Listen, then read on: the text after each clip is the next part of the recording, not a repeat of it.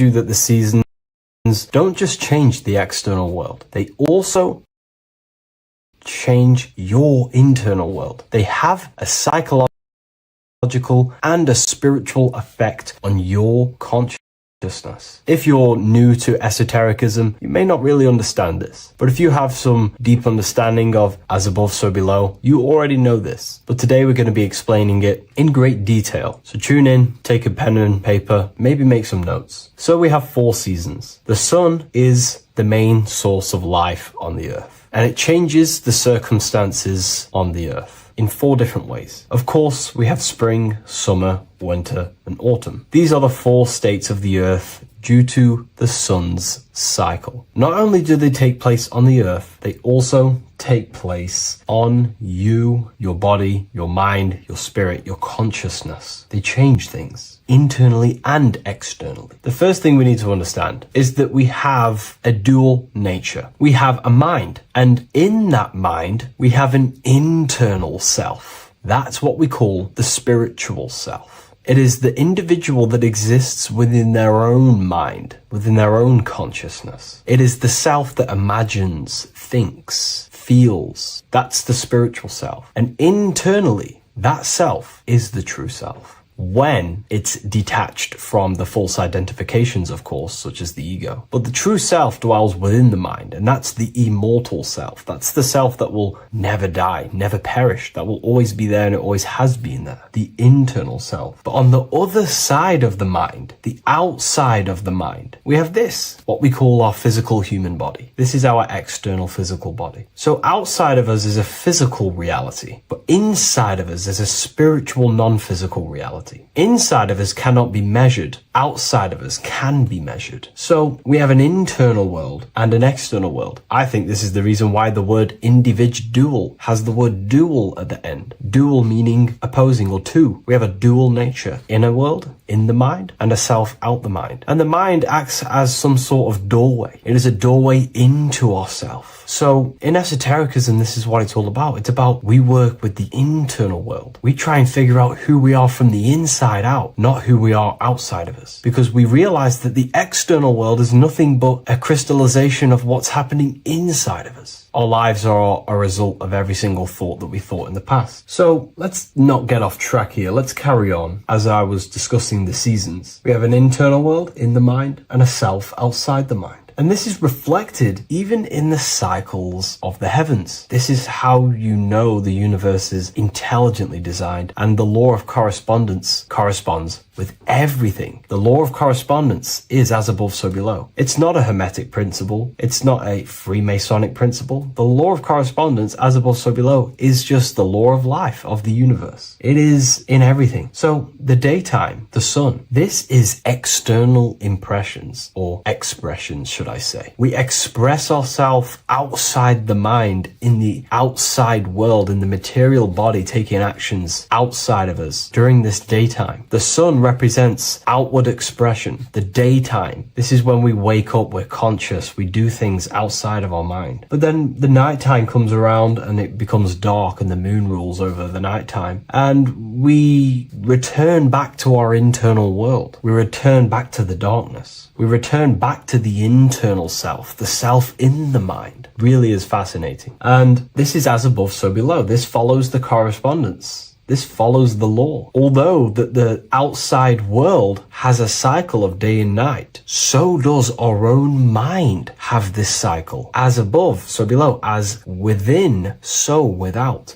What's happening outside of us is also happening inside of us. The mind is also going in a cycle. Because in the daytime, the mind wakes up and we express things externally. But when the sun goes away and the electromagnetic rays of the sun are not very strong, our brainwave decreases, our body activity decreases. It slows down and we return to the internal self. The body switches off and we return to the internal self in the mind. We enter in the doorway of the mind and return to the internal, the spiritual self. And when the body is less active, this is when we are more connected to the internal world, our spiritual true self. So as above, so below corresponds with the day and night, the sun and the moon. The moon represents our internal world, the world inside our mind, the self inside the mind. And the sun represents the external self in the external world. So not only are these cycles happening in nature, the darkness outside of us when the sun goes away is the same darkness that we go within ourselves when we go to sleep. It's the same cycle. Our bodies are in the cycle of the external world also, as above, so below. But then we can even take this even further. This fractals down even further. If we look at the cycle of the yearly cycle of the sun, which is what we call the 12 zodiac signs, we notice that these 4 seasons also take place in every single cycle of the day. So a yearly cycle can be seen as a big version of a daily cycle, or a daily cycle can be seen as a smaller version of a yearly cycle. For example, if we look at Aries, which is spring, this is when the sun springs everything back to life in the spring. This is when the crops start to spring up and start to grow again. But we could see that at 6 a.m. in the morning, when the sun rises and just cracks over the horizon and starts to bring light into our day. Aries is associated with the morning time also as spring. Morning time is a smaller version of spring. Then we look at the summertime. The summertime is midday, when the sun is at the top of the middle of the sky. This is when the sun is most powerful, most radiant in our day. This could be seen as the summertime. Then when the sun starts to set, this is associated with autumn. Autumn time is the sunset. Then the winter time is associated with the nighttime, the midnight, when everything's very dark. So a daily cycle is basically a smaller version of a yearly cycle. And just how I explained how the cycle of the sun outside of us also happens inside of us with our consciousness falling asleep when the sun goes away, is also happening to us on a yearly cycle also. So the daytime is associated with the summer and the nighttime is associated with the winter. The winter is like the inhale. The summer is like the exhale. It's the breath of the universe, just like how we breathe in and out of our lungs. Everything takes this rhythm and polarity, okay? So winter is associated with the self and the world inside of ourselves, inside of our mind, the spiritual self, the internal. Because the winter is when the sun's rays, electromagnetic rays, are not very powerful. And this decreases brainwave activity, making us more connected to our internal world, inside the mind. But the summer's the complete opposite. The summer is when the sun is very, very powerful.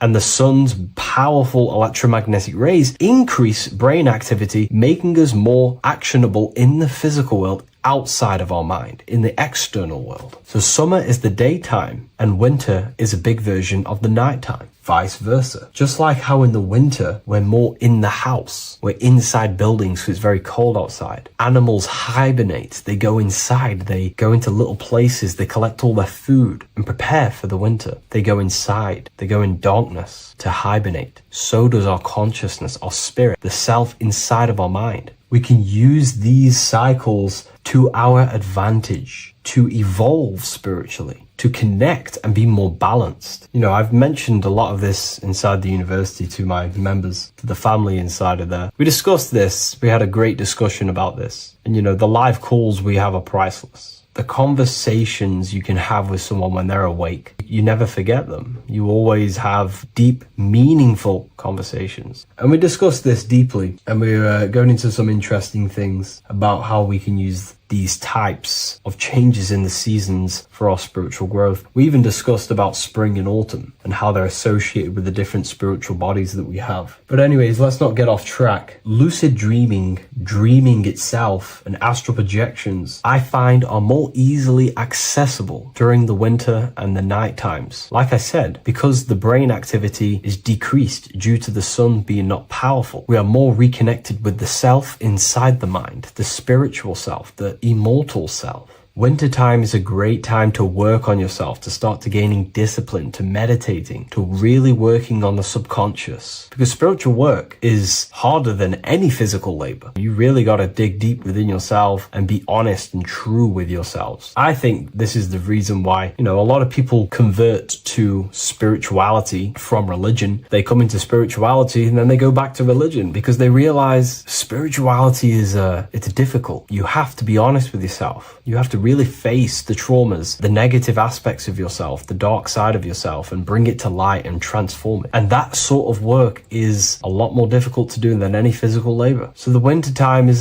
the time that we go inside ourselves. We reflect a lot more. We need to work on ourselves, on our mind, on our negative habits, on our dark traits, on our things that we have been pushing away and not controlling. The winter time is that time we can really start to connect with the internal self, work on our imagination, work on our mental willpower, work on all of these things like lucid dreaming, astral projections, and purifying ourselves, removing any mental barriers, any negative belief systems that may be subconsciously holding us back. It's easier to access the subconscious in the nighttime and in the winter, especially the winter. That's why I made this video, because we're in autumn now. We're transitioning into the winter. So I thought I'd share this with you all. And it's important to understand that you are a microcosm of God. Like I said, the law of correspondence associates with everything in the universe, people. Everything. And that's the best thing with the law of correspondence. And I've been using this for the past 3 to 4 years, right? The law of correspondence has determined and filtered out so many lies that was given to me, that's given to you, that's given to everyone in the world. The law of correspondence is like a filter. If someone gives you a piece of information, for example, gravity, and it does not apply with the law of correspondence, then you know it's a lie, because it's a universal thing. What happens inside of me also happens outside of me. What happens in my astral world happens in my material world, more than likely. As above, so below corresponds with everything. The same structure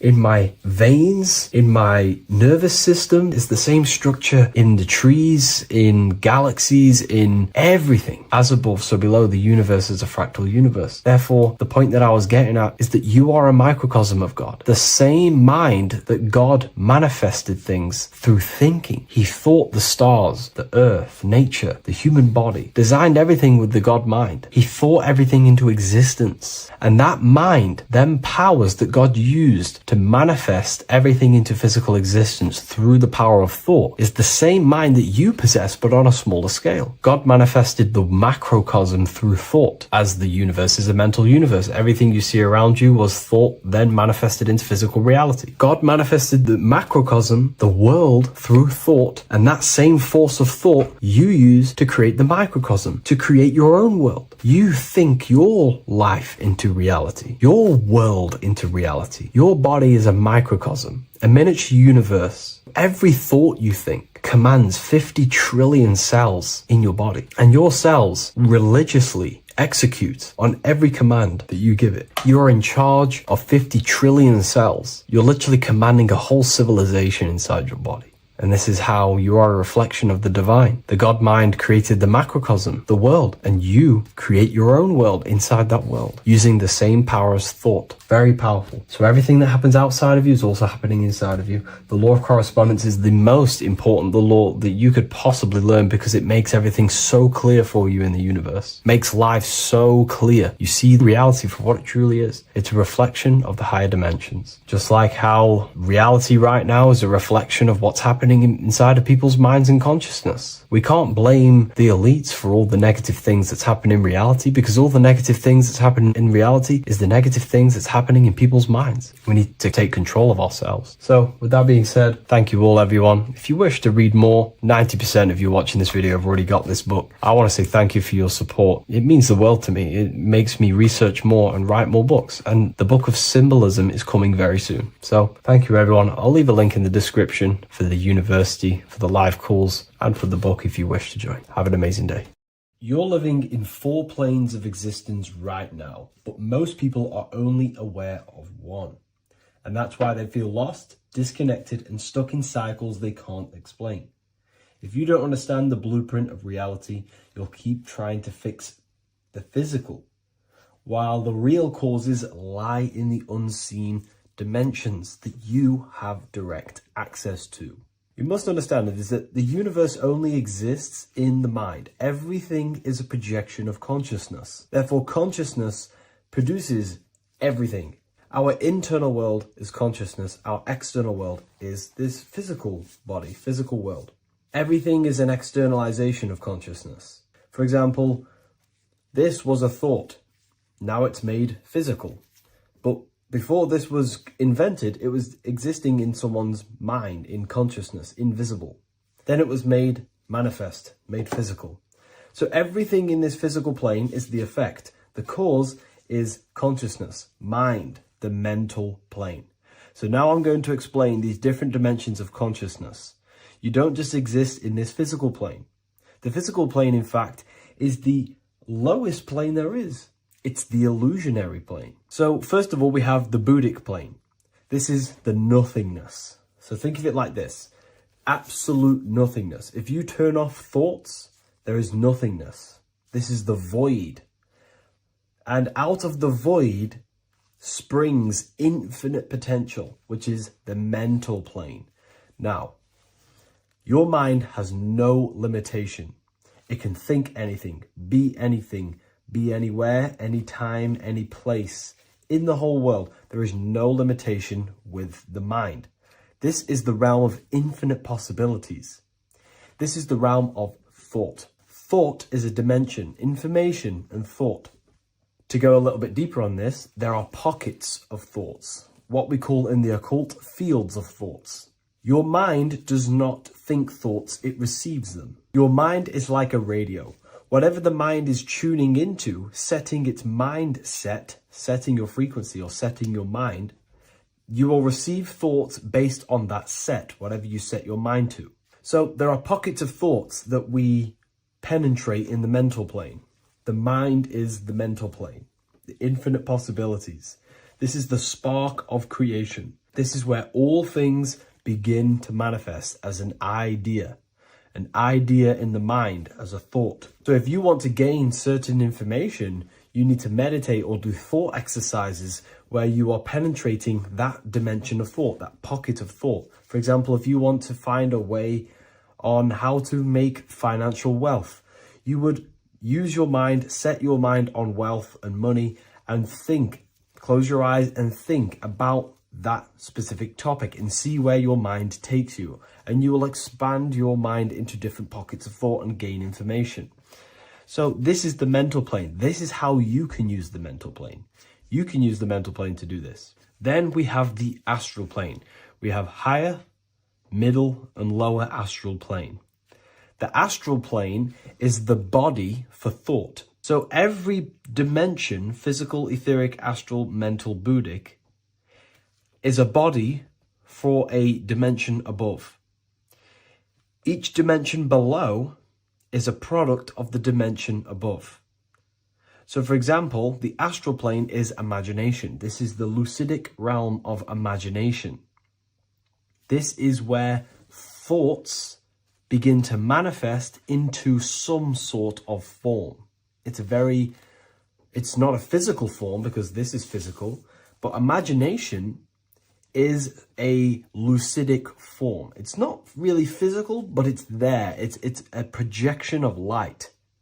It's astral matter condensed by the willpower of the mind.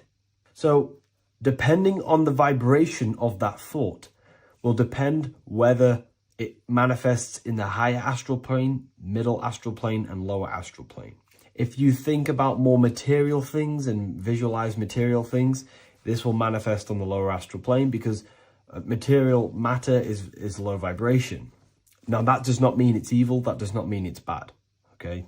It just means low vibration just means more material. But if you think and imagine more spiritual things, this manifests on the higher astral plane. So the astral plane is the screen in your mind that allows you to vision an apple, that allows you to vision anything. It's that mental projection that's inside of your mind. Now, this is what we call the third eye. It's an eye because the eye is the mind, and the mind can see into the astral plane. It perceives this spiritual world, this lucidic realm that we have access to. This is where also infinite potential takes place. This is the realm of spirits, demons, jinns, whatever you want to call them. Spiritual entities exist in this because this is where thought forms manifest into form. This is where thoughts create bodies. Think of it like this. The mental plane is a thought of a chair. The astral plane is the imagination of that chair and all of the different possible chairs that could possibly be. The etheric plane is the energy double of that chair. and the physical plane is the physical chair. So as you can see, the higher we go up, the more formless and lucidic it is. The lower we go down planes, the more dense it becomes. This is formless and this is form. Everything manifests through this process.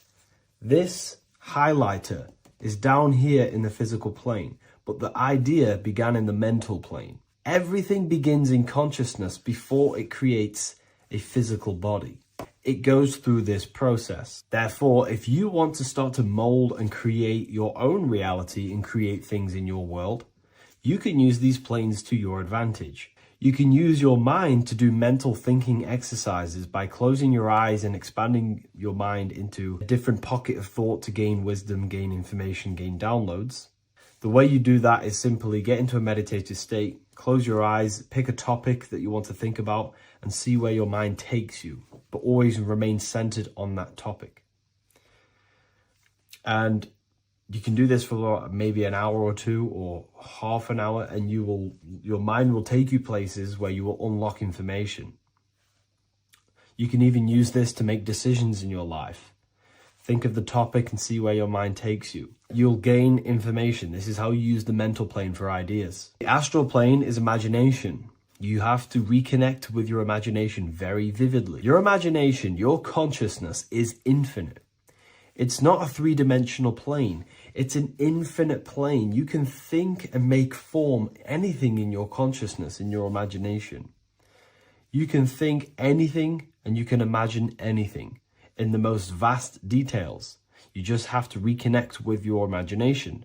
I have a free book on my website. I'll leave the link in the description. It's an ebook. It's called Activating the Inner Eye. This is going to help you reconnect with your imagination. It's a practical guide on how to imagine. So once you know how to use the mental plane and astral plane, thought and imagination, you pretty much need to use the physical plane to take physical action with this physical body that you have and start to manifest these desires you have in the higher planes. Now, it's very important that we master the mind, because the mind is the very fabric of reality. We become what we think about. Your life is a product of every thought you thought in the past. It is the mind that directs the flow of consciousness. And wherever this consciousness is flowing is what you will create in your life. Consciousness is the most potent force in the universe, and the mind is pretty much the universe in a microcosm form. It is infinite potential, and your mind will continue to expand into new realms of thought forever and ever and ever. You are eternal. You are not this physical body down here. You are consciousness, literally dreaming that you are in this physical body. So everything begins with the mind. We need to be conscious of the thoughts that enter our mental field of consciousness. There is a level of self-awareness that you can reach where you can become conscious of pretty much every single thought that enters your mental field. Now, we have over 7,000 thoughts a day. You can gain such mastery over your mind where you can become conscious of every thought you think. And that is when you gain superior power. Because when the mind is fully under control of self, you can direct the mind's potent force into a specific goal. Most people's minds are dualistic. They want something, but their mind is thinking something else. They have limiting belief systems. They have the little voice that comes in and says, you can't do this, you're a failure. That is a fractaled mind. The mind needs to be singular. It needs to be on your team and not an enemy. Do not let your own mind take away your power.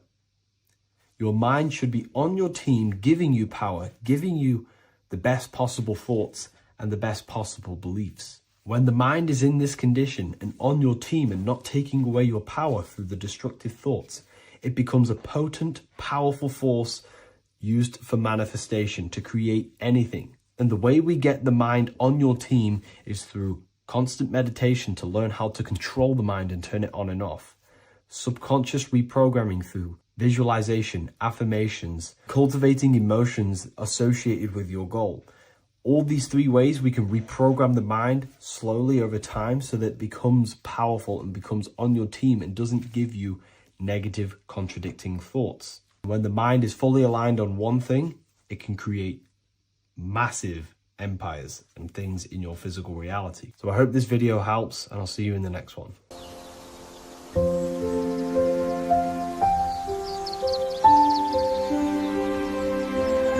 bookofwisdom.com. Visit today.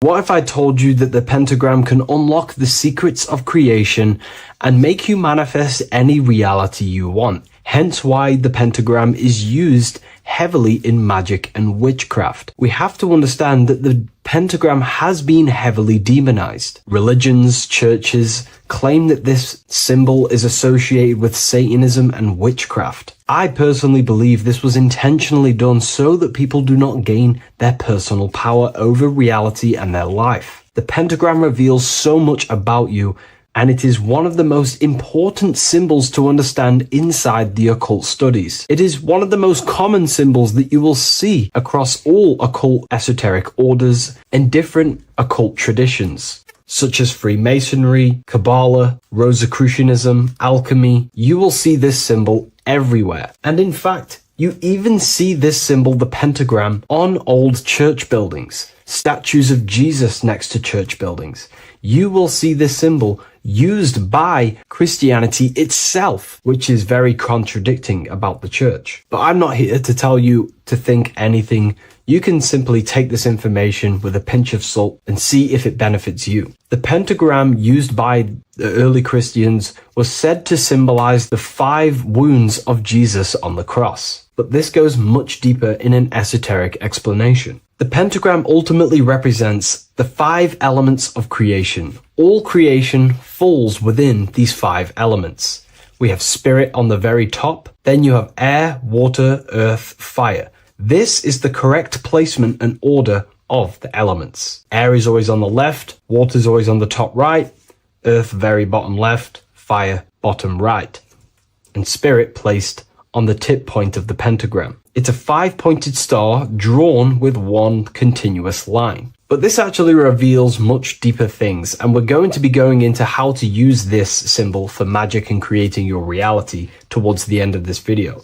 But now we're going to give you a basic understanding of the pentagram. It's showing you the 4 physical elements symbolized as triangles and spirit symbolized as a circle. The 4 physical elements are made out of the base element, spirit, or what the ancients call ether. Ether is the underlying base of all physical matter. This is the substance that animates physical matter with life force. All physical matter has its origin in the etheric substance, or spirit, what we want to call it. It is simply the life force that animates the physical thing.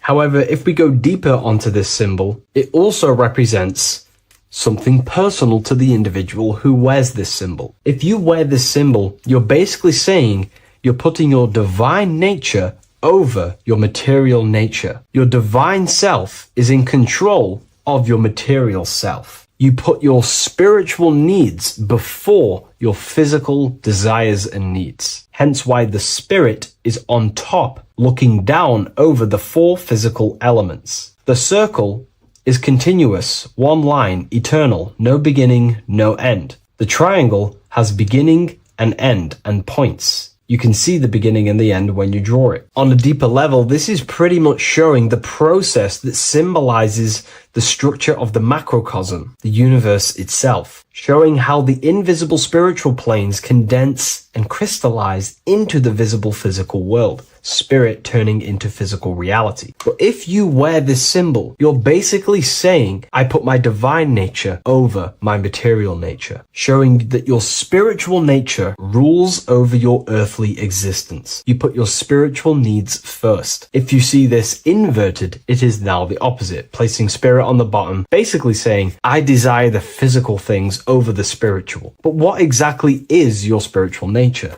Well, your spiritual nature is simply your internal self.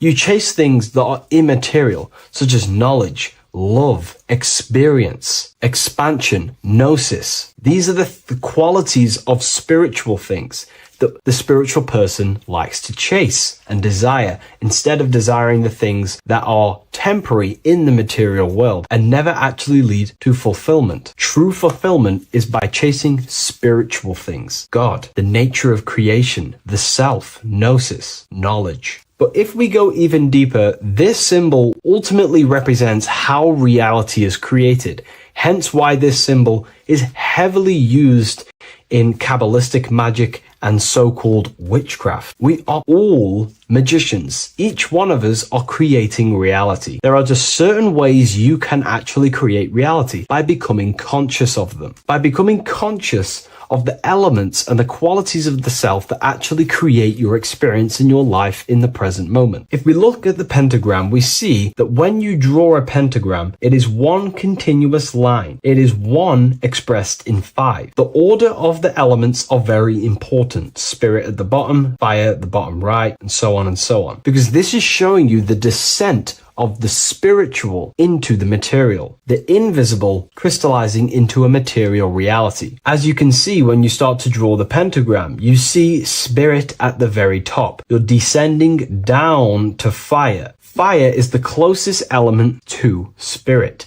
Hence why in magic and witchcraft, people like to use candles. So you're descending first into fire, then into air, then into water, then into earth, then back into spirit. Because of course, the cycle of creation unfolds itself. When you die, you return back to spirit, and then you reincarnate yourself back into physical reality if you wish and desire to. Everything is under this process of matter spiritual. In the daytime you wake up, you're in your material body. When you go to sleep, you enter your astral spiritual body. Everything's in this continual process, renewing itself in spiritual, then material. But the reason why this is associated with magic so heavily is because each one of these elements corresponds to a different body of consciousness, a different vehicle of consciousness. Consciousness has many different vehicles it uses to create the tangible self, the physical reality. For example, consciousness has a spiritual nature. The spirit element in this case symbolizes the emanation, the descent of the one power, the one force that we are all using. Each one of us is using this one power, the power of the source consciousness,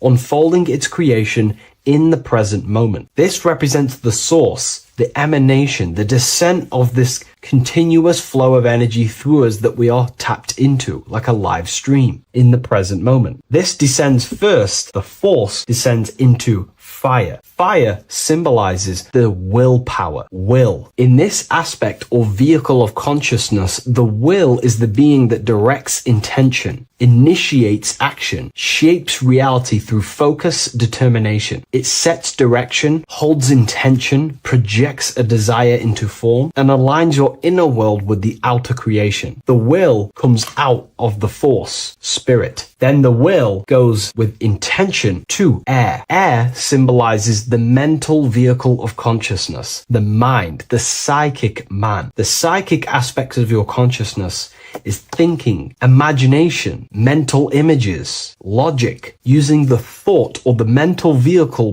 body of consciousness. Then that thought has an emotion, which is then water. So it goes from the force to the will to the intellect to the water, the emotional body of consciousness. The emotional vehicle of consciousness amplifies the thought into an emotional desire that you want to take action on. No one takes random actions, and if we do, we say we're very bored and we don't care. The water is the energy, the emotion you have to fulfill something. And that emotion then descends into earth, which is the physical body to take the physical action in the present moment, to fulfill that desire, to fulfill that will, that thought, that desire. And that is how reality is created all the time. Now, there is much more that you can go into with the pentagram, because true magic is about changing consciousness at will, not casting random spells. It's the ability to change the direction direction of consciousness using the power of the will to direct these forces to create change in the internal world so it can project outwardly in the external world. Because consciousness creates the external reality. What happens within us, we see change outside of us. So true magic is about manipulating the forces and the vehicles of consciousness that exist within our own mind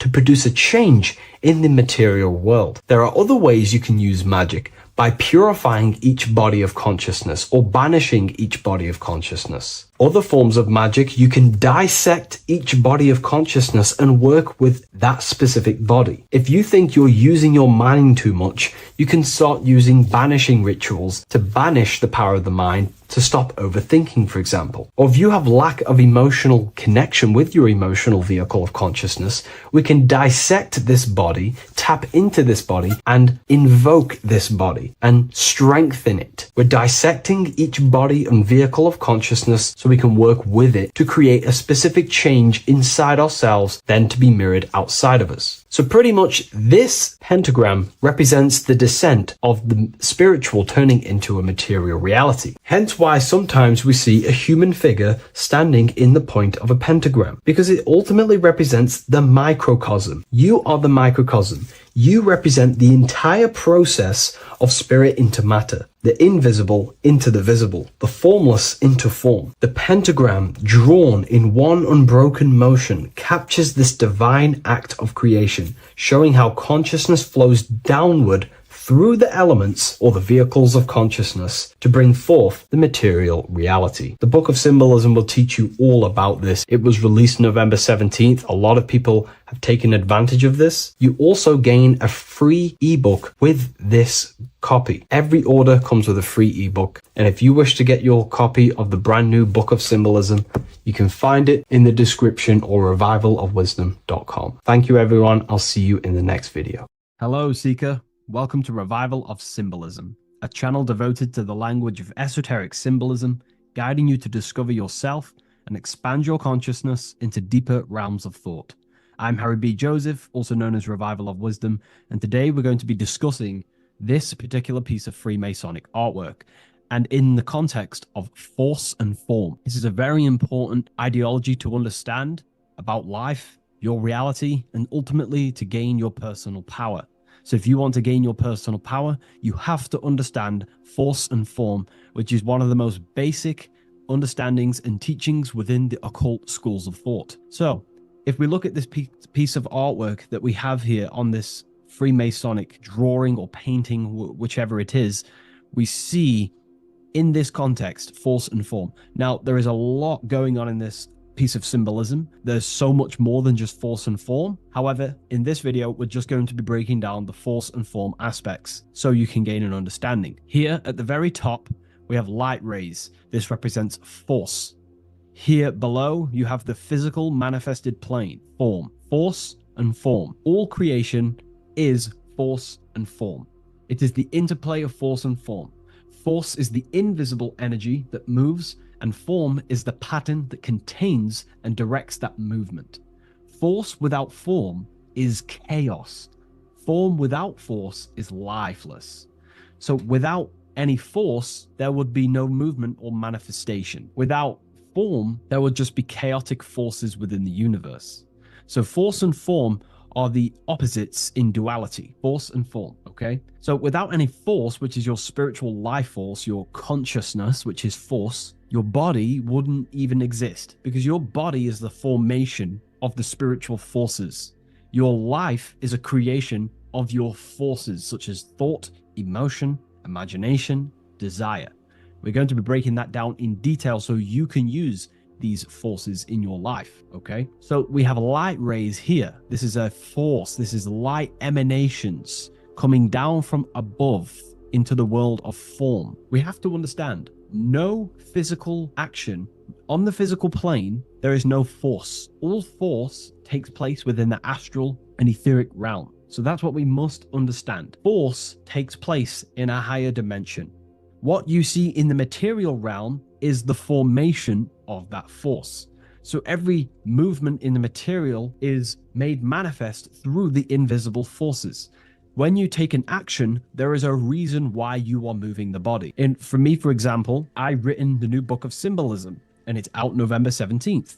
The force that driven me to build that, to take the actions to build that, is a force, and that is an emotion or a desire. So that we all have a desire, which is the force that moves us. And that desire is not a chemical reaction within your nervous system. That desire is, in essence, a spiritual force what takes place within the astral plane. So we have the mental plane. Below you have the astral plane. Below that you have the etheric plane. And then below that you have the physical plane. All creation begins in the mental plane, what we think about. But then if we have a desire about a specific thought, we have a specific emotion towards a specific thought, such as, I don't know, making money. We all have a desire to make money, right? That desire then focuses down the mind, because you can think any thoughts you wish, but if you do not have a desire or an emotion towards it, the mind will not be narrowed down to one specific thought. So then that thought has an emotion or desire behind it, which then manifests itself. The thought descends into an astral form. The thought takes the body of an astral desire or imagination. That imagination and desire feeds the human heart. That human heart feeds the force through the physical brain, through the nervous system, and then allows the body to take physical actions. So each one of us has forces. So it's very, very important that these forces, such as desires, are not random and they are controlled. Because if you desire many different things, you are uncontrolled, you will have many issues in your life. You will have, if you have uncontrolled desires of lust, uncontrolled desires of vanity, uncontrolled desires of low pleasurable things of the flesh, your desire will not be controlled. Therefore, your force is scattered. So in order to gain self-mastery and to get what you want out of your reality, you have to control your desires, your force. So you have force and form. This is why down here you have people taking physical actions. You have, people running around taking action. And up here you have the forces. So it is the astral forces that is in constant rotation and interplay with the physical material realm, force and form. Force originates in the higher planes of consciousness and descends through the mental and astral into the physical. Within the mental plane, force takes the shape of thought. Thought is the first outline of form, the archetype that gives structure to creative currents. When one conceives an idea, the pure spiritual energy flowing through the consciousness becomes clothed in mental matter. This mental form is the mold through which all subsequent energies must pass. It defines the direction of movement and determines the quality of the outcome. Within the astral plane, the same force becomes emotion, desire, and vitality. Here, the mental pattern receives life. The astral body, being composed of the substance of feeling and magnetism, fills the thought form with motion and color. Force in the astral plane is dynamic, fluid, and responsive to rhythms of desire. If desire is pure and unified, it directs energy faithfully into the form conceived by the mind. If desire is scattered or conflicted, the astral force distorts the form, producing confused results in the physical world, confused actions, chaotic actions, if you do not have your desires and your heart under control and your emotions under control. Thus, the quality of one's emotional life determines how effectively forces passes through the pattern of thought. So the emotional quality of life, of your life, is determining your actions, because we all take action on what we care about, on the force that is driving us.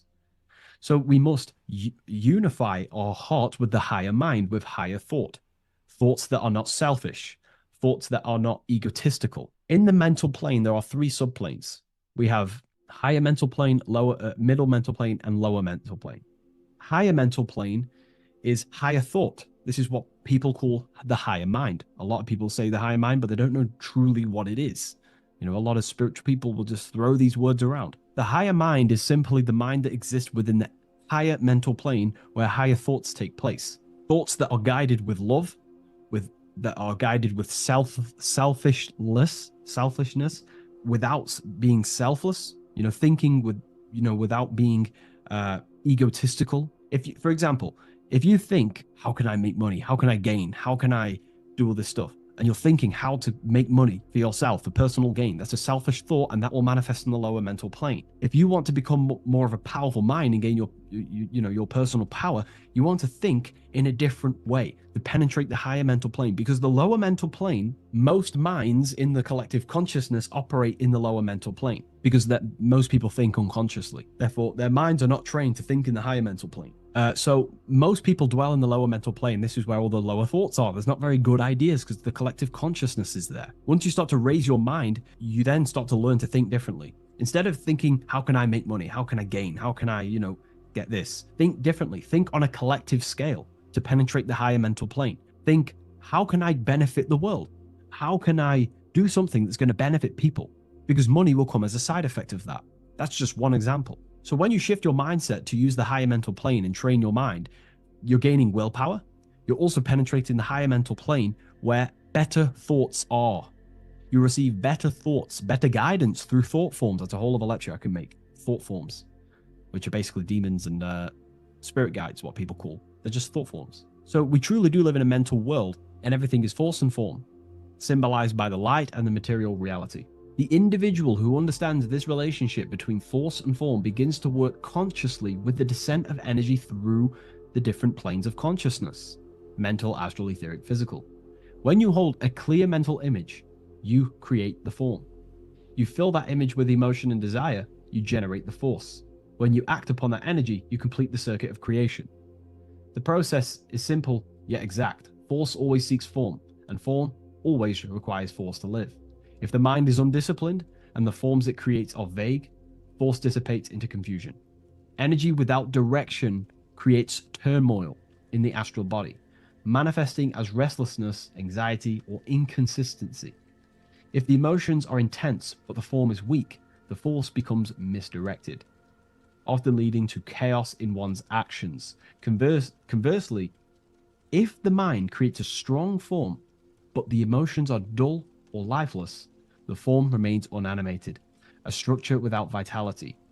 True creation requires the balance and union of a defined mental pattern and vibrant astral current. So it's about aligning your mental and emotional states, symbolized by these two pillars here. Well, they are the extremes. So the moon would be your emotional state, the sun would represent your intellectual, or the masculine and feminine. However, they are the extremes. So this middle pillar represents the balancing of those. So when we balance our mental and emotional state, we become conscious co-creators using force and form. It's a very important lecture, and I know this is a quite complex and advanced lecture, but this is what this channel is about, Revival of Symbolism. It's about more advanced teachings. But hopefully you can get your head around this. There's a few books out there you can definitely read. I can't think off the top of my mind, but you can read this stuff up. It's great information. It will definitely help you in your life. Force and form. And if you haven't already, join the waiting list. I'll leave a link in the description for the Book of Symbolism, November 17th on revivalofwisdom.com. If you wish to be notified, I'll send you an email. I just want to say thank you for your support. Please like, comment, and subscribe, and share to a friend. I'll see you in the next one. Absolutely. Let's refine that into your signature deep and esoteric.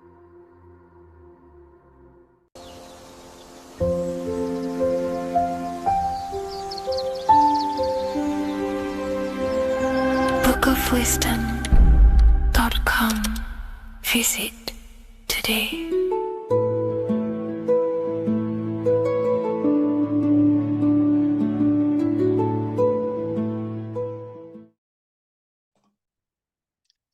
So this is known as the Bag of the Gods.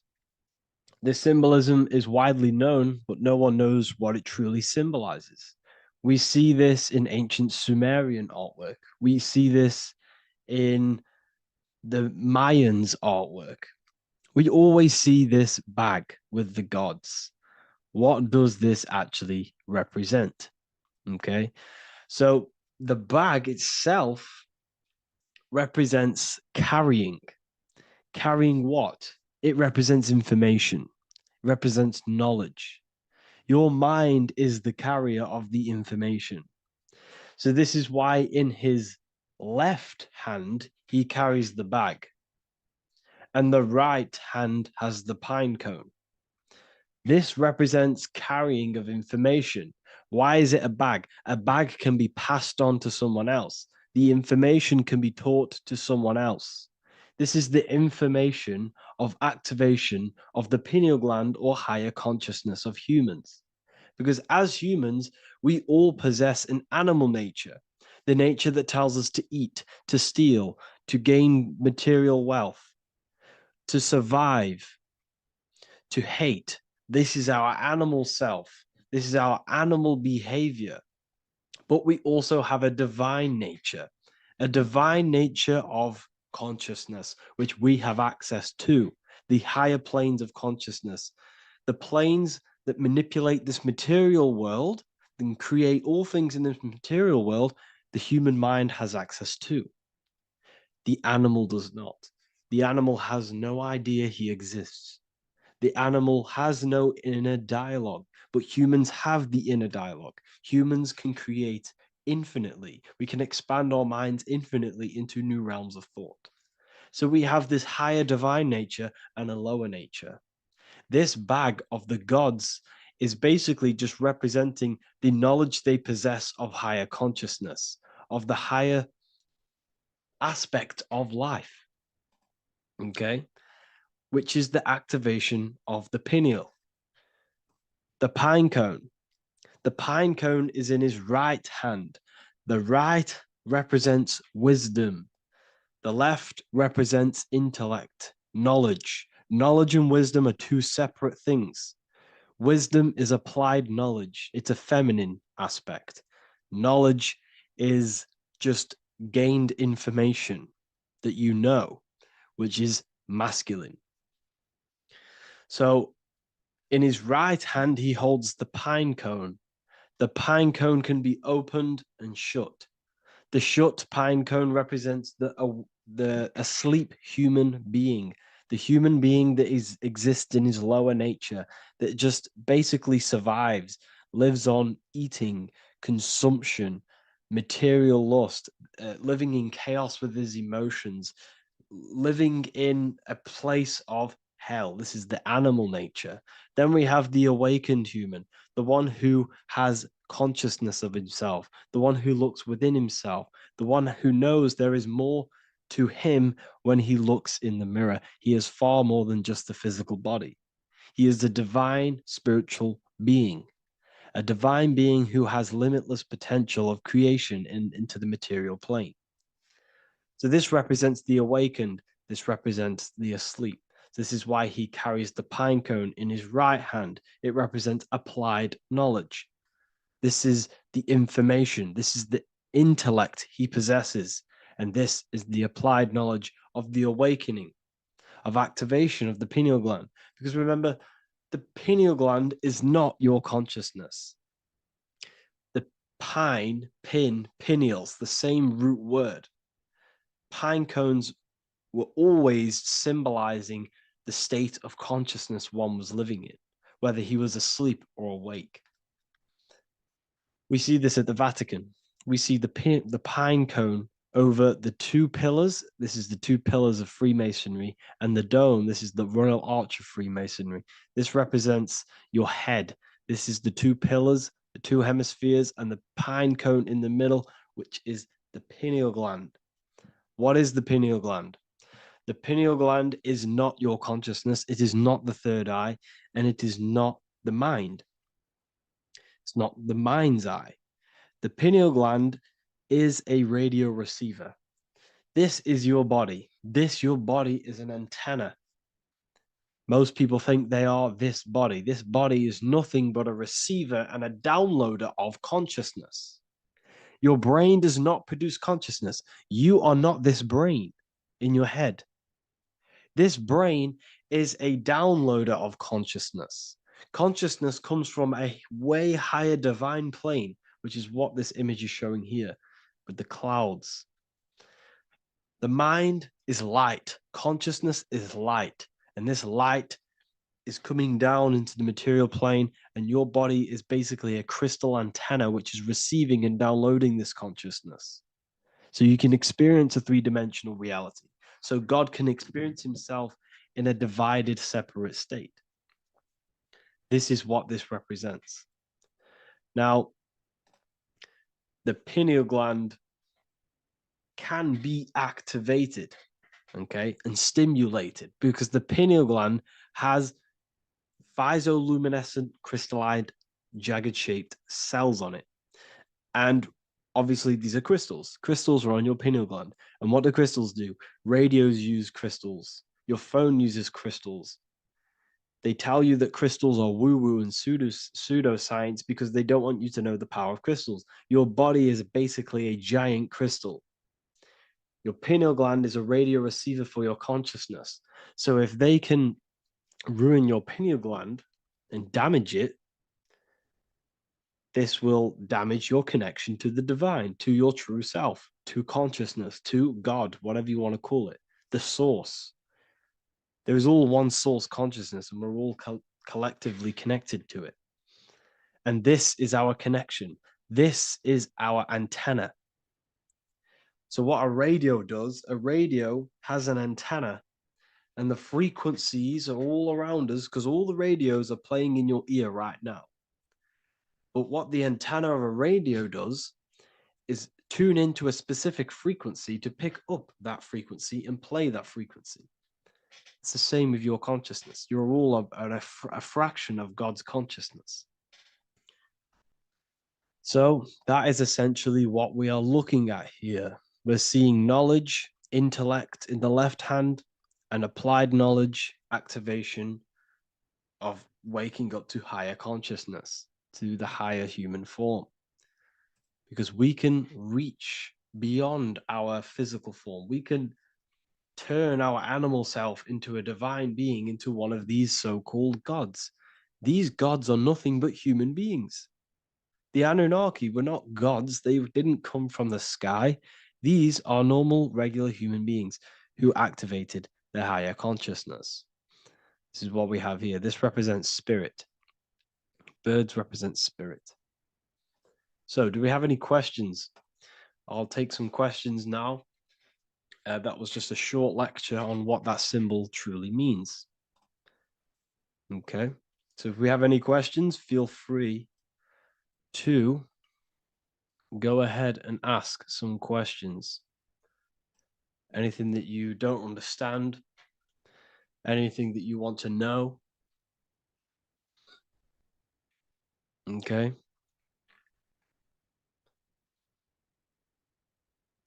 So base reality would be where source resides. Yes, the base reality is your consciousness. Are these lectures available in the university? There's a whole section, basically inside the university, there's a whole section with like over 30 long form lectures like this.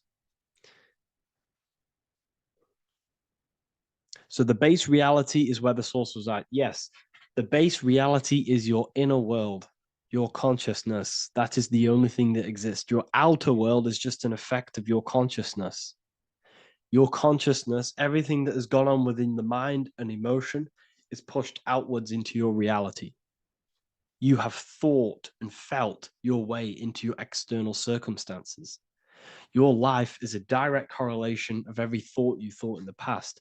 Therefore, your inner world of consciousness is creating and molding your outer world.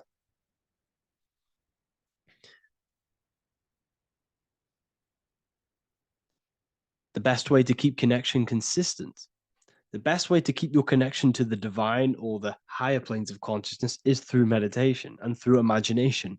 Imagination is the fourth dimension. It is the astral plane. That screen that you have in your mind is not a physical screen. That is the divine plane of the astral. And this is essentially where all objects of this material world comes from. The phone that you are holding, the laptop you're watching this on, whatever you're doing, every single object you see in your room that you are in right now began inside of the plane of imagination. This is not a physical plane. This is a metaphysical plane that you have access to. And you have the ability to bring down this plane into physical form. That's what we call manifestation.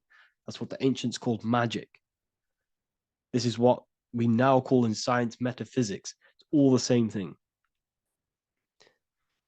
So yes, you all have access to the divine planes. Unlike animals, this is why humans are so advanced.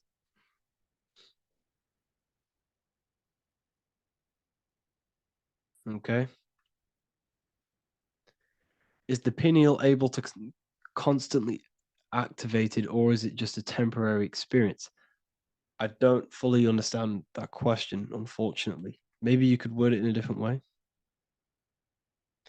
The real meditations on the university legit, y'all. Yes. In order to connect to consciousness, you need to sit in meditation and turn off your feelings, and the feeling of unity will come. Do I understand correctly? Yes, that is correct. So when you sit in silence and in stillness, I highlight the word stillness because stillness, when you are still, no information from your nervous system is being decoded by the brain. So when your body is still and does not move, your nervous system starts to relax and comes to a balanced state. Your brain starts to relax, it comes to a balanced state. The left and the right brain stop working, the nervous system stops working. Then, once the body, the material body is shut down, you then have access to consciousness.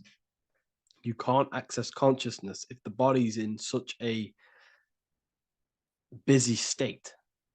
If electricity is being fired every 2 seconds, your whole body's electrical. When you move your foot, that's electricity being fired from the brain to the foot instantly through the nervous system. The brain, your whole body is a technological machine. So you must shut down the technological machine to access the divine that exists beyond the technological machine. Do you understand that? Did we create ourselves from the higher plane? When you say yes, you created yourself, you manifested yourself in this material form for a reason in this specific time and place. Wisdom books, are these available inside the university? Yes, they are. So anyone who joins the university, they all gain 50% off the store. So you can get anything you want inside the store for 50% off.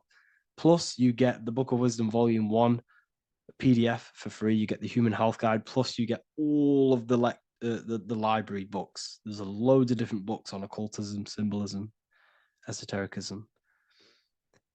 Do you need to place your attention somewhere specific during meditation? You can do.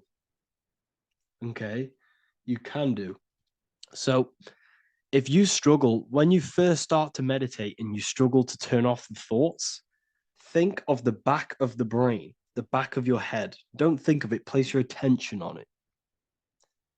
Okay. So when you place your attention on the back of the brain, this now shuts off thought because the back of the brain doesn't have any activation to do with thought. The front brain does, the neocortex. That's all to do with activation of thinking. So place your attention on either the back of the brain or your breath.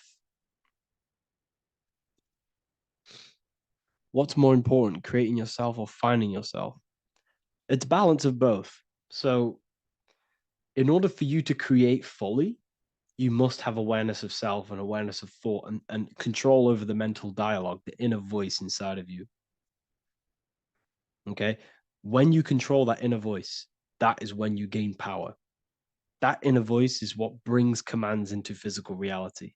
Before you kick a football, there is a change in consciousness.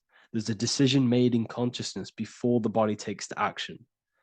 Therefore, every physical manifestation is a change of inner consciousness before it's a physical reality. You can have the reality you want through consciousness before physically having it. That's the secret to creating. But you must believe it like you know the sun is going to rise in the morning. That's how much you should know that you have that reality in consciousness through feeling and thought and imagination. And that's how you can truly create in your reality. Shrooms help with consciousness or ego. I can't really talk about that because I'm maybe uploading this to YouTube, unfortunately. But we need to clean our pineal gland first from calcification. Yes, definitely. You should go on a detox the body. Because you can't really connect with consciousness if your body is in such a dirty state. Because the brain is, your nervous system is in a state of fight or flight, trying to fight off all these toxins. So when you meditate, you're probably going to be having thoughts all the time because your brain's firing, your nervous system's being attacked through toxins. So you must detox to have a true connection with the divine. Your diet plays a big role in your spirituality and mentality. What is the most optimal food for pure consciousness? Fruits and vegetables. They possess consciousness. So when you place them inside of you, they're syncing with your consciousness. How to check the cleanliness of your body, your skin, your teeth, your tongue, your mouth. If your skin has spots, different colors on it, you're not clean because your skin is a reflection of your inner organs. Coffee's not the best for you. Coffee gives you fake energy. Okay. So what coffee does, that buzz you get off coffee is actually the toxic effect of the chemicals reacting with your body. If I'm inside the university and wanted to buy your book, you said it would be 50% off because we are your student. Is that automatic or we need to have a code? You will have a code. Yes, I'm going to releasing a code for all the students after this. Caffeine equals neurotoxin. Yes, it fries your brain, it fries your nervous system, it fries your dopamine receptors. Will the Q&A last week about money symbolism be posted? Oh, I didn't post that. That's my bad. I totally forgot. I will post that after this. Thank you for reminding me. How to detox the body. The best way to detox the body is going through a week cleanse of fruit. So only consume fruit, sea moss, and cayenne pepper, and lots of freshly pressed juice. Do that for a week or 2 weeks, depending on how you feel, and then start to fast. You will lose weight, but you're not losing weight, you're losing impurities. It's good to do this every couple months, to just go on a raw fruit diet, cleanse the body, push everything out, and then start to fast while consuming sea moss and having lots of freshly squeezed juices. What is an alternative for coffee? Something with high energy levels. Okay, we're not taught the most simplest thing about the human body. It is an electromagnetic machine. It's electrical. It runs off electricity. The only energy you need is electricity, and that is found in fruits, vegetables. If you want energy, drink pure, fresh, pressed juice. That will give you more energy, more electricity than coffee. Can we cleanse ourselves through oil pulling? Do you recommend it? I do oil pulling every day with coconut oil in my mouth. Celery juice is a good one, very good one. Yeah, celery juice.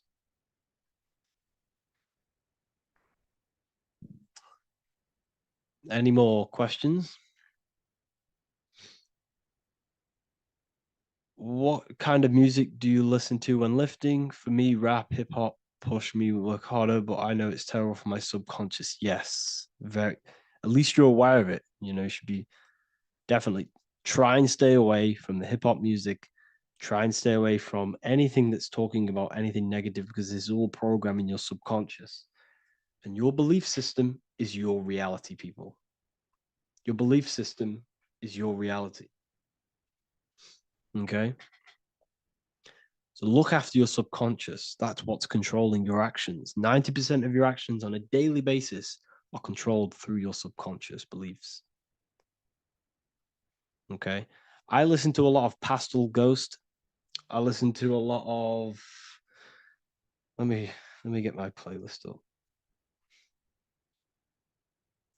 It's all like background music for TikTok. Do you know what I mean? Like Pastel Ghost. That's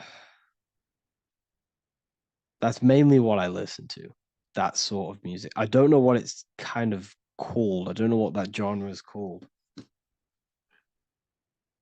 Does anyone know what that genre is actually called? because there's not much words in it. The reason I listen to it is because there's not much words in it, and it helps the subconscious. And I just love that music.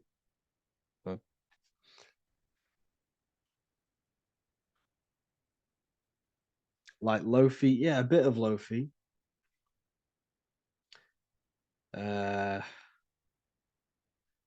Most people won't even know this type of music.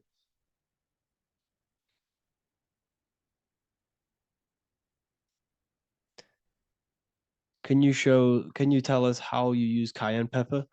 So I mix it with freshly squeezed orange juice every morning. So the first thing I have, empty stomach, I have a teaspoon of cayenne pepper, mix it in and just down it every morning. And sometimes at night. The feeling you get in your stomach after putting cayenne pepper on an empty stomach is absolutely amazing. It tingles in your stomach. It kills parasites. It kills all horrible organisms.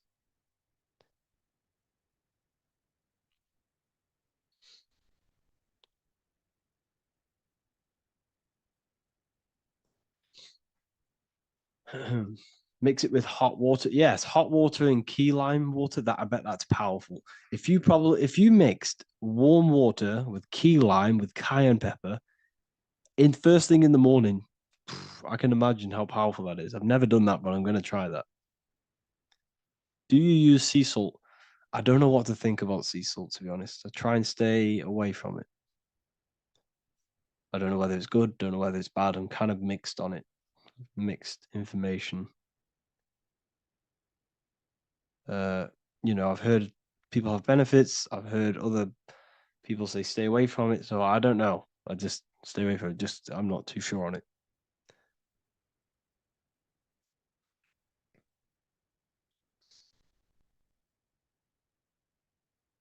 I drink fresh pressed celery juice every morning. Yeah, definitely. Is there any chance we could feel for move to esoteric occult questions? The only reason I say that is because I might be posting this to YouTube, so it's like I don't want them. I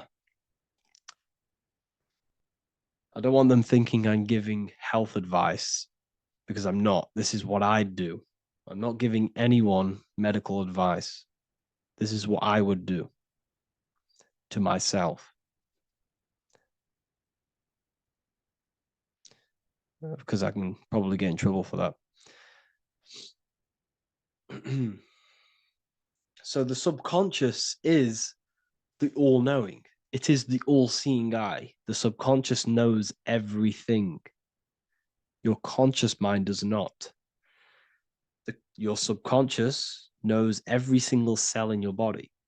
Your subconscious is making your heart beat. It's talking to your heart. It's talking to every organ, every cell in your body is being connected and spoken to by your subconscious mind. It is the all-knowing. The subconscious has access to the astral plane, imagination, the fourth dimension. It has access to the mental plane, thoughts. It has access to the ethereal plane, energy. And has access to your physical body. It's the door. It's the portal. The subconscious is the portal to the divine. You must go through the subconscious in order to access the divine. Any coupon codes for book 2? Yes, inside the university, there will be a 50% off coupon code.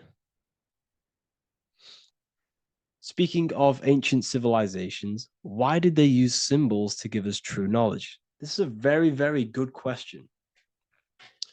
Very good question indeed. The reason they use symbols is because symbols are their keys. They hide meanings. They hide things. For example, if it was written down, if all of this sacred knowledge that I'm speaking now was written down, it can be easily taken. It can be easily misused. Someone can take it, read it, and steal it and misuse it and abuse the world and create horrible things. The reason they use symbols is because they're hidden. They hide the teachings.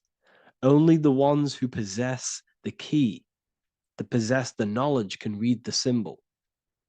So the symbols act as a guard towards this higher wisdom, this higher knowledge, which gives you power. All of the knowledge I teach you gives you power. And you can misuse it.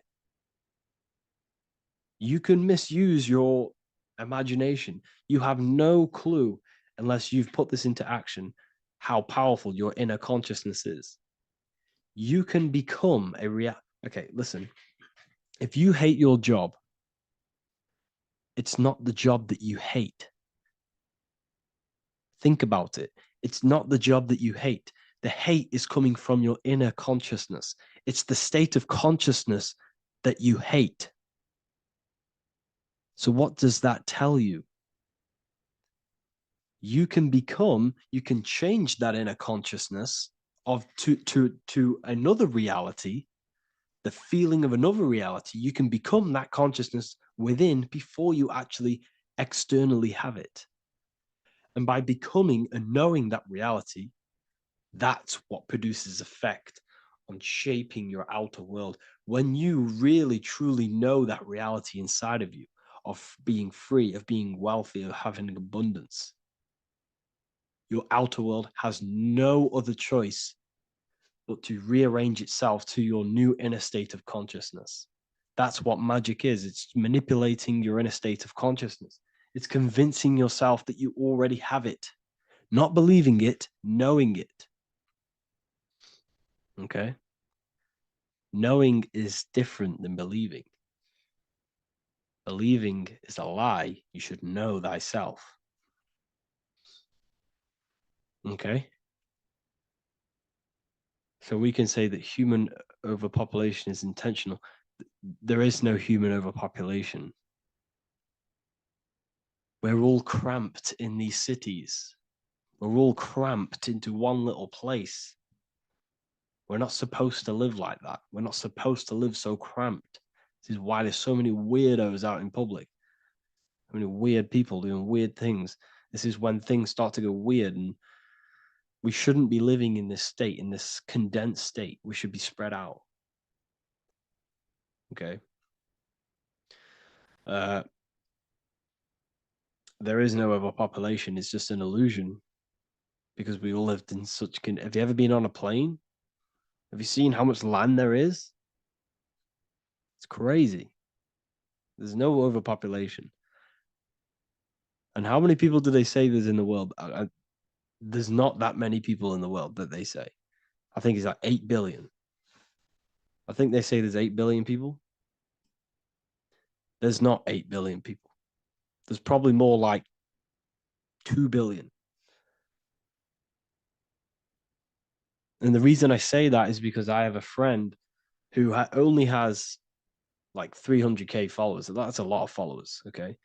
And he gets recognized everywhere he goes.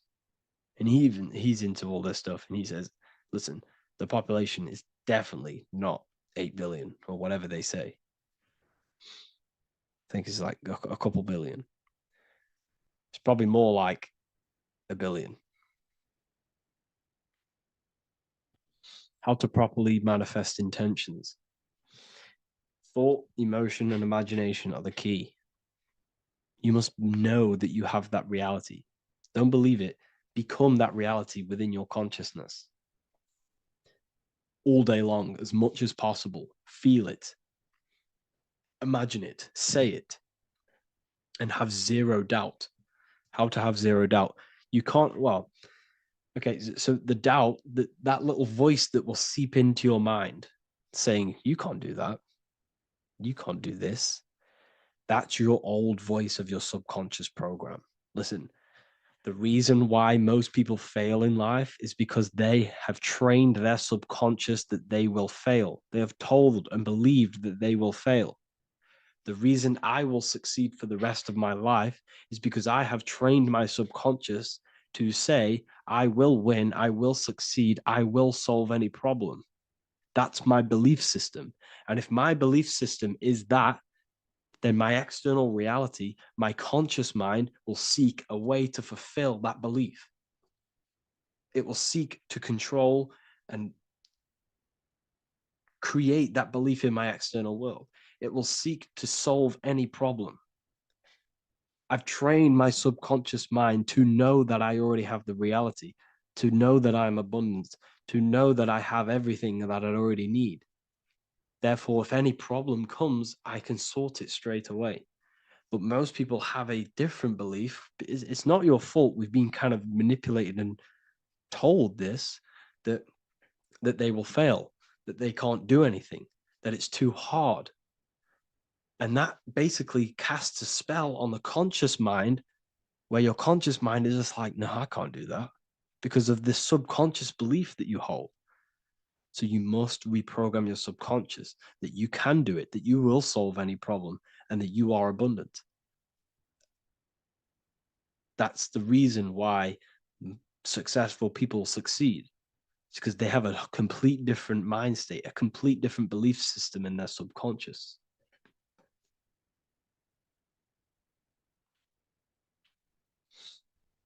Do you offer mentoring?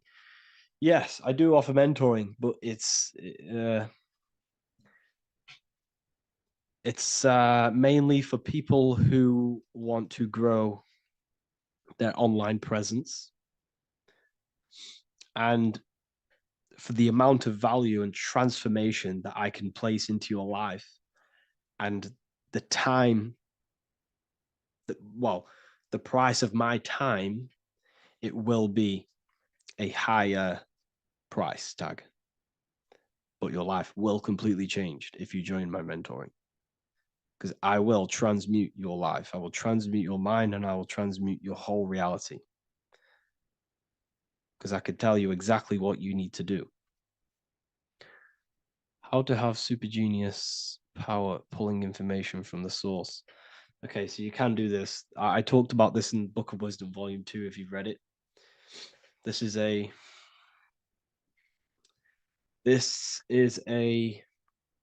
technique that Albert Einstein used. This is a technique that Thomas Edison used.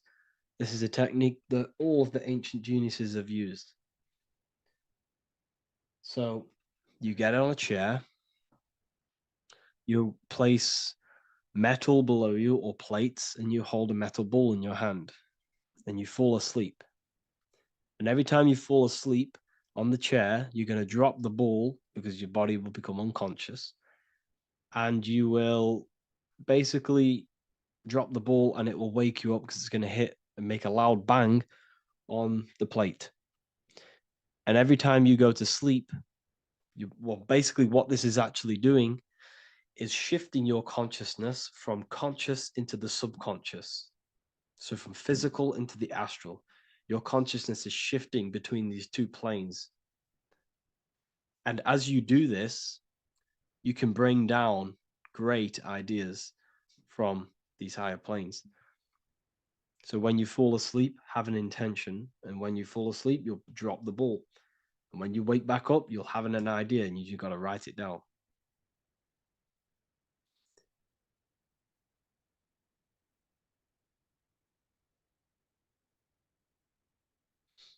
How to balance chakras. Don't focus on balancing your chakras. Focus on the mind. The mind is the cause of the chakras being blocked. If you have a blocked throat chakra, this is a problem in your mind, not the chakra. You see, the chakras are a result of the mind. You transmute the mind, you can transmute the chakras and cleanse them.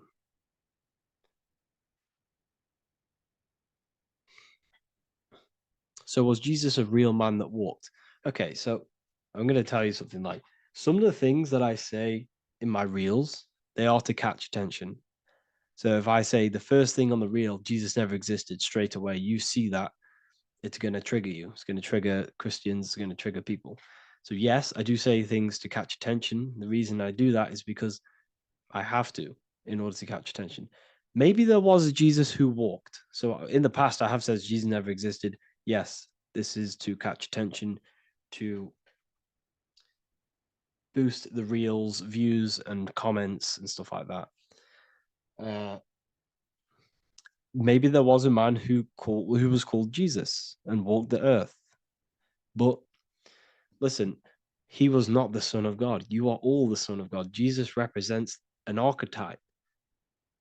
He represents morals. He represents a way of living that you should embody in your life, not to worship.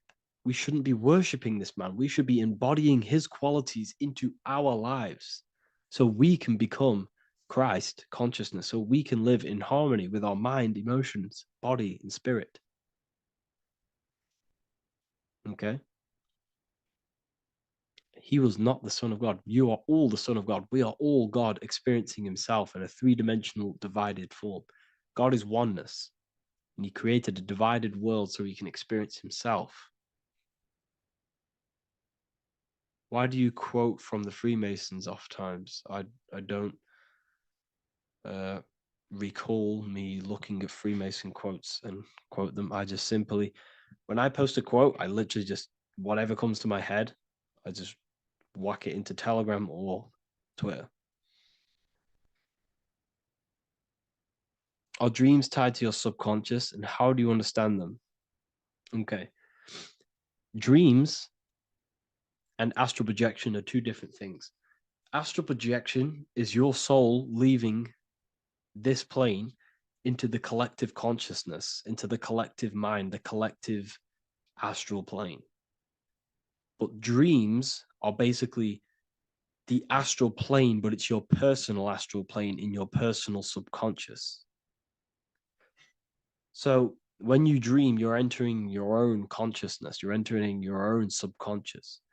Every character, every event that happens to you, everything that is said to you, everything that happens to you in your dream is yourself pushed outwards, and you're basically experiencing your own mind. If something scary comes up in your dream, this is your belief, this is something in the back of your mind materializing and coming to you and showing itself to you. So in order to understand your dreams, it's basically suppressed emotions, suppressed thoughts, all lingering in your subconscious materialized. Okay. A few months ago, I'd have concurrent dreams of getting in a car crash that lasted for months. Then one day out of nowhere, I got into a really bad accident, and that low-key bugged me out. I didn't know if my mind was trying to warn me or what. You can explain that. Okay. If you are having dreams about having a car crash, this is a belief. Okay, so let me tell you something. Let's say you're a drug dealer, okay? And you live in fear every single day of the police coming to you. This dealer every day is worried, he's scared, and he lives in fear of the police getting him. He was believing it. This fear, this emotion he was feeling on a regular basis, repetition, and the emotion is basically impressing your subconscious. It's impressed his subconscious that deeply that he now believes it. It's now become a belief. So one day the dealer gets caught and he goes prison. Let me tell you something. He placed himself there because he created a program, a belief in his subconscious of the police. And his external reality is now in a prison cell. But that prison cell is just an external manifestation of the prison cell of fear he installed in his subconscious mind. The four walls he's now trapped in is just basically an externalization of his own belief system that he created through consciousness, through the subconscious. If you embedded your belief that you will be in a car crash, you will be in a car crash. He placed himself there. He materialized that reality through the thought, through the emotion, through the belief. He put himself there. You see? So if you were having dreams, this was maybe, could have been anything. You could have watched a program when you were a child about a car crash, and that maybe scared you. Or you saw a car crash when you were very young, and that scared you, and that impressed your subconscious. Then you had a dream about it. Then you started to believe it. And then one day, bang, it happens. That's the power of the subconscious mind. It holds control over you. It holds control over every aspect of your reality, of your being. So, I hope you all enjoyed this live. I'll see you all inside Ethereal University. I'll be posting another lecture this week. And yeah, let me hold on.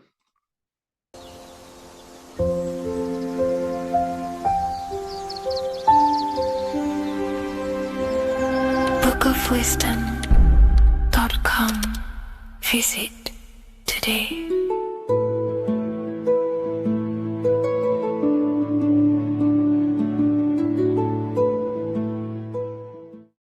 By the end of this video, you will understand the 3 expressions of consciousness, how to use them to create the life you truly want. You'll discover the hidden meaning of the word God, the secret power of the number 3, and how consciousness itself is the key to your reality. We have 3 main expressions of consciousness. We think, we feel, and we act. God is 3-fold. It stands for generator, operator, destroyer. The generator is the mind. This is what thinks, generates ideas. This is the beginning of all creation. This is the first expression of consciousness. It is the first form of consciousness, not a physical form, but a spiritual form. Then we have the operator, which is emotion. When we think something, if we have care or any emotion towards it, then we take physical action. The body, the destroyer.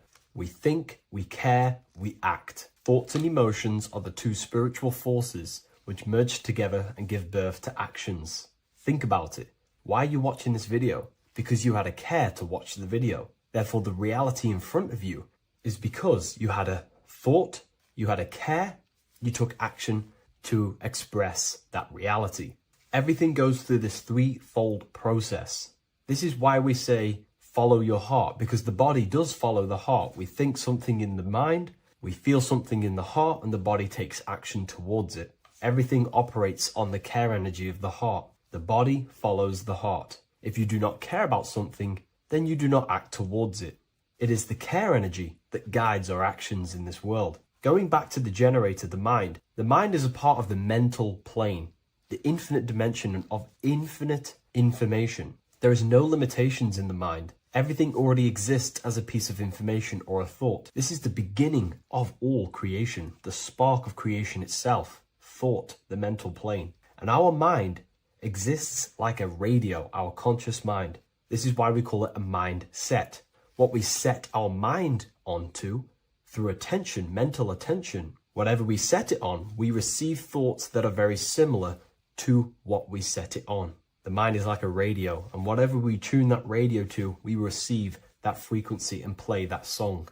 So if we purify our minds through ritual work, meditation, and affirmations, the mind can become a temple to receive higher thoughts, higher ideas, and better genius ideas. Going back to operator, this is the Holy Spirit. This is what we care about, our emotion. This is the feminine side of consciousness. Thoughts is masculine, the Father.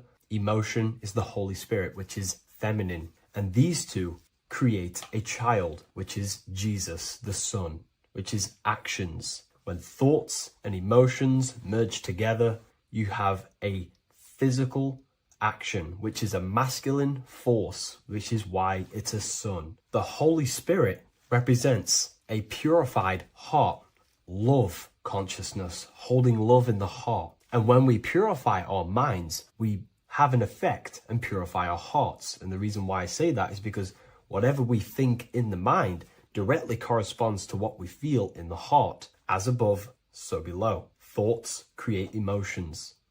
If we think something and our heart tells us that is bad, we have a feeling that that is wrong, then we should not take physical action towards it.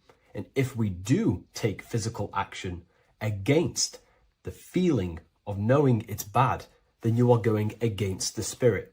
That's what the word Satan means, or Satan. The Hebrew word for Satan is Satan. It means adversary or opposer.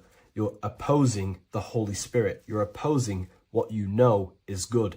You're taking a sin against the spirit, against the guidance from your soul, the knowingness of good. So when we do purify our mind, we purify our hearts. And when we cultivate love for the self and one another's in our hearts, we gain the Holy Spirit, which is love consciousness. And when we think in our mind with the love of the heart and we merge our thoughts with love, it gives birth to perfect actions. This is what the true Christ consciousness is. We think with the love of the heart and it gives birth to perfect actions.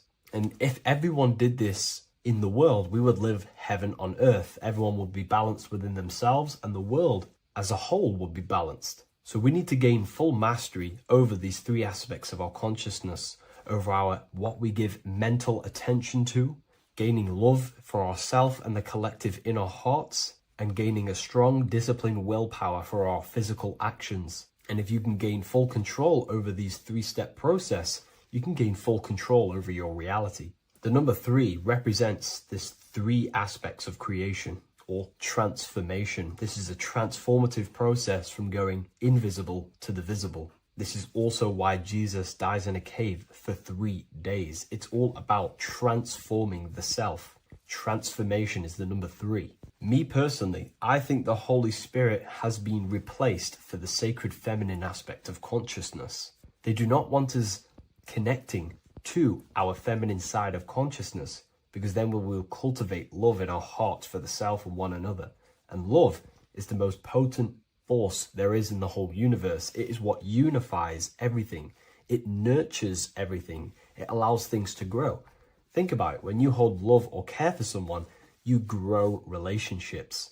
The sun is the perfect symbol and representation of love energy. The sun gives abundantly, expecting nothing back, and allows everything on the earth to grow. It's a caring, nurturing, feminine force that allows things to grow and unify and come together. In today's world, we mainly have thinking and acting without emotion, without care, without the judge of our hearts. It's all about gaining unity consciousness.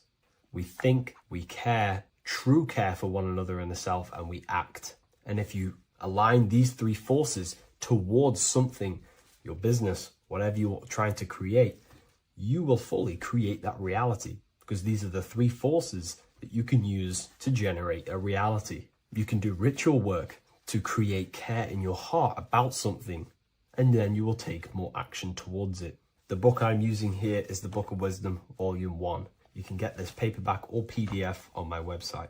So I hope this video has helped you. Please leave a like, comment, and a subscribe on the channel if you like the content. Let me know what you think about the Holy Spirit and if it is covering up the feminine side of consciousness in the comments section.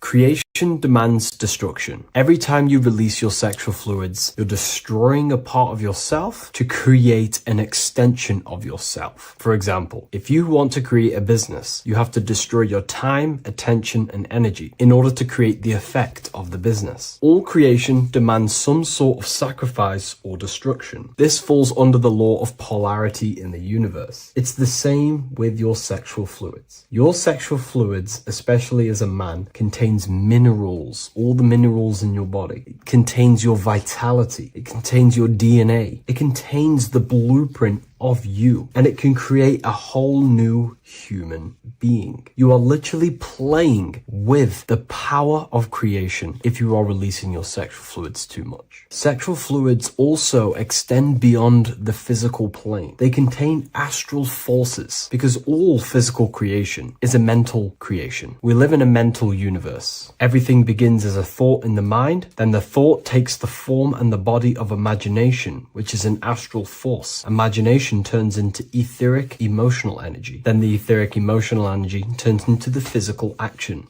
and the physical manifestation. We live in a mental universe. Therefore, these dimensions do not exist separately. They are permeating and mixing in with all. Your physical body has an astral body. Everything physical has astral forces behind it. Semen is known as the astral fluid of the soul. It feeds nerves, the channels of life force and consciousness within the body. And every time you release it, you're destroying a part of your vitality, your brain, your nerves, your energy levels, your creativity, and your DNA to create an extension of you. Therefore, it is a sacred fluid within your body and not something to be played with and to be released too much. Think about it. This is a very creative energy, your sexual fluids. It can create a whole new human being. This is how powerful it actually is. It is the power of creation, and the misuse of this power can destroy your own vitality and your life of your body. Because that life you are giving in order to create an extension or a child is the same life you could keep inside of you and not waste to recycle and regenerate the body. Sexual energy has been for thousands of years associated with regenerating the body, longevity of life, and maintaining youth. Not only that, every time you release your sexual energy, it floods the brain with dopamine. Dopamine is the brain's reward system. Created within the middle of the brain, it releases every time you've achieved something. However, sex or an orgasm is the most powerful feeling you can feel. It's the most amazing, intense feeling and release of dopamine you can possibly feel as a human. Therefore, if you flood your brain with this high amount of dopamine every single day, you are getting the epitome of human feelings every single day. Therefore, you will become numb to everything else in reality. You won't be able to enjoy the small things in life. And I know this firsthand because I experienced this myself. As soon as I stopped, this is when I started to enjoy the little things in life, seeing family, and I actually gained more energy, more ideas. We'll get into this a bit later. It is a creative energy. It creates a whole new human being. Therefore, if we maintain this energy, we can maintain our creative power within us, because that's what we are. We are all creative beings, moving energy from higher dimensions of consciousness, the mind, into lower dimensions of consciousness, the physical world. You hold the power to create. You are not in a world. The world is working through you. You do not possess a life. Life is working through you. You are not in a universe. You are the universe. It's moving through you. There is no past, present, and future. The present moment is you. When we release every single day or frequently throughout the week, like I said, we're triggering the brain's reward system, dopamine, which makes you feel as if you have already achieved something. And if your brain is telling you you have already achieved something by overusing your sexual fluids, then you will not have the motivation to achieve other things in your life. I know this firsthand. I became very lazy. I didn't want to work. I didn't want to do anything because subconsciously my brain felt as if I've already achieved. If we look at the symbol of the Baphomet, we notice the Baphomet has horns and a goat head. Now we look at the word horny. When you become sexually aroused, it's known as horny, which is the horns, representing the lower mind. The lower mind is the mind we use for our animal instincts. We have two parts of our mind. A higher mind, which is contained of higher thought, which chases spiritual things such as love, wisdom, knowledge, and God. Then we have a lower mind, which chases the things of the material world closely associated with the ego, chases validation, material gain, status, and physical sensation, physical pleasures. It is these physical pleasures that can keep you in an endless loop, making you feeling empty inside, because nothing material can ever satisfy our internal world. Nothing. You can achieve millions of dollars. You can achieve your dream house, your dream car, your dream watch. And if that is the only thing you are chasing, you will feel empty inside when you achieve it, because nothing of this material plane can satisfy you. Nothing of the lower mind can ever satisfy you. This is why we must sacrifice the lower mind and overcome the lower mind and the lower instincts. One thing I found amazing when I mastered my sexual urges and my lust is that my mind became a lot more clear. The thoughts and the time and the attention that I used in my mind to go towards lust, sex, and chasing these things was taking up a lot of mental space, time, and energy. But as soon as I removed it and mastered it, my mind became an open vessel for higher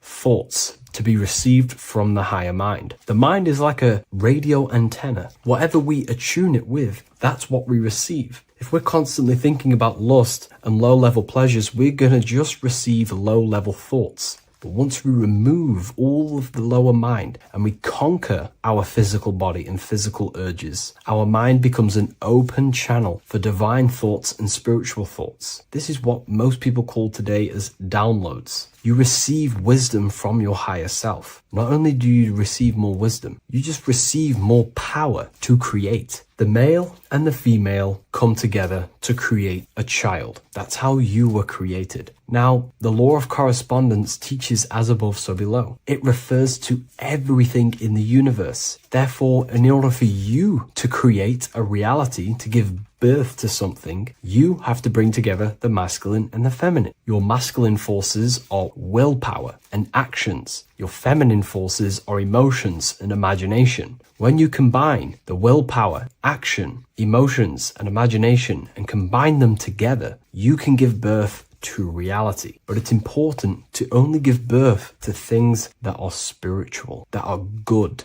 that are for the benefit of yourself and humanity, and not for the ego and the lower mind. Killing our lower mind is essential for spiritual ascension when we die. The thoughts that we give the most attention and energy to when we die are pretty much the same thoughts that we're going to think when we die. When you die, your physical body and external world is stripped and you're left with your internal world of consciousness, more than likely be resonating within the lower astral plane before you move on to any higher dimensions of the astral. It's important that we kill any addictions such as sex, food, attachments, emotional attachments to people, any desire for material things before we physically die. The Hindus taught this, Buddhism taught this, the ancient Egyptians taught this. We have to remove the desires in our heart for material and things before we physically die, because when we die, we cannot fulfill physical pleasure. Therefore, we will create our own suffering within the astral dimension. So sex is the biggest part of this. We have to remove the desire for sex or releasing any of our sexual fluids before we physically die to master ourselves. And not only that, it's going to benefit the way you feel, the way you think, the way you act towards people once you have mastered this. Porn psychologically damages you. You are quite literally the person in the corner of a room watching two other people give pleasure to each other. Psychologically, that is not good. And what happens in darkness is always revealed in light. What you do in your alone times will show in your confidence, in your eye contact, in your presence, in your aura, your energy. You cannot hide things that you do in the dark, because they always reveal themselves in a subconscious way, whether physically or through an energetic spiritual way. Sex can be known as sacred energy exchange. You are exchanging energy, bioelectrical energy. It's a scientific fact that when you hold hands with another person, your brain waves of each individual become synced. Your emotions sync. And you exchange electromagnetic energy because you are an electromagnetic being. When you have sex with someone, you are literally exchanging emotional energy. Your aura is not just an electromagnetic field. It is literally a manifestation of your internal consciousness. Your consciousness contains your thoughts, your beliefs, your traumas, your emotional state. And this manifests externally through the vortex of your heart into an energy presence around your body. This is why you can feel sad when someone else is sad next to you, because their energy is merging with yours. When you have sex with someone, you are quite literally exchanging consciousness, beliefs, traumas, emotions, feelings, vibrations, and your consciousness merges with their consciousness. So be careful with just having casual sex. Now, I'm not here trying to say never release, never have sex with your partner. I'm not saying that. I'm saying take caution with these things. Take my teachings with a pinch of salt. If it benefits you, that's great. I'm not here to tell you how to live. I'm simply giving you my research and the things that have helped me in my life on my esoteric research, awakening, or spiritual path. I don't like calling it a spiritual path, because it's not spiritual. It's simply just life, the knowledge of consciousness and the self. So I hope this video helps. If you'd love to read this book, I'll leave a link in the description. This book I wrote myself called The Book of Wisdom, Volume 2. In this video, you're going to learn exactly what Christ consciousness truly is and how to cultivate this into your life so you can live a better life, create the things that benefit yourself and humanity, and ultimately to bring heaven on earth. This is the true way. If you're familiar with my work, you know that, I'm pretty much obsessed with symbolism. Symbolism is such a massive topic, and it unlocks profound ancient wisdom that is hidden behind these layers of symbolism of the ancient paintings, symbols, and texts. So I was going through some Christian artwork and I came across this painting. It's a well-known painting called The Sacred Heart of Jesus. And it just blew my mind. What this is revealing about human consciousness and Christ consciousness, which is what Jesus represents. If you're not familiar with Christ consciousness, you should definitely do a bit of research on that. But I'm going to explain it today in detail. So when we look at this painting, we are looking at symbolism. We're looking at consciousness, a state of being, a state of living, a way of thinking, a way of feeling, and a way of acting in the world. As I've said this many times, we're all creators. We all create and generate reality. And you don't just have your personal reality, you have a collective reality. Your reality is affected by the collective consciousness. Depending on the collective consciousness's understanding of reality will also affect your life. We have a collective life and a collective experience. So Jesus in this depiction here is in a way showing us instructions to reach Christ consciousness, whether you see it yet or not. But I'm going to decode this for you. And your mind might be blown after watching this. Okay, so so what is the meaning of Christ consciousness? What's the whole purpose of this? Very simple. Like I mentioned before, we have a collective experience on this world. And Christ consciousness is the natural consciousness that we all need to be functioning on to generate peace, love, and unity on the earth in this experience we call life. That's what Christ consciousness truly is. It's a state of being that we need to cultivate within our own self, within myself, others, and everyone in this life and experience, so that we can all live in peace and heaven on earth, what they like to call it, so that we can generate the best experience possible together on this thing we call earth, on this material world, this material dimension. The material dimension is simply just a physical dimension of thought. It's a physical outcome of thought, but that's a whole other lecture. So please leave a like, leave a comment if you have any topics to talk about that you wish for me to cover, and definitely leave a subscribe if you like my content and channel. So to go deeper into this, right, we've explained what Christ consciousness is and what it actually, will do to the earth and what it will do to reality and our collective experience. And it's also representing a profound understanding of self, a deep understanding of the true nature of self, the true source of self, what the self is, pure consciousness, pure God. We are all Jesus. Jesus is you, a physical manifestation of the divine made manifested physically. A physical manifestation of consciousness, okay, of spirit descended into matter. However, Jesus is a symbol that should not be worshipped, but something that we need to cultivate, maybe look up to, and cultivate within our own mind and hearts and actions. So he is someone that we should embody into our own very own being. We need to reach a level of intellect, the mind, a level of emotional understanding, and ultimately this creates Christ consciousness.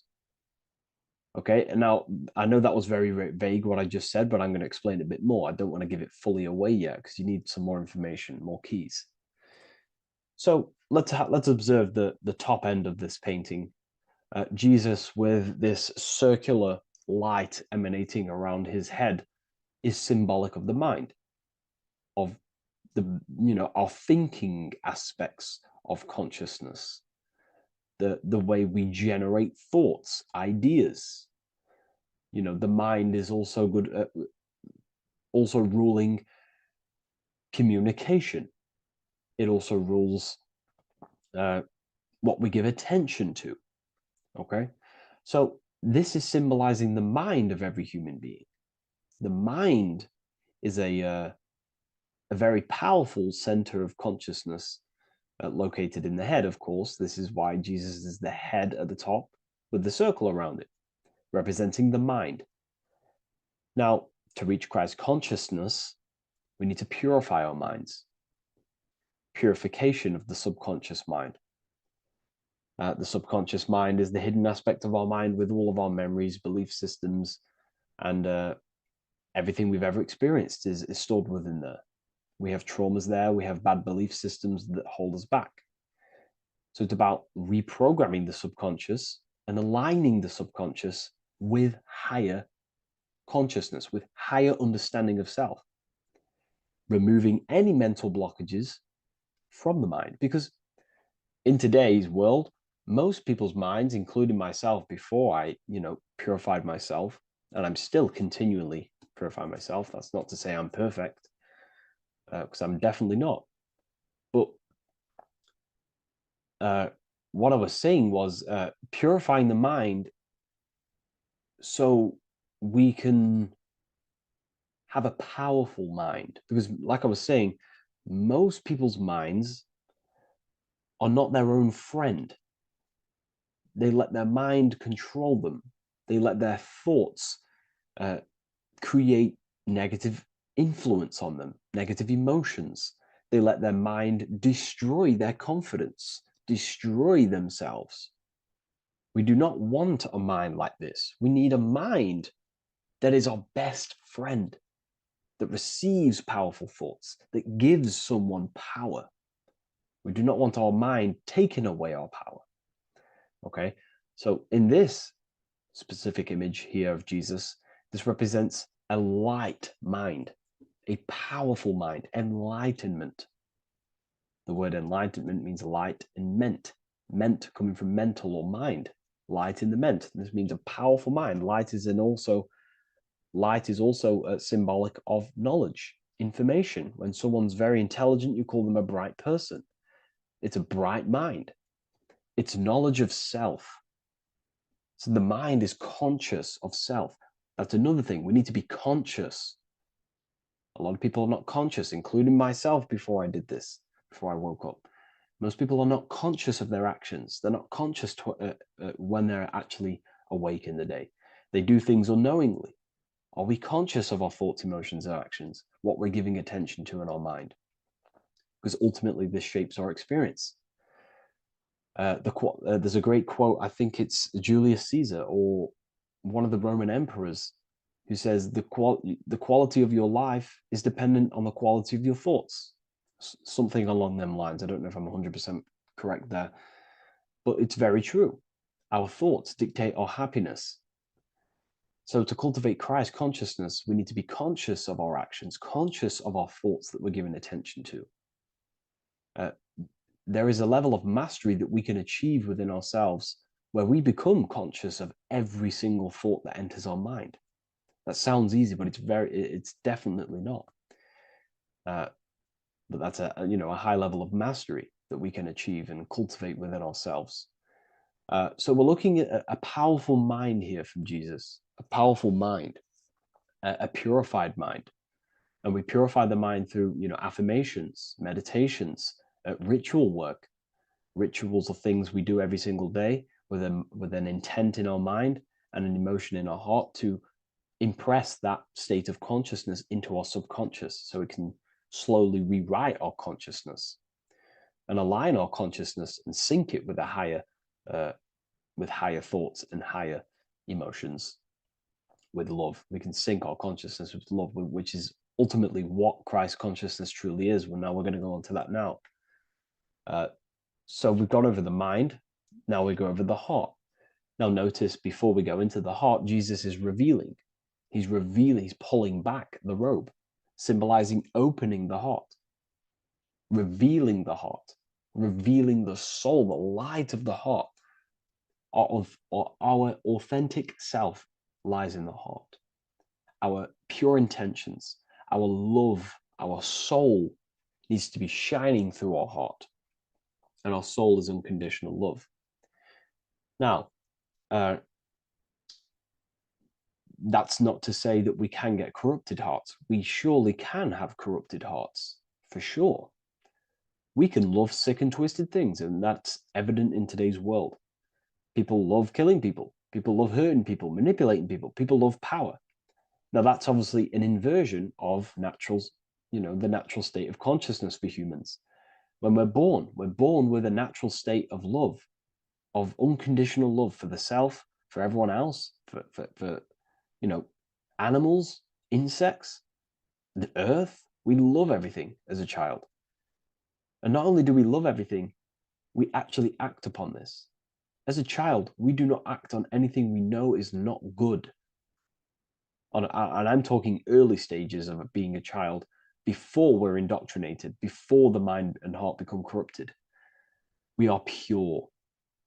This is symbolizing this. Light represents also purification and truth, because when you shine light on something, it's the truth. You see it. You shine it through the darkness. It reveals. So light, this is symbolizing revealing the light of the soul, of love consciousness, holding love in the heart, true love, not love for sick and twisted things, but true love for the self, the body, and for everyone else and all things.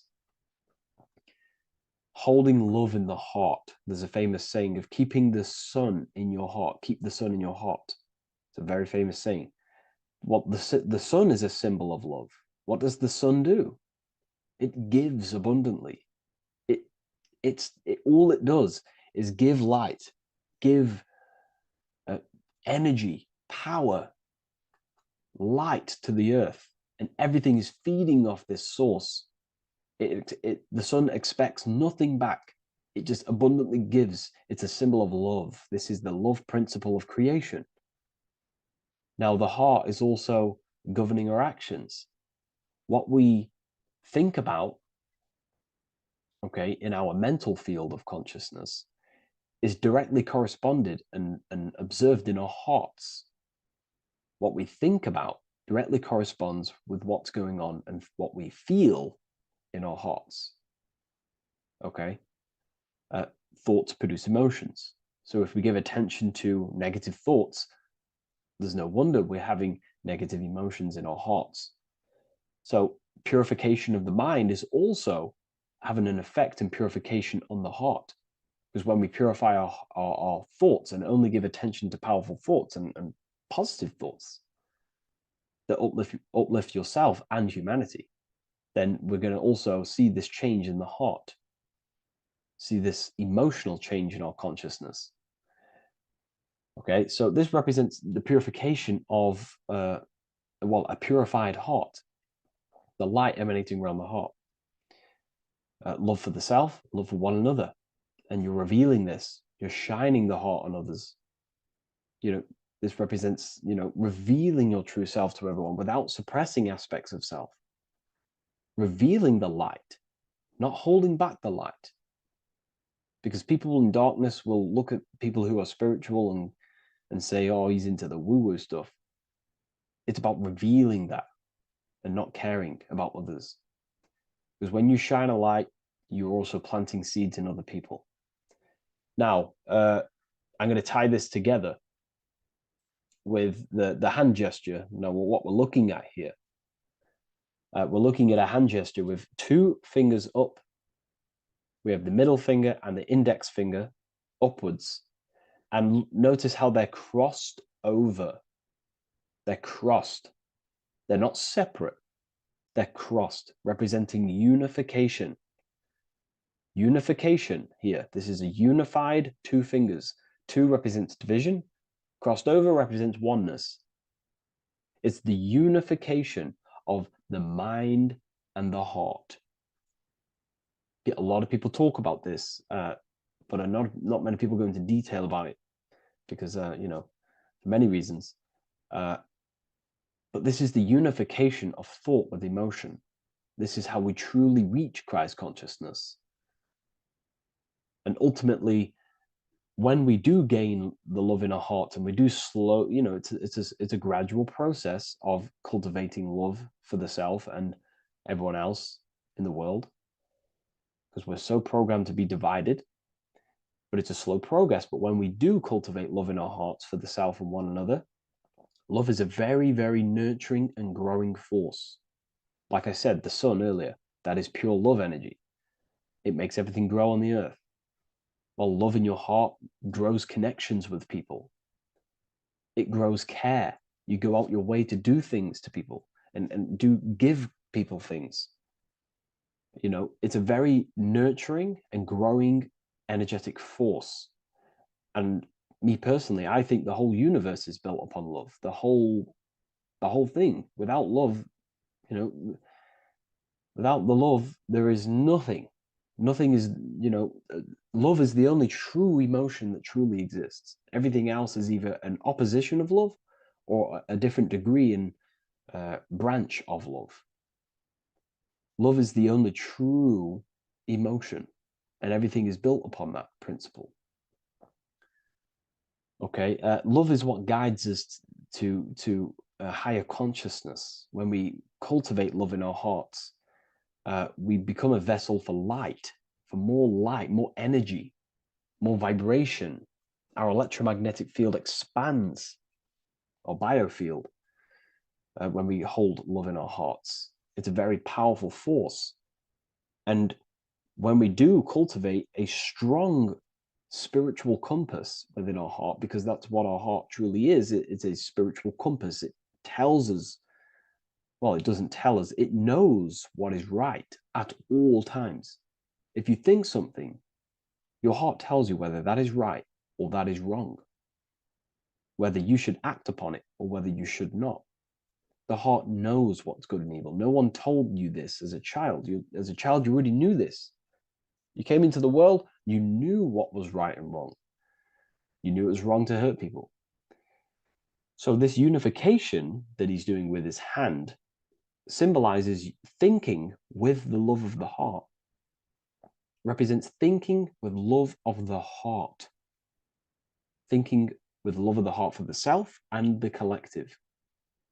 Now, ultimately, what this does is give birth to perfect action. Why? Why does this give birth to perfect action? Think about it. Every time you've taken an action, why did you take the action? You would have thought about it, you had a feeling towards it, a care energy, and you took action. Why do we go to work? We care about paying the bills and staying in our house. We go to work to earn money. We think, we care, we act. Everything you see in front of your reality, on the screen that you're seeing right now, you called your eyes. Everything is in front of you because you care. It's the heart energy that leads the body. Okay? And that's even present in the body. Have a look at the body. We have the head, thought, then emotion, then our feet is at the bottom, and our feet take action. Thought, emotion, action. Thought, emotion, action. So even the body is basically a blueprint of how creation is manifested. So we receive thoughts from the divine planes, from the higher planes of consciousness. We receive them. That's another thing that I missed. If we purify our minds, we're basically attuning our mind to a higher part of the mental plane, and we will receive higher thoughts. We will receive thoughts that are more genius, what we like to call today, or better quality thoughts. We receive good ideas when we attune our mind to a higher consciousness. Okay, so we are like a radio. We receive thoughts based on what our mind is set to. That's why we call it a mindset. So like I was saying, we receive thoughts through the head, we feel the emotion, then our feet take action. Thought, emotion, action. So the body's a blueprint of creation. It's beautiful when you really notice this. So this unification is about thinking with the love of the heart, which gives birth to perfect action in the world. And this is the state that we need to cultivate within myself and everyone in the world so we can give birth to heaven on earth through action. Because ultimately the world is molded through action, physical action. And them actions are molded from thoughts and emotions. Now,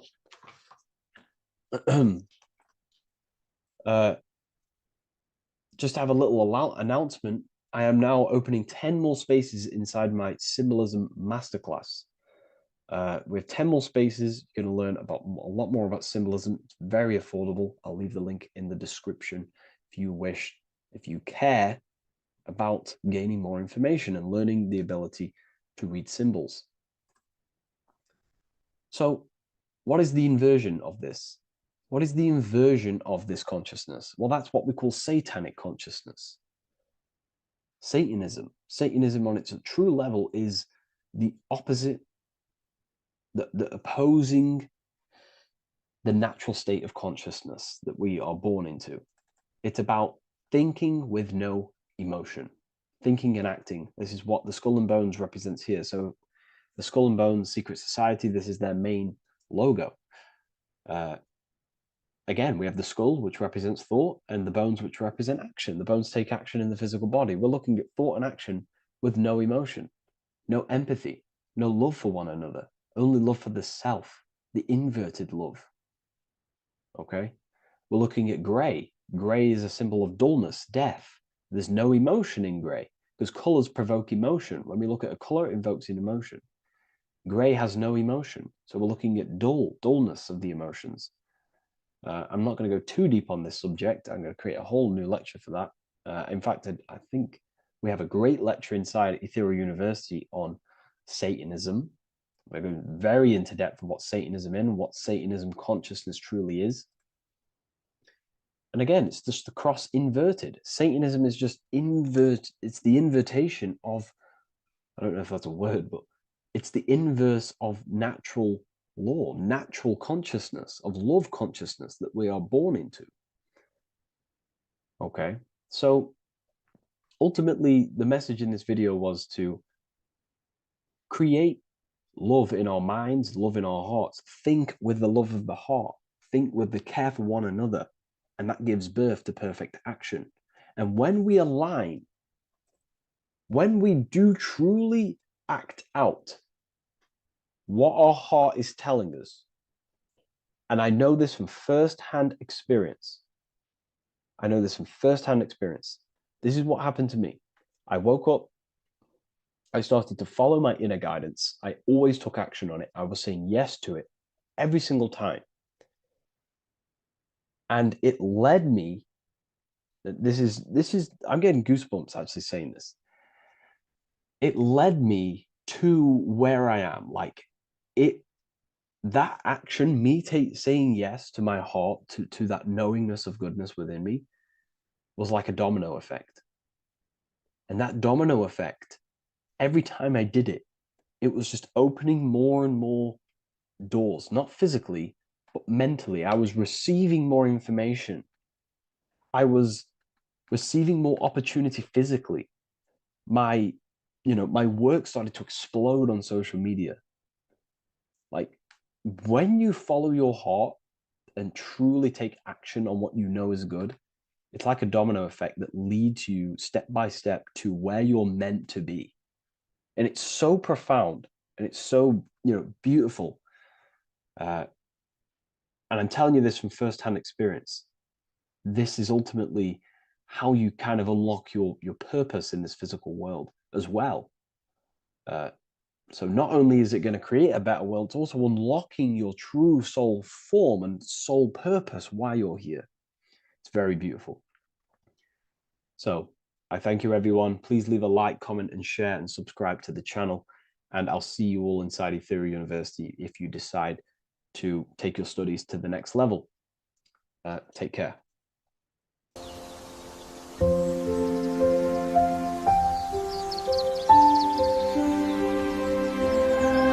bookofwisdom.com. Visit today.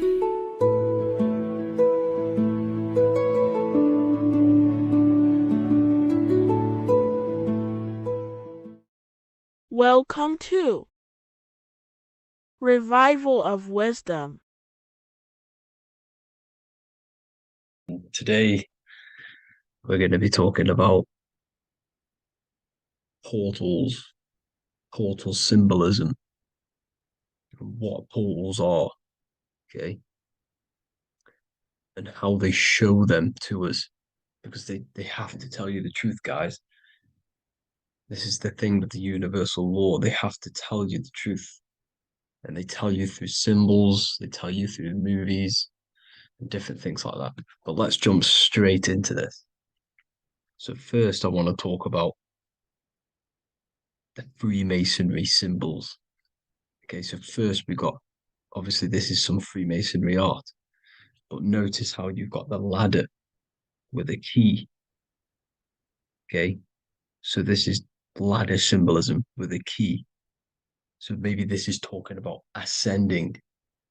Okay, because look, because this is ascending into the heavens, because it's a ladder with humans going up it with a key.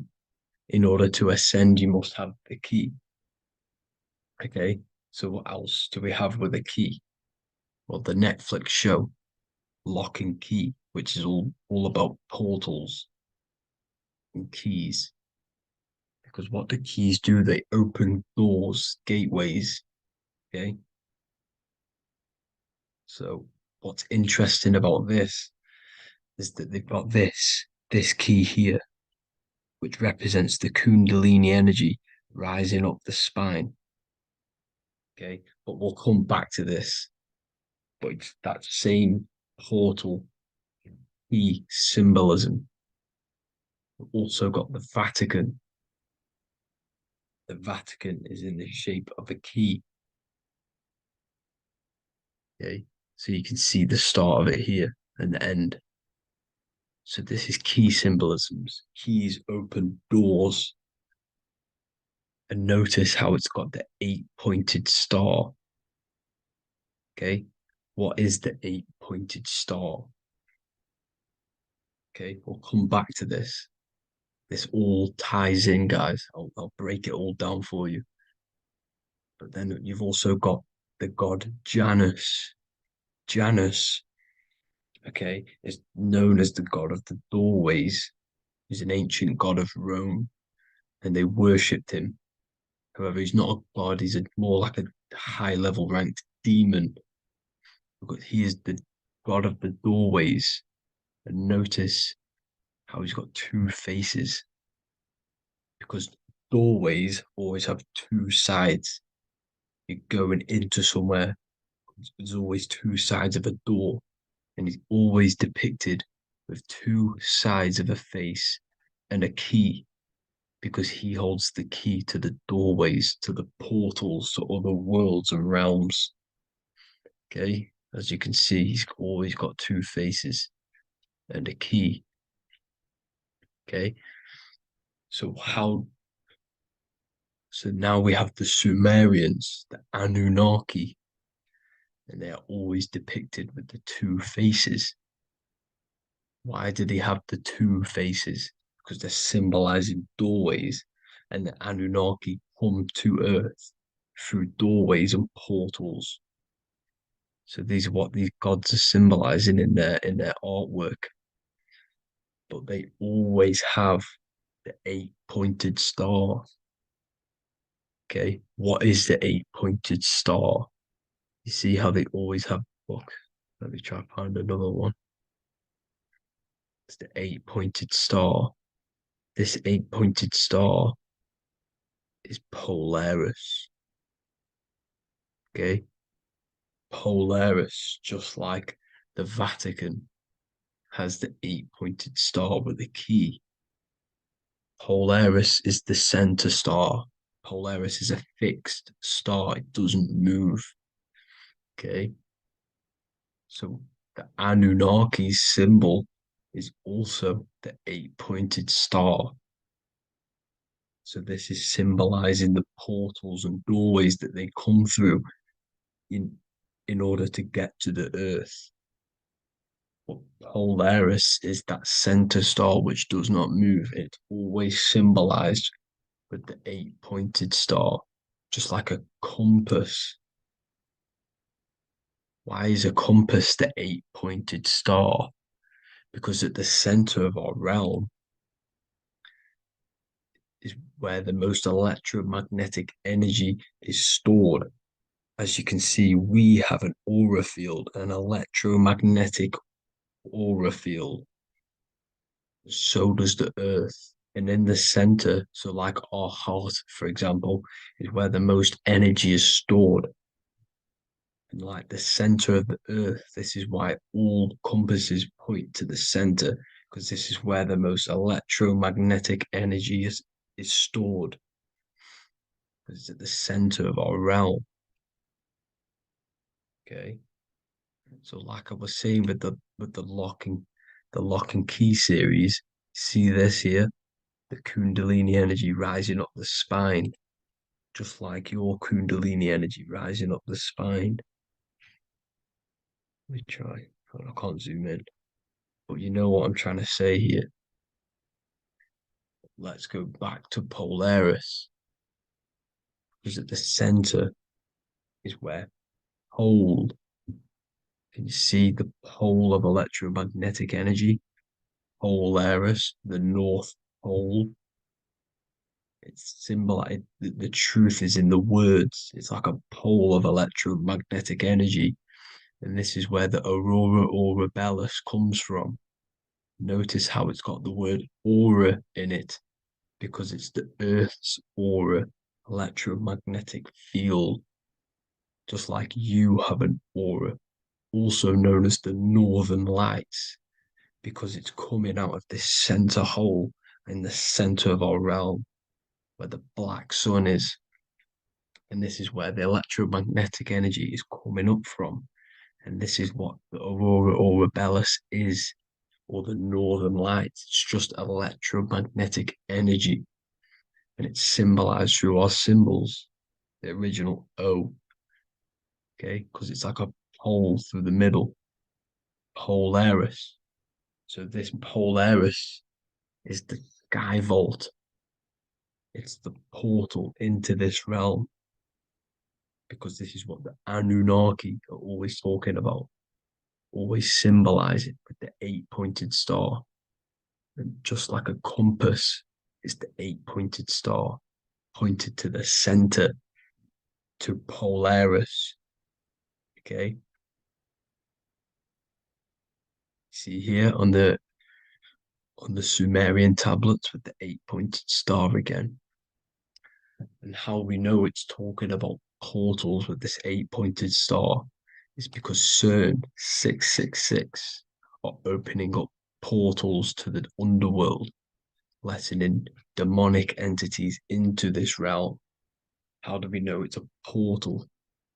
Because their Hydra Collider has 8 points, just like the 8-pointed star.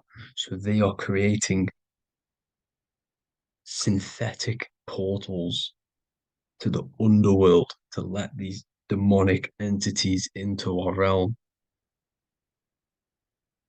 But what is the key?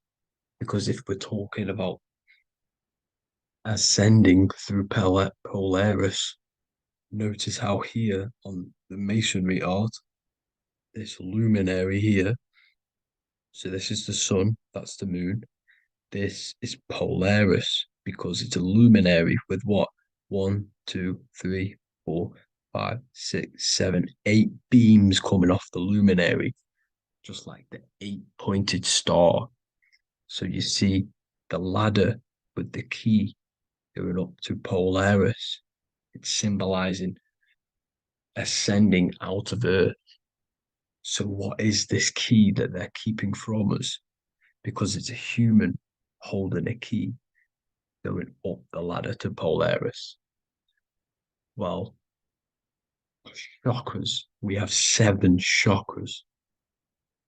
Okay, so this is what they are telling us in the lock and key symbolism, the Kundalini energy rising up the spine.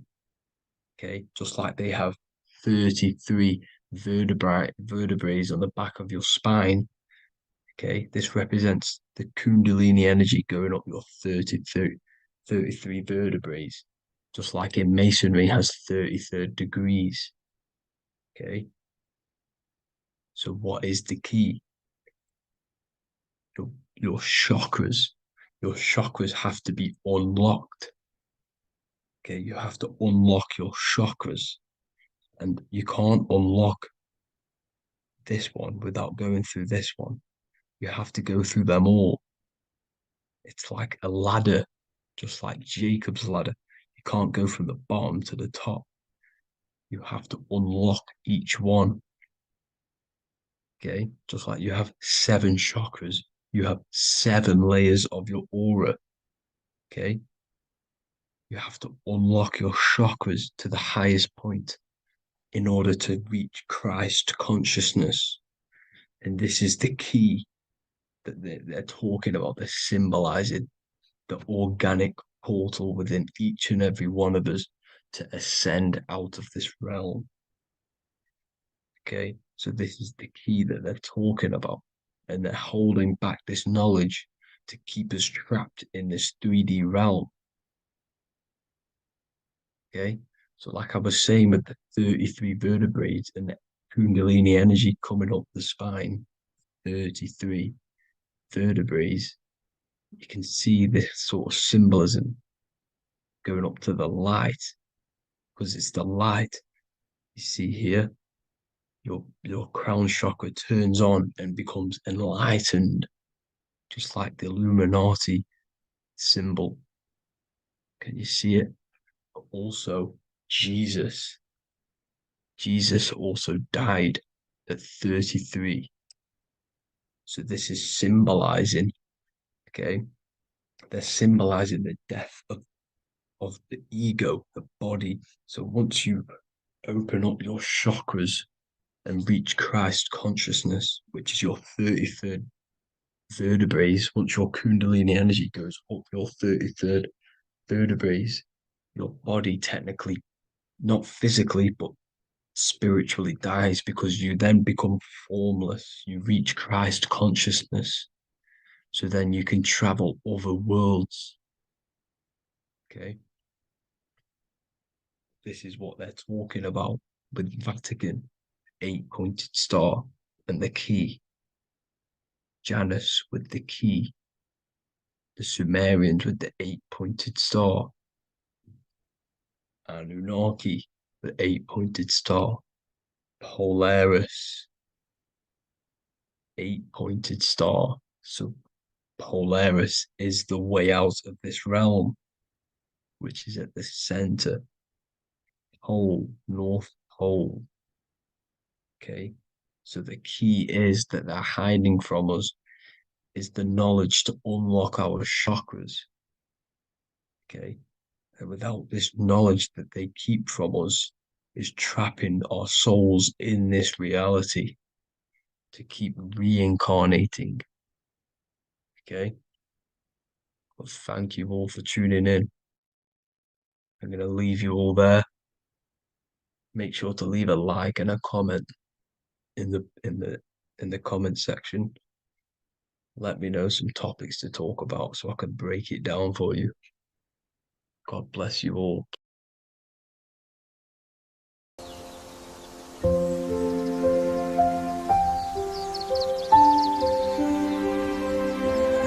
bookofwisdom.com. Visit today.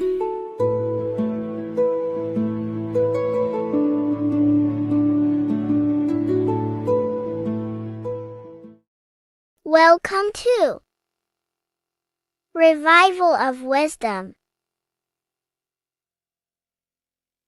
Welcome people, we're back with another video, and this video is about Freemasonry and their connection to the Illuminati. Please, as always, to make sure to hit that like and the subscribe button and turn on the notifications to never miss a video. On May the 1st, 1776, the founder of the Illuminati, Adam Weishaupt, founded this secret organization, and this date can be found in Roman numerals underneath the all-seeing eye pyramid on the $1 bill. This $1 bill also says Anno Coptus Novus Ordo Secularum. This is Latin for announcing the birth of the New World Order. This New World Order will be headed by Lucifer, the all-seeing eye, and followed by the 13 layers of bricks for the 13 elite bloodlines. So your Orsini's, Rockefellers, Rothschilds, Soroses, and the other 9 elite families. So when Adam Weishaupt created the Illuminati, he made it consisting of high-level degree Masons, French and Latin philosophers, and many more powerful people to all become one society. So this is why you see Masons using this same symbol of the all-seeing eye inside the pyramid. But not all Freemasons are part of this Illuminati secret society. As the 33rd degree Freemason Manly P. Hall said in his book The Secret Teachings of All Ages, Freemasonry is a fraternity within a fraternity, an outer organization concealing an inner brotherhood of the elect.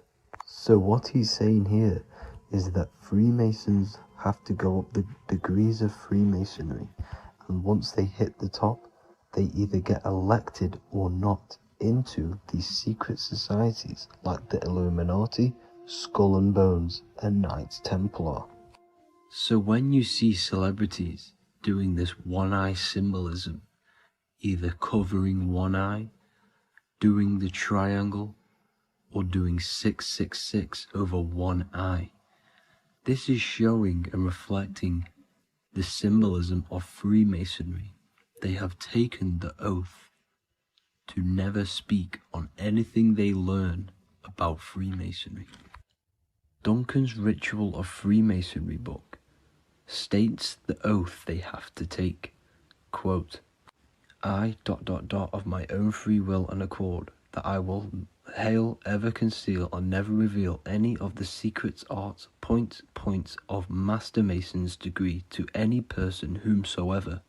All this most solemnly, sincerely promise and swear.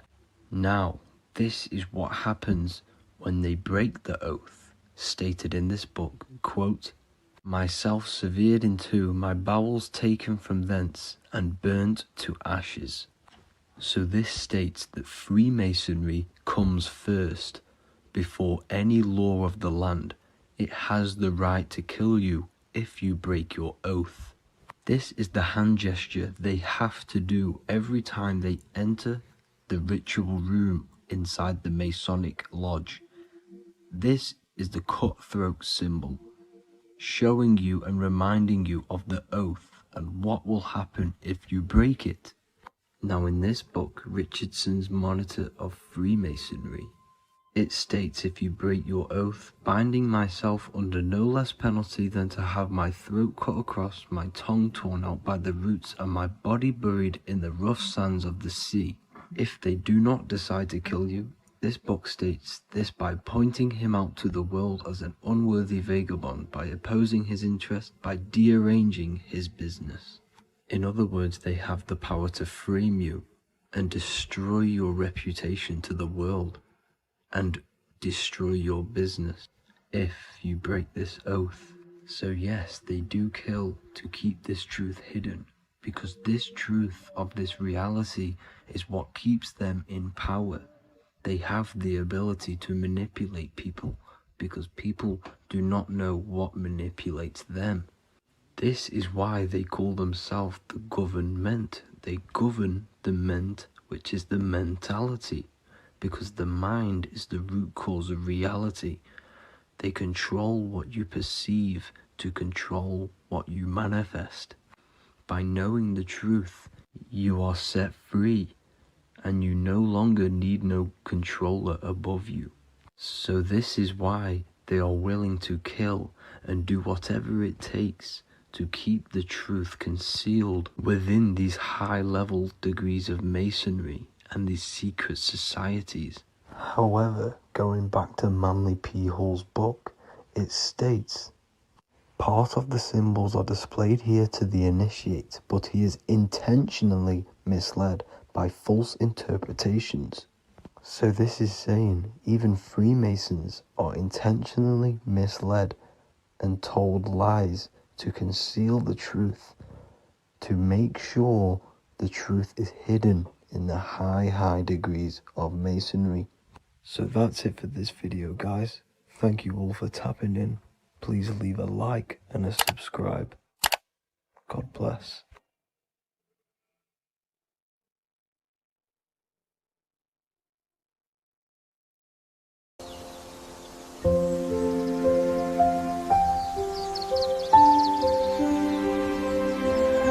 bookofwisdom.com. Visit today.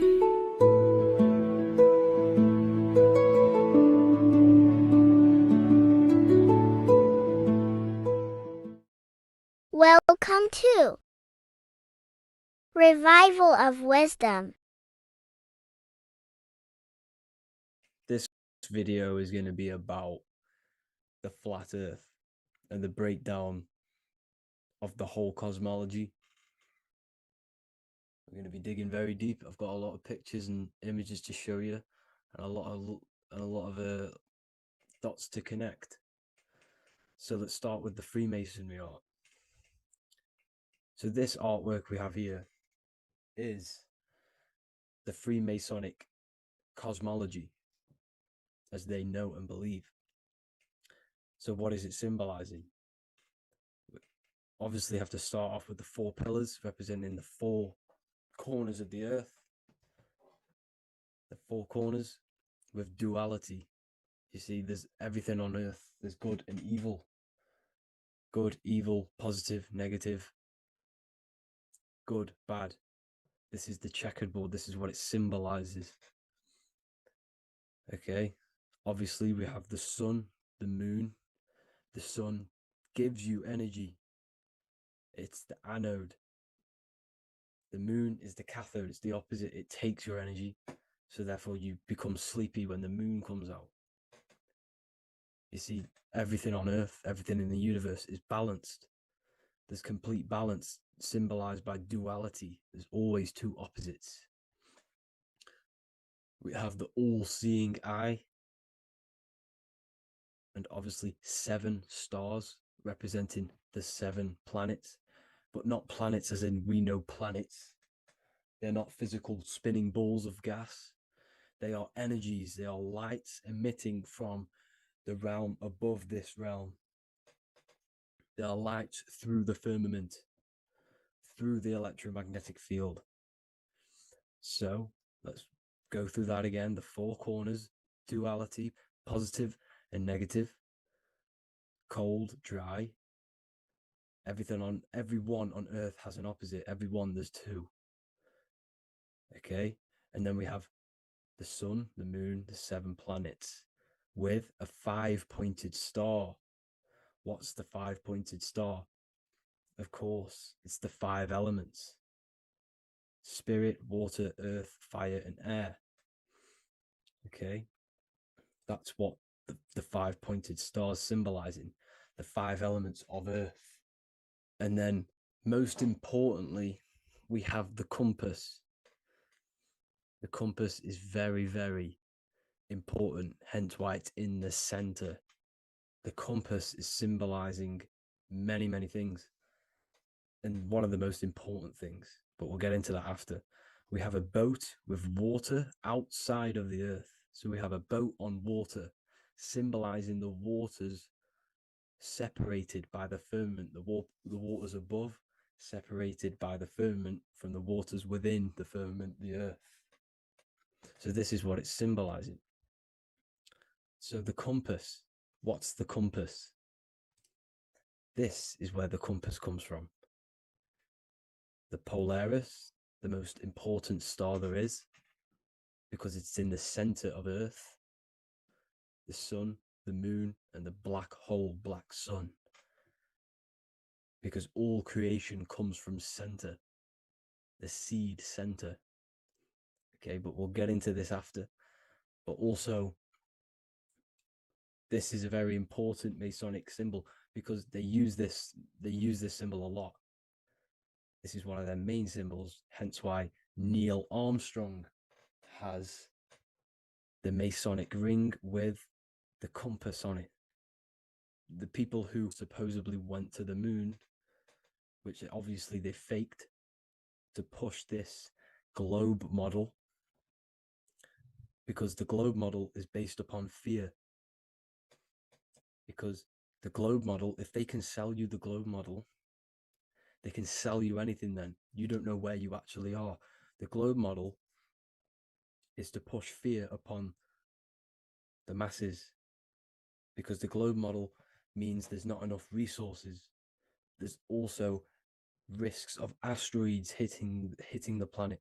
There's also risks of space extraterrestrial invasions, global warming, asteroids. You see, this is all the fear that they can gain of selling you the globe model. Okay, because they don't want you to know that this is an intelligent design. And also, they're hiding God, the creator, the source. This is why they are satanic. They are opposites. They are lefty, Lucifer, right, righteous, godly. Hence why they do the symbolism on their eyes. 666. This is another famous, what's it called? Sorry. Famous astrologer. Astronaut. This is another famous astronaut doing 666, showing that he's in the alliance of the occult. But even look at their 10th anniversary stamps. They have a Masonic compass on there. Also, the Order Out of Chaos. Order Out of Chaos, double-headed eagle. Okay, the Order Out of Chaos ring, which they wear. So all of these astronauts are in the occult. They are lying to you. They are in with this order, this Masonic New World Order, whatever you want to call it. So let's break this compass down a lot more. Because as I showed you here, the center, okay, this is what the compass is symbolizing. Let's go into the North Pole map. This is from 1595. This is a rough estimate of where this map came from. It's from around the 1500s to the 1600s, maybe 1400s. There's not an actual set date on this map because obviously our history has been tampered with. But let's break down this map and the symbolism that they use towards this map, because this map is the map of the North Pole.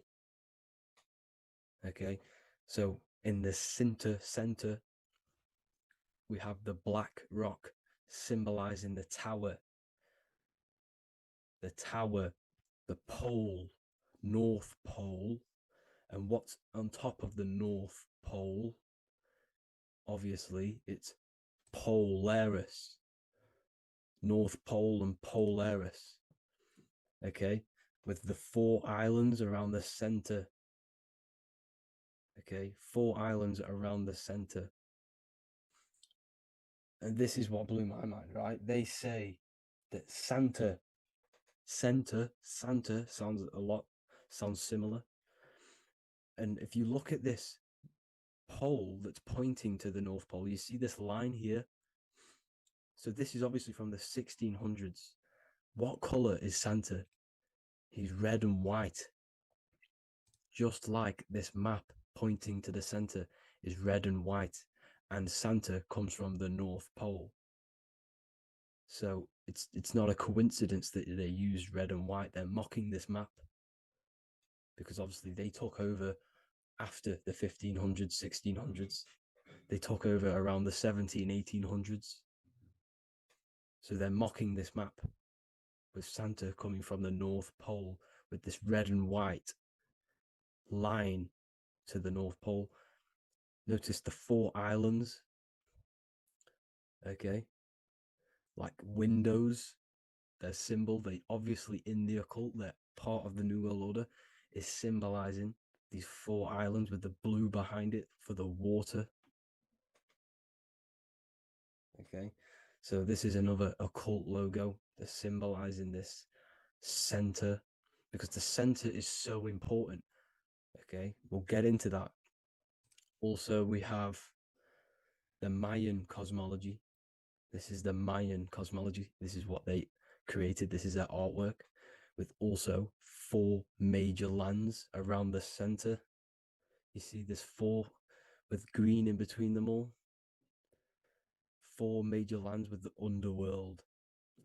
You see this underworld is also symbolized by the Masons with the coffin of the skull and bones, the deceased, the dead. Okay, so this is also mentioned in the book of Enoch. Okay, and it's called Sheol. Sheol, the underworld. Okay, and in the book of Enoch, it says all spirits of the dead go to these hollow places, that they'll wait until their appointed time of judgment.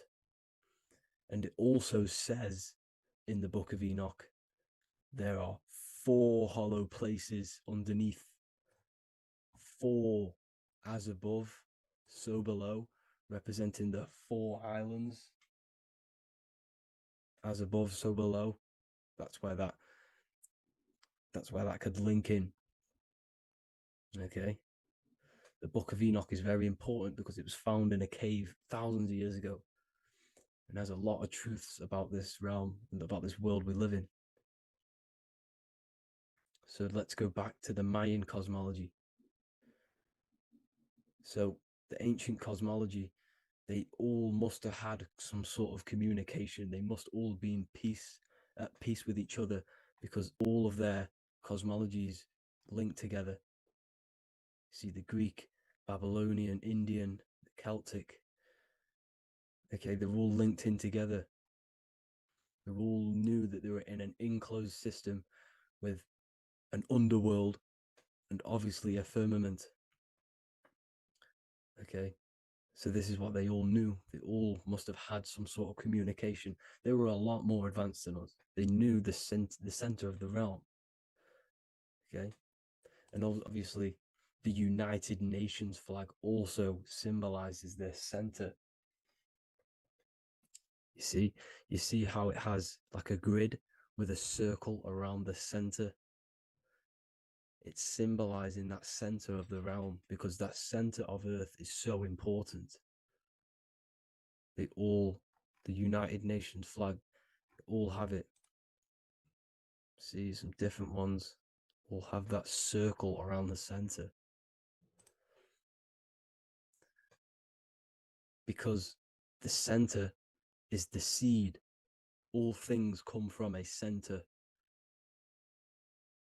So the torus field is so important because it is the spark of life. It's the building blocks of the universe, this creation. Because all things have a torus field. Just like an apple with what's in the center of an apple, a seed. Because the center is where the energies hold, is where the energies meet. And it creates that spark of life. Just like your heart is the center of your body.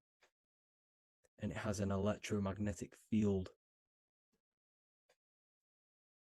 Because the center, all things come from the center. So this is why the North Pole is so important. Because this is why it's so important. Because this is where the creation sparked from. The center. This is where the most electromagnetic energy is stored. So this is why the northern lights come from the center. It's electromagnetic energy. This is what the northern lights are. It's being emitted from this black hole in the center. Okay? And obviously what else is on the center? Polaris. Polaris is the center star. Okay, so the center star is what sits on top of this North Pole, Polaris, because it's a pole of electromagnetic energy symbolized as a black rock, a black hole, pole. You see, because all creation comes from void. Light is born from darkness. Without light, darkness can't be born from light. You see, but light can be born from darkness. This is why darkness is so important. And this is why there's a black hole in the center of our realm, like the black sun. The black sun, the Polaris star, the North Star. You see, so this is this North Pole, Polaris. This is what they're talking about. And this is why compasses are an 8-pointed star, because Polaris is symbolized as an 8-pointed star. This is where a compass will point you to. It will point you to that center. So notice how a compass has this black hole in the middle, you see, and it will point you to this meeting point, the north, because in the center is the center of the torus field of the earth. This is where the most electromagnetic energy is. You see, everything gets sucked into the black hole. Okay, this whole reality is being projected from that center point, just like your eyes suck in light. It's a black hole. Your eyes suck in the light of this light being emitted from this center place, this electromagnetic energy at the center, which is the seed of everything, of everyone. You see, just like an apple has the seed in the center in darkness, because in the center of the apple, it's dark. It's black. It's pitch black. But that's where the seeds are. That's where the life is. But Polaris is so important because it's that center star which lines up. It is the pole, it's the top of the pole of the torus field. So Polaris would be here at the very, very top. And this is where the compasses point you to. And this is why the Star of Ishtar, the 8-pointed star of the Sumerians, also talked about this 8-pointed star, and it's called the Star of Ishtar. Okay, and who is Ishtar? Ishtar is the goddess. Okay, so she's not a male, she's a female, because every creation is brought through a female, a womb. Every single human on earth is brought through the womb, the sacred feminine energy. And the womb is pure darkness. There's no light in a womb, just like the center of our realm. There's no, it's a black hole. Okay, and guess what? She's the god of fertility and sexuality. She is responsible for all life. Okay, so the Star of Ishtar is the Star of Polaris, which is symbolizing the responsibility for all life, the center of our realm, the black sun, the black hole. Okay, so this is what that god of Ishtar of the Sumerians is talking about, the goddess, the womb, the seed of creation. So this would be the portal, more than likely the portal in and out of our realm, because it's the top of the torus field.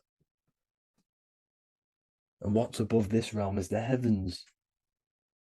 So this is where you get sucked in from the heavens. Your soul gets sucked in and brought onto this plane of existence called Earth. These are some space NASA symbols. Look how much Polaris symbolism there is. And notice how it's at the center. You see this circle? This is like a half circle. And at the center is an 8-pointed star of Ishtar. It's the same thing. It's Polaris. It's at the center. And notice on some of these, look, this one is a bear holding the key and an arrow pointing to the Polaris star, so that they hold the key to Polaris. Another one with like a demon holding a key to the what? Polaris on top of him. Also an eagle, which is a Masonic symbol. The eagle holding a key on top of the center. You see, and notice how there's an arrow going up to the Polaris and an arrow down, as above, so below, to Earth. So you can go out of Earth and into Earth through Polaris, and the eagle holds the key. You see? The eagle holds the key, just like this. This demon dragon holds the key to Polaris. And look at this one, Earth, with an arrow up to Polaris, an 8-pointed star. So Polaris is more than likely that portal which the Anunnaki used, the Sumerian gods used, because the Anunnaki symbol is also an 8-pointed star. Okay? And like I said, that center is the seed of creation. The center is the black hole. Okay, just like your pineal gland is at the center of your brain. The pineal gland is at the center of your brain. And that's what connects you to that spirit realm, to the source. That's it for this video, guys. Thank you all for tuning in. I hope you all learned something today. Please leave a like, a comment, and please subscribe to the channel for more content. God bless you all.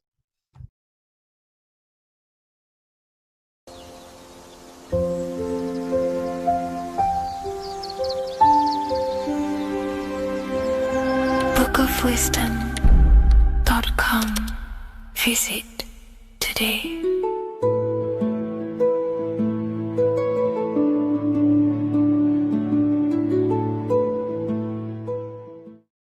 What if I told you that the pentagram can unlock the secrets of creation and make you manifest any reality you want? Hence why the pentagram is used heavily in magic and witchcraft. We have to understand that the pentagram has been heavily demonized. Religions, churches claim that this symbol is associated with Satanism and witchcraft. I personally believe this was intentionally done so that people do not gain their personal power over reality and their life. The pentagram reveals so much about you, and it is one of the most important symbols to understand inside the occult studies. It is one of the most common symbols that you will see across all occult esoteric orders and different occult traditions, such as Freemasonry, Kabbalah, Rosicrucianism, alchemy. You will see this symbol everywhere. And in fact, you even see this symbol, the pentagram, on old church buildings, statues of Jesus next to church buildings.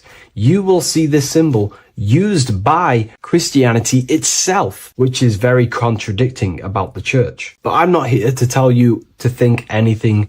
You can simply take this information with a pinch of salt and see if it benefits you. The pentagram used by the early Christians was said to symbolize the 5 wounds of Jesus on the cross. But this goes much deeper in an esoteric explanation. The pentagram ultimately represents the 5 elements of creation. All creation falls within these 5 elements.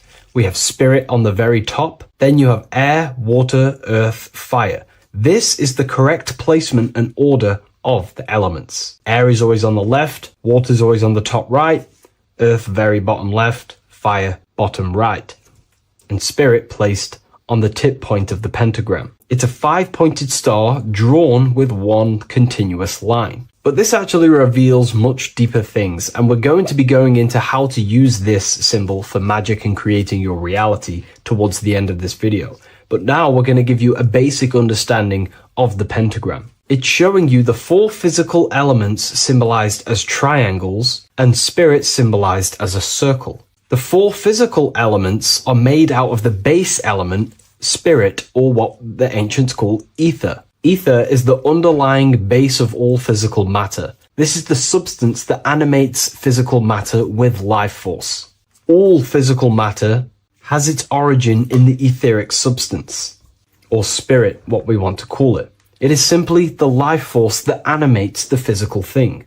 However, if we go deeper onto this symbol, it also represents something personal to the individual who wears this symbol. If you wear this symbol, you're basically saying you're putting your divine nature over your material nature. Your divine self is in control of your material self. You put your spiritual needs before your physical desires and needs. Hence why the spirit is on top, looking down over the 4 physical elements. The circle is continuous, one line, eternal, no beginning, no end. The triangle has beginning and end and points. You can see the beginning and the end when you draw it. On a deeper level, this is pretty much showing the process that symbolizes the structure of the macrocosm, the universe itself, showing how the invisible spiritual planes condense and crystallize into the visible physical world, spirit turning into physical reality. But if you wear this symbol, you're basically saying, I put my divine nature over my material nature, showing that your spiritual nature rules over your earthly existence. You put your spiritual needs first. If you see this inverted, it is now the opposite, placing spirit on the bottom, basically saying, I desire the physical things over the spiritual. But what exactly is your spiritual nature?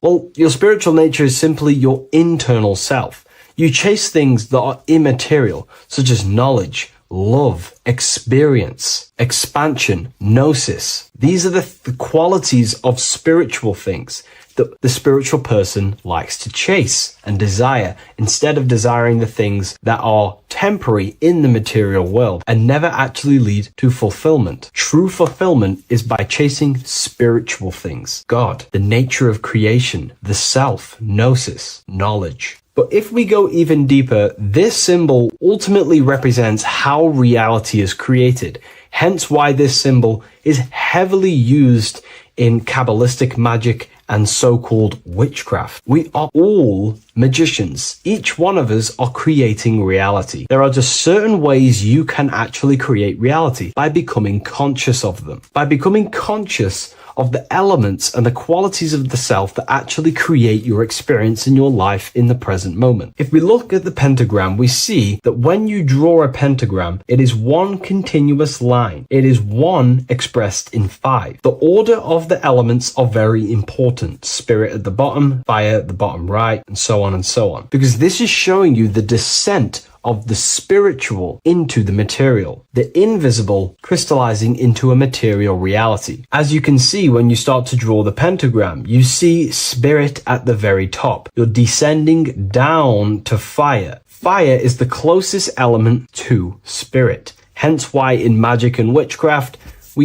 people like to use candles. So you're descending first into fire, then into air, then into water, then into earth, then back into spirit. Because of course, the cycle of creation unfolds itself. When you die, you return back to spirit, and then you reincarnate yourself back into physical reality if you wish and desire to. Everything is under this process of matter spiritual. In the daytime you wake up, you're in your material body. When you go to sleep, you enter your astral spiritual body. Everything's in this continual process, renewing itself in spiritual, then material. But the reason why this is associated with magic so heavily is because each one of these elements corresponds to a different body of consciousness, a different vehicle of consciousness. Consciousness has many different vehicles it uses to create the tangible self, the physical reality. For example, consciousness has a spiritual nature. The spirit element in this case symbolizes the emanation, the descent of the one power, the one force that we are all using. Each one of us is using this one power, the power of the source consciousness, unfolding its creation in the present moment. This represents the source, the emanation, the descent of this continuous flow of energy through us that we are tapped into, like a live stream in the present moment. This descends first, the force descends into fire. Fire symbolizes the willpower, will. In this aspect or vehicle of consciousness, the will is the being that directs intention, initiates action, shapes reality through focus, determination. It sets direction, holds intention, projects a desire into form, and aligns your inner world with the outer creation. The will comes out of the force, spirit. Then the will goes with intention to air. Air symbolizes the mental vehicle of consciousness, the mind, the psychic man. The psychic aspects of your consciousness is thinking, imagination, mental images, logic, using the thought or the mental vehicle body of consciousness. Then that thought has an emotion, which is then water. So it goes from the force to the will to the intellect to the water, the emotional body of consciousness. The emotional vehicle of consciousness amplifies the thought into an emotional desire that you want to take action on. No one takes random actions, and if we do, we say we're very bored and we don't care. The water is the energy, the emotion you have to fulfill something. And that emotion then descends into earth, which is the physical body to take the physical action in the present moment, to fulfill that desire, to fulfill that will, that thought, that desire. And that is how reality is created all the time. Now, there is much more that you can go into with the pentagram, because true magic is about changing consciousness at will, not casting random spells. It's the ability to change the direction of consciousness using the power of the will to direct these forces to create change in the internal world so it can project outwardly in the external world. Because consciousness creates the external reality. What happens within us, we see change outside of us. So true magic is about manipulating the forces and the vehicles of consciousness that exist within our own mind to produce a change in the material world. There are other ways you can use magic, by purifying each body of consciousness or banishing each body of consciousness. Other forms of magic, you can dissect each body of consciousness and work with that specific body. If you think you're using your mind too much, you can start using banishing rituals to banish the power of the mind, to stop overthinking, for example. Or if you have lack of emotional connection with your emotional vehicle of consciousness, we can dissect this body, tap into this body, and invoke this body and strengthen it. We're dissecting each body and vehicle of consciousness so we can work with it to create a specific change inside ourselves, then to be mirrored outside of us. So pretty much this pentagram represents the descent of the spiritual turning into a material reality. Hence why sometimes we see a human figure standing in the point of a pentagram, because it ultimately represents the microcosm. You are the microcosm. You represent the entire process of spirit into matter, the invisible into the visible, the formless into form. The pentagram, drawn in one unbroken motion, captures this divine act of creation, showing how consciousness flows downward through the elements or the vehicles of consciousness to bring forth the material reality. The Book of Symbolism will teach you all about this. It was released November 17th. A lot of people have taken advantage of this. You also gain a free ebook with this copy. Every order comes with a free ebook. And if you wish to get your copy of the brand new Book of Symbolism, you can find it in the description or revivalofwisdom.com. Thank you, everyone. I'll see you in the next video.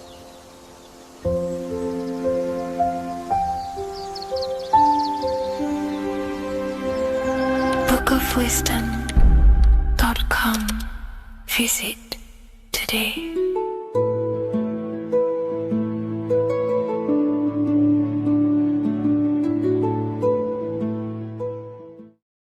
Religions were made to hide the truth about yourself, God, and the universe. You see, religion teaches there is a God separate from you. He created the universe separate from himself. They did this to truly disconnect you from consciousness, from God, and from yourself. Now let me explain. It's going to be very difficult to understand this from a left hemisphere dominated perception. The left hemisphere sees everything individual. The right hemisphere sees the whole. For example, if you're walking through a woods, the left hemisphere sees individual trees, leaves, twigs, and branches. The right hemisphere sees the interconnectedness of the whole woods. We've been trained our whole life to be trapped in the left hemisphere, to think logically, scientifically, with evidence. This way of thinking traps you in illusion, division, and separateness from everything. Plus, in science, they teach you the universe exists outside of you. You exist in a universe, and the universe exists whether you exist or not. This is completely false. You are the universe experiencing itself. There is only one person in the universe. There is only one awareness in the universe, and that is God. That is your consciousness. Not your name, your job, your reputation, your thoughts, your beliefs. That is not God. God is the infinite awareness that you are, the alertness, the essence of life. You are an individual. You have a dual nature, an inner world, consciousness, and an outer world, this physical body. The inner world is the immortal, consciousness, awareness. This physical reality is for the immortal within us to experience and enjoy. And the immortal consciousness, the immortal self, the individualized expression of the only thing that is truly real, which is God, consciousness, is seeking a way to understand itself through infinite vantage points. The same consciousness inside of you, inside of the dog, the squirrel, the plants, the stars, the same awareness is in absolutely everything. Only the right hemisphere can see this connection. The universe is one mind separated into the infinite bodies and life forms. This is why scientists tell you that the universe is forever expanding. It's truth in plain sight. Because the universe is the mind, and the mind is always seeking more vantage points to understand itself. And the mind is always expanding into new realms of thought. The mind cannot be filled up. It does not exist in space. However, human awareness, human consciousness is very sacred. And the reason why I say that is because humans possess a two-way consciousness, unlike a dog, an animal, or a squirrel, for example. The dog looks in the mirror. It is not aware of itself. It doesn't look in the mirror and see that it needs to improve something. However, humans, we can look in the mirror and say, who am I? Where do I come from? And I need to change this aspect of me. I'm lacking in this area. Dogs do not have this awareness. They function only on their immediate surroundings, on survival and instinct. Human awareness is special because we have the ability to reflect on the self. We can question our consciousness. We can question, who am I? Where do I come from? And where am I going after this? The human mind has no limitation. We can surpass our animal nature and rise to a godly nature. This is the whole purpose of reaching Christ consciousness, which is just an ideal consciousness where we have control over self and we know who we truly are. Humans have been given the tools to awaken. Our five senses are locked only to perceive the physical world.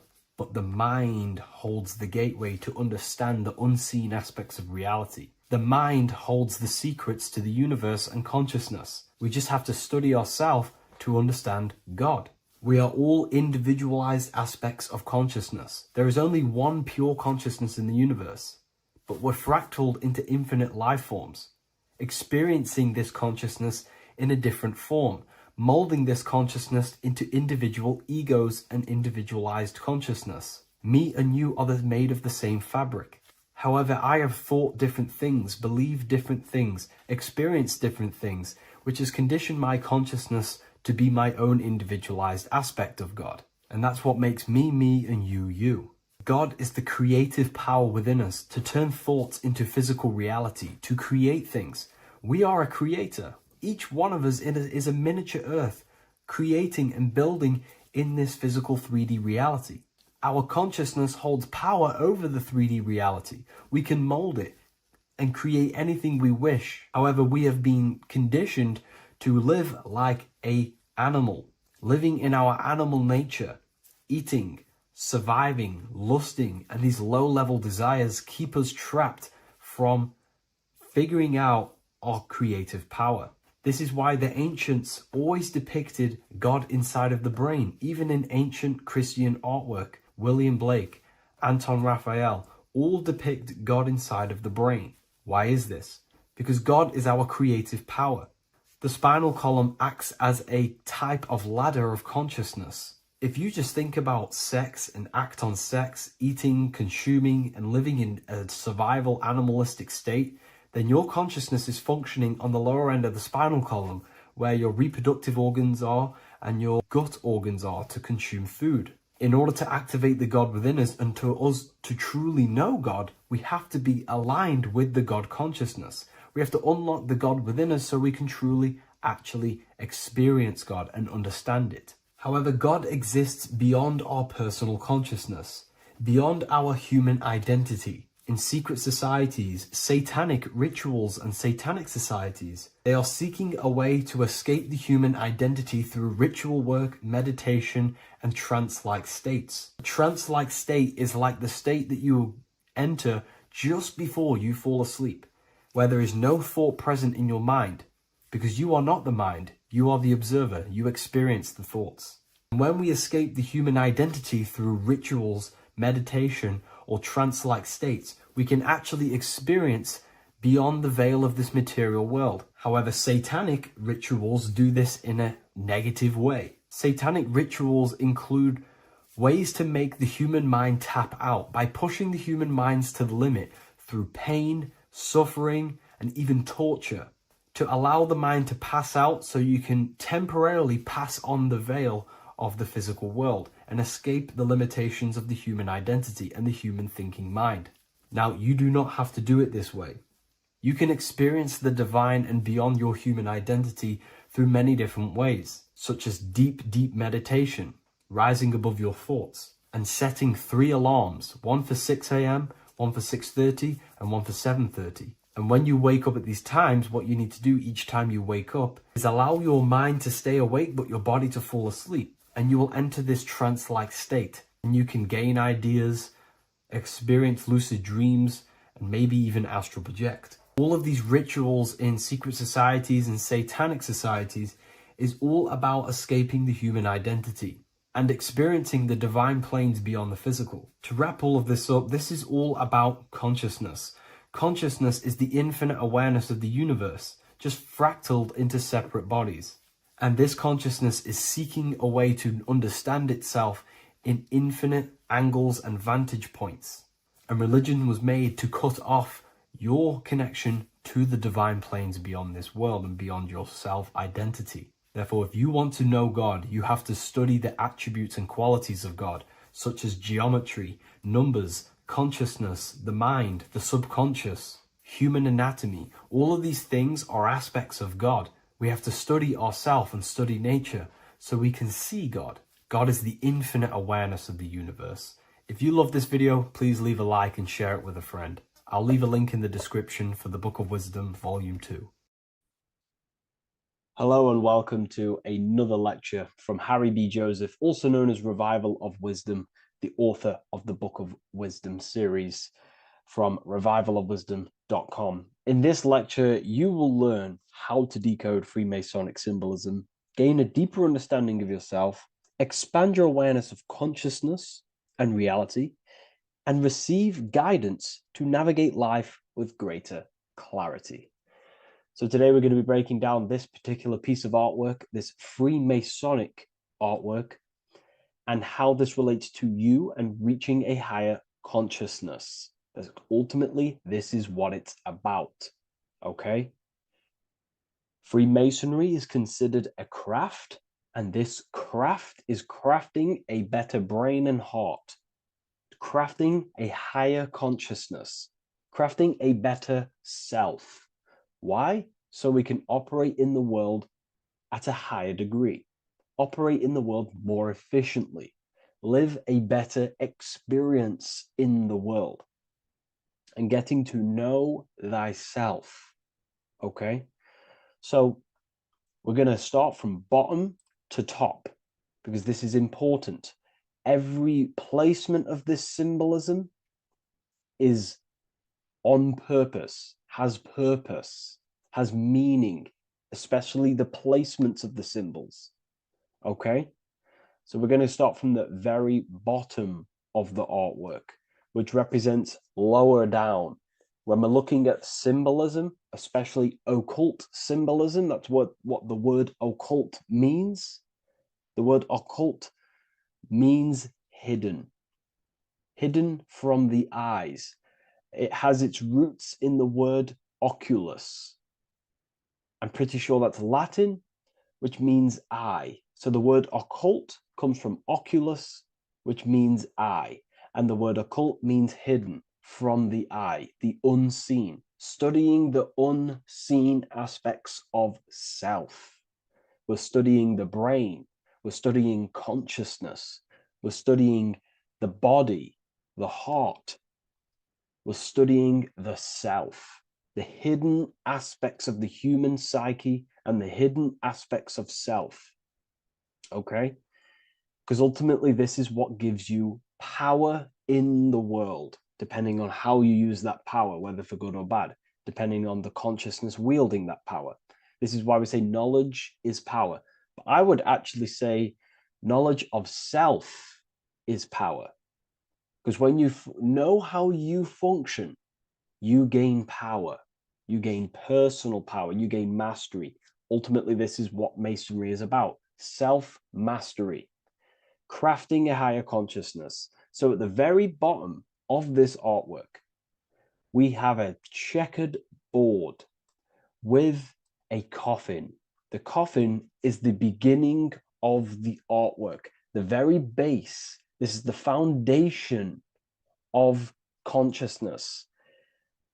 The coffin symbolizes unconsciousness, the state that myself was in, maybe yourself, before we woke up and before we came conscious of our spirit, before we came conscious of ourselves.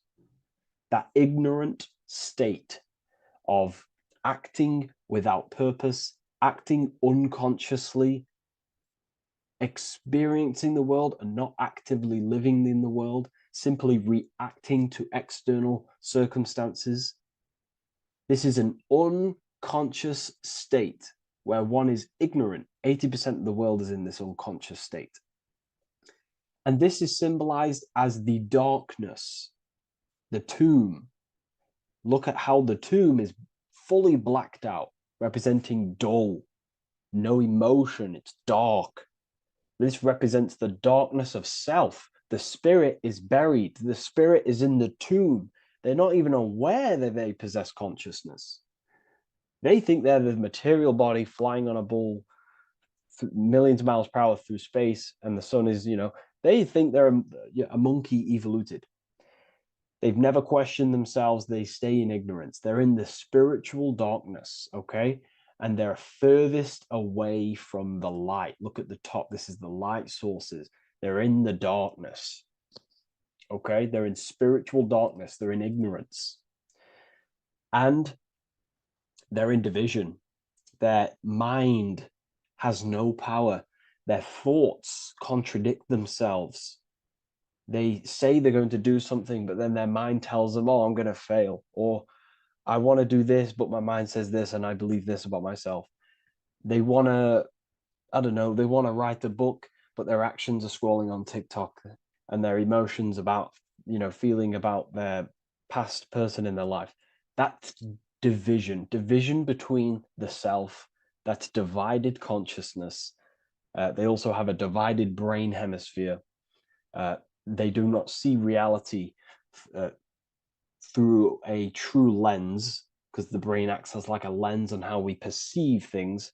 And if the brain hemispheres are not aligned, then we cannot see reality the way it actually is and truly presents itself, neutral. If we're left hemisphere dominated, we see everything as divided. Nothing's interconnected, nothing's a whole. But if they're, right hemisphere dominated, they see everything as a whole. We need to look in the middle of that, okay? So we'll go into that a bit later. But Ultimately, they're in a divided state of consciousness. They're in ignorance.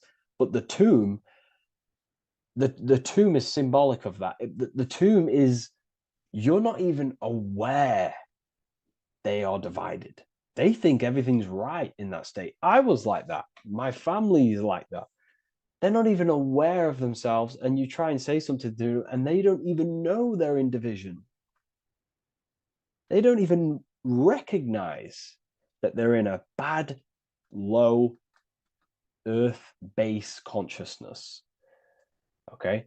So when we get out of the tomb, which is representing by a spiritual awakening, we get out of the tomb, we realize, wow, I possess consciousness. I've woken up. You're waking up to the things in the world, and you wake up and start to see the world for what it truly is.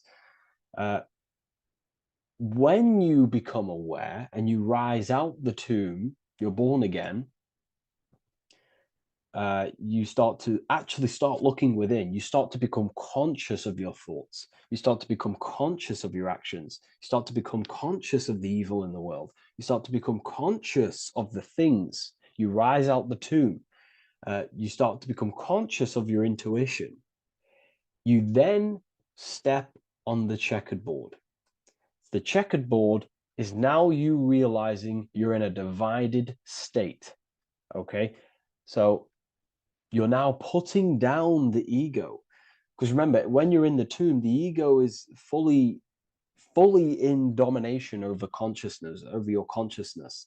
It doesn't allow you to say that you are wrong. It doesn't allow you to think that there's evil in the world. It doesn't allow you to believe you have a spirit.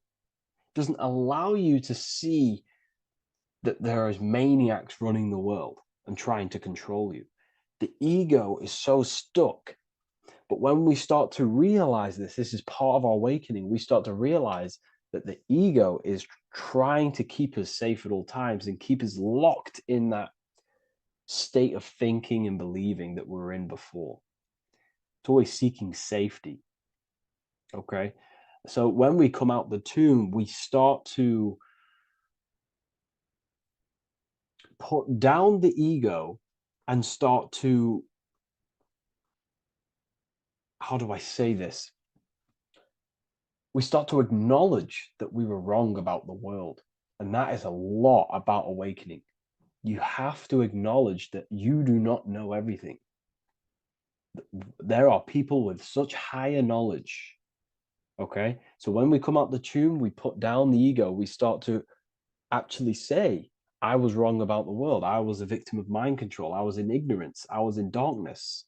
Spiritual, I'm divided. My thoughts, emotions, and actions are not aligned.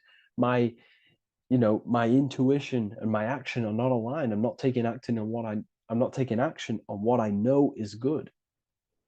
I'm taking actions against what I know is good. That's a sin. That's a sin against the spirit. Okay? So when you acknowledge this, you acknowledge you're in division, you then take the first 3 steps, which is the Freemasonic Blue Lodge degrees. These 3 steps. Okay? Ultimately, this checkered board represents illusions as well. You're in an illusion. Okay, this is why we see it heavily used in the music industry.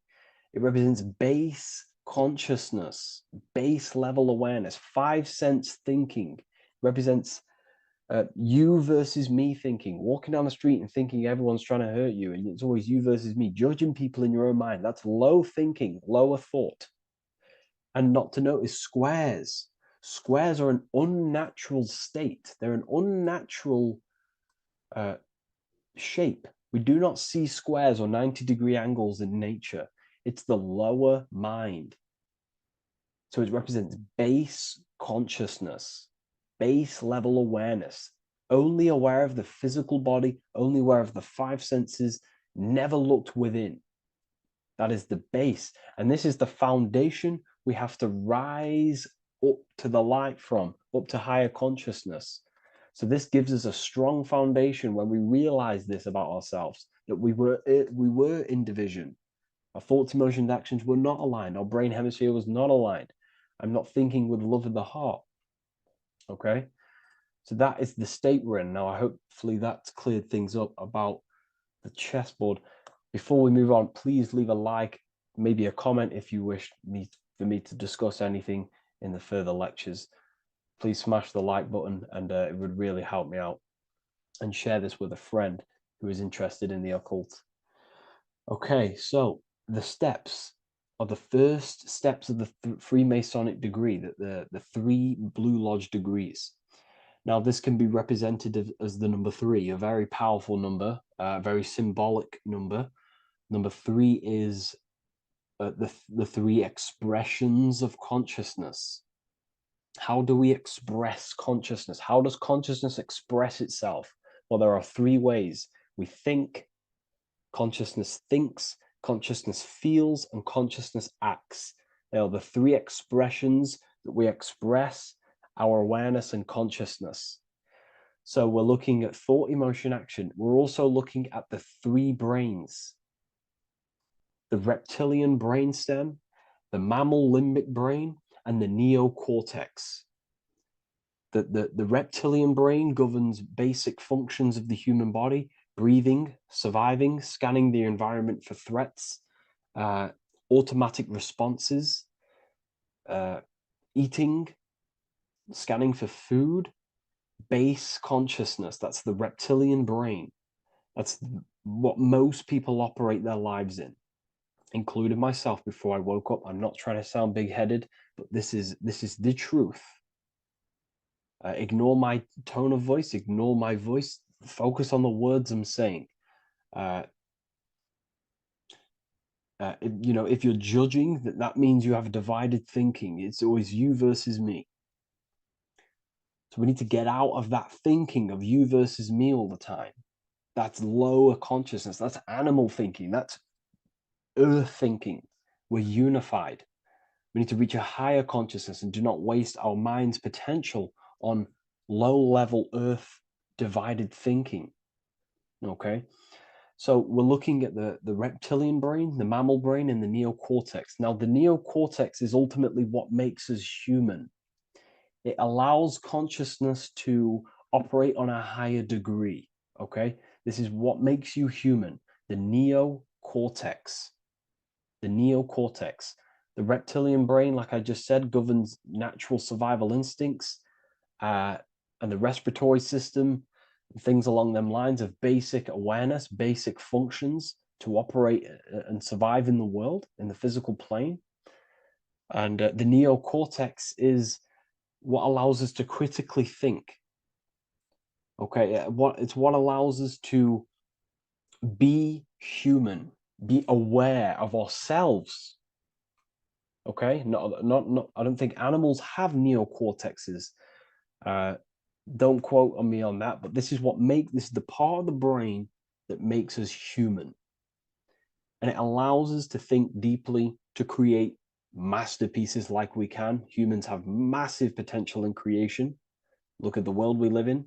This is because of the neocortex. It allows us to critically think and self-reflect. Now, when we start to operate from higher thought, we start to think with higher thoughts, the higher parts of the mental dimension, we ultimately start using this brain more. We start functioning from the higher brain. Now, this is why Neo from the Matrix is called Neo, because he uses he was in the reptilian brain. If you watch the film The Matrix, if you notice, he gets plugged out of the Matrix and he's plugged in on the back of his neck into the brainstem. And when he's plugged out, his name's Neo, which is neocortex, using the higher brain. It's what awakens the self. It allows consciousness to function on a higher degree compared to animals. Okay? So we're looking at thought, emotion, action. We're becoming conscious of thought, emotion, action. Becoming conscious, what am I thinking, what am I feeling, and what am I acting in the world? And what can I do to master these, to operate more efficiently in the world? How can I use these towards higher consciousness and use these actions, these thoughts, emotions, actions to reach a higher state of awareness of self? So when you go through the first 3 degrees, you enter the doorway. Now, this is symbolic of a doorway. Now, looking at this with a right hemisphere dominated view, you would see a doorway, right? The right hemisphere sees this as a holistic doorway, right? You see a door, you're gonna, you enter the stairs, you go through the door, right? But the left hemisphere is now going to dissect and analyze each individual little part of this, right? So the right hemisphere sees the trees, the left hemisphere sees the woods.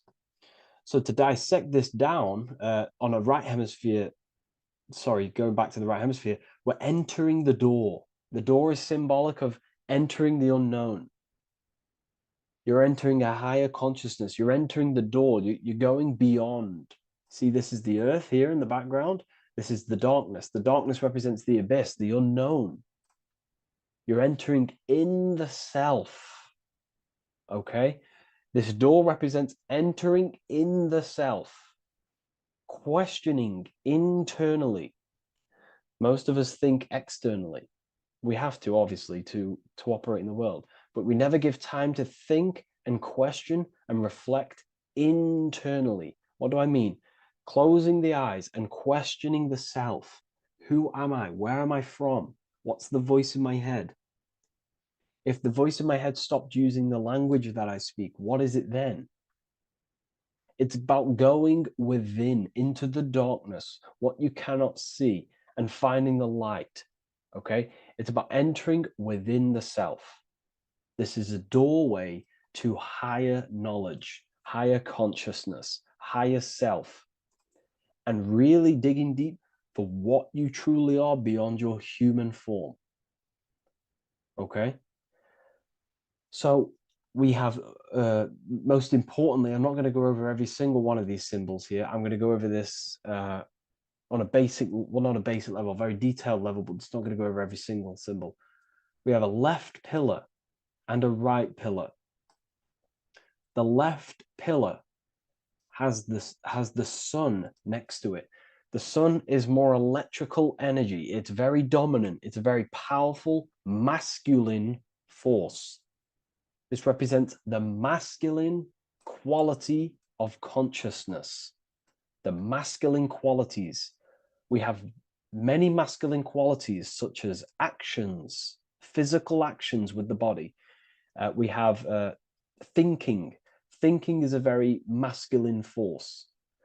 We have the left brain, analyzing brain, the brain that's very logical, that's trying to figure things out. That's the masculine pillar. Okay. So this is the masculine qualities of consciousness. It also represents what we can see, the sun. The sun allows us to see, to visually see in the world. So the sun represents the external world, the world outside the self. When we close our eyes, we have a self, an internal dialogue, an inner voice. We have an inner world, outer world. This represents the world we take physical action in, the material external world outside you. Okay? The world we can see. And then on the right pillar, we have the moon, which is associated with feminine qualities of consciousness. Now, the moon is in the night, what we cannot see. The moon is the nighttime. The darkness symbolizes what we can't see. So it's representing the internal world, the world of the self, the immortal world. Okay? The self in the mind is immortal. When you close your mind, you go in the mind, that self inside you is immortal. In the mind, you are immortal. Outside the mind, you are mortal. You will die. This body will die. Okay? So this is representing the internal world on a holistic understanding. It's also representing the right brain, the feminine brain. It's also representing intuition, emotion. They're linked. Intuition and emotion. They're a feminine force.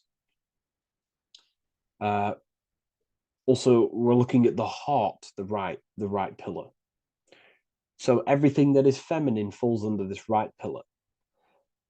Now, don't get confused. I know a lot of people can get confused about what I've just said. So this represents the inner world, the outer world. It also represents everything masculine and feminine. So thought is, although it's an internal quality, it would fall under the left pillar, because thought is a masculine force. It's a penetrating force. So try not to get misunderstood with that. On a holistic scale, it's also represented inner world, outer world, and how they are reflections of each other. Now, these pillars, they're the same height, they're the same structure, but just different in sun and moon, which represents their reflections of each other. Their reflections, the inner world reflects in my outer world. My external world, what I see outside of me, is a reflection of my thoughts and my internal world. So the inner reflects the outer. The inner reflects the outer. As within, so without. So we're also looking at the right and left brain. I've already gone over that. So what we need to do is build the bridge between the two to reach higher awareness of self. Because ultimately, remember, we're still divided. We came from the checkerboard, we entered up here, we've just entered within the self, started questioning the self. We're still divided. We need to build the bridge. And this is what they're crafting in Freemasonry. The bridge, the arc, the agreement, the great work. This is the crafting of aligning the left and right brain. We're also aligning intuition, feminine, with the actions. Because ultimately, the higher self is always guiding us. That's our true spirit guide. Our true spirit guide is our higher self. And the higher self ultimately exists in a higher dimension. This is going to sound crazy to some people, okay? But who you are is not your human body. And your higher self does not communicate through the language of the human material world. It doesn't communicate through English, doesn't communicate through thoughts. It communicates through intuition and communicates through dreams and symbolism. So it's all associated with the right pillar. This is the things we can't see. The higher self is always guiding us to awakening and to our purpose on the earth. Okay, so this left pillar also can symbolize what we're born into the world with, our circumstances, our external world. What are we born into? You know, our family, our current financial situation, where you're located in the world. So it's also symbolizing this. It's also symbolizing the qualities you bring here, the natural abilities you have when you're born, and what we need to do with our environment to ultimately reach a higher consciousness and reach our and transmute our environment we're born into to realize who we were and why we came here. Okay, so we need to build the bridge between intuition and action, and always take action on what we know and feeling is right at all times. That's unity consciousness. And when we do this, we gain the light. We gain more light, symbolic of more information of the self. Because the higher self is always guiding. It's always watching over. And it's always trying to give us knowledge of awakening, of why we came here. And when we take action on what we know and feel is right at all times, it's like a domino effect and a stepping stone that pushes you closer and closer towards your life purpose. Okay. We're also aligning the right and left brain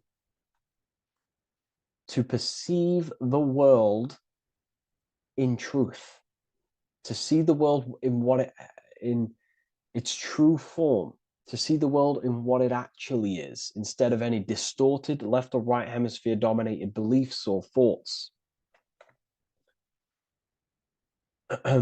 We ultimately do that by acknowledging that, yes, you have a self, you have the left brain is more ego, this like divided thinking, everything's separate, and the right hemisphere is more holistic. So we need to see the world in the middle of this, in the middle, acknowledging the self and acknowledging the collective consciousness, and how my thoughts, emotions, actions contributing towards myself and the collective. We always need to keep the collective in mind. Why? Because we are experiencing this world together.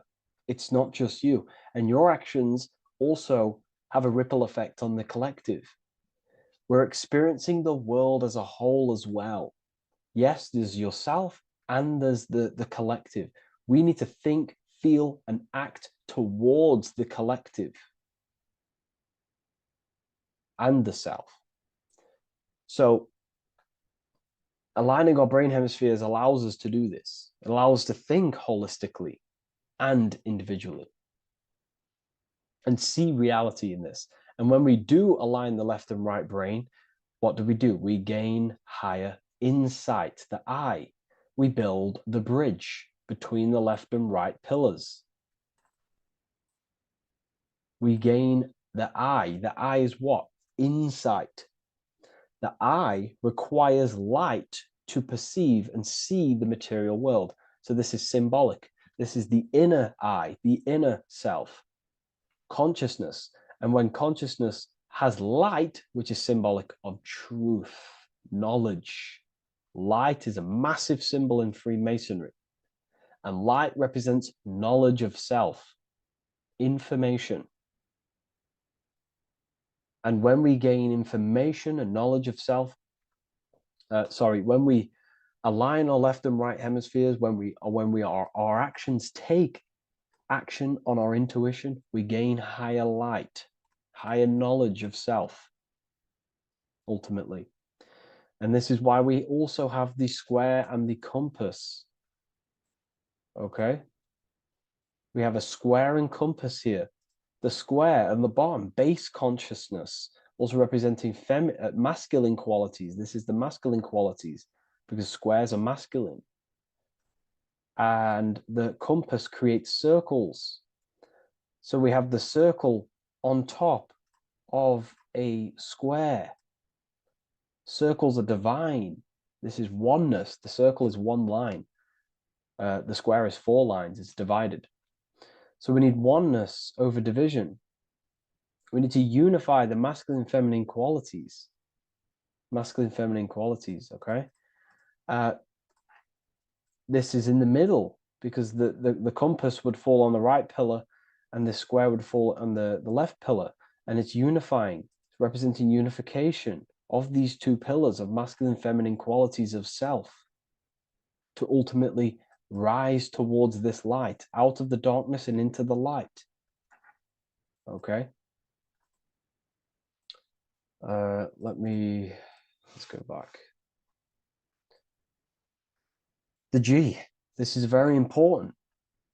This is one of the most important teachings I could possibly give you about the G. The G is the generative principle, is what generates things. And the force within you that generates things is care and the heart energy. The heart ultimately expresses our actions. We think, if we care, we act.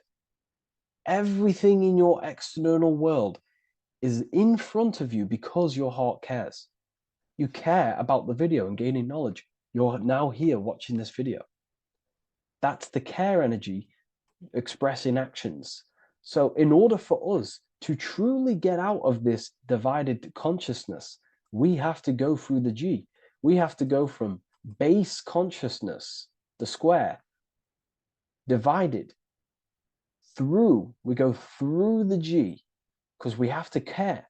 And if we care, we'll reach the higher mind and gain higher self-knowledge and master the self. You cannot do this if you do not care. And if you do care, you will take action towards it. If you're watching this and you don't actually truly deeply care, you won't take the action, you'll just gain the knowledge, which is ultimately useless. You have to take action on this knowledge. And if you do not, there's no point watching the video. It's difficult. It's difficult. It's not easy. And things, you know, throw us off our path sometimes. I understand. You know, I'm not saying I'm perfect, but we ultimately have to give care towards reaching higher knowledge. Seek and you shall find. If you have the care about reaching higher knowledge of self, you will seek it and you will take actions towards it. Okay. We see this everywhere, and I mean everywhere. The Temple of Solomon has the two pillars, Jachin and Boaz pillars, feminine and masculine qualities. Sol, O, Mon. Sol is sun, Mon is moon. It's building the temple, which is, the temple is the inner self, ultimately. It's symbolic. The temple's not a real place. The temple of self, building the Temple of Solomon and reconstructing the Temple of Solomon, is about reconstructing the self through masculine and feminine qualities. We see it everywhere. And this is very symbolic, you know, like very symbolic. We have the two pillars, we have building the bridge, and we have a stairway that goes to what you can't see, because it's going to the unknown. You have to have faith. Okay? What I'm about to say is very important. You don't know what higher consciousness is, okay, until you get a little bit higher. This is hard to explain, but I didn't know what everyone talks about, what higher consciousness is. I can't give you my higher consciousness. It doesn't work like that. You have to enter in and go within and have faith, going into the unknown, because you're ultimately going into something you do not understand. Higher consciousness, I cannot give it you. You have to enter the door and take action and think, feel, and act towards it, and you will go to the place, and then you will understand what higher consciousness is. Ultimately, what higher consciousness is higher knowledge and understanding of self, what you actually are. Okay, that is what's being symbolized here. It's again in the Masonic art. We have the darkness. We have to have faith to leap into the darkness, into the unknown. We see this everywhere. Like, you know, you'll see, when I say this everywhere, and I mean everywhere, you'll see this. Every doorway has this symbolism in the ancient world, because ultimately this is what it's about, people. The door represents going within, into a new light, a new room, a new level of understanding of self. Okay. Here we have Astro World. Now this is obviously a darker aspect of this, but again, we have the two pillars. See you on the other side. That's the doorway. The other side. And I'm not going to break down, you know, this ritual, but you can guess what I'm on about here. That's for the university, of course. I can't break that down on YouTube. It's way too deep. But there's knowledge out there that is so deep you couldn't even comprehend it with the current mind, even for myself. And this is the power of symbolism. The more you learn about yourself, the more these symbols reveal to you. It is a journey of self. And I can't give you these understandings. You have to go within and question and meditate on these symbols yourself, and have thinking exercises of meditating on a symbol and seeing what that what your mind does with the symbol, what it lets you think about that symbol, and you'll unlock deeper meanings. I'm going to go over one more symbol before we end this. This is the hourglass, which represents time. Time, a very overlooked thing in today's world. We do not have unlimited time in this body. You have limited time. You will die. You will die. You have limited time in the external world. This is why it's on the left pillar, located on the left side, the external world. You are limited. The scythe represents you will be harvested. Your body will die. It'll be harvested. You will die, and you need to fulfill your mission here. You came with a purpose. You have to find that purpose by going within the self and questioning and taking action on what you know and feel is right. Unity consciousness, aligning thought, emotion, action. So if you wish to learn deeper insights, gain exclusive lectures, astral projection, self-mastery, I've just started a new section on mind control methods and how people are using this in society and becoming conscious of it. I've now opened 5 spots at a limited special price for Ethereal University. Use the code MIND, all capital letters, MIND, all capital letters at the checkout. And there's only 5 of these codes. Whoever uses them gets them. It's ultimately going to give you 20% off the university for as long as you're subscribed to the university. We go so much deeper in the university. Remember, social media is just the tip of the iceberg. Tip of the iceberg information. There are certain things I can't talk about, but I'll see you inside, and I hope you enjoyed this video. Please leave a like, comment, and a subscribe.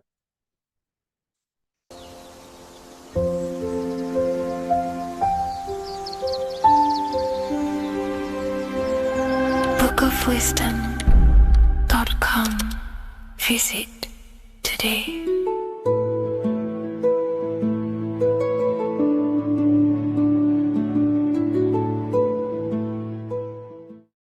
What is good, people? It's Revival of Wisdom. Today we're going to be talking about Saturn. I've done this video in the past. However, this video is going to contain a lot more in-depth explanation of Saturn. So the 33rd degree Mason, Manly P. Hall, said, Saturn is the key to crystallization, physical matter.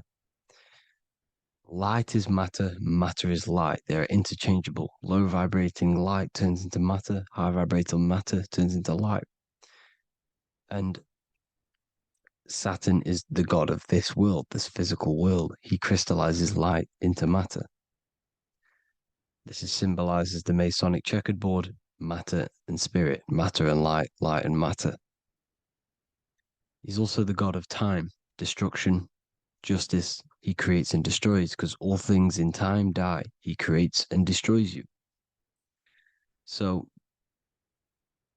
because we live in this physical world, which is the electric world, this is why we say electricity, because it comes from the root word of El, Saturn. They used to call Saturn El, E-L.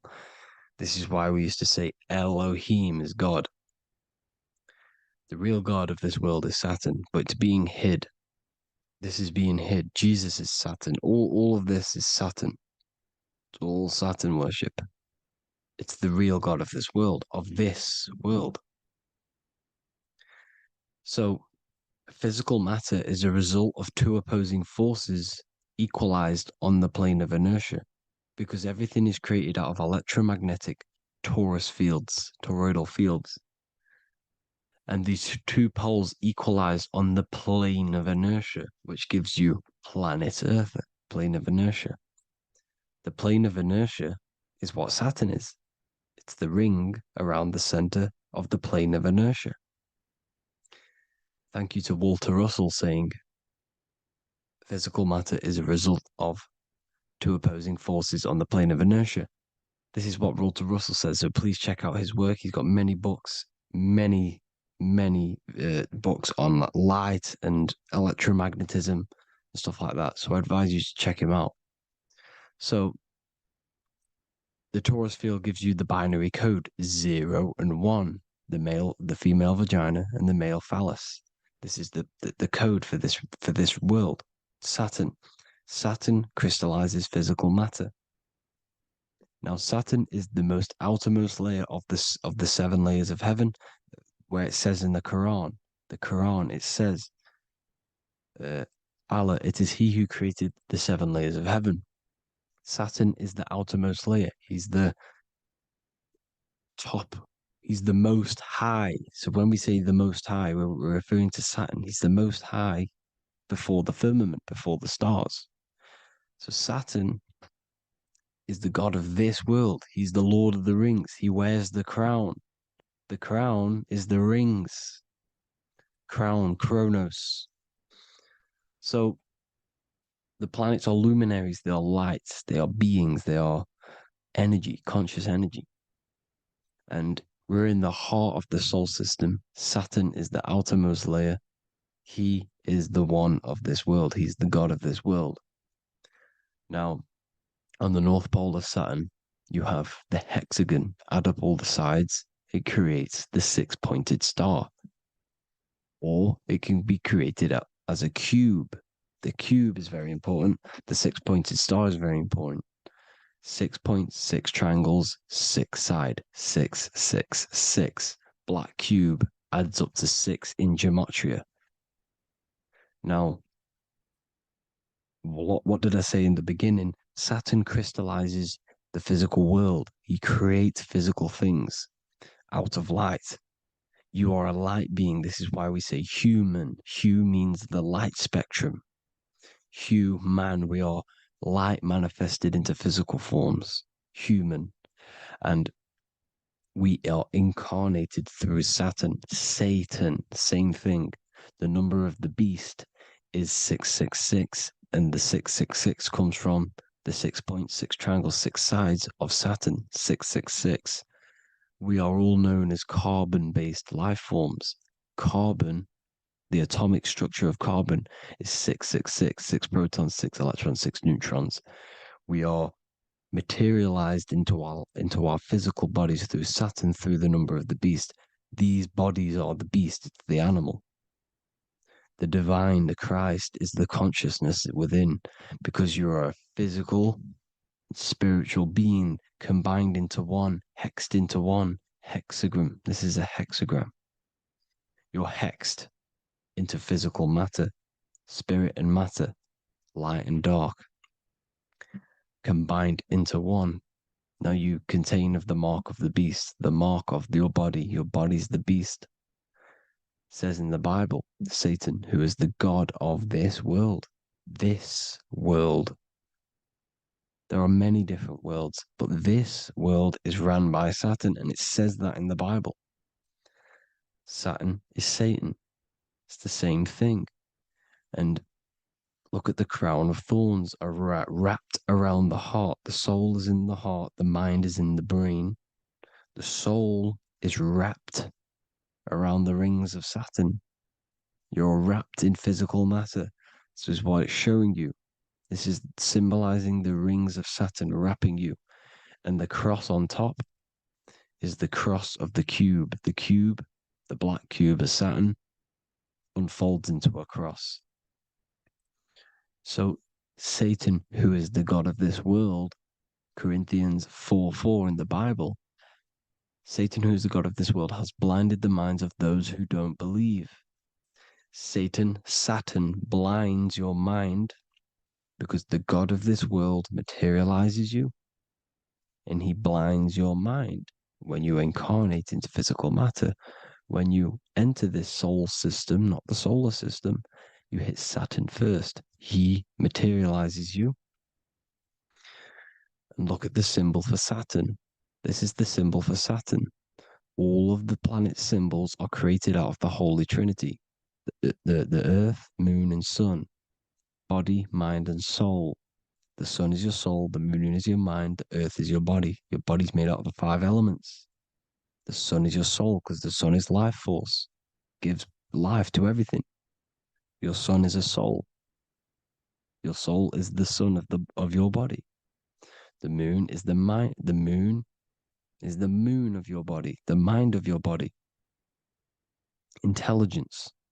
So all of the symbol of the planets are created out of these. The Saturn symbol is created out of the Earth cross, matter, and the moon crescent, moon, mind, matter over mind. This is why Satan, who is the god of this world, has blinded the minds of those who don't believe. He blinds your mind. Look at the symbol, it's showing you. The Saturn symbol is matter over mind when it should be mind over matter. So we descend into a soul system, into our 666 Saturn carbon suit bodies, and we are matter over mind. Then we have to move up the spine to go back up to spirit, to mind over matter, where you manipulate your own reality. Now look at this. It creates the number 5. 5 is the number of change.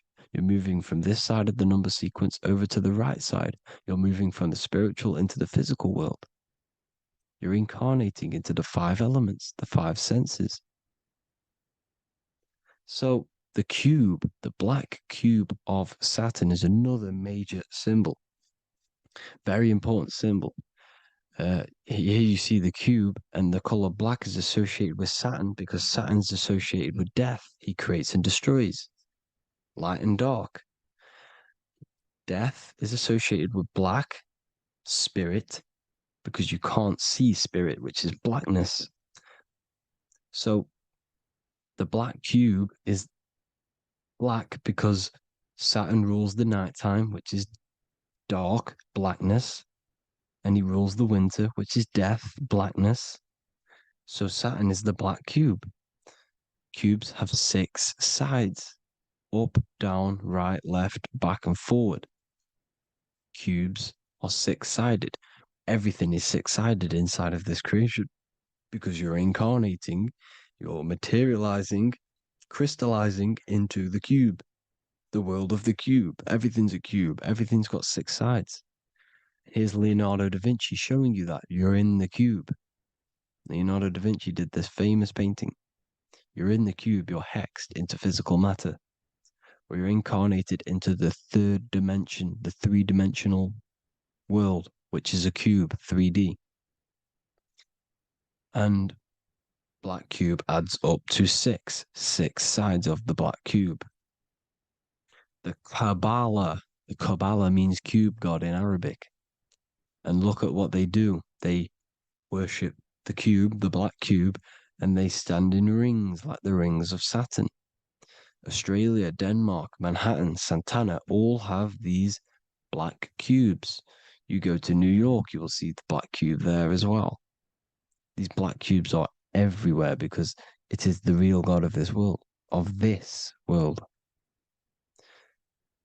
So look at the cross. The cross unfolds into the cube. Xbox, Nintendo GameCube, Sega Saturn, anything to do with a simulated gaming reality, they put Saturn in it because we're in the simulation of Saturn. This is a simulation.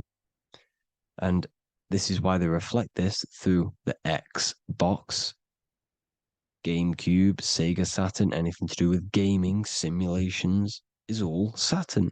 Because we're in the cube of Saturn, the black cube. We're in the GameCube, the Xbox, the Sega Saturn. As above, so below. So they reflect it through the simulations that they create inside of this simulation. Cubes have 8 points for the 8 points of time and space. 8 is the number of time. Everything's cycling, infinity. So look at the cube. The cube is symbolized as in Judaism. The Judays have the black cube. They wrap themselves in a black band and they cover their eyes into blackness. The black cube, for the black cube of Saturn, they use the star of Saturn and they worship their god on Saturn Day because it's all Saturn worship. And look how the Saturn god is wrapped around with these thorns or leaves, just like Jesus is wrapped around his heart. And Jesus on the cross is us on the cross. We are in the cross. We are in the cube. The cross is the cube.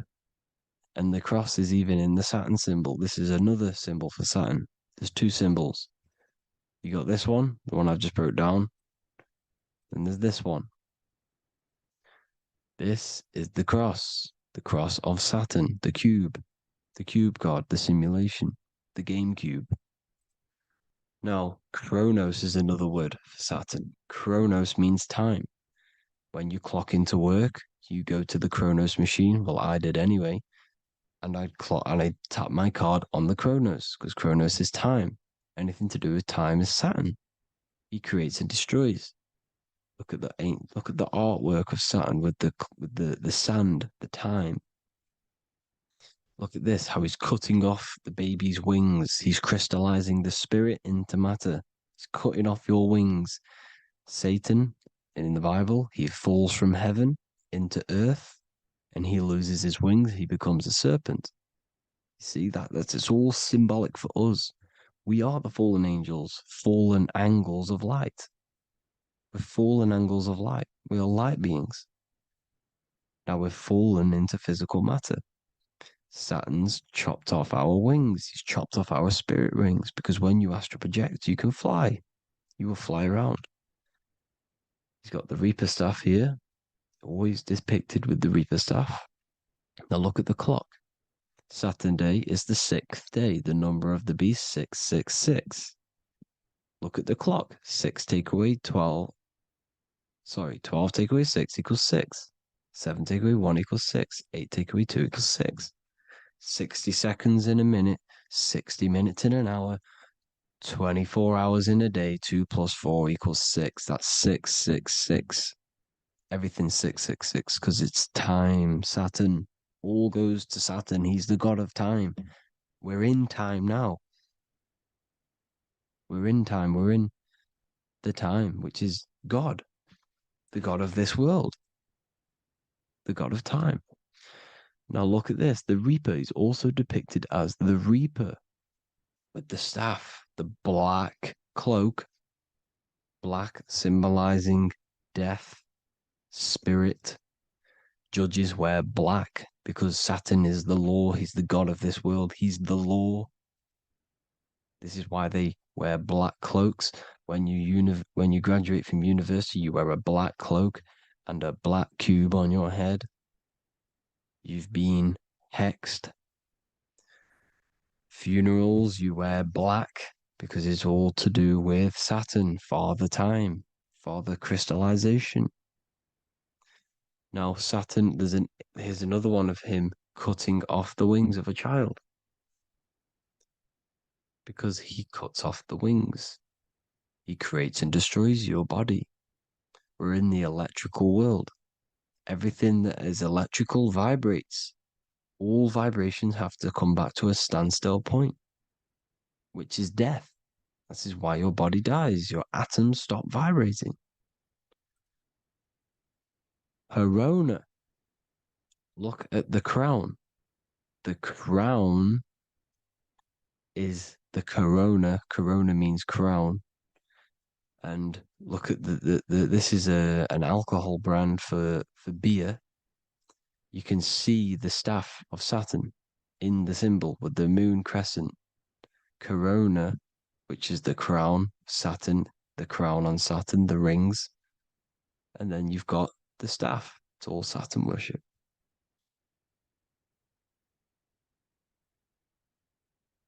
Is the black cubes of 9/11. 2 black cubes. This was a ritual for Saturn. It's all ritualistic. And look at the Star of David, the Star of Saturn. It's not the Star of David. Creates IXXI, the sigil of Saturn. IXXI means 9/11 in Roman numerals. 9/11. It's all a ritual for Saturn, and they have the 2 black cubes of Saturn. Now look, XX, there's more symbolism of Saturn now. We're going deeper. XX is more symbolism for Saturn. The sigil of Saturn is XX, as above, so below. Same with the Star of David. You split it in the middle, as above, so below, as above, so below. XX, this is a Knights Templar Cross of Lorraine. XX, Knights Templar, high order of Masonry. They all worship Saturn. Well, Saturn's the real god of this world. X Eon with the XX. XXL magazines, which is all to do with famous rappers and stuff like that. When you die, you put XX on the eyes because it's Saturn. He's the Reaper.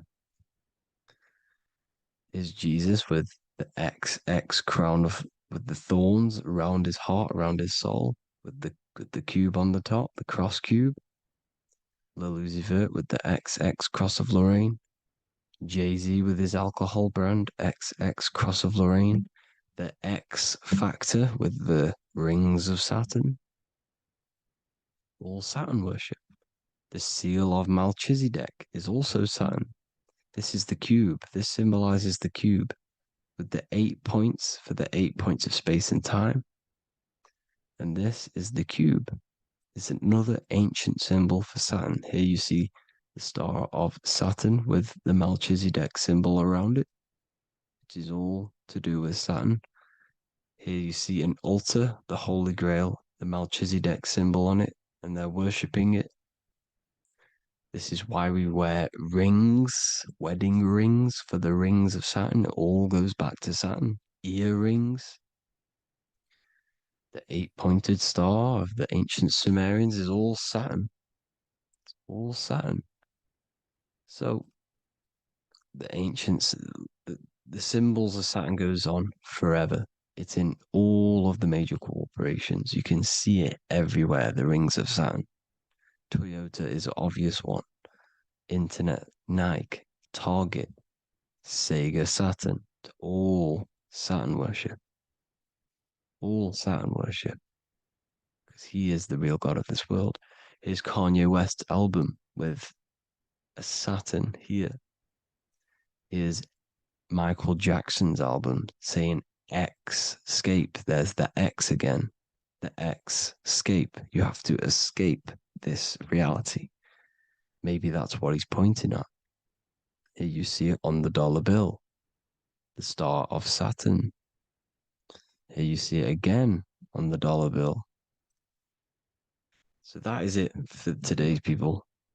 I hope you all gain some insight on Saturn. Please like, comment, and share if you can. Subscribe if you like the channel. Please have an amazing day. God bless.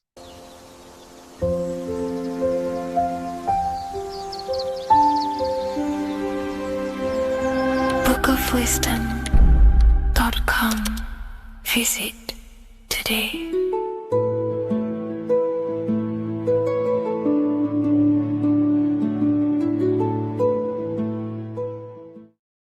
The scariest thing about having your first out-of-body experience and leaving your body is the realization that you have after. You realize everything you've been told about yourself, reality, the earth, what you're doing here on earth is a complete, utter lie. Your self-belief of what reality is and what you are is completely shattered. You now fully understand that you are more than your physical body that you inhabit. My first out-of-body experience happened a few years ago, but before all of that, I remember being a child, going to bed and closing my eyes, and I remember as a child feeling like I was floating above my body and moving. And maybe subconsciously this has led me into knowing intuitively that there is more to reality, and I've gone down this path of esotericism, occultism, consciousness. Maybe that has led me to this, I don't know, but I've always had this subconscious intuition in my mind that there's more to reality than what we've been told. And maybe it came from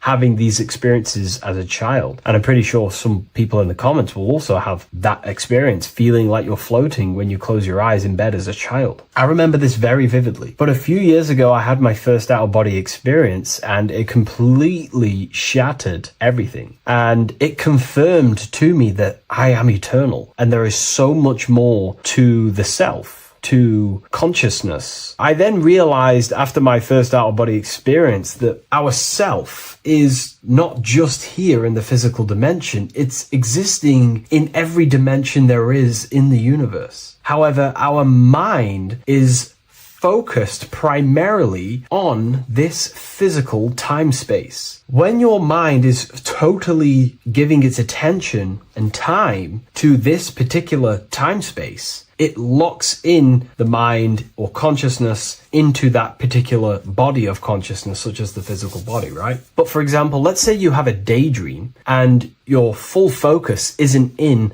the present moment and your environment that you're in physically. Your mind kind of wanders off into a daydream, what we like to call it. That again is shifting time space. Your consciousness is 40% here in the physical plane because your body's there, but then the other 60% is in this daydream, this imagination. So you're shifting time space, and what an out-of-body experience does is allow your mind to reduce that attention to the physical body and access attention to this altered body or dimension of consciousness. So I'm going to give you the story of my first out-of-body experience, because I know when I was researching this, I was always looking for personal stories about someone's out-of-body experience, and there's not many out there, to be honest with you. Well, based off my research, I couldn't find many. You find a few, but I'm going to give you my experience of my first out-of-body experience that happened a few years ago. It was early in the morning. I kept on waking up and falling asleep to my alarms. I went back to sleep after waking up for like the third time in the morning. When I fell back to sleep, that is when I had my out-of-body experience. It's also good to mention that I have been listening before that about podcasts, books about out-of-body experiences, astral projection, and things along them lines. So this was stored in my subconscious, this topic. And I had a desire in my heart to actually experience this for myself. Long story short, I went back to sleep early in the morning because I kept on waking up, and it began with this tingling sensation, a high energy sensation. It was like bursting, intense, high frequency energy. My attention was no longer in the time space of my body, but my attention shifted into this energy body, which I now understand. I didn't understand at the time properly, but I now understand that as my consciousness started to feel like it was being pulled upwards, right now, our time space, our attention is in our body, and you feel all the data of the senses, right? And that's what I'm feeling right now. That's what you're feeling right now. But imagine that was completely stripped. My attention was no longer feeling the sensations of my body because my body kind of just dissolved as I fell back to sleep. So this was a natural out-of-body experience. I didn't force it. I didn't meditate. I didn't do anything. This was just a natural out-of-body experience that I had. And a lot of people get these that I've read about. So my attention started to feel like I was being pulled upwards, and I no longer felt my body, but I felt this intense energy, frequency, sensation all around my body. It felt like this, like it felt like illuminating energy that's moving very, very, very fast. So my conscious awareness was now shifting. I now understand. My whole body faded into this sensation. My whole mind faded into this energy sensation, this tingling free. It was very, very intense. I was not feeling my normal senses anymore, only this energy. This energy was also pulling me up.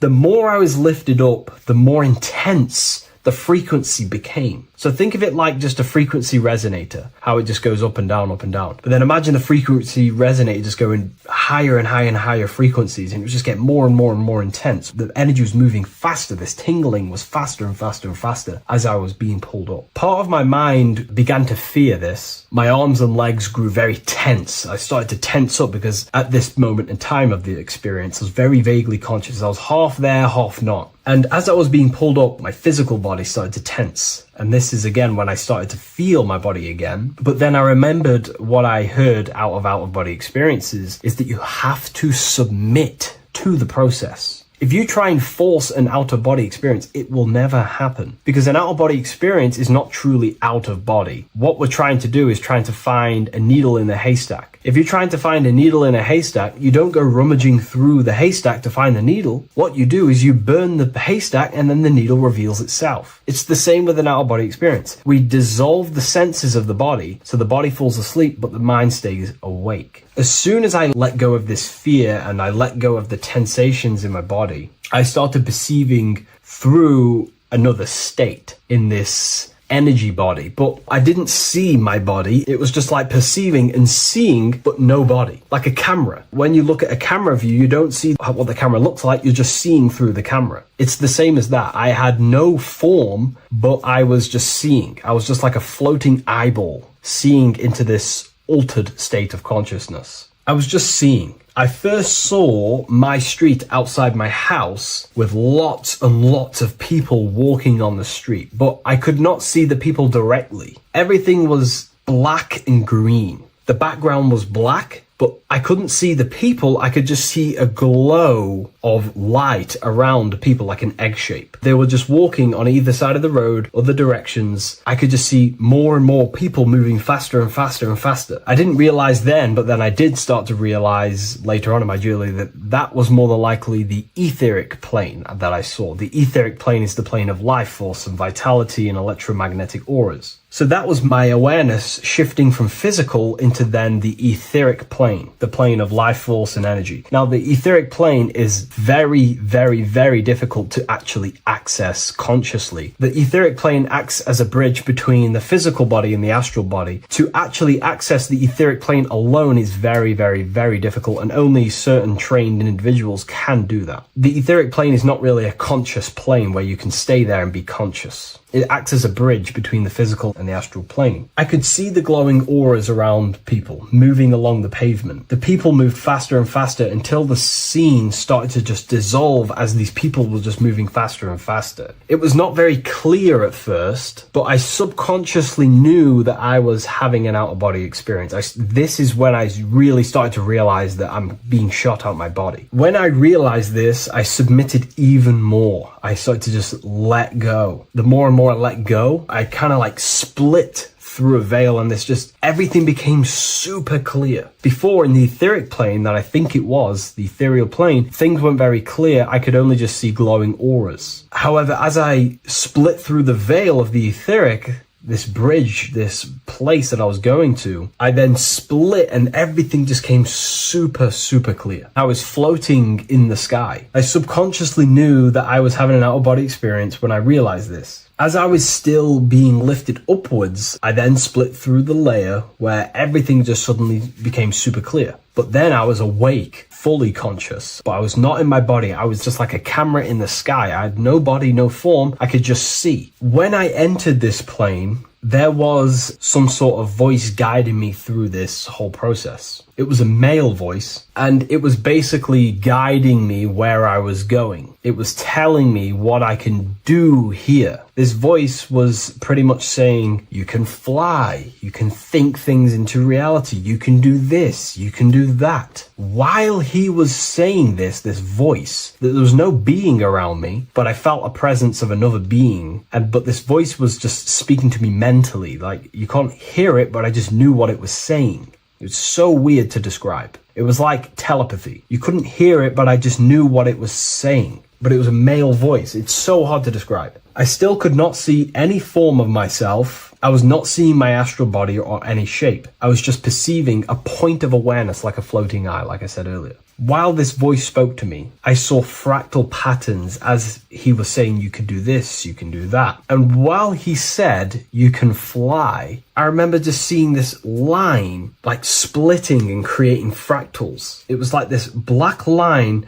that was just splitting off into duality, creating fractals. But then my physical body just went through this line, split, and then split into fractals again. So strange, very difficult to explain because it's four-dimensional. To explain it in physical language, it's very difficult to actually explain what was going on. So as he was saying what you can do, I was seeing these fractals dividing and then creating fractals. When he says you can think things into reality or something along them lines, my awareness just did a full 360 as if I did a backwards flip. I had no conscious control over this. That's something that you later develop as you keep having these out-of-body experiences. Your first out-of-body experience, you probably won't be able to control what's going on, but you will have an out-of-body experience if you seek them. I could see all around as I rotated. I looked all the way down and then back to my original angle and point of awareness.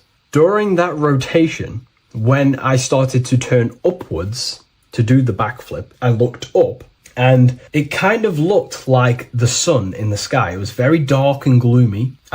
Now I know that was more than likely the lower astral plane because very dark and gloomy. And it was very kind of dense there. I looked up and I could see this. It was like the sun, but it was white, pure white light. And it was shining down over the astral plane. And that was the only light in that place. That's why it was so dark and gloomy there. And I then realized in that particular state at that time, I thought that was God. I don't know what it was. Maybe it was, maybe it wasn't. Maybe it's the light of the higher mental plane shining through into the astral. But I looked up at it and I realized that was God. That was the source. That was the higher dimension beyond the astral plane, which is the mental plane, the higher astral planes and then the mental planes, the planes of thought. Then once I saw that, I was in complete shock. As I rotated backwards even more, I then get the view of seeing down, completely down, like a bird's eye view. And I could see like an old medieval gloomy town. It was dark, almost night, with very little light. The only light present was the light from above. The town was old-fashioned, gloomy, misty. I looked over it from above. Then the experience began to fade. I don't remember anything after that process. But I'll be honest with you, the process of leaving my body for the first time was extremely intense. The frequency, the energy were overwhelming but powerful. Letting go and choosing to have no fear was the key to that experience. Just to give you a little bit more wisdom on what I actually experienced now, what I realized what was happening, I now understand that the voice that I was hearing was not an external being guiding me. It was actually a higher aspect of myself, a part of my own consciousness that is not focused in the time space of the physical world. My physical mind is focused here in this timeline, but once I exited this timeline and focused elsewhere, the higher part of myself guided me towards that experience. This higher version of ourselves that we call the higher self is a higher dimensional being, but we're just unconscious of it. This being exists beyond our ordinary thinking mind. Our self exists everywhere in the universe, and we can unlock higher versions of ourselves as we progress on our journey of awakening and self-realization. Because let's say right now, only 10% of your awareness is actually in the physical plane. Science tells you that 90% of you is actually in your subconscious mind. 10% of your awareness is your conscious mind. So there's 90% of you that your conscious mind is not aware of. But our conscious mind becomes so addicted with the physical world and distracted with the physical world, it just gets totally locked in with the physical. And we never pay attention to the hidden aspects of ourselves, the unconscious aspects of ourselves. And that's why everyone in the esoteric and occult space talks about gnosis, seeking knowledge of self. Gnosis is not knowledge, it's knowledge of self obtained through direct experience. So gnosis is about rediscovering who you truly are. And another bit of wisdom that I could give you from this is that the observer is the same observer that is observing this video right now. You're watching this video, but who is the one seeing the screen? Who is the one seeing the screen of your reality, of what you call life? There is an inner witness consciousness within you who experiences and observes your thoughts, emotions, and actions, experiences and observes the screen you call reality. And that witness also witnesses your dreams. When you shift your awareness from your time space of this body into your dreams, that same witness is witnessing your dreams. So when you meditate, connecting with this witness aspect of our consciousness really does help to excel the process of having an out-of-body experience. Because a lot of people have out-of-body experiences experiences, but they don't understand what's actually going on. They don't understand the nature of it. But it's all mental. You move mentally in that dimension. You create mentally in that dimension. The same that you do in this dimension, but just on a quicker scale, because things manifest in the astral plane instantly as soon as you think of it. Just like the screen in your mind, you think of something, you have a screen of an object in your imagination. That plane, it manifests instantly, but down here, it takes a longer time for things to manifest and condense. Once you understand that thought rules the universe, thought is the creative force of the universe, you start to understand, these different dimensions and these experiences that you have. But really connecting with that witness consciousness, that part of yourself that observes everything, really does help with excelling the process of having an out-of-body experience, or mystical experiences, or lucid dreams. Because connecting with that witness consciousness just makes you more conscious. Even in your physical life, staying conscious. Most people aren't conscious. They think, feel, and act unconsciously throughout their day, and they unknowingly create their reality. Connecting with that witness consciousness allows you to actually stay conscious over your thoughts, emotions, and actions, because they are giving birth to realities. That's pretty much my experience, my first out-of-body experience. What that did for me was make me so much more confident and powerful. Most of my fears just disappeared overnight. The fears of death, the fears of unknown, the fears of that I had of things shattered, disintegrated, because I understood that I am eternal. No one can use death against me to control me, because I know I am eternal. I now take riskier actions because I know I am eternal. I know that I will never truly disappear or die. So it really, really does help you, and it gives you a lot of internal power, because no one can make you scared of anything. You should not fear someone who can hurt you physically. You should fear someone who can corrupt your soul. That is the worst thing, who can corrupt your internal world, because that is what truly matters. So I hope this helps you understand out-of-body experiences. Hopefully this can help you move along in your journey. It's good to hear other stories, because this is exactly what I was seeking when I was researching this stuff. Maybe in the future I can share some more stories about my out-of-body experiences now I'm a bit more advanced. But yeah, please leave a like, comment, and subscribe on the video, and thank you all for watching.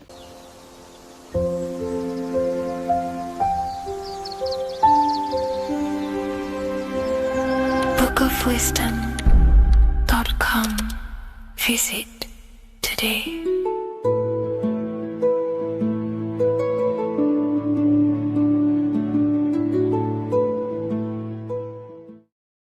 "666 is a code, and this code needs to be broken down to fully understand what 666 truly is. In an esoteric view of 666, it represents a state of consciousness, a way consciousness functions within the individual. Now, if we look at the Bible in Revelations, it says that the mark of the beast, 666, is going to be placed on the right hand or on the forehead of an individual. The forehead symbolizes the mind, while the hand represents action or behavior. The forehead represents a belief or a mindset, a way consciousness functions. Therefore, the mark of the beast is not something external. It is actually a way consciousness functions within the individual. But the code reveals the darkest secret about 666. 666 is 3 sixes. The number 6 in esotericism and occultism represents the cube, because the cube has 6 sides. And the physical dimension, everything has 6 sides. Up, down, back, forward, left, right. Everything is 6-sided in this 3-dimensional world. The body is the cube itself. It is the number 6. And the number 6 is the number before 7. 7 is a divine number. It represents divine perfection, as there are 7 functions and cognitions of the mind, 7 energy centers along the spinal column, 7 major planets for the 7 days of the week, 7 days of creation, 7 visible light spectrums, colors. The number 6, therefore, is often understood as imperfection, as the body is imperfect. The physical form is imperfect compared to our divine spiritual nature. But let's decode the 666 code properly so you can understand this. Now you understand that the number 6 represents the material 3-dimensional world, or the physical body of consciousness. We can then look at the number 3, because there are 3 sixes. The number 3 represents the 3 ways consciousness functions. Consciousness thinks, consciousness feels, consciousness acts. We have a mental body, an emotional body, and a physical body. Most people confuse these things to be all one. They think their mind is their emotions and their mind is their brain, and they interlock all of these. But these are actually three different bodies of consciousness. Consciousness has many vehicles or bodies it expresses itself in. So the three ways that we ultimately create our life, the three ways that shift our reality, and the three full things that we have full control over are our thoughts, emotions, and actions. If you try and control anything else other than these three aspects of life and consciousness, you are then breaking natural law. If you try and control someone else, you are then breaking their will, their natural rights. These are the three things you have full control over: your mind, emotions, and your body. Therefore, the number 3 represents the three ways that you express consciousness in this life or reality. And the number 6 represents the material body. 666 is the mark of the beast. Therefore, the mark of the beast could be a state of consciousness where your thoughts, emotions, and actions are all directed towards the physical, material, three-dimensional world, leaving no room for true spiritual connection with your higher self, no divine connection to the source or God, giving no attention to your true internal nature, to the self inside the mind. All of your thoughts, emotions, and actions are directed only for physical pleasures, for materialism, for status, for egoism, leaving no room for connection with the divine. And this is the mark of the beast. When people's minds become so obsessed with materialism, chasing desires for the material things, they disconnect themselves from their true internal nature. And we can see this today. People are becoming so obsessed with materialism, money, becoming rich, whatever it is, they're gradually losing connection with their internal self. They think that they are the body. They think that they are these 5 senses. But ask yourself, if I remove my thoughts, if I turn off my mind, who am I then? Because who most people think they are is a bunch of beliefs in their subconscious mind. Their name, their job, their reputation, their friends. If you remove the mind and no longer think, who are you then? The observer, the pure awareness, beyond the mind, the body, the emotions. That is your true nature. You are the internal thinker. And when that internal thinker becomes so attached to the external physical body and does everything in its power to think, feel, and act only towards the material things, you become disconnected to your true powers, to your divine nature, to literally God. If you don't want to become the mark of the beast, then have balance. Now, I'm not saying materialism is evil. Chasing material things is wrong. Not saying that at all. We all have a different views. But me personally, I like to have balance. Yes, I love reaching goals. Yes, I love living the best life possible for myself, materially. But I also make room for my internal world. I train my mind to have self-mastery of meditations. I try and lucid dream and astral project as much as I can. And I try and perfect my thought processes and my internal world as much as possible. So I live a truly balanced life between my inner self and my outer self, which is what these two pillars, Jachin and Boaz, represent, the inner and outer world. And the middle pillar in the middle represents the unity of the inner and outer world, living in balance. Or you see a person standing in between them, they represent the middle pillar, or a ladder. This is all symbolic of living in balance between the inner world of consciousness and the outer world of consciousness. Yes, this is Freemasonic artwork. You can learn a lot from their artwork and symbolism, but I hope this brings a bit more clarity about the number 666 and the mark of the beast. Please leave a like, comment, and subscribe to the YouTube channel if you want to see more. And one last thing, the Book of Symbolism has finally been accepted on Amazon, so you can now order this on Amazon in pretty much any country. There is a massive mystery around the Freemasonic G, and in this video we're going to be discussing it. Some people call it geometry, God, gnosis, genesis, generation, but in fact it's all of these things, and all of these things relate back to one concept that links them all. And in this video, you will be discovering this secret force, which pretty much creates everything in your reality, in your life, and has done unconsciously, whether you are aware of it or not. The Freemasonic G is the 7th letter in the English alphabet. This is important because the number 7 has many mysteries inside the esoteric and occult traditions. Some people say the number 7 represents the 7 colors of light, the 7 major planets, or the 7 musical tones, 7 days of creation. The number 7 is a massive mystery. But what we have to understand is that in the context of Masonry, Freemasonry is all about building the self. Every day we wake up, we are either building our prison of our mind or freedom of our mind. Everything inside of esoteric Freemasonry is about building the self and reconstructing our consciousness, our inner dialogue, the inner voice. We're transforming the mind from low awareness to high awareness. This is why Freemasonry uses the allegory of stonemasonry, stones, chipping away at stones. The stone is in fact you, and we are perfecting the stone, which is your very own mind. Because the universe is a mental construct. Life is happening to us inside our minds. We are all the universal mind expressed and clothed in a different body. Therefore, now we understand that everything is about the internal inside of Masonry. This G relates to something inside of you. Hence why you see the G inside of the square and the compass. It's something internal in you. G is the 7th letter of the English alphabet, and the number 7 symbolizes the 7 cognitions of the mind. In esoteric and initiatory traditions, the 7 psychological cognitions of the mind refer to the 7 distinct modes through which human consciousness perceives, interprets, and transforms reality. Different schools use different names, but across Hermetic, occult, Gnostic, and mystical systems, the same underlying pattern emerges. The mind has 7 functional powers, each representing a layer of awareness and a stage of inner development. Number 1 would be perception. The first cognition is the raw reception of sensory and subtle impressions. It is the gateway where the outer world enters the inner world of our minds. Perception involves learning to see without distortion, to notice the symbolic dimension behind ordinary appearances in an occult interpretation of perception. The second one is interpretation. After perception comes the act of making meaning. The mind organizes impressions into patterns, beliefs, and judgments. Esoterically, this cognition determines whether a person interprets life through the ego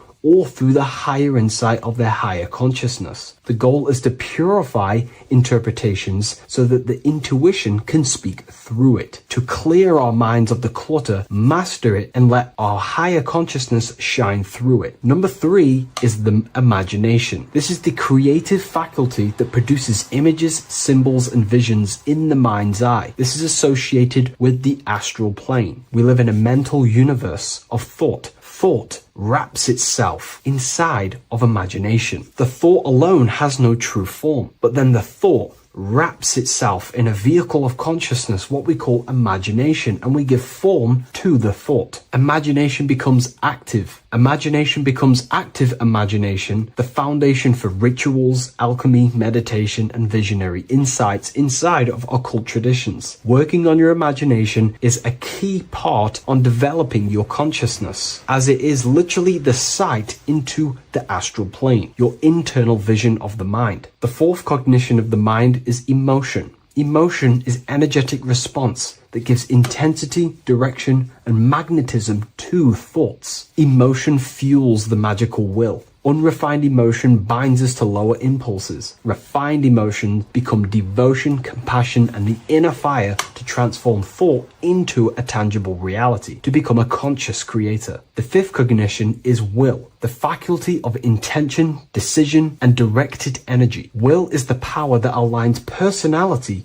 with the higher self. It is the driver of discipline, transformation, and the capacity to act consciously rather than react unconsciously. Most people walk through life as an unconscious zombie, living day to day, running off subconscious programmings, never actually using their conscious mind. We develop our will and try to align our will with the highest will possible so we can align our will with our higher mind, so the higher mind can manifest through us in the material plane. The sixth cognition of the mind is memory, the storehouse of experience, impressions, and archetypes. It shapes identity, determines how one repeats and transcends past patterns. Memory includes includes not only personal memory, but also a deep strata of the subconscious and the collective subconscious field, what we call the Akashic records. Memory is a massive quality that you must work on inside the Masonic system. You are required to remember certain rituals and certain things so that you can regurgitate them to pass on along the degrees. Based off my research, I myself personally am not a Mason. The seventh cognition of the mind is intuition, the highest cognition possible. It's direct knowing. It bypasses the linear reasoning and reveals truth as the inner illumination. Intuition is the voice of the soul. It is the guiding force, guiding our physical vehicle of consciousness through this physical experience, providing revelations, insights, and even sometimes gnosis and higher understandings. They are the 7 principles and cognitions of the mind that we should work on. Sometimes they're symbolized as 7 luminary planets, because lumen is light. The planets are light. Light is consciousness. Consciousness is light. Now moving on to the true understanding of the G, the higher understanding of the G, as I mentioned previously. This is what we call the generative principle, the care principle, the human heart principle, the female aspect of consciousness within yourself. All creation is built upon a care. All action is built upon a care. You only act on what you care about. You care about paying the bills and staying inside your house and looking after your family, for example. Therefore, you take the action to generate the reality and generate money to pay the bills. Them actions are driven by the force of care. If you care about a plant, you take the action to water the plant and it grows. If you care about your partner or relationship,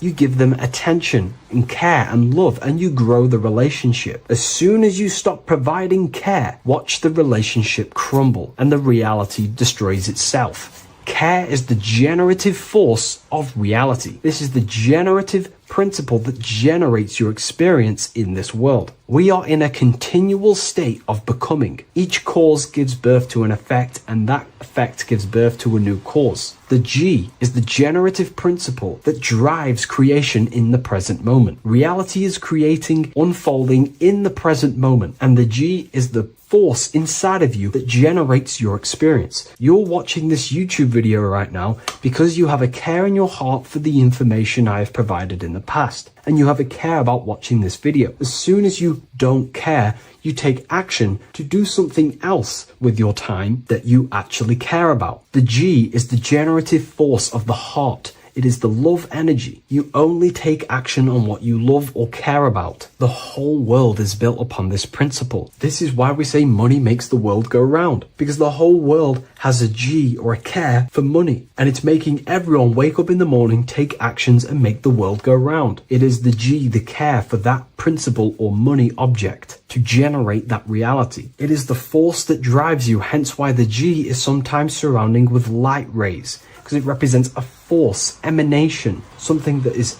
invisible but driving the physical body. The G is the internal force that focuses thought into an action. We can think many thoughts, but the thoughts you don't care about, you don't take action on. But the thought you care about, that you have a G for, intensifies that thought, focuses and directs it into an action to generate that experience and reality. The whole world is built upon this principle. The sun is a perfect example of the generative principle. The sun gives all of its life, light, never asking for anything back, making everything grow and generate on the earth. Everything in your life is built upon this principle, and gaining control over your care gives you control over your actions and your reality and what you generate. Once you see this, it is truly beautiful that the world is actually built upon love. This is why they say love is the force of God. It is. Truly. This is the reason why God begins with a G. It's about Genesis. Genesis means creation. G, generation. Anything that generates and creates is all to do with a care or a love energy. But don't get me wrong, people can love sick and twisted things, and they act upon them sick and twisted things. This is why purification of ourself is important by understanding this principle, as it is a very powerful principle to understand. This is the reason why the word gift begins with a G. You're giving something. I care. I'm going to give you something, a gift. or guidance. This is what guides you into becoming something, what you love. This is why also gnosis begins with a G. Gnosis is not actually knowledge. Gnosis is knowledge attained by direct experience or through direct experience. For example, you're not believing you're watching this video right now. You know you're watching this. No, gnosis, same phonetic sound. It's about knowing. Gnosis is about gaining knowledge of the self. Self-knowledge through direct experience. Instead of believing in God, I seek to know God through direct experience by altered states of consciousness, transcendent meditations, understanding human anatomy, understanding the laws that govern my mind, understanding creation. That is direct gnosis, knowing that God exists instead of believing he exists. By going within the self, questioning the self, and gaining a deeper relationship with the inner observer, you start to gain gnosis, self-knowledge through direct experience. And in order to gain gnosis, you have to care, because gnosis requires action. It requires you to meditate and go within yourself. It requires you to study yourself. It requires you to go within yourself. And in order to do that, you have to care. If you don't care about knowing yourself, you won't take the action to generate the gnosis. If we take a look at this piece of Freemasonic artwork, we can see a whole lot going on here. But if we focus down here with the temple with the letter G on, and when you walk through the temple, there is a pathway leading up a hill towards the light. The light reveals things. If something is in darkness, you can't see it, but the light reveals something. It's symbolizing truth, the light of gnosis, knowingness. And in order to walk this path, you have to go through the temple, which means entering in yourself. This is symbolic of the path. The Masonic path is about the self, reconstructing and learning about the self. In order to walk up that hill, it takes a lot of effort. It's not easy walking up a hill. You're going to be tired. It's not easy. It's horrible. Who likes walking up a hill? I know I don't, but people like hiking and stuff. I understand that, but it's symbolizing this is hard work working on yourself, because the labor of working on your mind is the hardest labor you will ever do. It's called the great work or the Masonic work. And in order to climb that mountain, you go through the G. You have to have the care. If you do not have the care, you will not walk up that mountain. You will not generate the gnosis. You will not get close to the light. You have to have the G to walk that path of self-mastery and working on your mind. This is very, very important. If you want to gain the light, you have to have the G inside of you. You have to have the care to generate a higher consciousness. If you want to earn more money, you have to have the care, or else you will not take the action necessary to generate that reality. This is why we have to master ourselves and write down everything you love. It could be even the bad things. It could be lust. It could be anything you're wasting your care energy on. Try and remove them one by one. Master them and become disciplined. And then you'll have more G energy, care energy to direct towards something else in your life to generate and grow that experience or reality. Again, the word grow, G. It is a growing force. What you place your love and care into grows and expands. What you have a G for is what you spend your time and attention on, your two spiritual currencies. So this is the Masonic G, and I hope you gain a deeper understanding of this. So that is pretty much everything about the Masonic G that you need to know, and hopefully this has helped you. If you wish to learn more and gain guidance through your life and understand yourself on a deeper level, the book I've used today is called The Book of Symbolism. I'll leave a link in the description.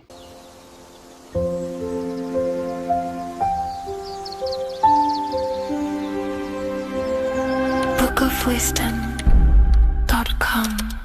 Visit today.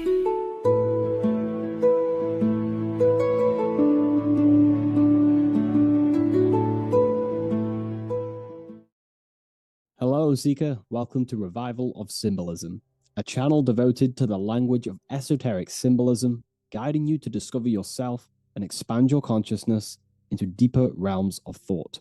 I'm Harry B. Joseph, also known as Revival of Wisdom, and today we're going to be discussing the symbol of the pentagram. The pentagram is a well-known symbol inside the occult, used by pretty much every ancient tradition, Freemasonry, Rosicrucianism, Hermeticism, all the occult schools of thought you will see this symbol. And today we're going to be breaking it down into some great detail. Now, there's a lot that goes into this symbol. It's basically a 5-pointed star.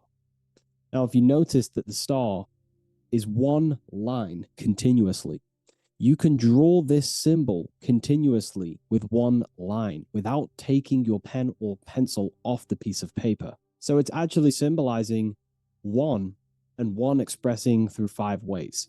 So if we look at this symbol and each one of their points, we're looking at the 5 elements that create life, the universe, or creation itself. So the element of spirit simply represents the divine, the unseen world, the things that we can't really put our hands on, we can't feel, touch, taste, or see, but they hold influence over the material plane. So spirit covers a large category of things such as spiritual forces that drive physical existence.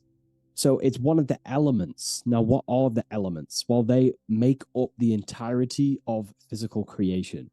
Air, water, earth, fire. These are the 4 tangible that we can see, feel elements that make up physical creation. They create the whole universe.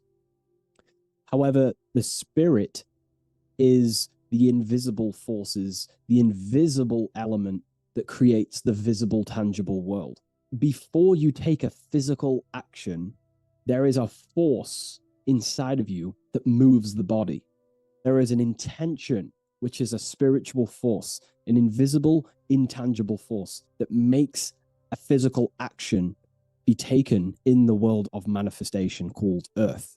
This is the element of the divine. The divine comes down creating the world. Okay?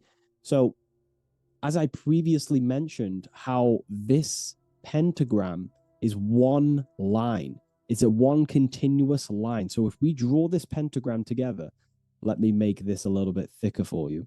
If we draw this pentagram together, it goes from spirit to fire, to air, to water, to earth, back to spirit. So it's one continuous line, and the elements are always in their proper place. These elements always have to be in this specific order. This is the correct order. If you see air down here, then the pentagram is incorrect.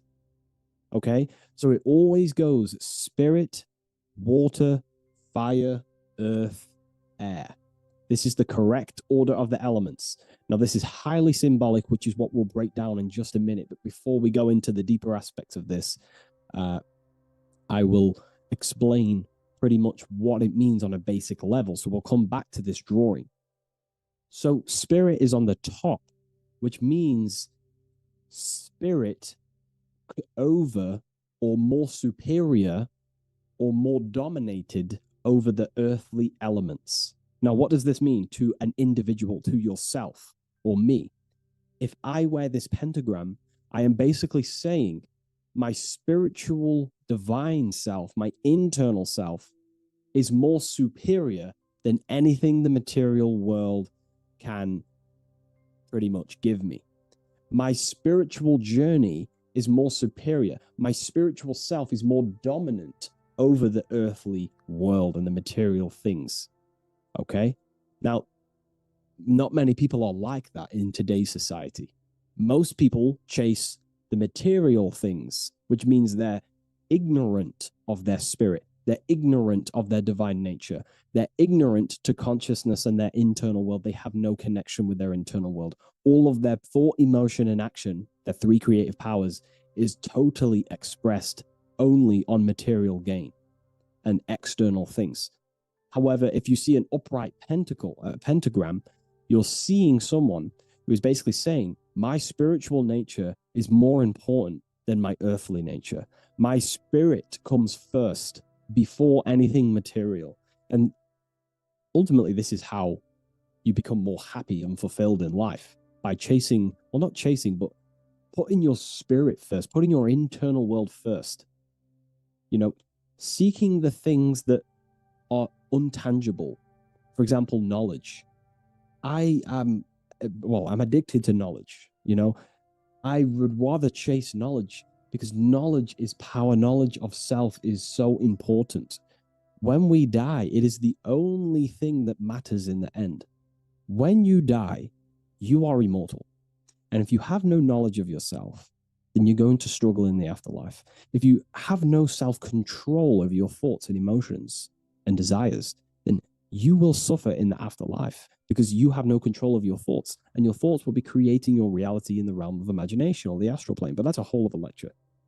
But this symbol is pretty much saying placing the invisible over the visible. So there's many different avenues we can go with this. So this symbol is also used in magic. We could use the symbol for manifestation. It represents controlling the inner world to produce then effect inside of the external world. You see? So we have to put this first in magic spirit. We have to change the internal so we can produce change in the external. Reality is created from the inside out. Okay? So this symbol is heavily associated with magic as well, which is a whole other lecture. In this lecture, I'm going to give you a good detailed explanation, but this symbol is so vast and wide, it would take many breakdowns to go into each meaning of the symbol. So it's representing the divine element of spirit coming down and manifesting the physical plane through that process of this. So as I mentioned earlier that I'd come back to this, what we're looking at is the process of spirit turning into matter. This is the process of how spirit condenses into a material form, how higher energy, higher forms, which are invisible, come down and manifest and crystallize into a physical object or a physical reality. So this pentagram is explaining the process of creation. So it comes from the higher realm, spirit, the source, the emanation. An emanation is a thought or an emotion or a desire, which comes down to fire first. Fire represents the will. This is the willpower. This is the willpower. It's still kind of more of an invisible force, but fire is the closest element that represents spirit. This is why we light candles in magic and rituals, because it's literally opening a doorway to spirit. It's the closest element to spirit. So this is why sometimes in alchemical artworks, they use fire to represent spirit. Because, it's quite difficult to use a symbol for spirit because it's totally invisible. So it goes down to fire first, the will.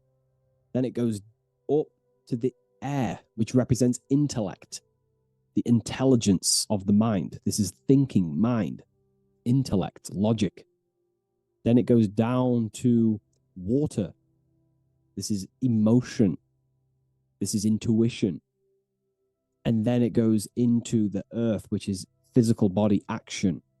Okay? So spirit represents an emanation. So an emanation is something descending out of the void, out of the nothingness. And the first thing that descends is will, then intellect, then emotion, then a physical action. Then everything returns back to spirit from earth. So it's showing you how spirit manifests into matter. It's also showing you the macrocosm, how the world is created. So ultimately, it's a symbol of the microcosm also. It's a symbol of you. If you put your body outwards, you would see your body in this 5-pointed star shape. So it's a symbol of the microcosm, because you yourself are a microcosm. You contain all of the elements: spirit, fire, earth, water, and air. You breathe air, you drink water, fire in your nervous system, which is electricity, and earth is your physical body.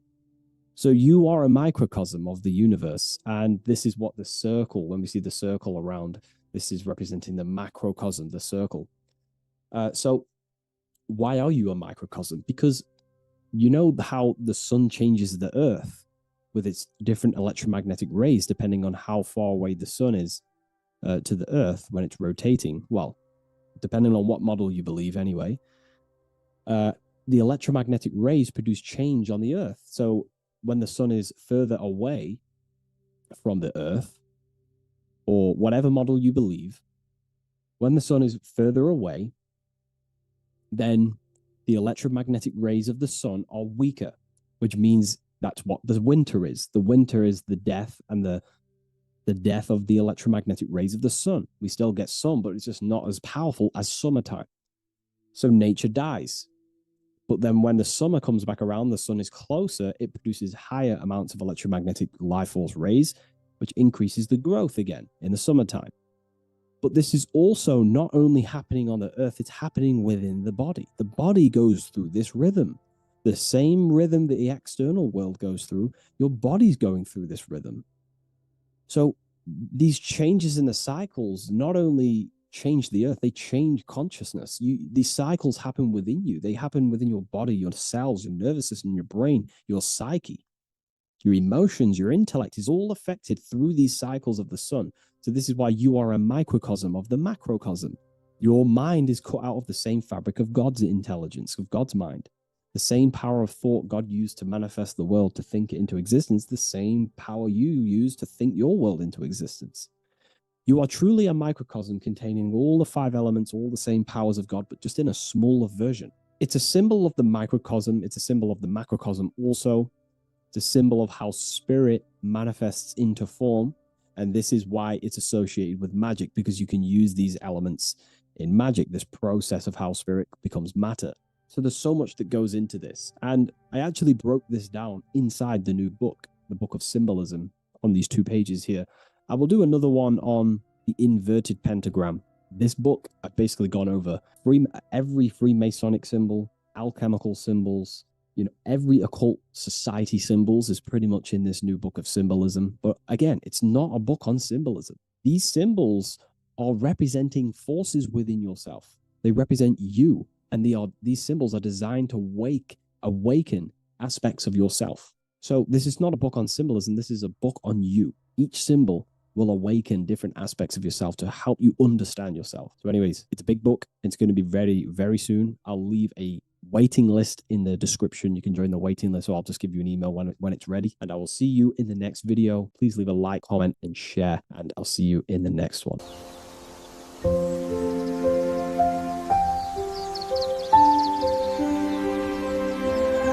bookofwisdom.com. Visit today.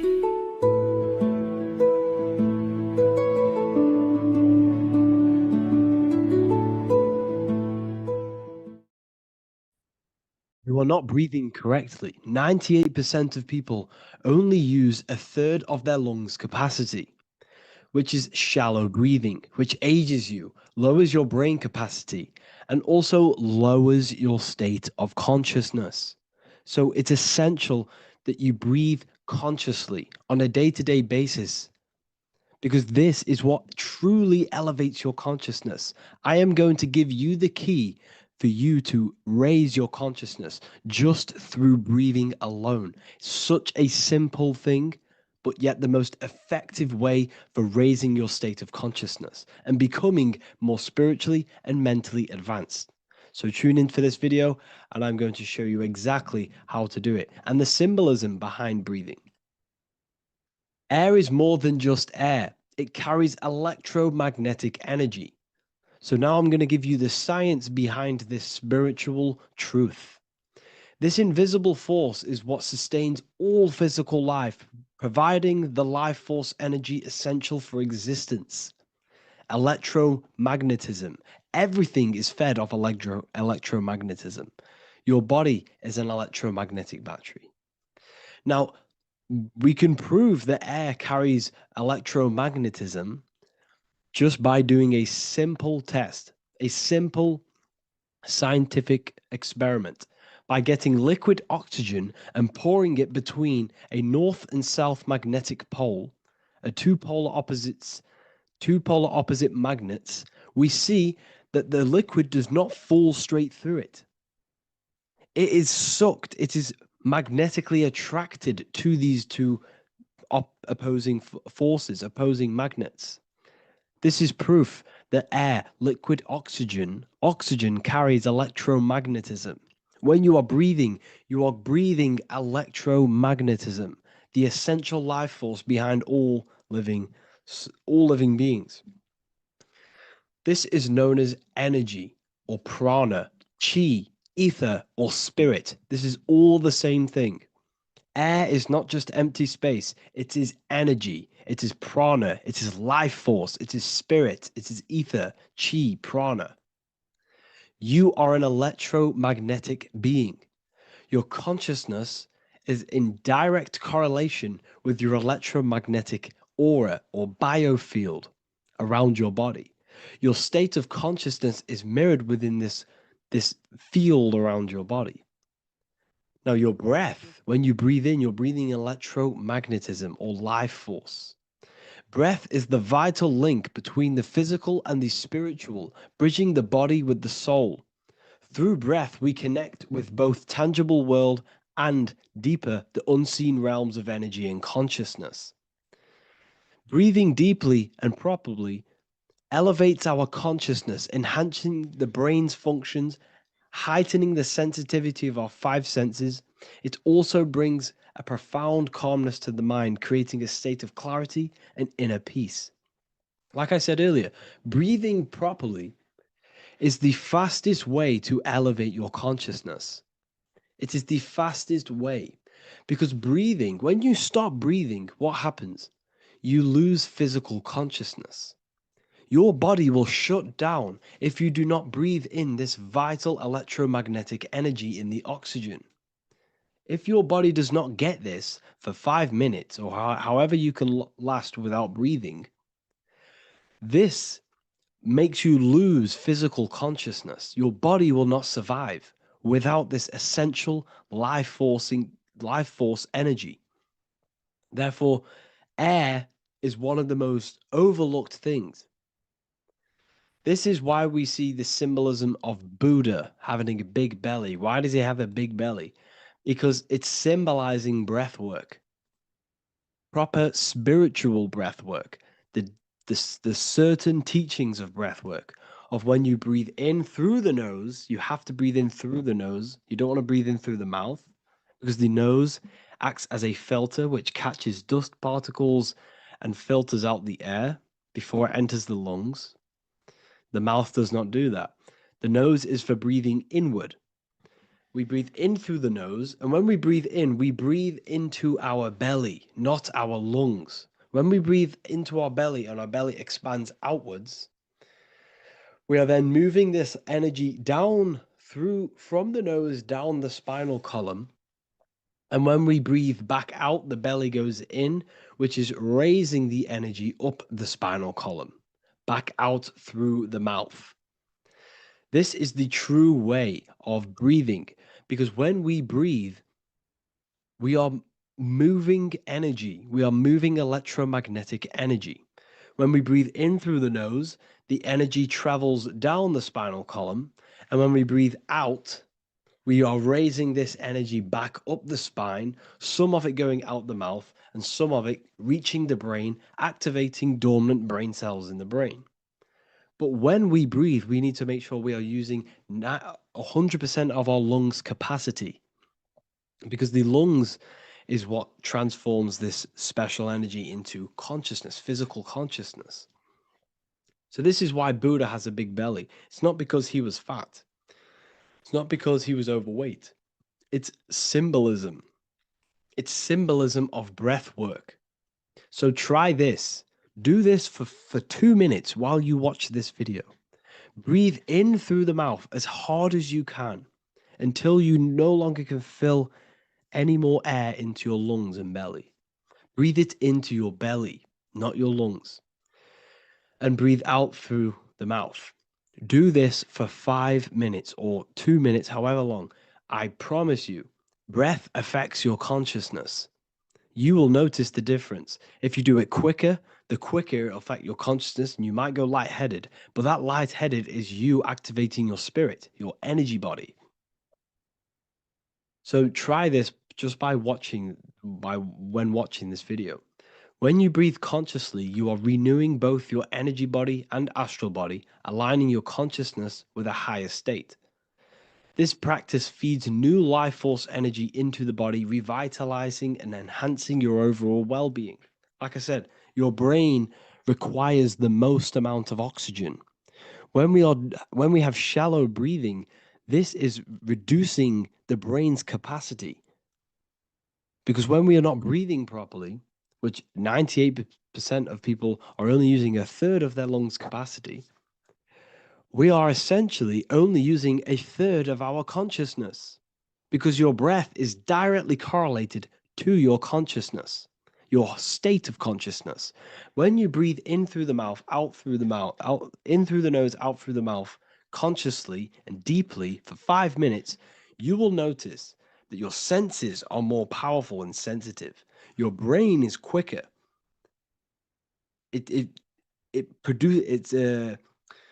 What's the word? It processes information quicker. You become quicker. You become a superhuman, and you feel more spiritual because it activates your spirit, your astral and energy body.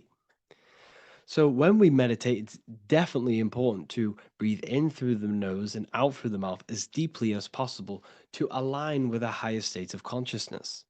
And this is the easiest way to separate your consciousness from the body. When you breathe in deeply for long periods of time, while meditating, while taking no thought, when no thought is present and you gain a rhythm of deep breathing, this is the gateway. This is the gateway to opening your consciousness. Because when you stop thinking, other aspects of your consciousness can open up. All of our lives we've been thinking, which is blocked off the higher states of consciousness. So breathing is very, very important. It affects our overall well-being. And this is Yahweh, the in and the out of breathing. When we breathe in, this is Yah. You can hear it. It sounds like Yah. And when we breathe out, that is Way. This is the name of God, apparently. But God is within you. You can connect with God. You can connect with source consciousness within you by breathing, by raising your state of consciousness through breathing and meditation.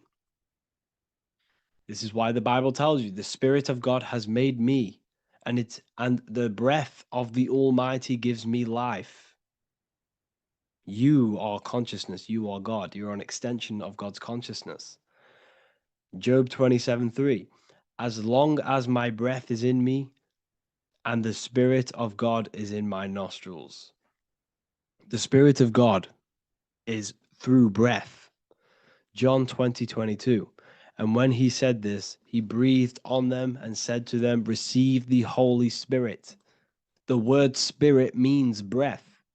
In Greek, Hebrew, Latin, it all means breath or wind or air. The Holy Spirit is a certain way of breathing, a breathing technique that elevates your consciousness, that syncs you up to a holy consciousness, an elevated state. That is the Holy Spirit. That's why it tells you in the Bible, when he said this, he breathed onto them. He breathed onto them and said, receive the Holy Spirit. You must breathe to receive the Holy Spirit. When you breathe, you are renewing the body's energy. You're taking in new life force, which is regenerating your cells, regenerating your brain, nervous system, and also connecting with consciousness, pure consciousness. This is not something that we should be doing during meditation. Yes, it is. We should be doing it during meditation, but this is something that we need to apply all of the time. This is the fastest way you can raise your consciousness. I just want to say, all of this knowledge is inside of the Book of Wisdom, Volume 2. Make sure to give a like and a comment on this video to help the algorithm. And let me know what you think about the last book or this book if you have read them, to let the new people know what they're looking at with this book. This is truly life-changing, the Volume 2 and Volume 1 is truly life-changing. You can get them in a bundle also. Learn hidden knowledge inside of the Ethereal University. This is where truth seekers belong. I'm not here to try sell you this, but this is the place for truth seekers. And if you are serious about your spiritual journey and serious about gaining knowledge, which gives you the advantage over life, join Ethereal University. This will definitely help you. Thank you for watching this video. Please leave a like and comment. Make sure to Give me any suggestions on videos that you want me to make in the future. Thank you all.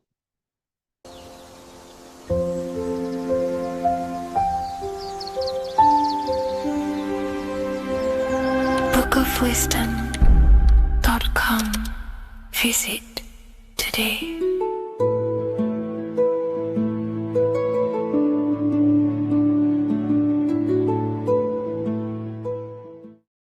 The scariest thing about having your first out-of-body experience and leaving your body is the realization that you have after. You realize everything you've been told about yourself, reality, the earth, what you're doing here on earth is a complete, utter lie. Your self-belief of what reality is and what you are is completely shattered. You now fully understand that you are more than your physical body that you inhabit. My first out-of-body experience happened a few years ago, but before all of that, I remember being a child, going to bed and closing my eyes, and I remember as a child feeling like I was floating above my body and moving. And maybe subconsciously this has led me into knowing intuitively that there is more to reality, and I've gone down this path of esotericism, occultism, consciousness. Maybe that has led me to this, I don't know, but I've always had this subconscious intuition in my mind that there's more to reality than what we've been told. And maybe it came from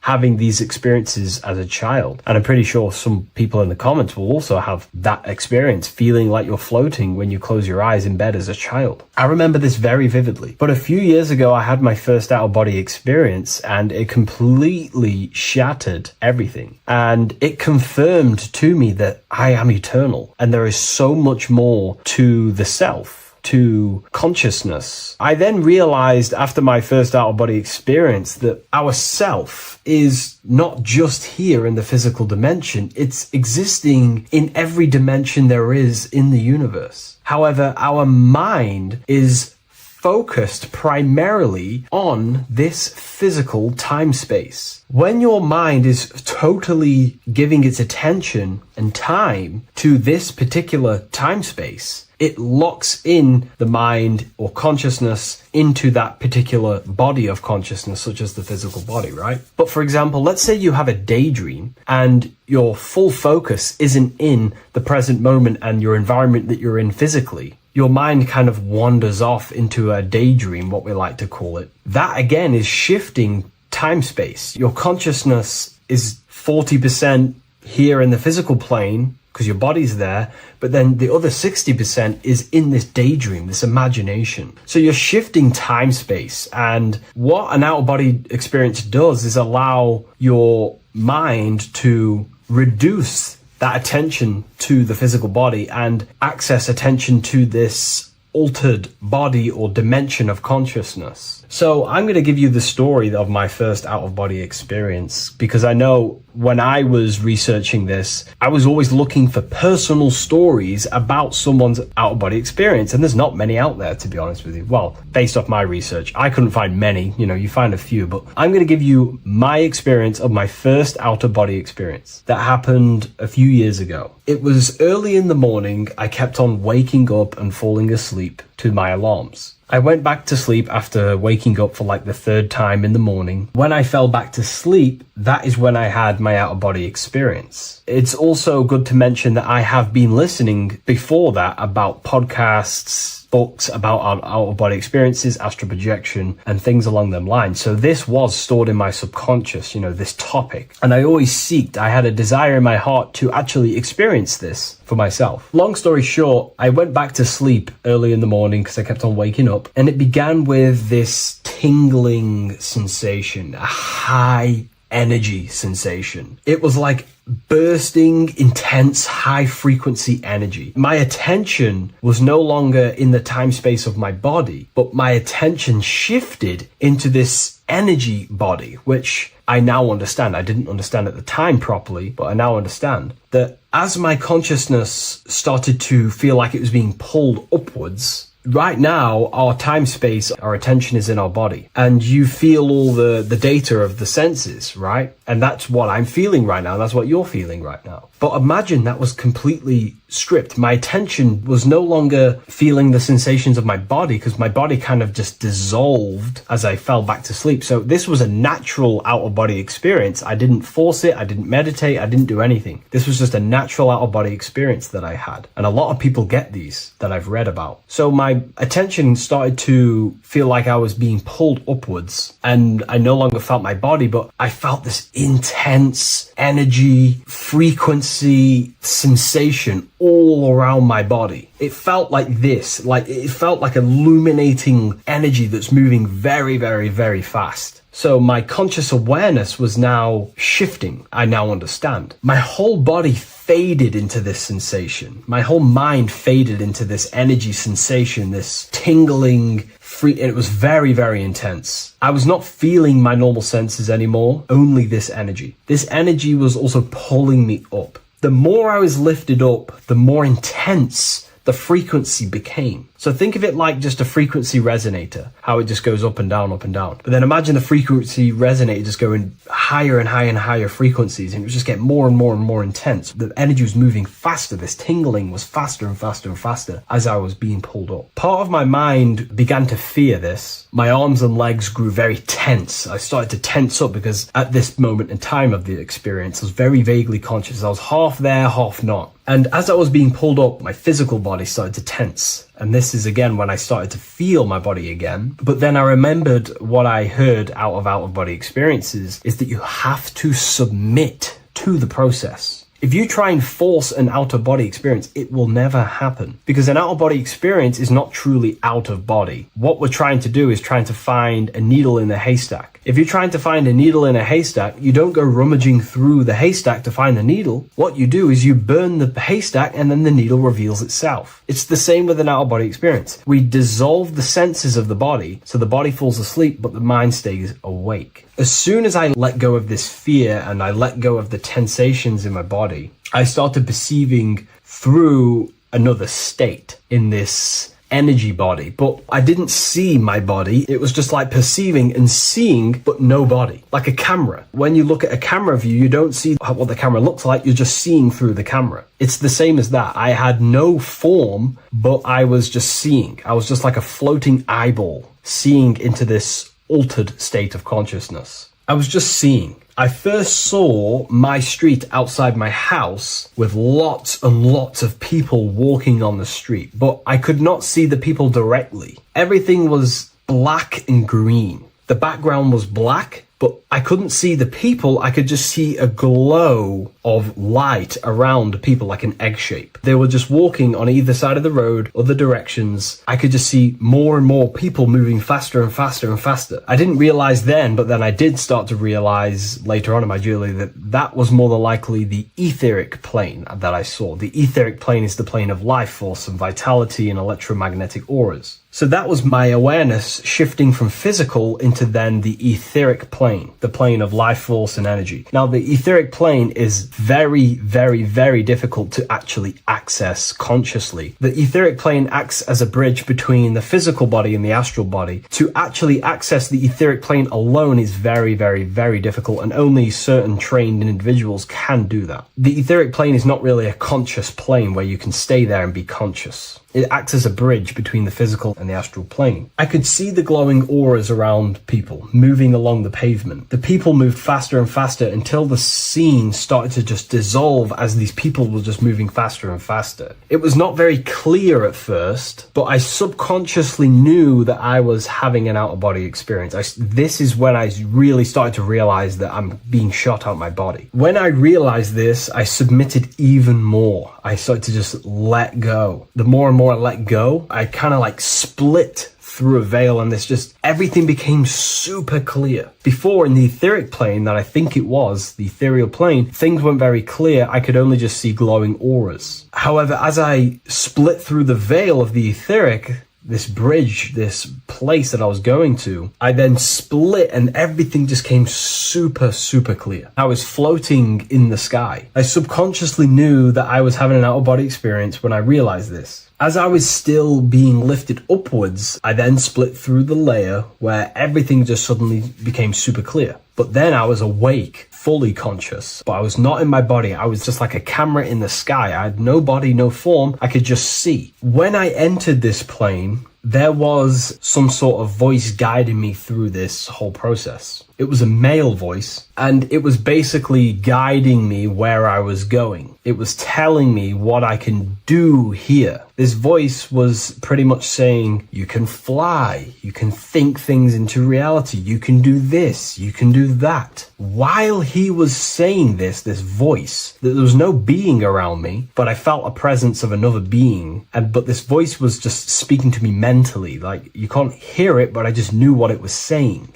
It was so weird to describe. It was like telepathy. You couldn't hear it, but I just knew what it was saying. But it was a male voice. It's so hard to describe. I still could not see any form of myself. I was not seeing my astral body or any shape. I was just perceiving a point of awareness like a floating eye, like I said earlier. While this voice spoke to me, I saw fractal patterns as he was saying, you can do this, you can do that. And while he said, you can fly, I remember just seeing this line like splitting and creating fractals. It was like this black line that was just splitting off into duality, creating fractals. But then my physical body just went through this line, split, and then split into fractals again. So strange, very difficult to explain because it's four-dimensional. To explain it in physical language, it's very difficult to actually explain what was going on. So as he was saying what you can do, I was seeing these fractals dividing and then creating fractals. When he says you can think things into reality or something along them lines, my awareness just did a full 360 as if I did a backwards flip. I had no conscious control over this. That's something that you later develop as you keep having these out-of-body experiences. Your first out-of-body experience, you probably won't be able to control what's going on, but you will have an out-of-body experience if you seek them. I could see all around as I rotated. I looked all the way down and then back to my original angle and point of awareness. During that rotation, when I started to turn upwards to do the backflip, I looked up and it kind of looked like the sun in the sky. It was very dark and gloomy.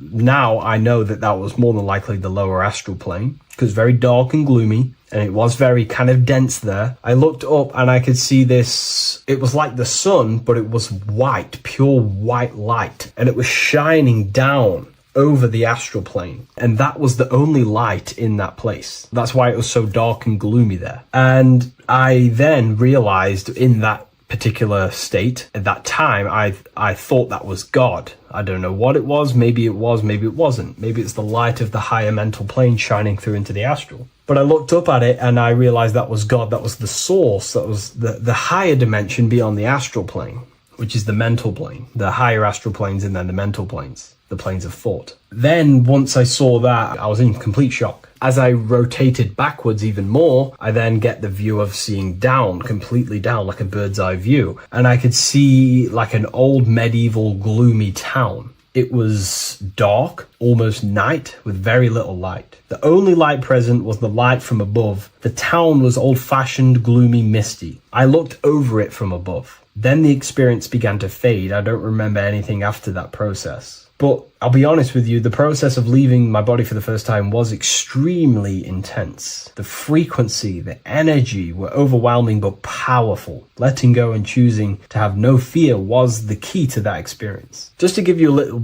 bit more wisdom on what I actually experienced now, what I realized what was happening, I now understand that the voice that I was hearing was not an external being guiding me. It was actually a higher aspect of myself, a part of my own consciousness that is not focused in the time space of the physical world. My physical mind is focused here in this timeline, but once I exited this timeline and focused elsewhere, the higher part of myself guided me towards that experience. This higher version of ourselves that we call the higher self is a higher dimensional being, but we're just unconscious of it. This being exists beyond our ordinary thinking mind. Our self exists everywhere in the universe, and we can unlock higher versions of ourselves as we progress on our journey of awakening and self-realization. Because let's say right now, only 10% of your awareness is actually in the physical plane. Science tells you that 90% of you is actually in your subconscious mind. 10% of your awareness is your conscious mind. So there's 90% of you that your conscious mind is not aware of.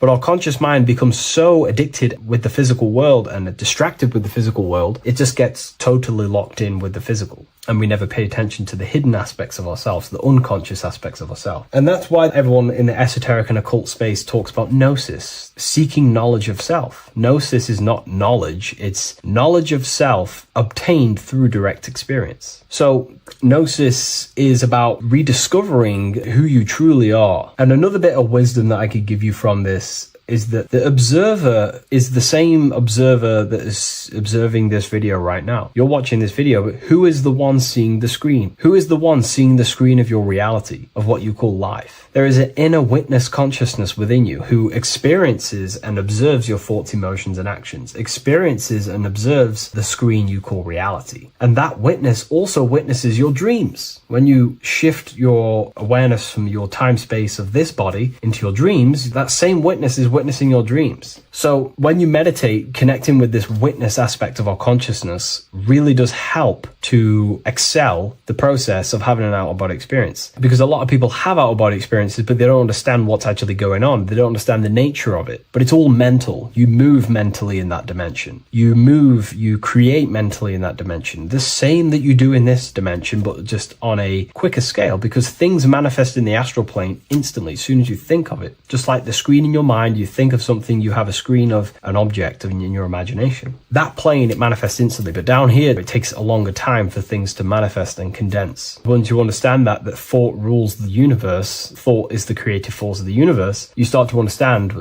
these different dimensions and these experiences that you have. But really connecting with that witness consciousness, that part of yourself that observes everything, really does help with excelling the process of having an out-of-body experience, or mystical experiences, or lucid dreams. Because connecting with that witness consciousness just makes you more conscious. Even in your physical life, staying conscious. Most people aren't conscious. They think, feel, and act unconsciously throughout their day, and they unknowingly create their reality. Connecting with that witness consciousness allows you to actually stay conscious over your thoughts, emotions, and actions, because they are giving birth to realities. That's pretty much my experience, my first out-of-body experience. What that did for me was make me so much more confident and powerful. Most of my fears just disappeared overnight. The fears of death, the fears of unknown, the fears of that I had of things shattered, disintegrated, because I understood that I am eternal. No one can use death against me to control me, because I know I am eternal. I now take riskier actions because I know I am eternal. I know that I will never truly disappear or die. So it really, really does help you, and it gives you a lot of internal power, because no one can make you scared of anything. You should not fear someone who can hurt you physically. You should fear someone who can corrupt your soul. That is the worst thing, who can corrupt your internal world, because that is what truly matters. So I hope this helps you understand out-of-body experiences. Hopefully this can help you move along in your journey. It's good to hear other stories, because this is exactly what I was seeking when I was researching this stuff. Maybe in the future I can share some more stories about my out-of-body experiences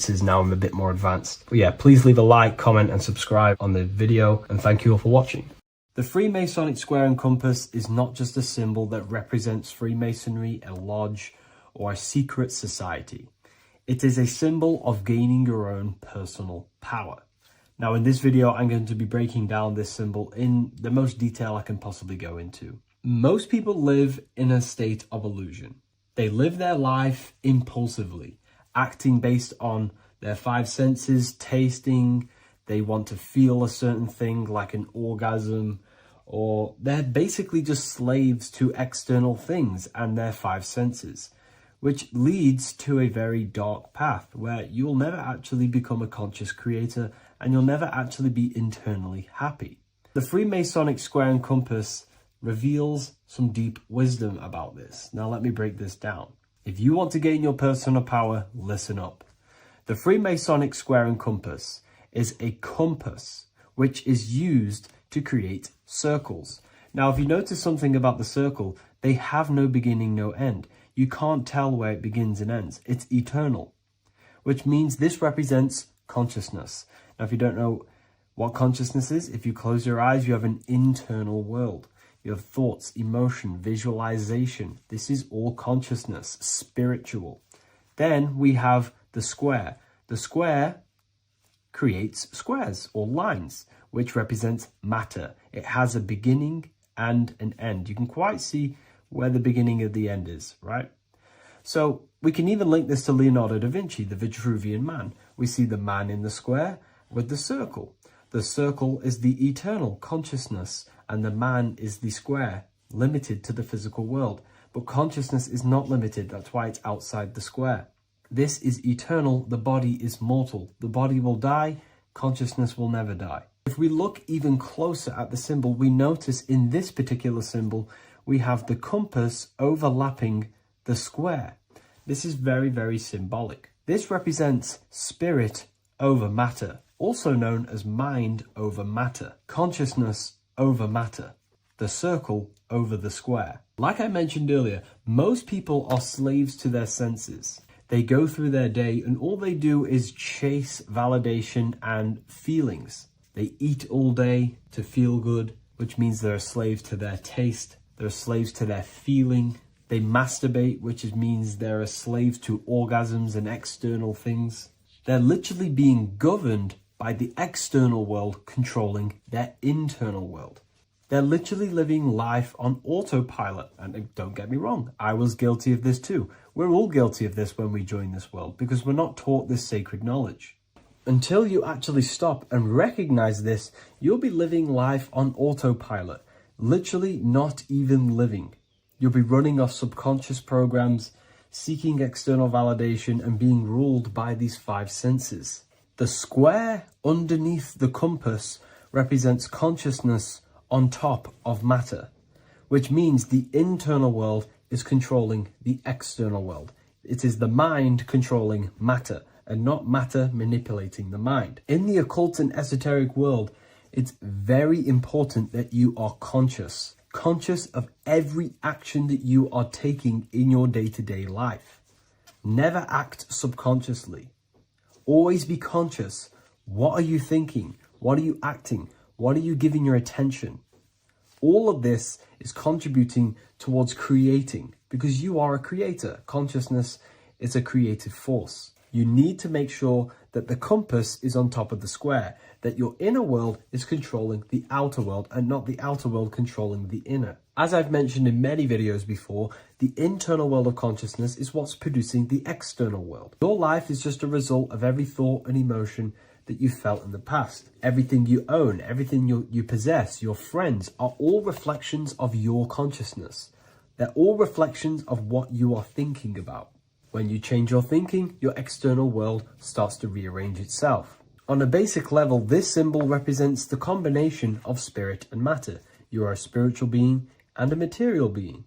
You are heaven, the sky, and earth, the ground. You are heaven and earth, spirit and matter infused into one. You are a bridge between the divine and the earthly worlds. And you can bring down these higher realms of consciousness, thought, imagination, and emotions into a physical, tangible reality. To do this consciously, we need to make sure the external world is not manipulating the inner world. Because if your internal world is being controlled by external circumstances, for example, you have a circumstance happen in your reality, an emotion triggers inside of you, and that emotion is a command to create more of that. And the thoughts that you think are creating more of that negativity. So it's a constant cycle of negative manifestation if you let the external world control your internal world of consciousness. So we need to make sure the compass is on top of the square, that the internal world are commands and not reactions to create your external reality. And not only just to create, but to actually enjoy life. If we let the external world bother our internal world, this means that we have some sort of mental or emotional attachment to the external world. We need to detach from the external world. Why do I say that? Because it's temporary. It's an illusion. We are going to die one day, and none of this will matter. You need to understand that everything in this world is temporary. You have to be okay with losing things, losing family, losing things in this world, because it's guaranteed to be temporary. We need to make sure the internal world is order and not chaos, commands and not reactions. Now, at the back of the Book of Wisdom, Volume 2, the book that I've wrote here, I go over the different meanings of the different arrangements of the square and compass. Sometimes we see the square overlapping the compass, which is the opposite of what we've just broken down. Or sometimes we see one leg of the compass on top of the square and one leg of the square on top of the compass. These are all highly symbolic. When we see the square overlapping the compass, this pretty much represents the beginning of the Freemasons' journey, when their internal world is being controlled by the external. They have a lot of spiritual growth and a lot of learning and inner work to do. Now, when we see half and half, one leg of the square on top and one leg of the compass on top, this represents the Masons' gradual emergence from the material realm into the spiritual. This interplay of symbols reflects the process of gaining greater light and knowledge as the Masons ascend from material concerns towards spiritual enlightenment. And of course, we've just broken down what this means. This represents spirit over matter.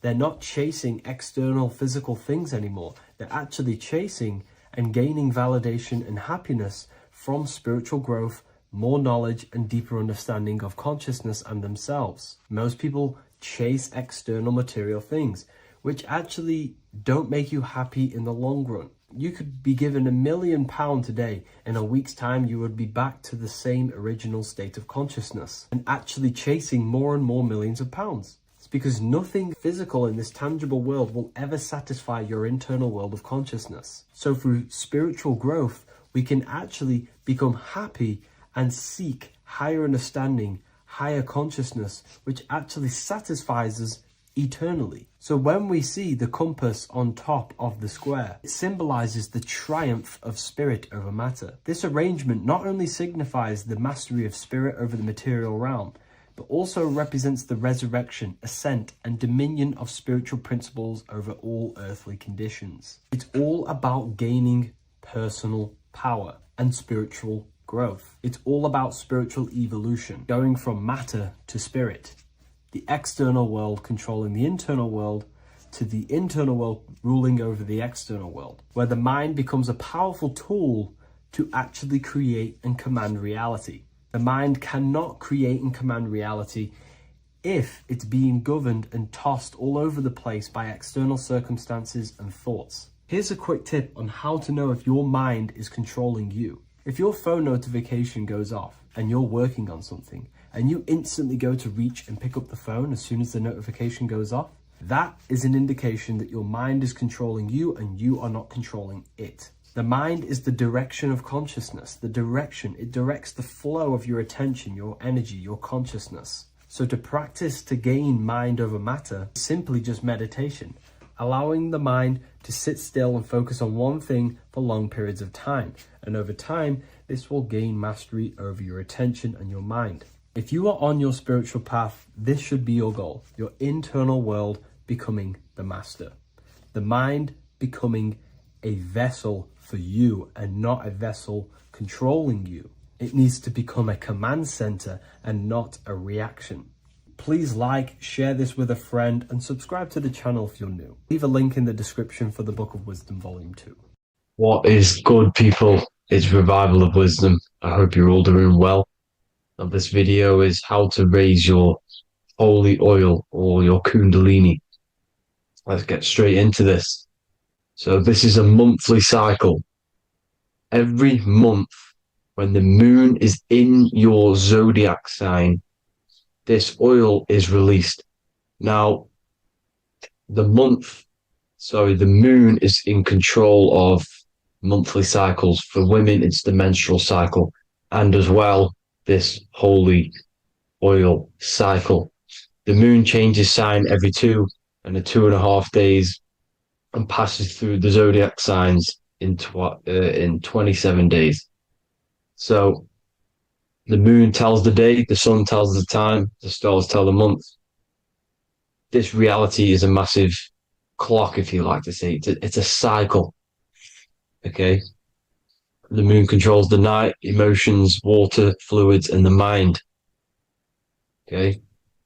So this oil is produced in the claustrum. It's produced in the claustrum, which is here, right? This is where you get Santa Claus from. Now, the claustrum is at the center of the brain, and it is next to the pineal gland and the pituitary gland. Once it starts in the claustrum, this is the holy present. This is the present that Santa gives to us, Santa Claus. And it goes to the pituitary gland and the pineal gland. And what's connected to the pituitary gland and the pineal gland is the Ida and the Pingala. The Pingala is the pineal gland's nerve, which is the honey, which is the positive charge, electric. And the pituitary is the Ida nerve, which is the magnetic charge. This is the milk, the land flowing with milk and honey. This is the brain, the heaven, okay? And it travels down the spine using these two nerves, these electromagnetic charge. And this is what the ancients symbolized with the two serpents wrapped around the spinal cord, the Ida and the Pingala. And this travels down to the sacrum or the solar plexus. Okay. So once it's here, okay, the spine is an elongation of the brain. So the spine is pretty much the brain. It's an extension of it. And it's kind of a microcosm of how we descended from heaven to physical reality, to physical matter, which is our consciousness has done. Our consciousness has descended from heaven into physical matter, and this is a microcosm of it. Okay, so once we're in the sacrum bone, this holy oil, like I've just explained, this holy oil starts in the Santa Claustrum, goes down the chimney to the sacrum. This is the sacrum, the solar plexus, and drops the present off at the sacrum. Now, once we're at the sacrum, we need to raise our vibration to take this oil back up the spine. Okay, and the River Jordan symbolizes this in the Bible. King Herod wants to kill Jesus in Nazareth, which is here, this is the River Jordan, is Nazareth. He goes to be born in Bethlehem and then goes back up to Nazareth to Joseph and Mary. Joseph and Mary, the pineal gland and the pituitary gland. The Bible is huge symbolism. It's all metaphors for this sacred process which goes on inside of your body. You are the Temple of Solomon. You are the Holy Land. The Holy Land is your brain. Once this oil is at the sacrum, you need to raise your vibration in order to take it back up. Once this oil has gone back up to the pineal gland, it activates the crystals which are wrapped around your pineal gland. Your pineal gland is this tiny little beam here. This is the claustrum. This is the pineal gland. And it's wrapped in crystals. And when this oil travels back up the spine by raising your vibration, back to the upper room where Jesus met the 12 disciples, or the 12 cranial nerves in the brain, and it activates and it turns on this pineal gland. And once it's turned on, it illuminates all the cells and the nerves in your brain and turns them all on and activates the higher God man, the God consciousness, Christ consciousness. And it regenerates the whole body. This is the secret to regeneration. It regenerates all the cells in the body. And this is how the ancients lived for thousands and thousands of years, as talked about in ancient texts. They lived for hundreds and thousands of years because they knew this secret. And this fluid, this brain fluid, the secretion, or the Christos in Greek, which means gold, because this is the alchemical process from turning lead to gold. Your body is the alchemical furnace. Now, the ancients knew about this center of the brain because they symboled it. This is the Eye of Ra, and it's the brain. And this is what's wrapped around our consciousness. Our consciousness isn't wrapped around the brain. The brain is built around the consciousness. We are the consciousness. You don't have a soul, you are the soul. Okay?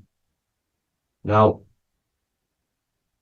the head, heaven, hell, heel at the bottom of your foot, that's hell. Head is heaven and hell. Simple. Now, the pineal gland produces DMT, which is dimethyltryptamine, which is known as the spirit molecule. So, let's move on. Now, when this oil travels up, back, the spine, the chimney, it crucifies at the top, which is called the vagus nerve. So when it reaches here, the optic thalamus, it crosses and crucifies once it's raised back up. And this is why Jesus dies at 33. He was crucified at 33. Because you have 33 vertebrae on the back of the spine. And then it's crucified by the cross of the vagus nerve. When this oil crosses the vagus nerve, this is the crucifixion at 33. And it symbolizes the death of the physical consciousness. You then become spirit. You then become God consciousness, activating the Kundalini, regenerating the body and the mind. Okay. The Garden of Eden. You are the Garden of Eden. The land of milk and honey is upstairs. The pituitary, which is the milk, the pineal gland, which is the honey, which is DMT. It even says this in the Bible. As he brought us into the place, and he has given us this land, a land flowing with milk and honey, which is also symbolized as the sun and the moon. The Bible also says, the light of the body is the eye, not the eyes, the eye. If therefore thine eye be single, thy whole body shall be full of light. This is the activation of the pineal gland by raising this oil back up to the pineal gland, to the center of the brain. Neither shall they say, see that here, or see there, for behold, the kingdom of God is within you. So he's saying, don't look out there. Nothing is out there. It's all inside of you. Everything's inside of you. You're the universe. Now, how to raise this oil back up to the pineal gland? Every month, like I said. The moon controls the cycle. The moon controls monthly cycles. When the moon is going into your zodiac sign every month, this oil goes down the spine and you must raise your frequency to get it back up. You must retain your seed. This is the most important. Your fluid, your secret, your holy fluid, your life force. You can't let that go. That life force is the reason you're alive. This holy oil is the reason you're alive, because it feeds all of the systems in your body. It feeds all the systems in your body. You have to retain your seed. Alkaline diet, positive thinking and meditation. Okay? When you retain your seed, you will live longer. The moment you release it, you're killing yourself. You're killing a piece of yourself every time you release your seed. Every single time. You're killing a part of yourself. Okay? Now, this could be why this could be the illumination, the single eye on the Illuminati's symbol, the Freemasonic symbol, the illuminated eye, the triangle, which could symbolize the body, mind, and spirit, but the eye illuminated. Now, in the Bible, it talks about the two trees, the tree of knowledge and the tree of life. The tree of knowledge is the tree of good and evil, which is the most important system in your body, which is the nervous system. The nervous system, the most important. The tree of good and evil. And the tree of life, which is the cardiovascular system. Now, this oil, when it's released every month, feeds these two systems, and these two systems feed everything. Now, it's important you understand that. Okay? The ancients knew all of this knowledge. The Bible's telling you this knowledge. But it's in a metaphorical way. You have to understand the context behind it so you can read it properly. Now, eating of the tree of life, which is when it talks about in the Bible, eating from the tree of life is actually symbolizing a bad diet, ejaculation, because you're eating from these two systems. You're killing yourself with a bad diet. You're killing yourself with an ejaculation. Okay? So that's important to understand. Now, this is Jacob's ladder in the Freemasons. Jacob's ladder, which is the spinal cord, it's the stairway to heaven. And this is Jack and the Beanstalk when he goes up the beanstalk and finds the golden egg in the grey clouds. The grey clouds symbolize the grey matter in your brain. Now, the Garden of Eden talks about the 4 different rivers in Garden of Eden. As we see here, the North Pole map, the ancient North Pole map, because the center of the earth is the center of the torus field. Everything's the torus field. Atoms are torus fields. Everything's torus fields. You are the universe. Everything is within you. The North Pole is your spinal cord. This is why they say Santa Claustrum comes from the North Pole. This is the North Pole. And the Santa Claustrum is the center of your brain. Now, there's 4 rivers which come from the Garden of Eden. There's the blood, the Christ oil, which is the oil we're talking about, urine, and saliva. These are the 4 sacred oil, 4 sacred fluids in your body. And these are constantly abused in today's society. Also, these secret societies are targeting these fluids. Okay? This is why porn is free. They sexualize society through Disney. Go and look at some of the Disney movies. There's so many subliminal messages which sexualize these children because they want you sexualized. So you release your seed, which is one of the holy fluids in your body, especially your semen, your sexual energy. So important you retain this. So important because it's your life force. It keeps you alive. Okay. Now, let's recap on this. If you want to raise your oil every month, you can't just retain your seed for the month. You have to retain your seed forever. Don't just do it for a couple of days. You have to do it. It's a lifestyle. You want to become God consciousness, you got to do what it takes. It's hard in this society because this society is made around, it's designed to kill you pretty much. It's designed to keep you in these lower states of consciousness with all the bad food, the chemicals in the food, the chemicals in the water, the sexualized TV programs, sexualized adverts, sexualized TikTok and apps, videos, subliminally stimulating you because that is your weakness, sex. It's your weakness. Now, you have to retain your seed, meditation, and an alkaline diet. Why alkaline? Because acidic is low vibrational. This is the color spectrum. And what's the highest vibrational color? Violet. It's the lowest, red. You have to have an alkaline body in order to raise this oil. When you drink, when you have a bad diet, when you drink alcohol, when you smoke, this destroys the oil. It destroys the oil in your sacrum and it can't be raised again, can't be raised up. This is why it's so important. Without that oil, you don't live. That oil makes you live. It feeds everything in your body. It's crazy how we're not taught this. It's insane. But that is how you raise the oil, people. I hope you all gain some knowledge out of this video.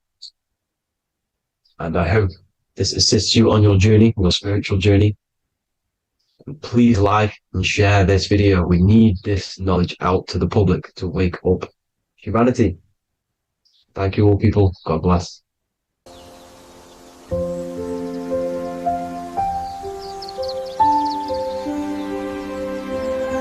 bookofwisdom.com. Visit today.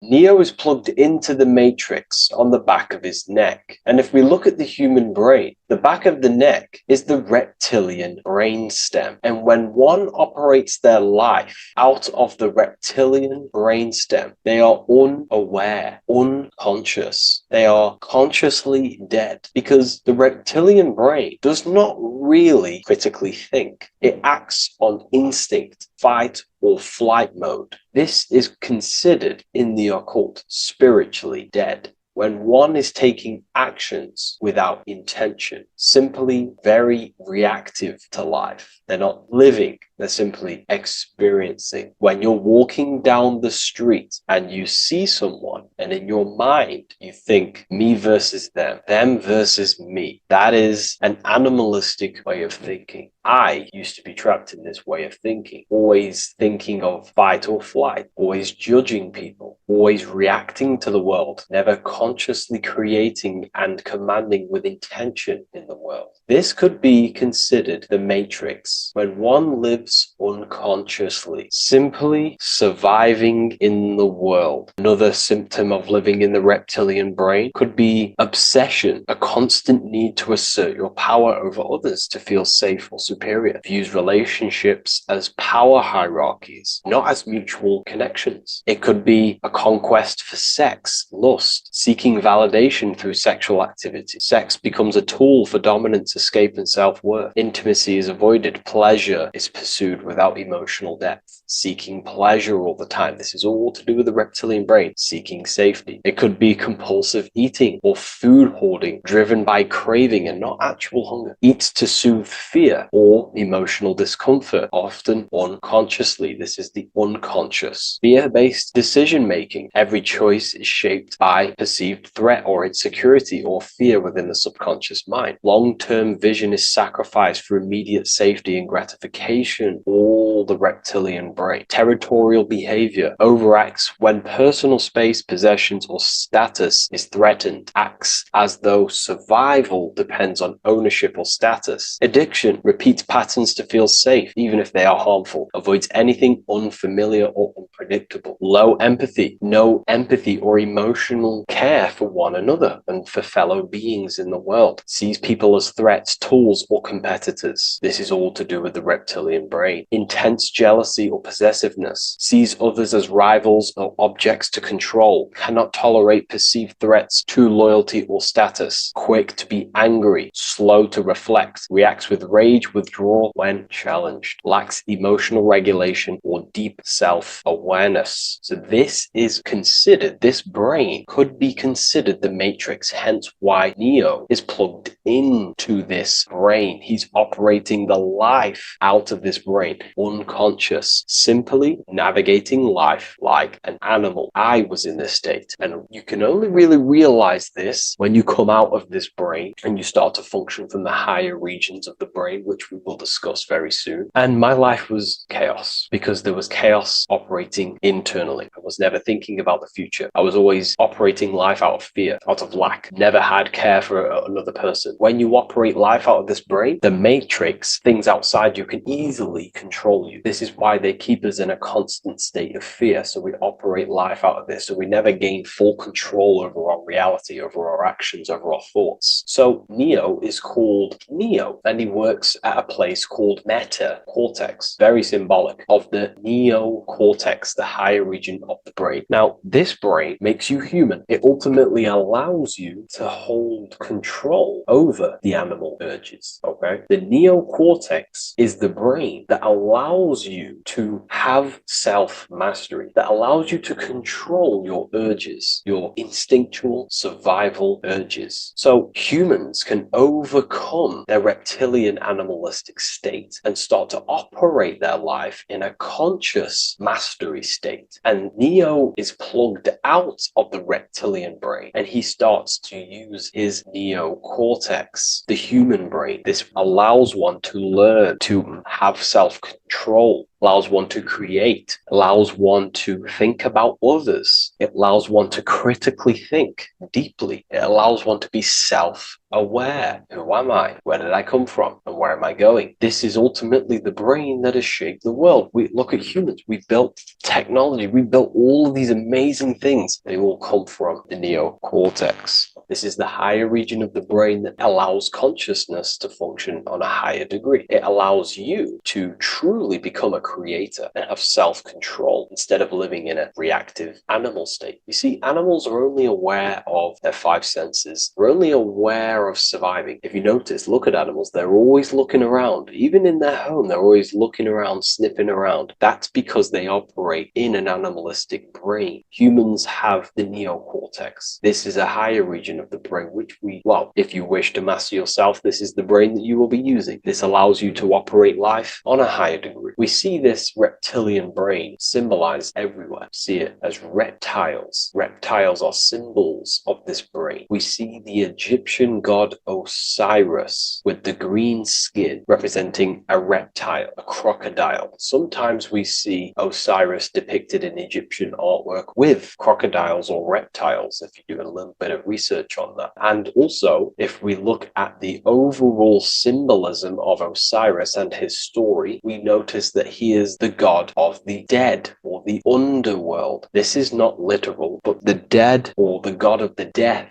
the god of the death of self, the dead of consciousness, because you are a divine being with limitless potential to create. And ultimately, to create, we have to master our reptilian brain. But when we function from this reptilian brain, we are dead to our higher powers of creation, of imagination, of actually gaining control and operating life from the higher mind, operating life as the divine being as you are. But if you operate life in Osiris, he is the god of dead. You are spiritually and consciously dead. You act unconsciously. You are dead, not physically, but mentally and spiritually. So what we're looking at here in the Egyptian artwork is the reptilian brainstem. We have the left hemisphere and the right hemisphere of the brain. Notice a curve. The feminine body is very curvy. This represents feminine. The masculine body is very liney. So if we study geometry, we know that lines are masculine, hence why the word masculine,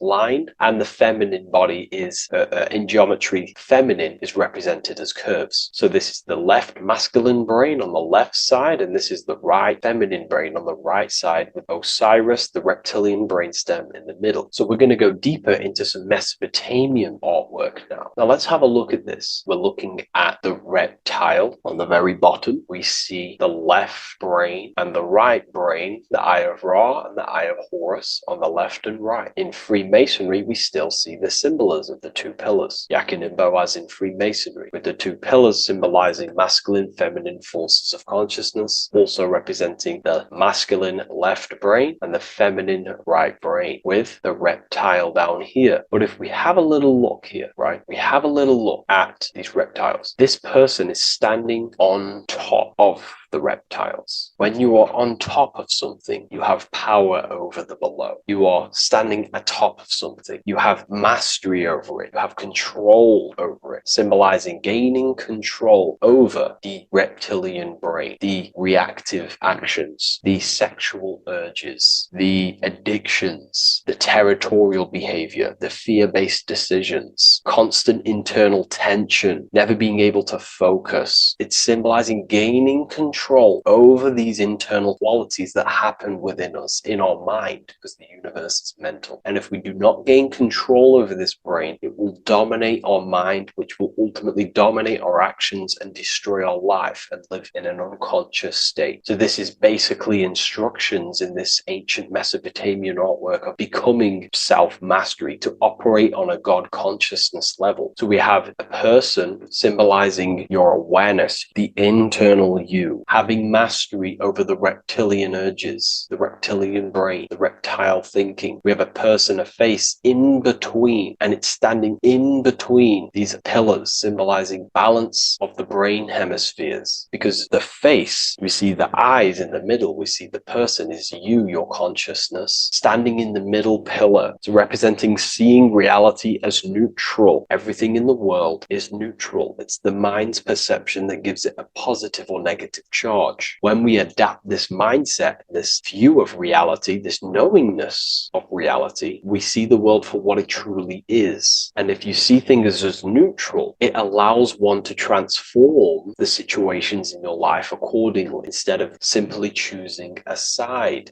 This is a major problem in society, and this was a problem within myself also. We like to choose sides, and choosing sides can keep your consciousness locked in a certain mindset, in a certain belief. And belief is what is ultimately destroying humanity. It's about knowingness, and knowingness is in the middle. We want to seek to know things. Knowing things allows you to go out there, directly experience it, and know it for yourself. For example, I know I'm not on a spinning global ball flying through space. Why? Because my senses tell me I'm not doing that. My senses tell me I'm not going 1,000 miles per hour and 360,000 miles per hour through space while spinning around the sun. I know that because I know myself. I know I'm not my body because I've had direct mystical experiences beyond the physical body. So we should seek to know things, and that's what we call gnosis, direct knowledge obtained through direct experience, knowingness. And that is a middle pillar quality. So in Freemasonry, we see the middle pillar. The matrix is designed to give you two wings all the time: Democrats, Republicans, feminism, and then there's another side. There's always two sides that they're giving you because they want you locked in either way. We should seek the middle pillar, seeing things as neutral, seeing things as the middle pillar, seeking direct experience, gnosis. And this aligns with the brain because the brain gives us these two perceptions also. The right brain sees the woods, the whole woods, but the left brain sees the individual trees and branches and leaves. If we're too left hemisphered, we're going to see everything as divided. If you're too left hemisphered, you're only going to see yourself. You're only going to think about me, myself, my ego, my consciousness, my life. And I'm only going to operate in the world, take actions only towards me without considering the collective, which is the right hemisphere quality. The right hemisphere allows you to see the bigger picture, how we're all connected. We're all one family of consciousness. We're all one being separated in different bodies, one consciousness operating in different bodies. So it's about aligning these perceptions of the brain and standing in the middle, and also conquering the reptilian brain. This allows us to operate in the world and see the world for what it truly is and operate from a place of balance. We also see some more symbolism in Egypt of the Ram Sphinx in Egypt. Ram Sphinx. Please leave a comment, and please leave a like and a subscribe onto the YouTube if you like my content. Smash that like button and we'll get straight to this. So this is the Ram Sphinx in Egypt, also symbolizing the brain. This is my research. These are my conclusions. You can take this with a pinch of salt and go out and do your own research. This is what makes sense to me based off my information I've gained, my symbolism that I can read. So take what you can from it. I'm not here to obstruct anything. I'm not here to place anything in your mind. I'm simply here expressing my research. Never take anything off anyone as solid truth. I've never have said everything I say is solid truth. This is my research. If the research aligns with you, that's great. Maybe it doesn't with some people, that's fine. Simply take things with a pinch of salt, go out and collect as much research and information from many different sources and place together your own understanding of symbolism and your own perspective on reality. But like I say, seek to know and not believe.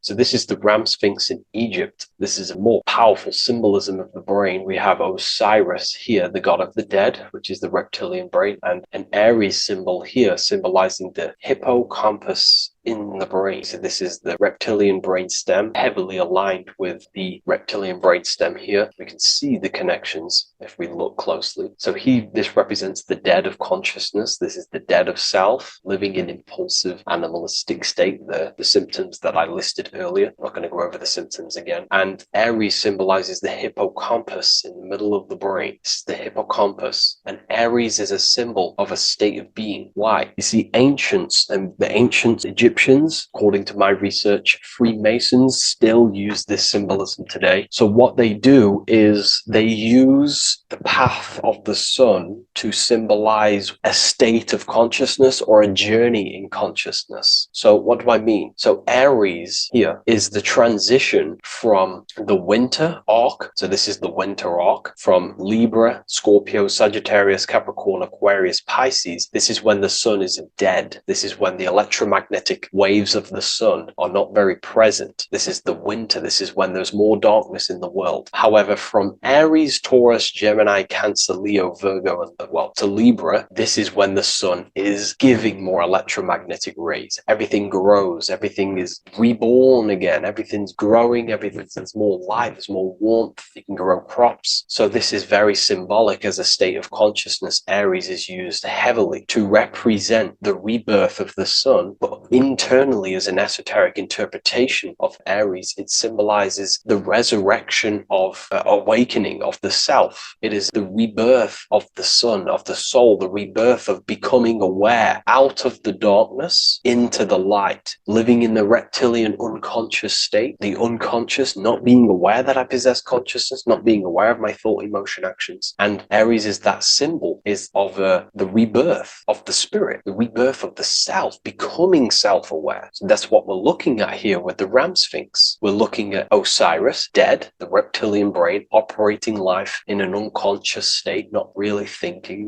not self-aware of thought, emotion, actions, not aware of the soul, not aware of good and evil, not aware of the laws that are in the heart of love, not aware that there's always an intelligence in the heart telling us what's the right thing to do at all times, not aware of anything, just simply reacting to the world. But then we have a symbol of Aries above, which is the resurrection of self. So again, this is symbolizing by the Egyptians to me and my research going from darkness to light. This is the resurrection of consciousness when we start to deepen our self-awareness, which is ultimately what I'm doing to you in these videos. Hopefully I can awaken some people's minds and make people think deeper. And that process of internally what's happening within you that's what Aries represents when you're starting to say, wow, my mind's going deeper and deeper into the self and I'm realizing more. That is what Aries symbolizes. When the sun returns, it's also a symbol of a sacrifice, because obviously when the sun returns back to Aries, we're sacrificing the winter, when we're transitioning, and all transitions require sacrifice. So in Aries, the Jews celebrate the Passover. It's the Passover of the sun. And what do? They eat lambs in the Passover Aries, because it's all symbolic of this internal process. In Aries, Christians celebrate with the Easter, which is the resurrection of Jesus, the resurrection of the sun. Remember, it goes deeper. There's deeper layers to this. It's the resurrection of the self and the mind deepening into a deeper awakening. So again, we're going from the lower regions of the brain, and when we start to critically think and become self-aware, we're starting to use the mid part of the brain, and the mid part of the brain then expands into the neocortex, which is the resurrection of the self. The mind is no longer functioning in just the reptilian brain, but then it's going into the light of the higher brain, the neocortex, and this is the reptilian brain. This is the midbrain, what we're looking at here with the Ram Sphinx here. So this is the resurrection. It's the transition point of going from the reptilian brain into the midbrain into the neocortex. We're now resurrecting ourselves. Now, this is not putting anything negative on the reptilian brain. Without the reptilian brain, we wouldn't be able to live. We need the reptilian brain, but it's an abuse of the reptilian brain that can keep us in a very low state. It keeps us stuck in an unconscious state. But the reptilian brain is what's allowing you to breathe, to eat, to scan the environment for any threats. If there are threats, we do need the reptilian brain. That's not to say it's evil, but what I'm saying is an abuse of this brain, which is what most people are stuck in. They're operating their life out of this brain. And this is what the Egyptians, I think, are symbolizing, trying to tell us to resurrect ourselves, to become self-mastered, to become the highest version of yourself, to actively create in the world. Because when we are only operating from this brain, we're unconscious, well, then other people can use you as a vessel to create their reality. This is how the world is at the moment. The ones who know how to use the mind are controlling the other ones who do not know how to control the mind. So I hope this makes sense to you. Let me know if you have any video recommendations, and I'll see you inside Ethereum University. If you wish to take your research to the next level, I have things inside of there that are very powerful. We happily invite you. I'll see you inside of Join. If not, I'll see you in the next YouTube video.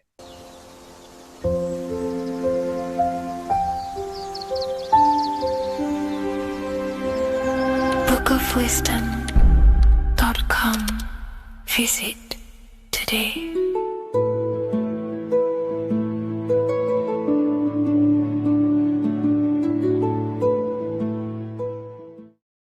What if I told you the devil is closer than you think, and it's not actually a real person, force, or spiritual entity outside of you, but a being and an aspect of your own mind and psyche? In this video, you will learn exactly what the devil is and the true esoteric meaning of the devil. The first thing we need to understand is that the universe is a mental universe. Look around you. Every action, every building, everything you see around you was begun first as thought in the mind, then manifested. We use the mind to build and shape our reality. The universe, the world, only exists inside of our mind. Therefore, God and the devil exist inside of our own psyche. So first of all, the devil is not a literal being, but a symbol of the lower self. It represents the unmastered, ego-driven part of the human mind, a symbol of destructive thoughts, emotions, behaviors, lives in realms of chaos, fear, hatred, lust, and ignorance. This is why we see the devil as red, because red is the lowest vibrational color on the color spectrum. It also corresponds with the root chakra, which is all to do with survival instincts. Red represents chaotic and intense emotions like hatred and anger. When we are angry, our face turns red. The devil represents our animalistic fundamental needs, our instinctual needs, our survival state of consciousness. We have a survival state of consciousness and a godly state of consciousness. Our godly state of consciousness is creating, not just experiencing in the animal state, but consciously creating reality. This is why we see the devil with a goat head, an animalistic head, and the head is where the brain is. The animal head represents living off instinct, the part of our mind that lives on urges, impulses, and instincts. Eating, sex, power, ego-driven actions, and ego-driven thoughts. Animals are only aware of themselves. Animals live on instinct. They have no ability to consciously create like humans. This is our lower desires for the material world. That's not to say the material world is evil. However, when our consciousness is only seeking material things, this leads us down a path of self-destruction, because nothing material can ever satisfy our soul. Everything material is temporary. Therefore, the devil represents the part of us that seeks only material desires, only material fulfillment, the ways of thinking where we only think about ourselves and ego-driven thoughts. It also represents the unchecked, unconscious self, where we have no mastery over our thoughts, over our emotional impulses, and no mastery over our actions. We're living in instinct and impulsive states, which causes chaos, selflessness, destruction, and keeps us bound to our lower material 3D state of consciousness. It's important to recognize that the word devil was never present in the earliest Gospels. Instead, what was mentioned was a spirit of evil. This distinction is crucial because it underscores that the idea of the devil, as popularly conceived, does not actually exist as an independent entity. Rather, it is a personification of the lower aspects of the human mind, a facet of our own consciousness. The term spirit of evil was not meant to denote a specific deity or being, but rather any force of negativity, whether it manifests as a destructive thought, emotion, or action. A spirit is a force, an energy, and we have three forces that create our reality: thoughts, emotions, and actions. We have full control over these three aspects, which transform and mold reality. A destructive thought, a destructive emotion, a destructive action is a spirit of evil, and it originates from the darker aspects of the human psyche. So now, because we're on the topic of the devil, we have to look at the pentagram, which is obviously connected to the devil heavily. The upright pentagram represents spirit, air, water, earth, fire. Upright, which represents spirit, the most important element on top of the earthly elements, showing spiritual principles over material principles. As spiritual beings as we are, we have to put our spirit first, our higher self first, and material things second. Why? Because material things never satisfy us long term. Seeking material fulfillment will leave us feeling unfulfilled in the long run and very unhappy, and we can lose ourselves in illusions. We have to put our spiritual principles first, seeking wisdom, knowledge, connection to the divine, and connection to our higher self itself is what gives us true fulfillment in our hearts and souls. But when we see this pentagram inverted, we now have spirit on the very bottom, which now represents earthly principles on top of the spiritual principles. We're putting our earthly elements on top of our spiritual element, which this inverted pentagram represents no longer caring about spirit, no longer caring about our invisible internal world, and only caring about this external body, food, sex, material things, cars, money, and all the things outside of us, the world outside of our mind. This is what true Satanism is. Satanism is not worshipping an external deity, but it is worshipping the self, only fulfilling the ego's desires. This is what true Satanism is, and we have all been conditioned to live in this state. Satanists want us to believe that there is an external deity called Satan or the devil, and the reason they do this is because they trick us, making us believe that we are not Satanists, while they are actually conditioning us to be self-seeking, ego-driven people, where we only care about sex, food, material things, and money, which is actually conditioning us to be Satanists. 80% of the population today are unknowingly involving themselves in Satanism, which is ego-driven thoughts, actions, and emotions, dwelling and living in this state, where we only care about ourselves. When we are spiritual, we realize we are all one. We are all one consciousness family, and we need to do things that help and contribute towards our collective experience, helping others, instead of seeking to serve only the self. The angel is depicted with wings, which represents elevation, higher self. The devil is represented with an animal horns, which is on the ground. A goat is on the ground, which represents the lower self. This is the elevated mind and the lower material mind. Horus, the bird, higher self. Set, the ground animal, lower self. Jesus and Satan. These are two forces, two characters that exist within the human psyche, not real entities. They are forces of our minds, and there is a battle between our higher self and lower self all the time within our own minds. There's always a part of us that's telling to do one thing and another thing, to do something bad and to do something good. There is this battle inside of our own consciousness. Here we have the human spinal column. The human spinal column is showing you the higher and the lower self. The higher self represents the head. The head is where the mind is. This is the creative essence of the universe. This is where all material things begin as a thought in the mind. We create with the skull, with the brain. This is our higher self, the heavens, connected to the heavens, the sky. And the lower end of the spinal column is where our reproductive organs are, where our gut is. Our reproductive organs and our gut is all to do with survival. The lower end of the spinal column, lower instinctual 3D based consciousness. The lower end of the spinal column is where our lower self dwells. Eating, consumption, power, and sex, lust. These are all emotional forces and instinctual based organs that are not inherently evil, but when we dwell and live off this lower end of the spinal cord, it keeps us in low states of consciousness. Our goal to raise to our higher mind is to balance this, not to overeat, not to abuse power, not to abuse sex and lust, but to master these organs and gain the ability to say no to these organs so that we can raise to our creative side of consciousness. Instead of dwelling in our instinctual nature, we can turn to our creative nature and consciously become a builder and constructor of reality. This is the true way of raising consciousness. This is the stairway to heaven, out of the animal consciousness to the higher consciousness. To wrap all of this up, it's all about gaining control over our instinctual lower nature and allowing our spirit to rule over our body and not our body ruling over our spirit or mind. The moment you let a thought become instantly an action is the moment you are an impulsive person. We are all trained to be this way. It is okay if you are in this state. The moment you let a thought turn straight into an action without questioning, that is the mind controlling you and you not controlling the mind. We need to gain control over the mind, and we do this through many different ways, through meditations,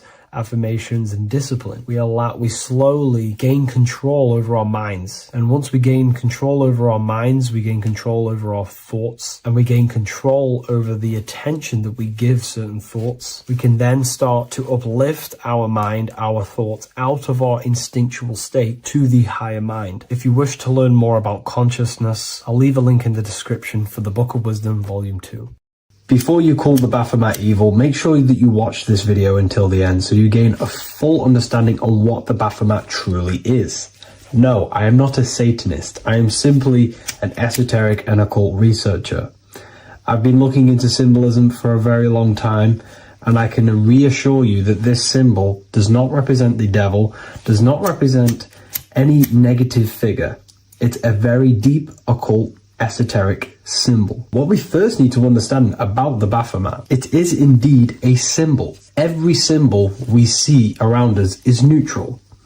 The pentagram, the Baphomet, is neutral. It depends how you use it, whether it is used in a good or bad way. Everything is neutral. It's your mind's perception that gives it a positive or a negative charge. First of all, let's break down the Baphomet symbol. Let's look very closely at the Baphomet. We have clearly the 4 physical elements corresponding to the Baphomet. Here we clearly have the fire element. The wings represents the air, the flapping in the air. The fish scales, which is the water. And this dome figure representing the earth. The soul is incarnated into 4 bodies. We have a mental body of consciousness, intellect. We have an emotional body of consciousness, which is all to do with intuition and energy. We have a spiritual body of consciousness, our astral body, and a physical body of consciousness for the physical earth. Earth corresponds with your body, air corresponds with your mind, fire corresponds with your spirit, water corresponds with your emotions. So the Baphomet is showing you the 4 elements of the soul, the 4 bodies of the soul that we are incarnated in. Now, let's look at this moon figure. We have the moon. The moon represents the internal world. It represents what we cannot see. The sun represents our conscious mind, what we can see, what we're aware of, the physical world. The moon represents what we are not aware of. It represents our internal world. Remember, we have 2 worlds. You're an individual. You have a dual nature. Individual. You have an internal world. When you close your eyes, you have an internal voice, an internal world of thought and emotion, and an external world of this material body. The moon represents the internal. The moon on top represents the moon controlling the mind, represents the inner world controlling you. Now this is very symbolic in the occult world. If the inner world is controlling you, then you have no control over reality. This is the devil horns. You know the devil horns? The moon crescent? This represents you are the devil. You're being controlled by your thoughts, by your emotions, by your psyche. Then we have the moon below, which represents control over the inner world. We have control over our thoughts, our emotions, our impulses. So you're either being controlled by thought and emotions, or you're controlling them and having self-mastery. In alchemy, we always see this symbol of the man or woman on top of the moon, representing emotional control and self-mastery of the internal world. The journey of the occultist is to gain full mastery over their consciousness. They want to be conscious of every single thought that enters their mental field of consciousness. We get over 7,000 thoughts a day. It is possible to achieve a certain level of mastery where you are conscious of every single thought that enters your mind. This is one of the end goals of self-mastery and occultism, as this gains your personal power. When one achieves this, they are then able to direct the mind in one place and one place only, becoming more effective in manifestation and creation, because we are microcosms of the divine. We are creators. This is the gesture of as above, so below. The inner world and the outer world are mirrors of each other. The inner produces the outer. Your physical life circumstances are a result of every thought you thought in the past. The inner projects the outer. If you want to produce a change in the outside world, you got to produce change in the inner world of consciousness first. As above, so below. As within, so without. This corresponds with absolutely everything in the universe. Now we have the goat head, which represents the animal self. This represents the lower carnal mind. Lower carnal mind, which is earthbound, because a goat is on the ground. It's not a bird, it's on the ground. It represents the lower self, the beastie nature, the one that tells us to hate, to steal, to eat all the time, to consume. It's the beast within us, the beastie side of our consciousness. It has a human body resembling this, the human in the beastie nature, or we have the spiritual nature, the higher self. In essence, this symbol of the Baphomet represents the higher and the lower self of human consciousness. It represents the higher and the lower. To conclude all of this, the Baphomet is a symbol that represents the two paths that one can take. We can take the beastie path and become an instinctual animal, our body, or we can take the divine path of reaching our higher self. It is a symbol that represents the higher and lower self and the four different bodies of consciousness. In essence, this does not represent Satan or the devil. The devil represents the lower aspect of our human psyche. The war between Jesus and Satan is symbolic and allegorical for the war that happens within our mental field of consciousness. The internal war between good thoughts and bad thoughts, positive emotions and negative emotions. It is the constant war inside the battlefield of your own mind. Jesus, Satan are symbols, characters that are symbolic of aspects of your own consciousness, because the universe is mental. The only thing that truly exists is your mind. Therefore, all of these ancient spiritual texts like the Bible, the Bhagavad Gita, the Quran are all symbolic of what's happening inside of our mental body. It is the inner chaos that can destroy our life, or when we create structure and restructure our inner world, we can live a peaceful life. If you are struggling from the internal world and you want to gain mastery of yourself while learning the occult secrets, join Ethereal University, a community of like-minded individuals who are all striving for the best versions of themselves. We host live calls and we have an abundance of lectures that you can watch. Or check out the Book of Wisdom. This is volume 2. I'll leave all the links in the description. Have an amazing day.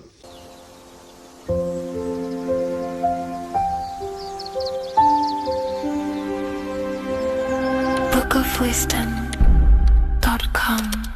Visit today.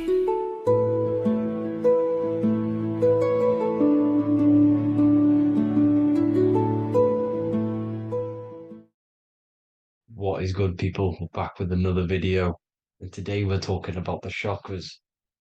Let's jump straight into this because I know there's been a lot of requests for this video. So let's jump straight into this. So you have 7 chakras, right? 7 chakras, and these chakras are feeding off your electromagnetic field, known as your aura. This is both positive and a negative pole, male and female, right? This electromagnetic field is made out of electric and magnetism, and together they come as electromagnetic. Now, your chakras, the word chakra just means wheel, spinning wheel, because that's what they are. They are spinning wheels of energy. They do not exist on this physical plane. They exist on the etheric plane. Okay. Now, these energy centers are known to regulate your emotions, and each energy center controls the organs and cells in that particular area of the body. So, for example, your sacral chakra will control the cells and organs of your sexual reproduction area. Okay, the navel chakra or solar plexus will control the digestion in your body. Same with the heart, same with the throat, right? So they are like mini brains for each center of your body. They run along up the spine, but notice the crown chakra exists outside the body. It's just above the head. Now, this process of the chakras is obviously the 7 colors of the rainbow, starting from red, which is the lowest vibrational color, all the way to violet, which is the highest vibrational color. This, like I said, these energy centers are feeding off your electromagnetic field. So if these chakras are unbalanced, they are taking too much energy from your electromagnetic field, making it weaker. Now, this is the North Pole. As you all know, the Earth is flat and we live inside of a giant torus field, and the North Pole is the Earth's heart chakra. And this is why the aurora borealis, or the northern lights, whatever you want to call them, that's why they are green, and they are being emitted from this center point of the Earth, because it's symbolizing the heart chakra, which is green, right? Now, you do work your way up to these. However, this is a torus field. You are a torus field. You have different layers of this torus field, right? And you need to balance all of these chakras, but you can't move up these chakras until you open the one below it. So it's like a stairway. You can't go to your solar plexus without going through your sacral. You see? So you have to work up these. However, you have to work up these and then live from the heart, because the heart is the center of the torus field. It's the balance between male and female poles, positive and negative poles. So you have to balance all of these chakras and then bring them all into one, which is the heart chakra. Now, they exist on the etheric plane. They exist on the etheric plane, and the etheric plane is a layer of the material plane. It's the one higher than the material plane. And then after the etheric plane, it melts into the astral plane. So they exist just between the physical and the astral aspect. Now, this is the yin and yang matter, which is the lowest root chakra, physical matter, and then to spirit, because high vibrational matter turns into spirit, low vibrational spirit turns into matter. So they're interchangeable. This is the yin and yang. Now, when you see ancient paintings with the halos, you see this is like a toroidal field coming out the top of his head, you see, with a halo. This was symbolizing in the old days, in the ancient days, that they've aligned their chakra, they've reached Christ consciousness, which is God consciousness, right? Now, this electromagnetic field is the apple that we bit out of in the Bible, because you see that apple is a torus field. So they were metaphorically or personifying the torus field. That's what the Bible is. It's a massive personification. It's all metaphors. You have to read it properly. It's got a greater meaning behind it. Now, when we bit from the apple, we ate from the tree of knowledge, which is good and evil. Our lower mind took over, so we materialized to feed our physical bodies. We materialized through Saturn. That's what Saturn does.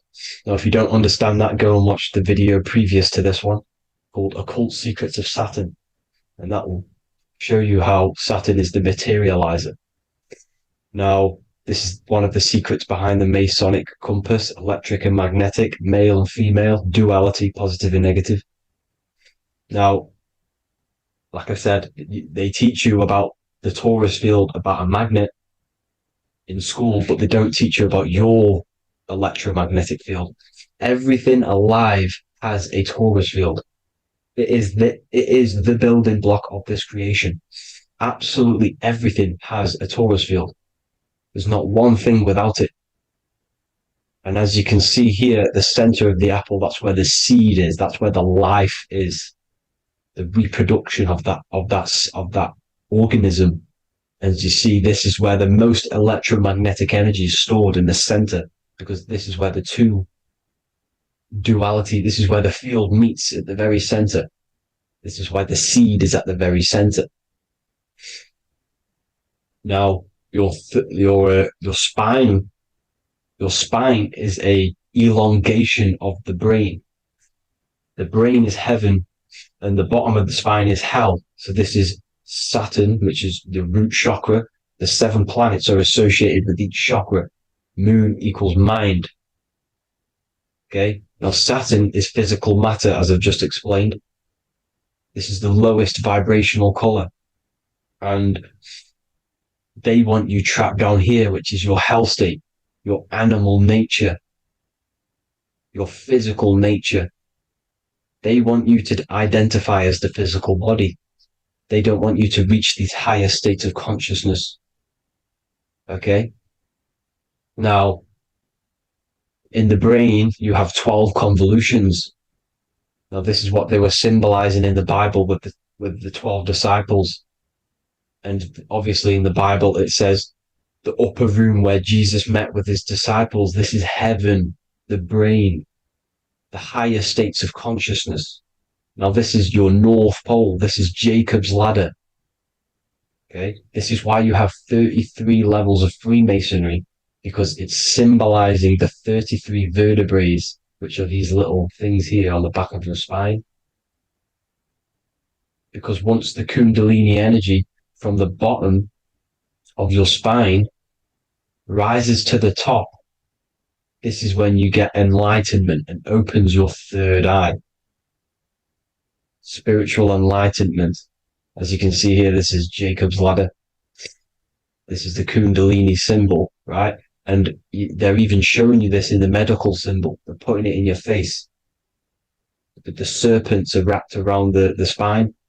Now, the serpents symbolize how the energy moves around the spine, because it's a torus field, you see? At the center of the torus field, it wraps around the center pole. It wraps around it, and this is how the energy moves up. So they're symbolizing it with the serpents. Okay? Now, every religion has a sacred river. For the Egyptians, it's the River Nile. For Christianity, it's the Jordan River, right? This river is the canal, the energy canal at the center of your spine, all the way leading to heaven, to the Holy Land. This is the chamber which the energy rises up, right? Now, they used to say the gods descended from heaven to man. This is just heaven. This is the mind state. And they said the gods were connected by a rainbow bridge. That's the chakra system, the rainbow bridge.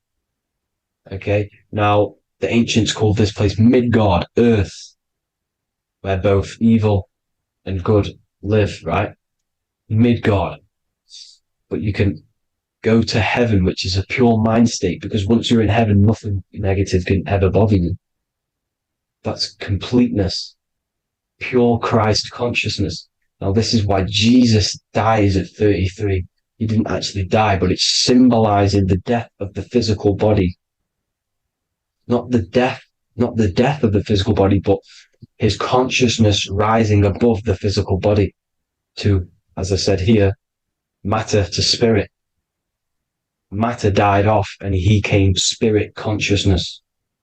This is symbolized by the 33 vertebrae, which is obviously the 33 levels of Freemasonry. And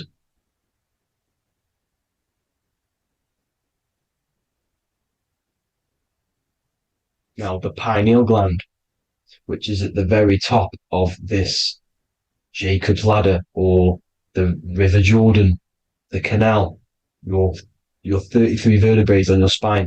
This is where the pineal gland sits, right? At the very top, at the center of your brain. Now, there's multiple ways this was symbolized. The Eye of Ra, which is used by the Egyptians. Now, this pineal gland is the seat of consciousness. This is where your consciousness is stored, right? And the ancient Sumerians used the pine cone, hence why it's got the word pineal gland, the seat of the soul consciousness. It produces DMT, dimethyltryptamine, which is known as the spirit molecule. And the pineal gland is wrapped in microcrystals, and we all know crystals transfer frequency and energy. Now, radios use crystals. A radio is a frequency transmitter, turning a frequency into a frequency that we can hear with our ears, right? Because all the radios are actually playing right now in your ears. However, our ears can't pick it up, so the radio transmits it into a frequency that we can hear using crystals. So this is the power of crystals, and this is what our third eye is wrapped in, crystals. Now, this third eye is not actually your third eye, it's your first eye. When you're being materialized in your mother's womb, this is the first gland that is produced, and everything's built around it, because it is the consciousness. It is your consciousness. Your consciousness never dies, ever. It's an eternal essence. It lives forever. You never actually die. Only the mortal body dies. Now that's what we call life. Life is abided by time, and time is change. And change is what we call life, because everything's constantly moving and transforming into different things, right? Now let's not get off track. The pine cone is obviously, this is in the Vatican here. The pine cone is symbolized as the pineal gland, pine. And this is the opened pine cone. The opened pine cone means, or symbolizes, the awakened man, the awakened third eye. But the ones here, which the Sumerian gods are holding, these are shut pine cones, symbolizing the unawakened man. But let's not get confused, people. These gods were not gods. They are human beings just like you. They reached Christ consciousness. They are nothing more special than you. They just had the ability to reach Christ consciousness. And obviously their knowledge was far more intelligent than ours, far more advanced than ours. They knew the truth about this reality to the depths.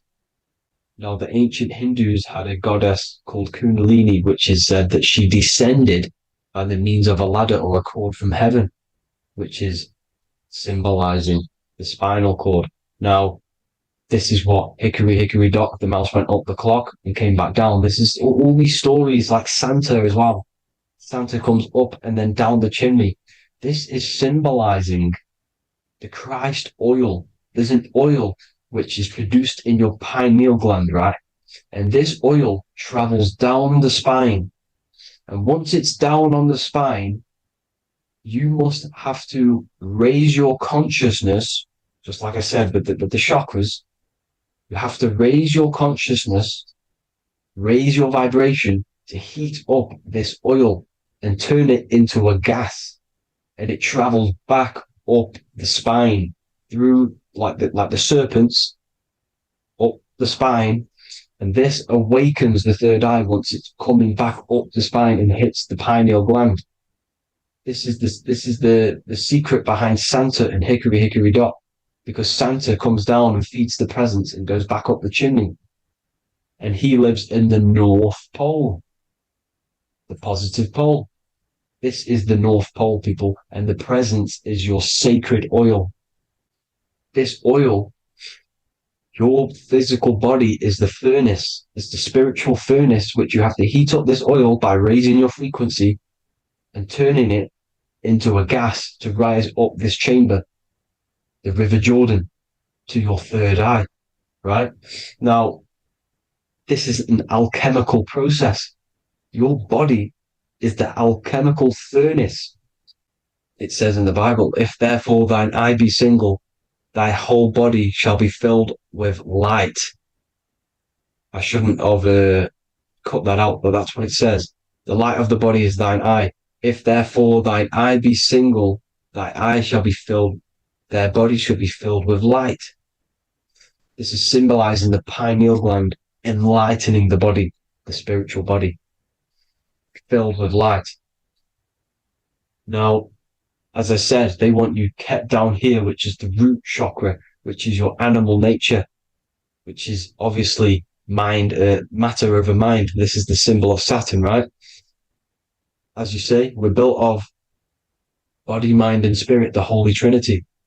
That is the sun, moon, and earth. The sun's your soul, solar. Moon is your mind. Earth, which is the cross, which is your physical body, the 5 elements, right? So body, mind, and spirit. So the Saturn symbol is actually made out of the cross on top, which is the earth, and the moon on the bottom, which is symbolizing matter over mind, because earth is physical matter. You don't want to be matter over mind. You need to be mind over matter. See, they want you identifying as your physical body. They don't want you to realize you're an eternal consciousness. You're an eternal essence of consciousness which never dies. They want you trapped in your animal nature. And this is why the Baphomet has a goat head, because it's symbolizing your animal nature, which is evil. Not evil, but you're more likely to do evil things, right? Which brings bad karma. That's your animal side. This is why the Baphomet has an animal goat head. As you can see here, he's got the Kundalini energy here. So when you see the inverted cross, the cross is your body, as you can see here. The inverted cross means your chakras downwards, down here. Your head's down here. Your mind is down here. But your mind needs to be up here, which is the upwards cross, which is Christ consciousness. And as we all know, 7 colors of the rainbow, 7 planets, 7 chakras. Red light is low frequency and long range. This is why Saturn is the slowest moving celestial body. And it's the lowest chakra, because it's low frequency, long range. The moon being the crown chakra, which is high frequency. This is why the moon moves around the quickest. The moon is your crown chakra, which moon in mind. See, so there are multiple ways of your chakras becoming blocked. Now, each chakra has a specific intelligence. It has a specific thing that it's doing for the body, right? Now, this can be overused. It can be abused. For example, masturbation. That keeps you down here in your sacral chakra, because you're abusing that energy center. You're abusing your sexual energy, which is then becoming unbalanced. So this is how energy, this is why these centers are pulling more energy out your electromagnetic field, because these centers are wheels. The chakras just mean spinning wheel of energy. So when you're abusing these certain centers, you're pulling energy out of your electromagnetic field, which is making your field weaker, which is making your frequency lower, which makes you prone to diseases, prone to lower negative energy, right? So you need to align these chakras. You need to unbalance them. And as you can see here, you can screenshot these to see how they're blocked.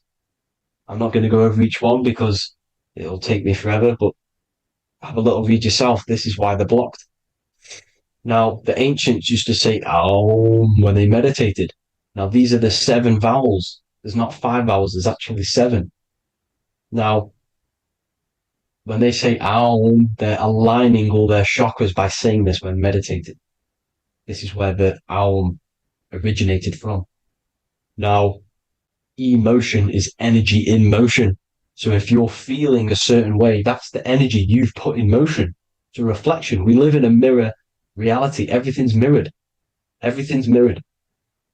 As within, so without, as above, so below. Everything's a reflection of some sort.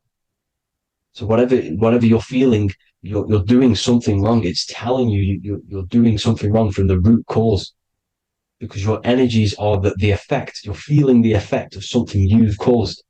The law of cause and effect. Nothing escapes it. Now, the Jehovah's Witness believe that exactly 144,000 faithful Christians go to heaven or be resurrected, right? This is not true. This is symbolic. 144,000 go to heaven. Now, the petals on the chakras, this is the root chakra, this is the crown chakra. Now, if you add up the first 5 chakras, the petals, add up the petals on the first 5 chakras, you get 48. And then you get to the third eye, which has 2 petals. 48 times 2 equals 96. 96 plus 48, which you got from here, equals 144. The last chakra has 1,000 petals.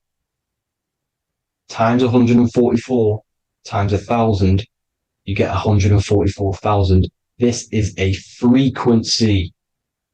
This frequency is the frequency of the ascension up your chakras. This frequency is a high frequency, which turns that oil into gas, which rises up the spine, activating your third eye. Right? So this is all the religions are all symbolic for this sacred secret of Christ consciousness. As it says in the Bible, the kingdom of God is within. It's not out there, people. You must look within yourself. You are God. You are a spark of his consciousness, infinite consciousness, right? So 144,000 is a frequency, and you must achieve this.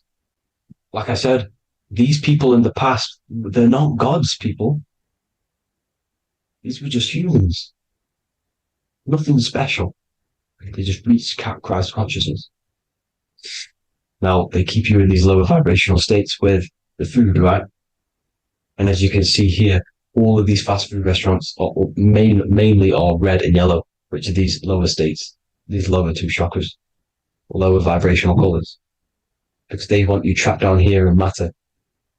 And these foods are so low vibrational, they will keep you down here because your gut produces, I think it's like 80% of melatonin. Melatonin is your feel-good hormone. These foods will not make you feel good. This is very low vibrational. Meat. It's not meat, it's raw flesh.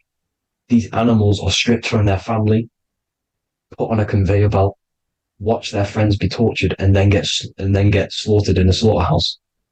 Think of all the fear that's running through their blood, all the hormones, all the fear, and you're going to go and eat that very low vibrational energy. As you can see here, this is the light photons within fruit. You can see the life force in this fruit. You must think, feel, and do positive to raise your vibration. As you can see, earth equals heart. If you rearrange it, everything in nature is green, right? The aurora borealis is green. You must align all these chakras and then live from the heart, because the heart's the center of the Taurus field. You must become the consciousness in the center. So that's it for this video, people. Thank you all. God bless.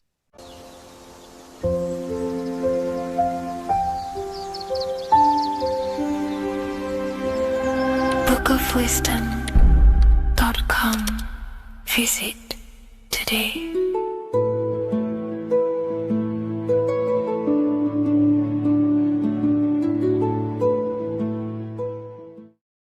What if I told you that the seasons don't just change the external world, they also change your internal world? They have a psychological and a spiritual effect on your consciousness. If you're new to esotericism, you may not really understand this. But if you have some deep understanding of as above, so below, you already know this. But today we're going to be explaining it in great detail. So tune in, take a pen and paper, maybe make some notes. So we have 4 seasons. The sun is the main source of life on the earth, and it changes the circumstances on the earth in 4 different ways. Of course, we have spring, summer, winter, and autumn. These are the 4 states of the earth due to the sun's cycle. Not only do they take place on the earth, they also take place on you, your body, your mind, your spirit, your consciousness. They change things internally and externally. The first thing we need to understand is that we have a dual nature. We have a mind, and in that mind, we have an internal self. That's what we call the spiritual self.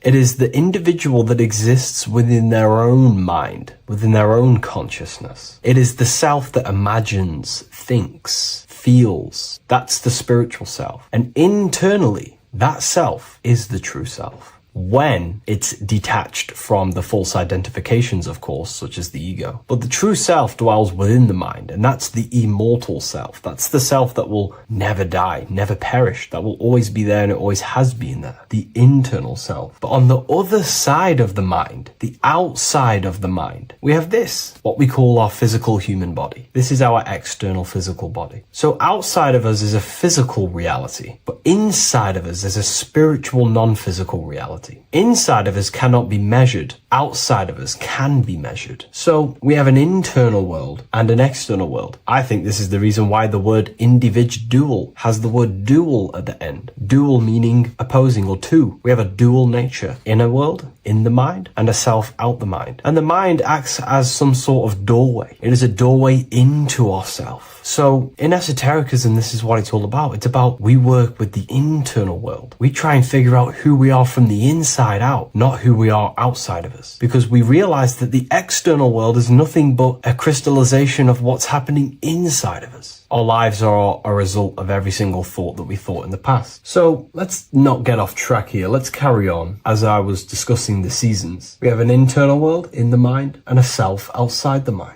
And this is reflected even in the cycles of the heavens. This is how you know the universe is intelligently designed, and the law of correspondence corresponds with everything. The law of correspondence is as above, so below. It's not a Hermetic principle. It's not a Freemasonic principle. The law of correspondence, as above, so below, is just the law of life of the universe. It is in everything. So the daytime, the sun, this is external impressions or expressions, should I say. We express ourselves outside the mind, in the outside world, in the material body, taking actions outside of us during this daytime. The sun represents outward expression, the daytime. This is when we wake up, we're conscious, we do things outside of our mind. But then the nighttime comes around and it becomes dark and the moon rules over the nighttime, and we return back to our internal world. We return back to the darkness. We return back to the internal self, the self in the mind. Really is fascinating. And this is as above, so below. This follows the correspondence. This follows the law. Although that the outside world has a cycle of day and night, so does our own mind have this cycle. As above, so below. As within, so without.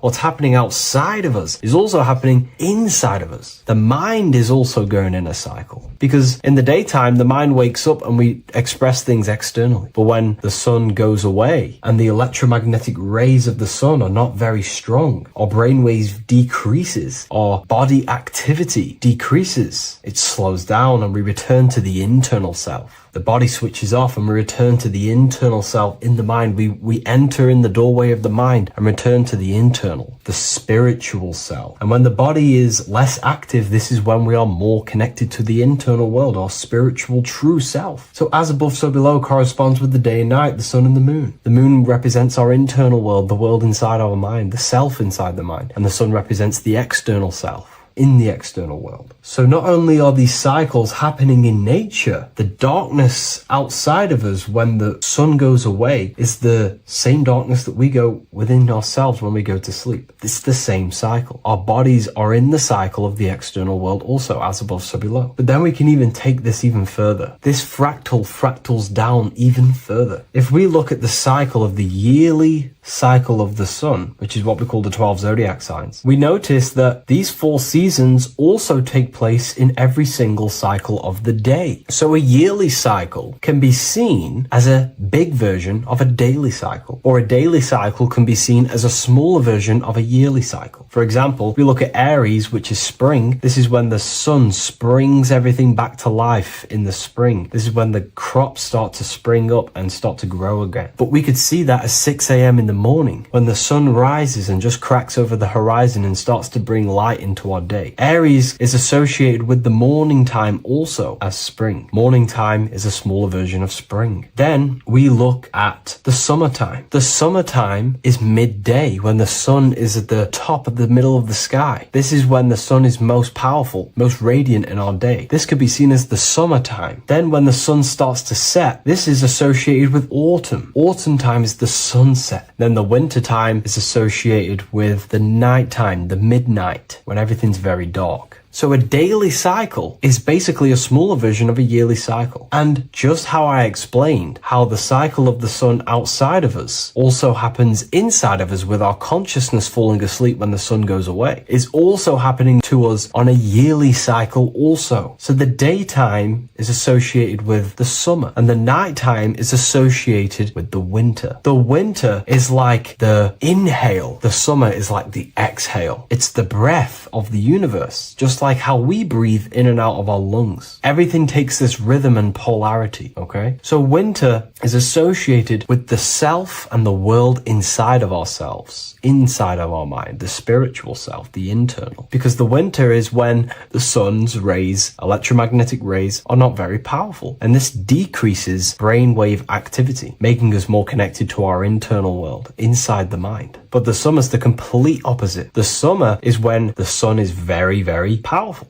And the sun's powerful electromagnetic rays increase brain activity, making us more actionable in the physical world outside of our mind, in the external world. So summer is the daytime and winter is a big version of the nighttime. Vice versa. Just like how in the winter, we're more in the house. We're inside buildings because it's very cold outside. Animals hibernate. They go inside. They go into little places. They collect all their food and prepare for the winter. They go inside. They go in darkness to hibernate. So does our consciousness, our spirit, the self inside of our mind. We can use these cycles to our advantage, to evolve spiritually, to connect and be more balanced. You know, I've mentioned a lot of this inside the university to my members, to the family inside of there. We discussed this. We had a great discussion about this. And, you know, the live calls we have are priceless. The conversations you can have with someone when they're awake, you never forget them. You always have deep, meaningful conversations. And we discussed this deeply, and we were going into some interesting things about how we can use these types of changes in the seasons for our spiritual growth. We even discussed about spring and autumn and how they're associated with the different spiritual bodies that we have. But anyways, let's not get off track. Lucid dreaming,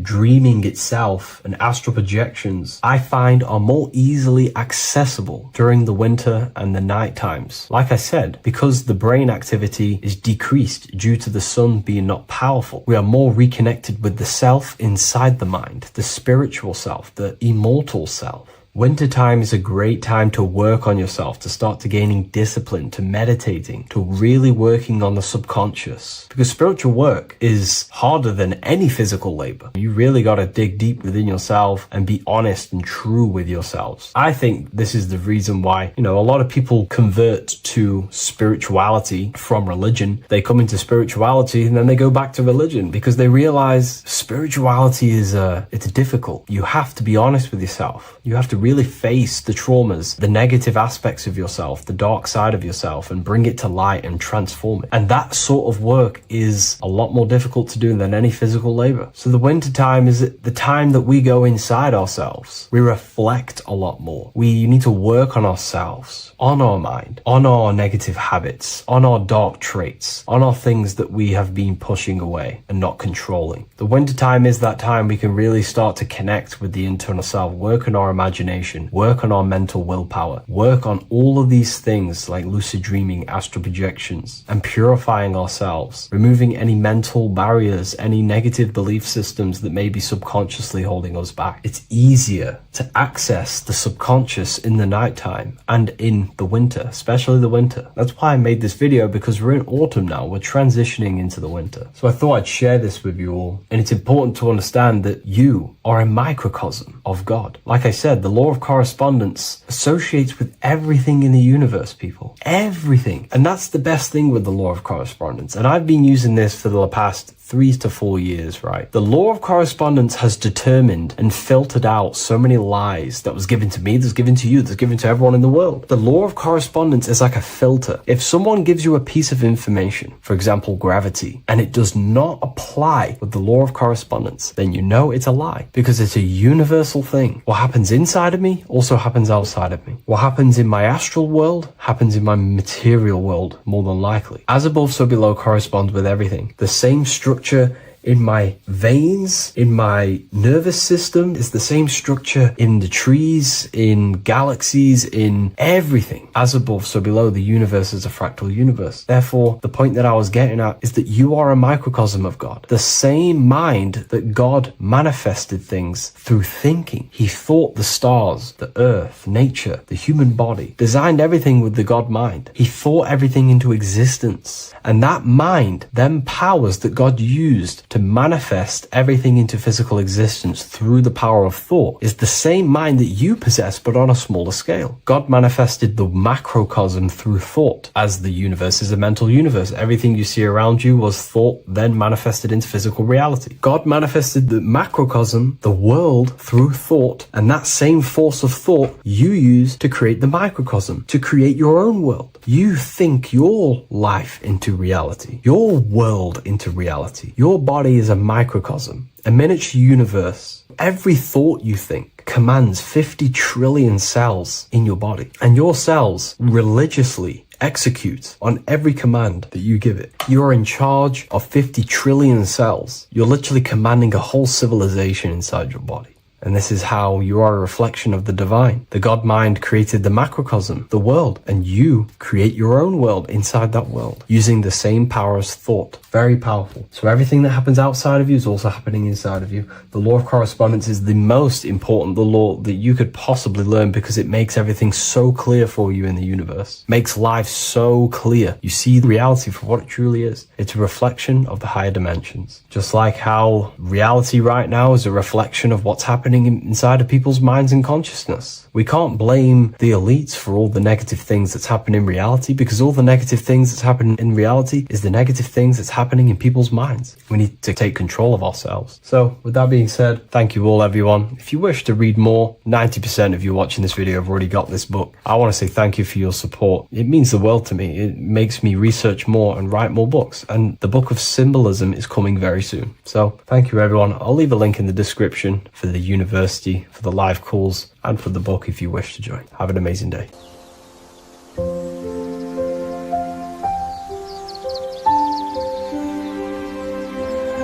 bookofwisdom.com. Visit today.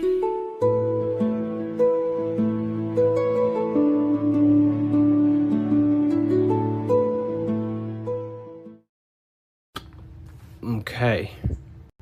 Is manifestation real? Of course it's real. You've just manifested that sentence. You turned a thought into an action and then generated a physical experience. You turned the invisible thought into a tangible reality. That is manifestation. You just have to learn how to do that on a mass scale, on a bigger scale, to generate something bigger. You know? So yeah, of course, manifestation is real. That's all you're ever doing. Creation is not created, it's in an ever state of becoming. You are in a continuous state of becoming something in the present moment. You know, so you're always molding creation through thought, emotion, and action.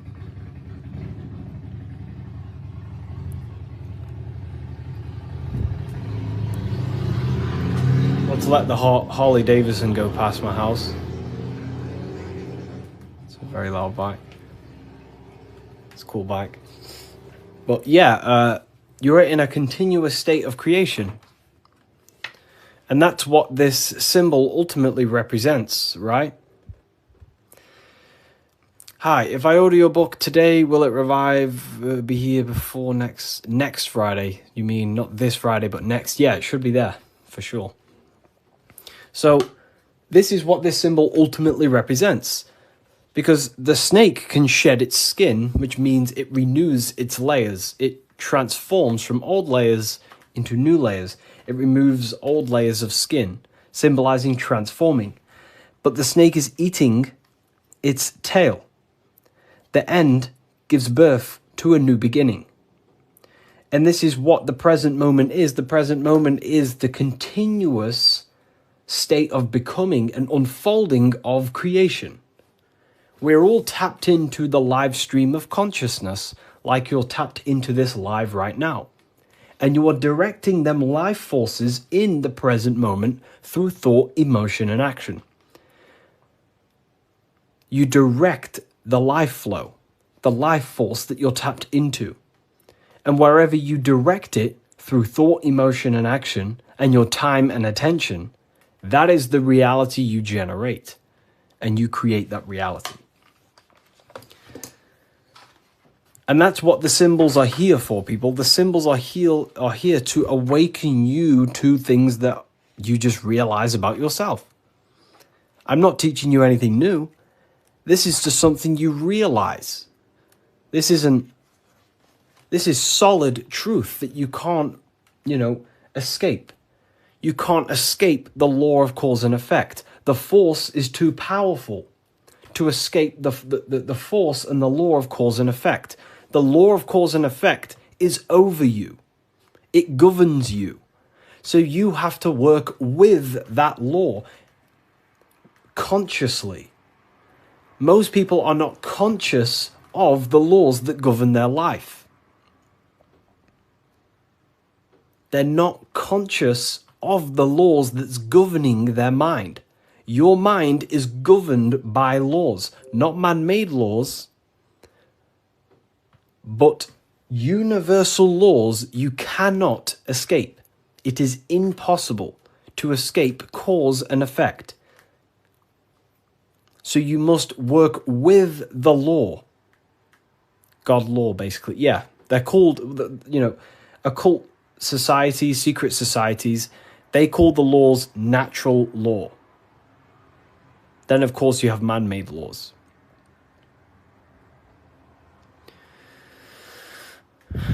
So you have to work with the law. If you do not work with the law is going to be working anyway.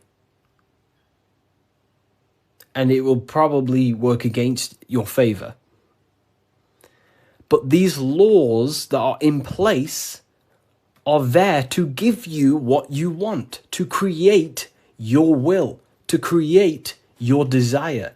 These laws are here for you to create, to give you what you want. Okay? So we have to become conscious of the laws that is governing our mind.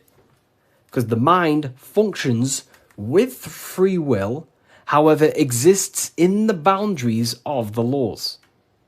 Without them laws, the mind would not solidify a true creation. Everything would be chaos.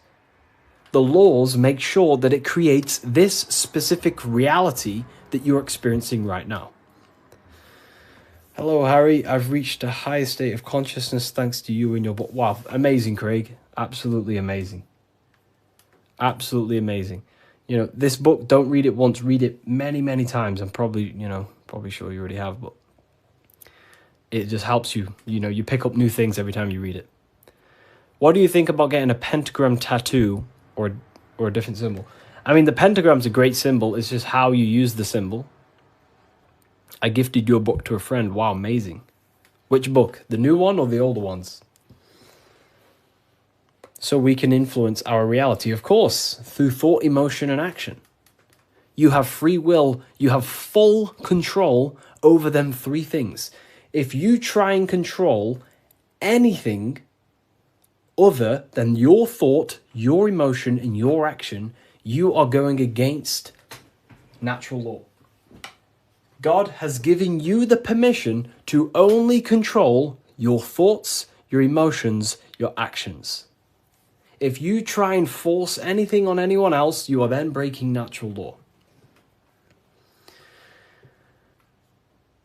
They are the forces that consciousness expresses itself through the mind, mentalism, through thought, imagination, through emotion, through feeling, intuition, and through action, willpower, taking physical actions. That is how the force of consciousness expresses itself in three distinct ways. And that's how you create your reality, through thought, emotion, and action. And that's how you gain your personal power, by controlling your reality. How do you control your reality? Very simple. Is this the Book of Wisdom? This is not the Book of Wisdom. This is the Book of Symbolism, the brand new book, only available on my website. So here it is. Here it is, people. This is not the Illuminati. This is not the Illuminati, people. Let me make something clear. Everyone has demonized this symbol, and I think they use this symbol on purpose. Because this symbol unlocks your personal power, and that's what the Illuminati is. The Illuminati are illuminated people. That's ultimately what it means. Illuminated. What is illumination? Light. That's why there's light surrounded around it. Light in the eye. What is the eye? The internal perception. The mind that allows you to perceive information. The internal eye. The person in your mind who thinks. That's the real you. That is the real you. The person in your mind who thinks is truly formless. Okay? The Illuminati are illuminated people. They understand the secrets of the human mind and human consciousness. And other people who do not understand the secrets of the human mind and human consciousness are ignorant, and the people are using the knowledge they know against them. If you know psychology, right? If you know the deepest secrets of psychology, you can then use that against someone to manipulate them. That's how the system works. It runs on information, knowledge, and power. And the power comes through the information. The people who have the most information about how you function have more power. Why? Because they can use you, because they understand you more than you understand yourself. You see? That's what the Illuminati is. The Illuminati are people who understand the secrets of the human mind and how to manipulate the secrets of human consciousness to make them do something and create something in their agenda. You're all creators. This is what you need to understand. That's what consciousness is. Consciousness is a creative force. It creates through thinking, feeling, and acting. The triangle. But that thought, emotion, and action are just three expressions of the one force of consciousness. Thought, feeling, and acting are in fact one actual force. Because it's the force of the universe. We're all using the same force. And that's the same force that Yoda uses in Star Wars. In Star Wars is all talking about the force. That is the force, and that force is running through you right now in the present moment. You have the ability and the free will to direct that force through thought, emotion, and action into a reality. So, the Illuminati is just simply people with a high understanding of consciousness and the human psyche, and how to actually create reality. You think something, you feel, and if you have a feeling towards that thought, you take the action. As soon as you lose feelings to watch this video, you will scroll and take action to find another video you have a feeling for. That is how reality creates. That's how reality unfolds. Okay? So the eye in the triangle is showing you the ultimate state of consciousness to create reality. 1 and 3. There is one eye and 3 points on the triangle. The 3 expressions of consciousness that creates reality: thought, emotion, and action. In one, unified. Most people do not have a unified consciousness. They think about creating a business, their emotions feel like watching TikTok, and their actions are eating food. That's divided consciousness. That's the checkered board. That's the Masonic checkered board. Their mind is divided in black and white, different personalities, different ideas, different desires. Their mind is not solidified on one creative project. The mind is divided within duality. Okay? That's what the checkered board is. The checkered board is simply a divided mind. Because this checkered board is all, this whole piece of artwork you see here of the Freemasons is showing you how someone's mind functions. That's the secret. Very simple. Symbols, occult symbols, Freemasonic symbols are basically showing you mind states, how you think. Divided pillars, left and right pillar, sun, moon. Sun is masculine, the masculine mind, and the feminine mind, the conscious and the subconscious. But here, there's an eye in the middle, unifying them in the middle. Unification. Unifying with the true being inside of you. Not being left or right. Not being too masculine, not being too feminine, but unifying the masculine and feminine principles to become a unified consciousness so you can create your reality. The masculine principles symbolized by the sun and this left pillar symbolizes willpower, your will. Your willpower is very, very, very powerful. Willpower is ultimately everything you create, your will. So this sun represents the masculine forces of the mind, such as willpower, taking physical actions, intelligence, intellect, thinking. That's all the masculine. Then on the right side, you have the feminine qualities of consciousness on this right pillar, symbolizing imagination, emotion, desire, intuition. These are the feminine forces of consciousness.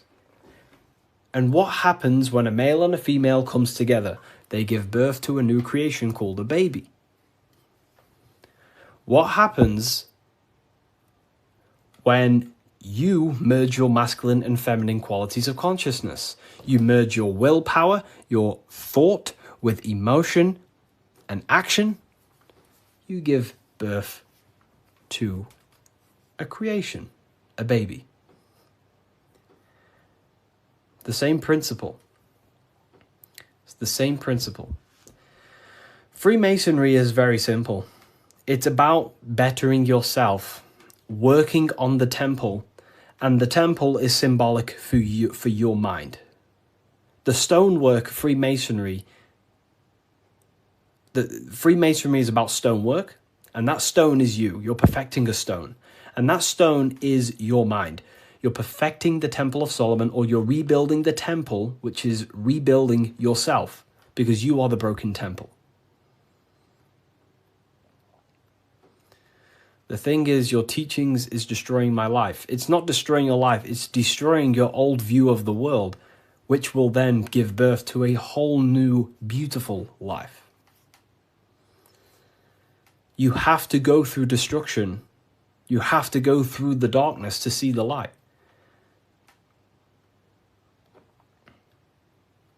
Destruction, creation demands destruction. And it's up to you how you interpret my information. Take it with a pinch of salt. Go and do your own research. I'm not saying everything I'm saying is, take what I say and apply it to your life and see if it helps. But everything I'm telling you here is helping me build myself and build my own reality. But it's very simple.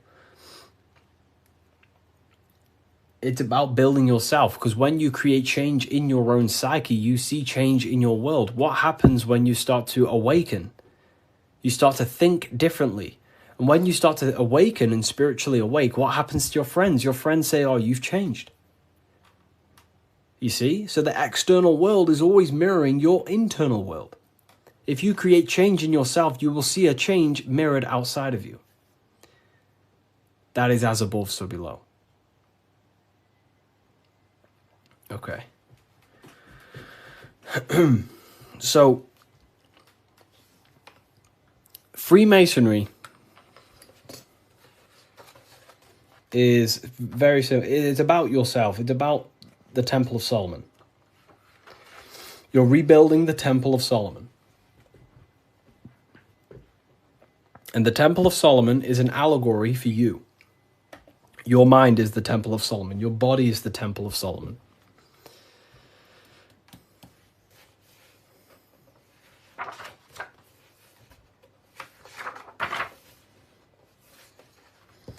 So why is it the Freemasons wear this apron, right? So you see the Freemason here wearing this apron. Well, this apron originates from stone masonry. Stonemasons. What are stonemasons? Stonemasons chip away stone, and then they use the stone to put on a building or, wherever. But Freemasonry teaches in metaphors. So this stone, this apron, was worn by the stonemasons to protect themselves from flying chips of stone hitting their genital area. So this is symbolic of doing the Masonic work, perfecting the stone, perfecting your mind. Every day you are either building your mind or building your mind's prison. Every day. You wake up, you're either destroying your mind or either help freeing your mind. You have the option, right? And they also wear this apron on the lower half in the genital areas because you think with every chakra. The chakras are basically spinning energy vortexes. This is what you see here, right? These chakras.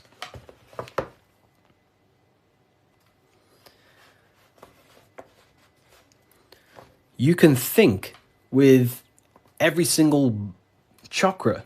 You think with your head. You can think with your heart. You can. These are centers of consciousness. Okay? These are centers. These are each center that you see along your spinal column has a high amount of nerve centers. It's like a nerve center. But that nerve center is then powered by the etheric body. Now, that's very advanced. Not many people understand that.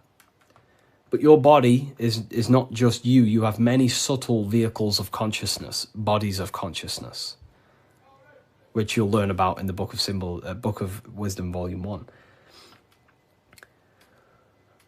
So there is one force in the universe, and that force is emanating through you, manifested in 7 chakras.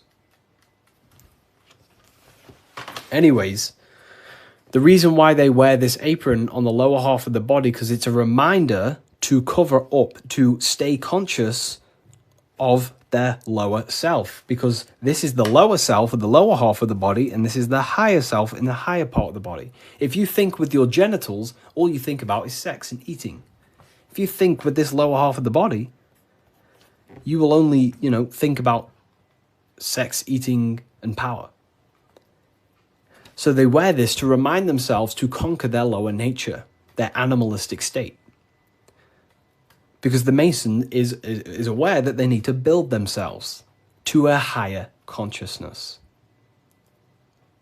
to the higher mind. They need to align their will and mind with the higher mind.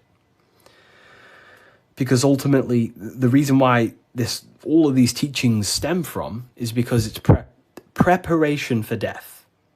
This is where all this comes from, okay? You never die. This is the truth.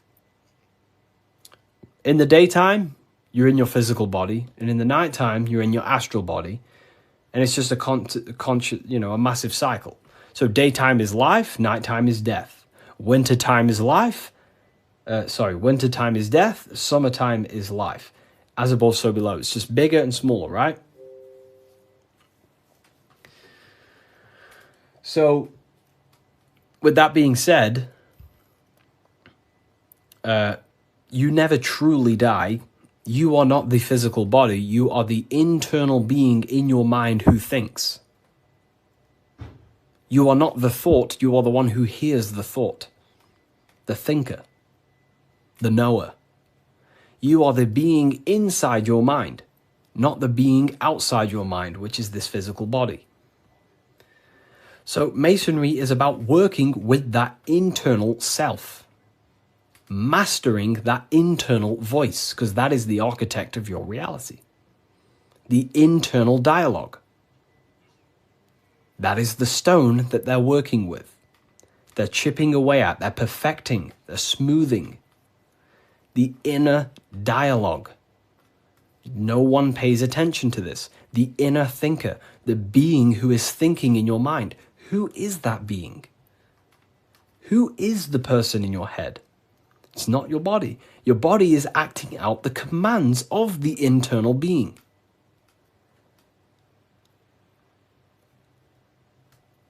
So this is what we have to connect to and master the inner dialogue, the inner thought processes, because the thought is the architect of reality. Thought creates everything. Thought creates everything in the whole universe. The whole universe originates from thought. So Freemasonry is basically about mastering the inner dialogue and working on the inner self, the person in your mind. And the deeper you get to know that inner voice, you start to realize that there are many different vehicles of consciousness. You don't just have a physical body. You have a physical, etheric, astral, and mental and spiritual body. The physical body is just the lowest dimension there is. The physical plane is the lowest dimension there is. Your mind operates above all of them. A thought is just a thought. It has no true form. That thought takes on the body. That thought wraps itself in imagination. So the thought alone is just a thought. But then that thought then wraps itself in something we call astral matter, which is your imagination, the light, the screen in your mind that allows you to vision a specific object. The thought wraps itself in astral forms. That astral form becomes like an emotion in your heart because you want to then take action to generate that mental image you created. Then it turns into a physical reality once you start to take the action to fulfill the desire of that mental image you created. So these are the many different vehicles of the mind. And the mind is not just in the brain. This is the whole wrong thing with science. The mind is not the brain. The brain is just a physical computer to decode the commands of the mind. The mind is not even touching the physical world. The inner dialogue is not in the physical world. The true you is a higher dimensional being. Okay? The inner dialogue. And we're working with that inner dialogue to master it, to ultimately master your reality. So again, Freemasonry is all about cutting stone, but it's not about actual stone. This book by Harry B. Joseph, right? Yeah, I am Harry B. Joseph. I wrote these books myself. This book is my brand new book, the Book of Symbolism. And it's only available on my website. You will not find this book anywhere else. The Book of Symbolism.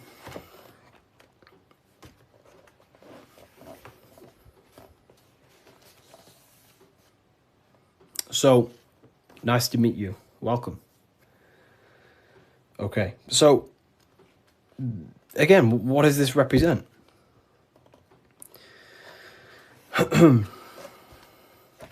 The rough stone is a symbol of the self, the unrefined self, the unenlightened aspects of our mind. So the rough stone represents the uncontrolled aspects of our mind. We have many different versions of ourselves in our minds, right?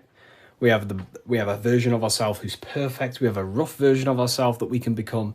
There's many different things in our mind. But the aim of the Mason is about unifying all of them different personalities into our higher self. It's about learning the secrets of the mind. So this represents the perfected aspects of the mind, and there is also there is no such thing as perfection. We will never actually truly perfect ourselves. But the aim is to be perfect. So the Freemasons show you the checkerboard. I'm ordering all your books this week. Oh, wow, thank you. You will look, your whole life will change. Your whole life will change.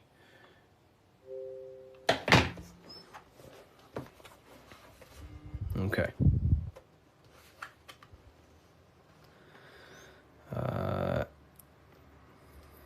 The checkerboard floor. This is symbolizing on a base level. So symbols have a many different interpretations. So on a very basic level, this checkerboard floor represents duality, how everything is dual, positive, negative, day and night, hot and cold. But the deeper you go into the layers of the symbol reveals the secrets about the human mind. So this is all showing you the mind. Different states of mind, because that's what the universe is. The universe is one singular consciousness expressed in many different forms, in many different clothes, what we like to call people. Me and you are cut of the same fabric, which is the universal mind experiencing itself. So the mind is the very architect of reality. Life is not happening outside you, it's happening inside your mind. You are a projection of the mind.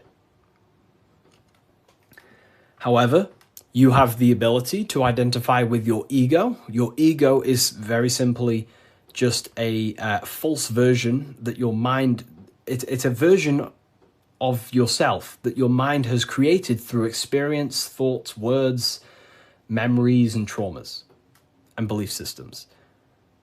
But beyond you, if you turn your mind off, if you stop thinking, then who are you then? That's what we call the universal soul. Everyone is that same substance. When we all turn off our mind, we are all the same substance, the universal soul. But we have the ability to generate an ego, which is our own personal identity. The ego is not inherently evil, but the ego can become bad if you don't tame it. It's the beast. But anyways, the duality represents, very simple, black and white, positive, negative, day and night, the opposites in the physical world. But on a higher level of masonry, it represents a divided mind. The one divided in many. The illusion of the third dimension, of how everything is separate. But in fact, we are all the same substance. We are all the I am. We are all the I, the inner dialogue, the inner voice. Masonry is about working with the internal voice, the thinker in the mind, the true higher dimensional being that you are. Because that higher dimensional being manifests its life forces through you and creates in the physical three-dimensional world. So it's about directing the life forces through you. Now, a big misunderstanding about the world that religion has placed on people. A big misunderstanding, right? People think the world was created. People think the world was created thousands of years ago. It's the biggest lie ever.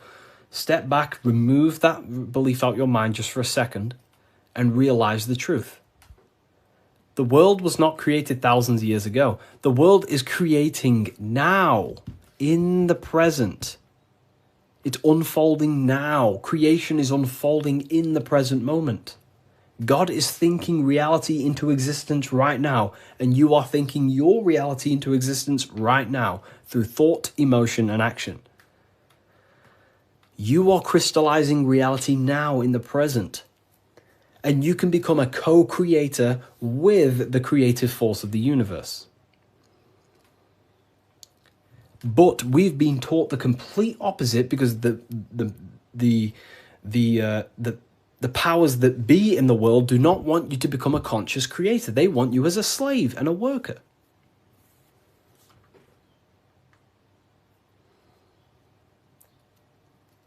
You see, so we have to understand that we are all co-creators of this world. We're all contributing towards the building project of Earth right now. But the elites make you think that the world was created thousands of years ago and now you're just experiencing it. Now you become an experiencer. You're not an experiencer. You're an experiencer and creator. You mold it. And when you do not understand this, someone else who does understand this will use you to create their agenda. Because they understand this. And look what's happening in the world today. We are creating the agenda of the government. Why? Because we believe their lies. We don't have to, but we choose to. We all have free will. Everything else is just an illusion. Money is an illusion. It's a belief in the mind. Harry, are you a part of Freemasons? I am not. And if I ever do, I will be transparent about that.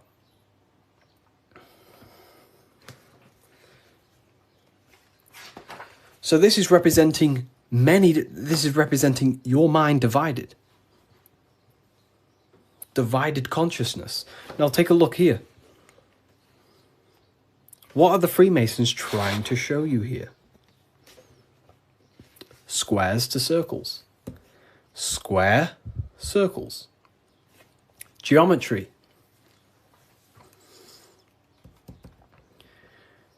Geometry. Harry, my book came, thanks. It's a pleasure. It's an absolute pleasure. Enjoy the book. Take your time, read through it, enjoy it, read it over and over. You know, I can't wait for you to read this. Was it the third book you got? The 3 represent alignment, the black and white represents conscious and subconscious. It can represent that, yeah, that's one layer of symbolism. But you got to remember that the symbols don't represent one thing. There are many different layers to the symbols. Many different layers.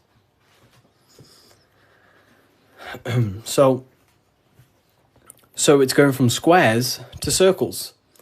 So you have to understand geometry for this. There's different codes to this. A square. Can you measure the surface area of a square? Of course. Very easy. You just measure this side and that side and times it. Right? Very simple. Then you have the surface area of a circle, of a square. But can you do that with a square? No. You can't find the surface area of a circle. It is impossible. You can get very close by using pi and different, different mathematical equations, but you will never exactly find the exact surface area of a circle. So what are the Freemasons trying to show you? Measurable and immeasurable. What you can physically touch and measure down here, the squares, and what you cannot touch and what you cannot measure. And there is a ladder going from what you can measure, the physical world, the squares, up to what you cannot measure, the circles. So this is about the upliftment of the mind. This is about the mind raising from only a physical state of awareness, raising the mind so it can function as a spiritual mind and use the higher dimensions of consciousness, such as imagination, thought.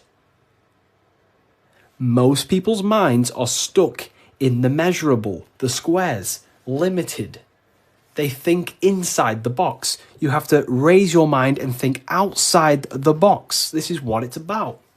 Raising your mind and using the higher dimensions, which is imagination. You cannot measure imagination. It does not exist in the physical plane. You cannot measure thought. It does not exist in the physical plane. So it's about raising consciousness to actually use the cognitions of the mind. Most people are not using the mind. Climbing in consciousness. We're going from squares to circles, measurable to the immeasurable. Okay? And that's the key. Look at the key. How do you go from the circle, the squares to the circles? You got to go through the woman, the green woman. Who's the green woman? Who is the green woman? feminine. The feminine aspect of consciousness. You cannot just go from low consciousness to high consciousness. It is impossible. It takes a lot of work. Doing work on your mind is way harder than any labor or work you could possibly imagine. The work on yourself is not easy. And I never will say it's easy. It is very, very, very difficult to change your mind because it is literally programmed. Very difficult. So you have to go through the woman. And what's the woman? The care, the desire. You have to have a desire to climb the ladder. You have to have the love and the care to do so. If you do not have the care, you will not climb the ladder.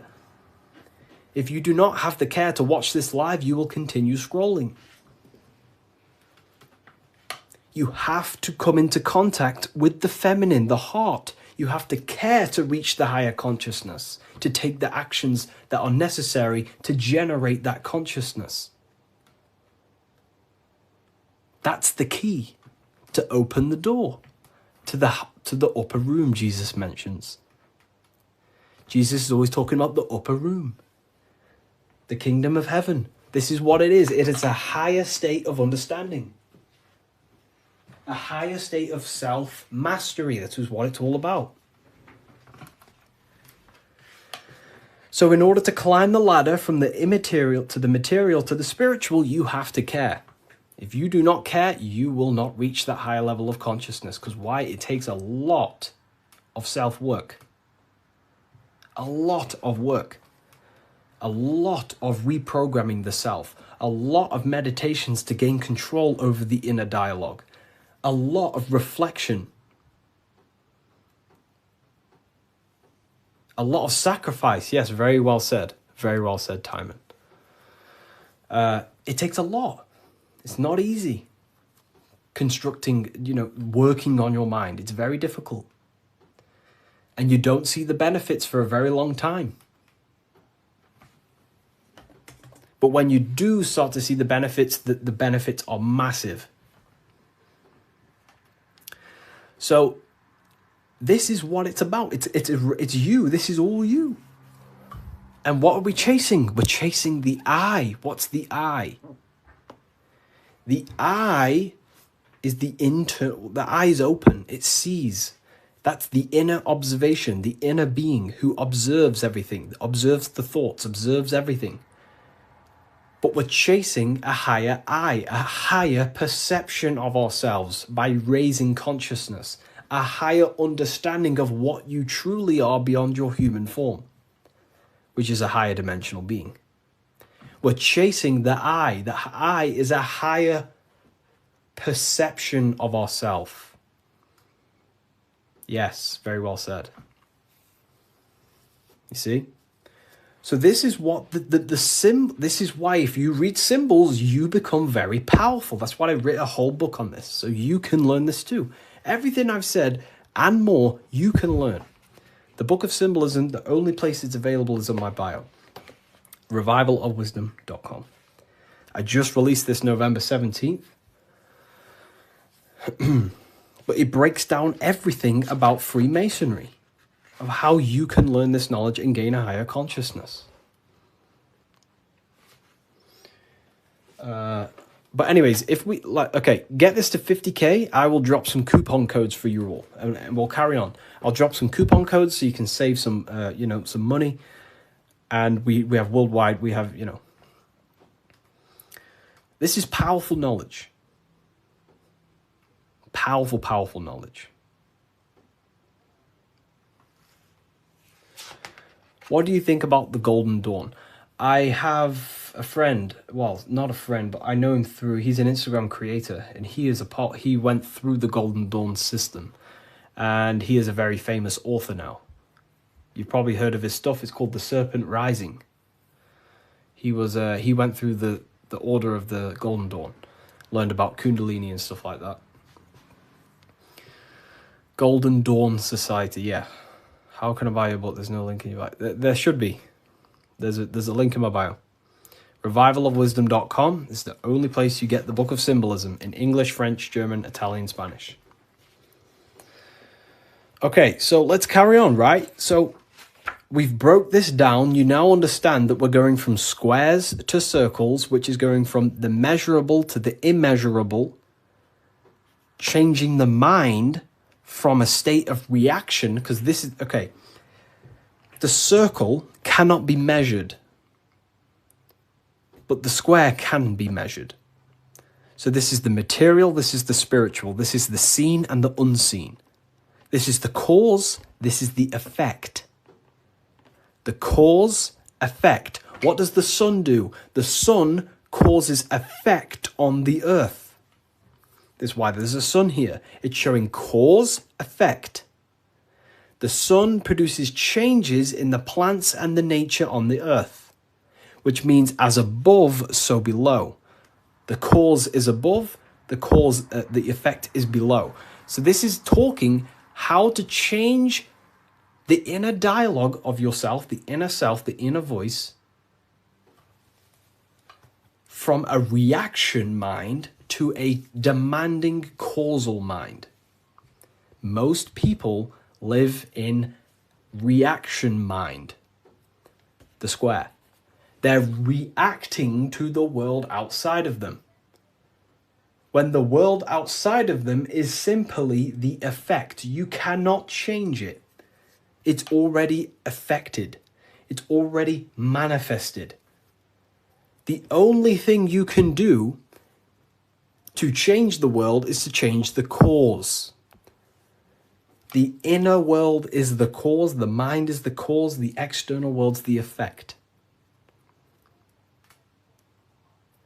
The inner world is the cause, the external world is the effect. Most people have something bad outside them. You know, I'm not perfect. I'm not saying I've reached the highest level of consciousness. You know, I'm still working on myself, and I'll always say that. But most people are stuck in reaction consciousness, where their mind is just reacting in a state of complaining about the external world. When the mind is the cause. The cause, the mind needs to be a cause and a demand and a command. But that's fine, you know, I was in that state. And I still catch myself now and then being in that state. But we have to train our minds to understand that the outside world is the effect and the internal world is the cause. And we need to raise that ladder towards the causes. Make the mind a powerhouse of control. A powerhouse of control. Okay? Awareness, yeah. Okay. Symbolism. The winding staircase. You can't see the room. Where is it taking you? This is talking about the upper room, climbing to a higher state of mind. But when you're down here, you can't see that room. You don't know what a higher consciousness is. You don't know, like right now, maybe there's some people in here, they don't even understand what even is a higher consciousness. You will never understand until you start to do the work on yourself, until you start to see what it's like to understand yourself. When you understand how you work, you know what to do in every situation. You have the tools to use in life. So this is about climbing the staircase of higher consciousness into the inner room that you can't see. Beyond the curtain. The curtain is the veil. This is about entering in yourself. Walking past these two pillars is about walking into the internal self. It's a journey inward. You have a self outside the mind, this body, and you have a self inside the mind, the inner being, the material and spiritual. That's why you're an individual. You have a dual nature, inner and outer. So when you're walking in between these pillars, you're walking, it's symbolic of walking in your mind. walking in a journey into the self, and we're working with the inner self. This is what Freemasonry is about. But it's a winding staircase, which means you can't see where this staircase is taking you. You don't know what a higher consciousness is, what it's like to be in a higher consciousness or a higher understanding of reality in the self. So you must have faith. Faith, not faith in a God, but faith that the staircase or this journey, this work you're doing on yourself is going to lead you somewhere. You must have willpower. It takes willpower to walk the stairs. You must have care. Faith, will, and care are the three forces that help expand the mind into higher levels of consciousness. So it takes faith, will, and care to walk this staircase, to walk this path, to do the work on the self, to master the self. And a spiral staircase also represents time. It takes time. Time moves in a spiral. Yesterday there was 12 o'clock, but today there's also 12 o'clock. But today is higher than yesterday. So it's just a continuous spiral upwards. Yesterday was 12 o'clock, today there's 12 o'clock, and we're just going to continue this spiral. This is time. It takes time to walk this staircase. It takes time to reach a higher consciousness. It takes faith, will, care, and time. It's not an overnight process. Okay? So I hope this understands, hopefully you people are taking this on. Darkness to light. This is a massive phrase in Freemasonry, from darkness to light. But what is the darkness? Darkness, you can't see. When the room is dark, your eyes can't see. Symbolizing ignorance. There are parts of yourself that are in darkness. You are not aware of these parts of yourself. Most people are not aware of their imagination and the powers of the imagination. That means it's in darkness. Darkness to light is about becoming conscious of the things inside you, the aspects of yourself that you may not be aware of.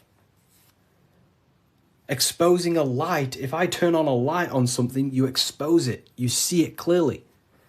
So Freemasonry is about going within the self and finding the things that you are unaware of and becoming conscious and using them as tools to help you in life. Your imagination is a guiding force to shape your future.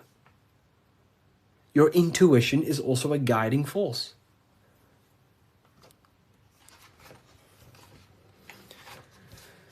This is the hammer, the Freemasonic hammer. Why do Freemasons use hammers? The hammer, the force. What is your hammer? What is the force that drives you? What is the force? What is the desire in you that makes you go through life? We all have a hammer. My hammer is to help as many people understand themselves as possible. That makes me take my actions. That's the force inside of me that takes action. The reason why I'm on this live is to take action to help people. That's my force. That's my hammer. You have to have a hammer in life. This is a tool. You have to have the hammer. Here's some more secrets. Force, form, very powerful. Not many people understand this one. But I could sit here all day and talk about all the different symbols in this, but there's many different symbols that you can go over. Force and form. Okay, so we have hit 50k, by the way. I did promise people earlier we have hit 50k that I would give out a coupon code. I did promise people. So I'm going to have to give that coupon code and then we'll carry on with this, breaking this down for you. Okay. So let me know in the comments if you want a coupon code. Just say the word yes or something. And if I know people want it, then I'll give one out. If not, I'll just carry on. Okay. I'm going to give you a 20% code. In fact, no, I'm not going to give you 20%. I'm going to give you 30% off. Wait, let me just test something. I don't want this to mess up for you. I want to make sure it's working properly. Okay, 2 seconds. Let me just test the website to make sure the code works. I don't want to give it out and then people, you know, don't end up working and then people start, you know. So let me just test it.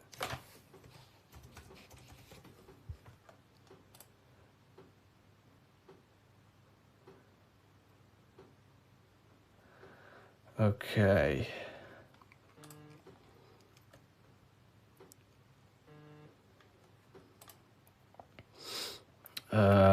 2 seconds, people.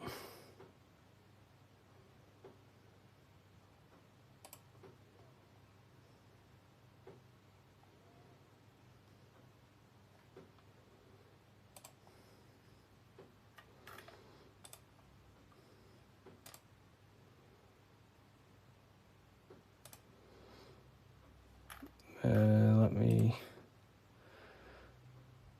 You said 50%. I didn't say 50%. I said if we hit 50k likes, I will give a coupon code. And that's what we've hit, 50k likes.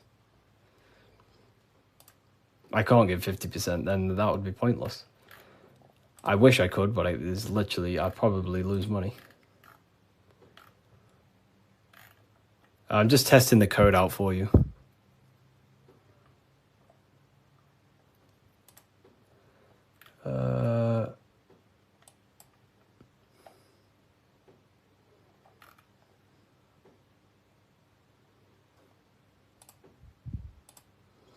We worship you. I don't want to be worshipped. Please don't worship me. You know, I don't want to be worshipped. You know, I really don't. I'm not here to be worshipped. I'm telling you the power within yourself. But I thank you for that comment. That's nice. It's nice of you to say that.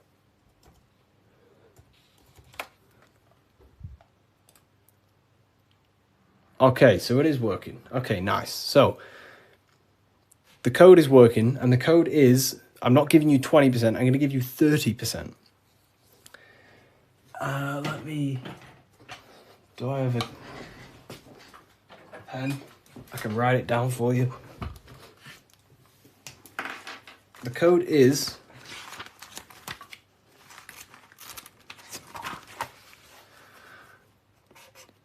light. All caps. That's the code. All caps, capital letters. And you'll save yourself 30%. This is the brand new book of symbolism. You're going to save yourself 30% on the brand new book of symbolism. Is this where 607 Onk gets it from? I don't know. I've been around for a long time talking about this stuff.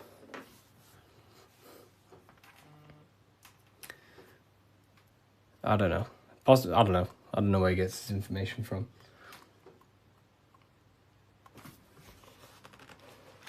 Force and form.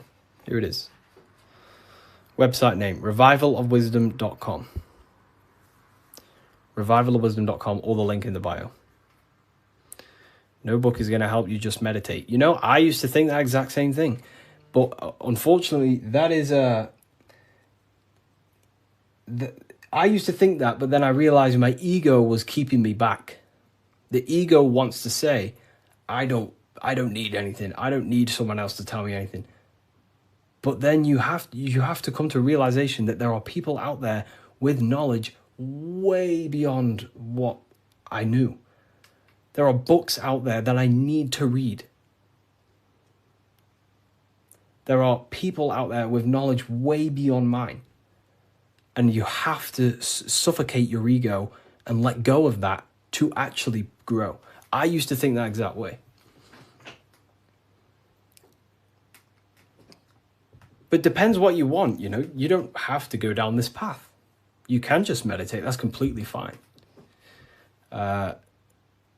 You know, it depends what you want, I guess, as well. So you are completely right.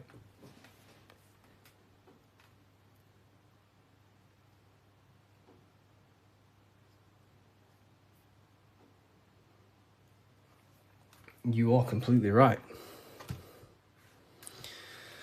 Is there a PDF? No PDF. Physical books only. We ship worldwide. What's your fave part of the book? No one's ever asked me that. That's a very good question. What is my favorite part of the book?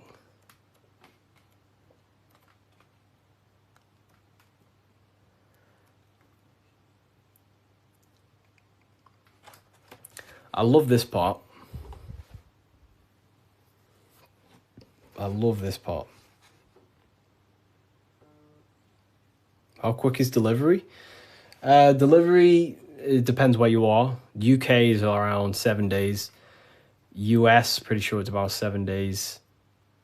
It's a print on demand. So basically, an order will go through the website and then it'll go straight to my suppliers. They print it and then they ship it. And then they obviously send you emails with the tracking information and stuff like that.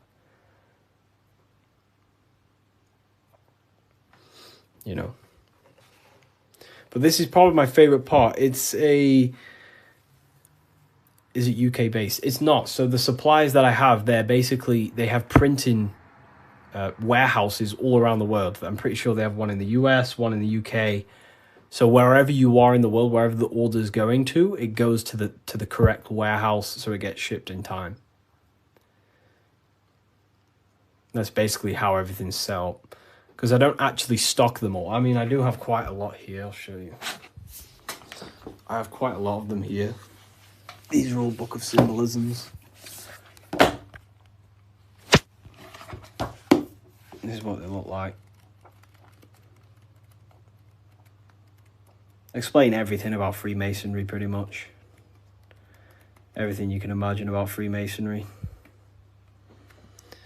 That's the first book. That's the second book. This is the brand new one. Which this is the one we're going over today, pretty much. They will be on Amazon in the next, 2 weeks, 3 weeks maybe.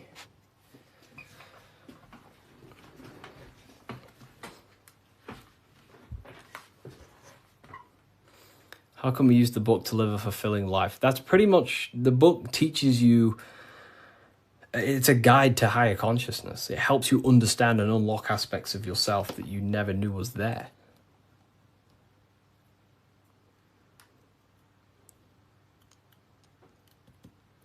What are the 2 pillars in Freemasonry? Great question. So the first part of this book goes over that for a very long period of time. So the first whole section of the book goes over the Jachin and Boaz pillars, right? The different symbolism. So it basically represents the masculine and feminine forces of consciousness. But it ultimately represents division as well. The number 11 is a dividing number. It's left and right, right? It's left and right. So, have you experienced spiritual psychosis? No. If you met me in person, you would never even realize, because I don't talk about anything to anyone. People who know me don't even understand what I do. I don't talk about, I'm just a normal person. They probably think I'm asleep. Well, just a regular person who's not aware. But, I only talk about this stuff to people who ask me. To my family members, I'm just a regular person. But then obviously if they ask me about this, then I can tell them things. So yeah, in person you would never even know. I'm just a regular guy. I work throughout the day. I make videos. I work on my YouTube. I help my affiliates. I come on live. I help people. I speak to my university students. And then I go to the gym, see some family members, and, I'm just a regular person.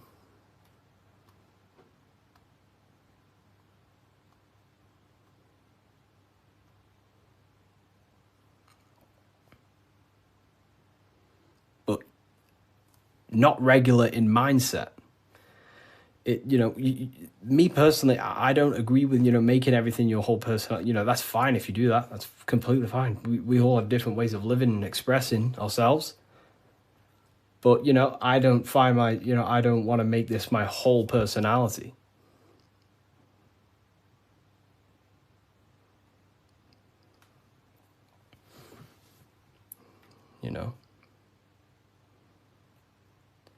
I love to read books in my spare time. I watch a lot of, listen to a lot of audiobooks. I don't really listen to much music. Whenever I'm in the car, I put on an audiobook. And just by doing that alone, you'll gain a lot of information. Just type in Masonic books or esoteric books. You will find so much on YouTube. Just listen to everything, and over a period of time, you'll start to develop a pattern recognition, and you'll start to decipher your own truth. The Bully Slayer was cloned. I see some of his videos today. I don't know. I don't think he's being cloned. I think I don't know. He stayed off the internet for a while. He might have changed and stuff like that. But I love his stuff.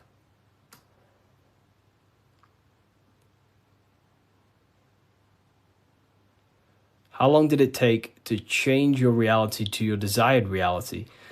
Good question. For me, it was, I wouldn't say got lucky, because I work very, very hard. I work at least 10 to 11 hours a day most days, but not recently, but before. But for me, there was not many people in this space talking about the things that I do at the time. So for me, it sped up very fast because of that. There's not many people who can give you this information I give you. Well, there's a lot of people who can give you this information, but they're not, well known or outspoken about it, respectively to them.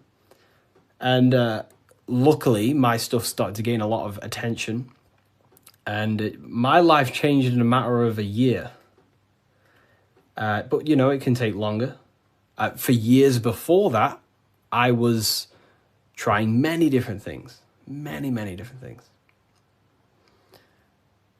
But whenever you preach about mind control, I realized I'm in a prison of my own thoughts. Yeah, a lot of people live in their own prison. Like I say, every day you wake up, you're either building your mind, you're either building your freedom of your mind, or building the prison of your mind. Every day. You're either building your prison or your freedom. How long have you been on this path, Harry? Since way before 2020. Way before 2020. I was talking about, I can't say the thing on here, but the virus. I was talking about the virus way before 2020. And there may be some people in this live who watched my very first lives. I used to go live all the time.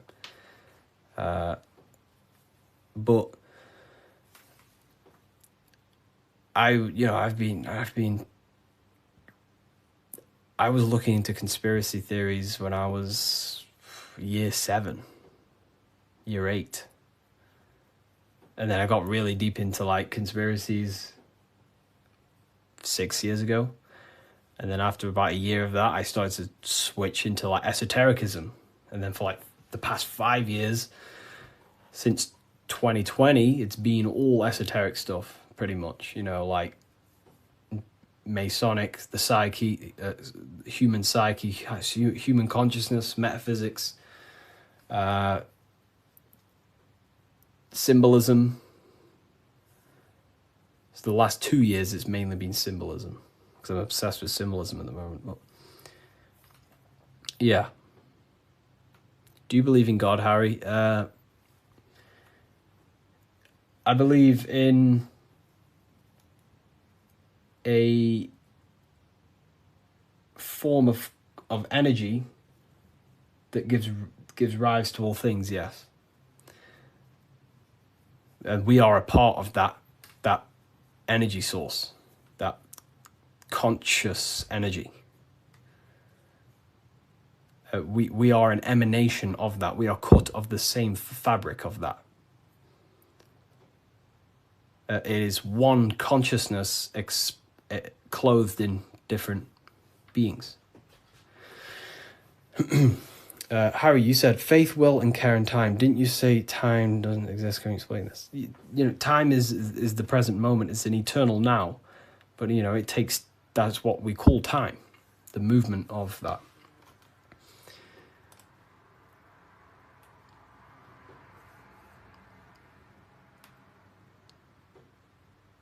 I don't believe in a God outside of us. Well, God is outside of us, but he's also inside of us. God is everything. I like how you put that. Oh, wow. Thank you. If we visit a Masonic temple, we'll see a lot of these symbols in the building architecture. Oh, yeah, of course. Everywhere. You'll see this everywhere.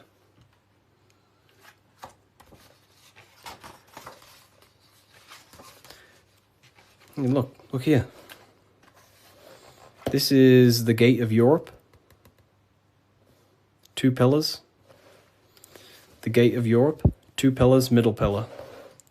Here's the gate of Europe again, 2 pillars, middle pillar with the person in the middle. Here's George Washington, 2 pillars and the middle pillar. You are the middle pillar. You are the middle pillar.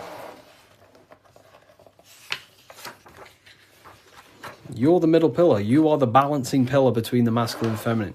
You're trying to combine the 2 pillars, which is the masculine and feminine forces of consciousness. And this is what I say about building yourself. This is the Egyptians telling you the same thing.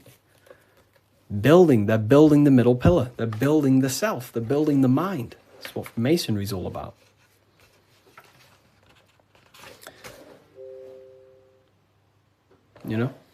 So look.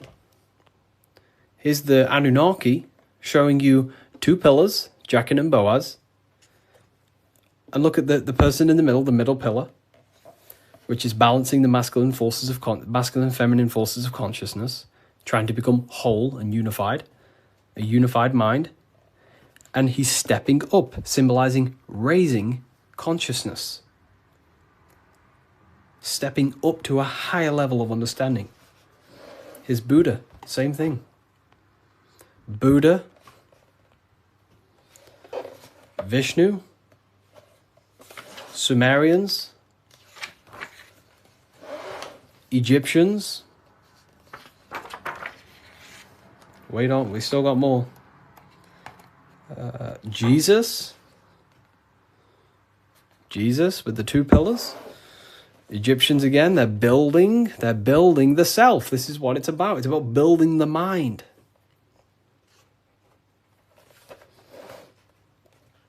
Royal Arch of Freemasonry. Knights Templars. It's everywhere. This symbolism is everywhere. It's in every tradition because this is the universal system of constructing the mind. This was way before religion. This is what it was about. It was the religion of the serpent.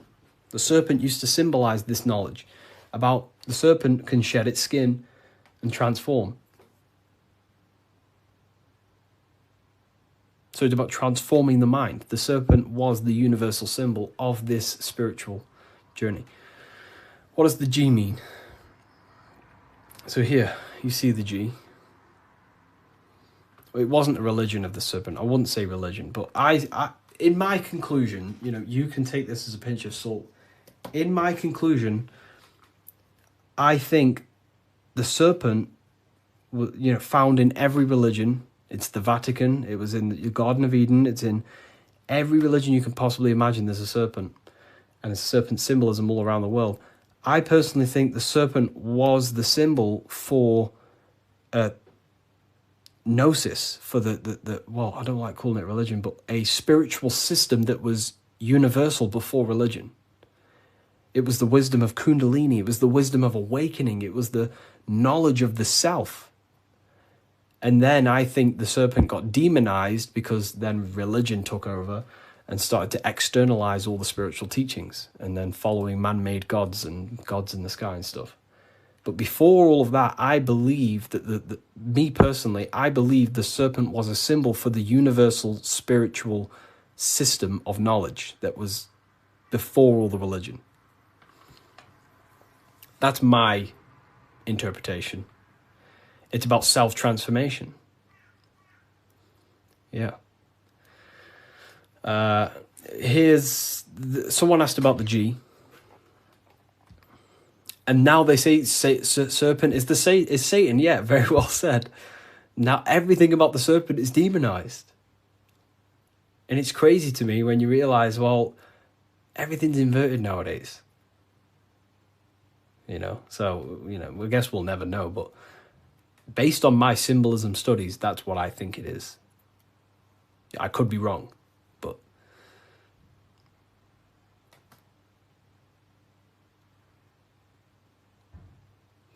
So, okay, why didn't you join Freemasonry if you believe their teachings? It's not believing anything. These symbols are self-awakening. It's not... Everything I teach you is not about believing anything. It's about shedding light on what was there, but you just may not be conscious of it.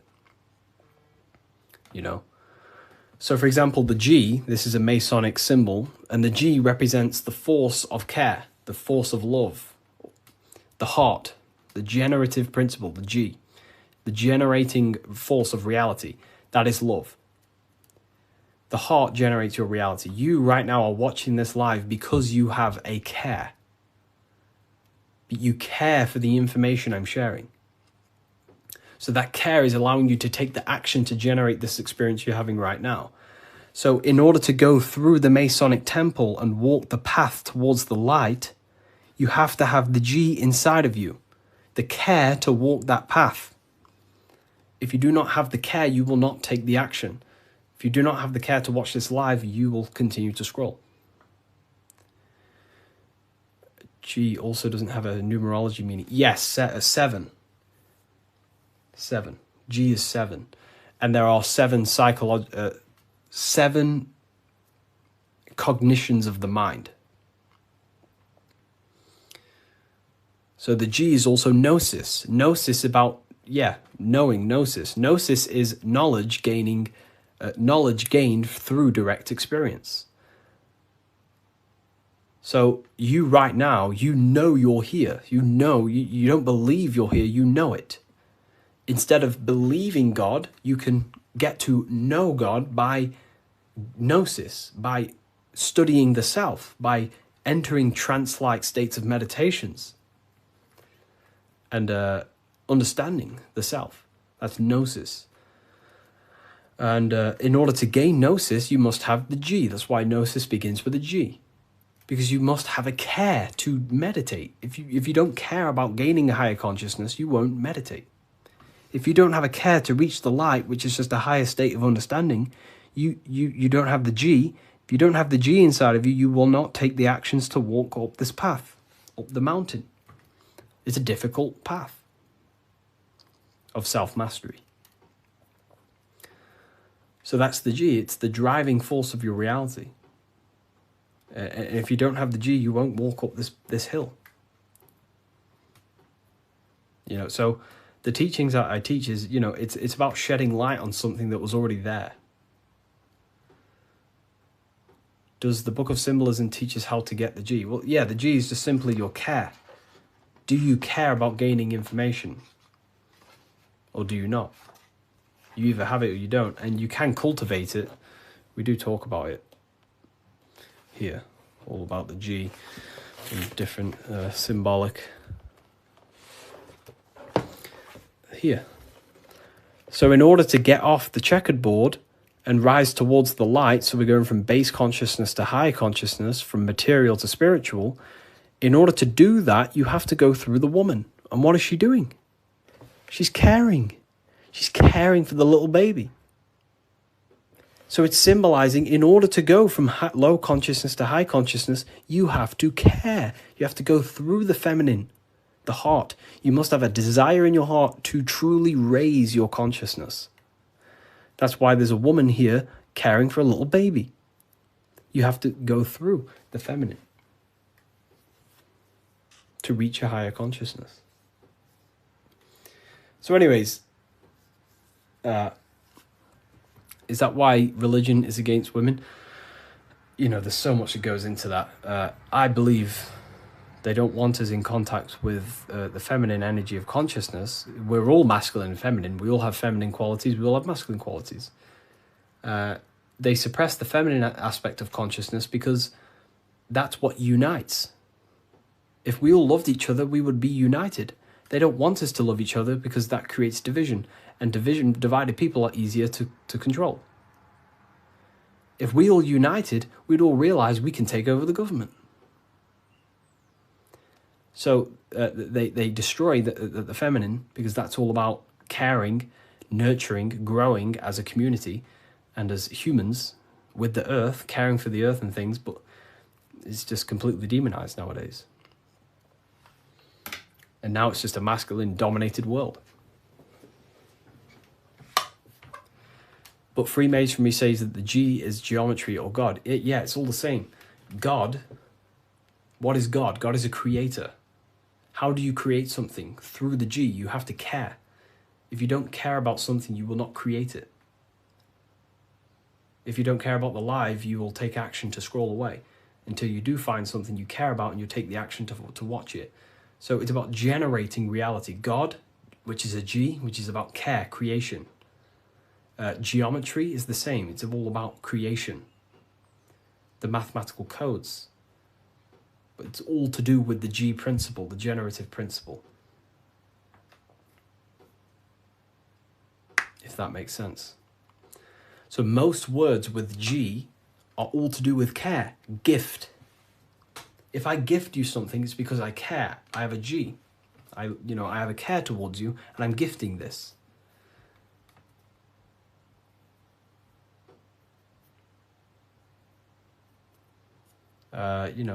Geometry, God, generation, Genesis, it's all about creation and care. The whole world is built on love, and when you see it, you can never unsee it. The whole world is built on love. All creation is built upon the principle of love. That's why the earth is called heart.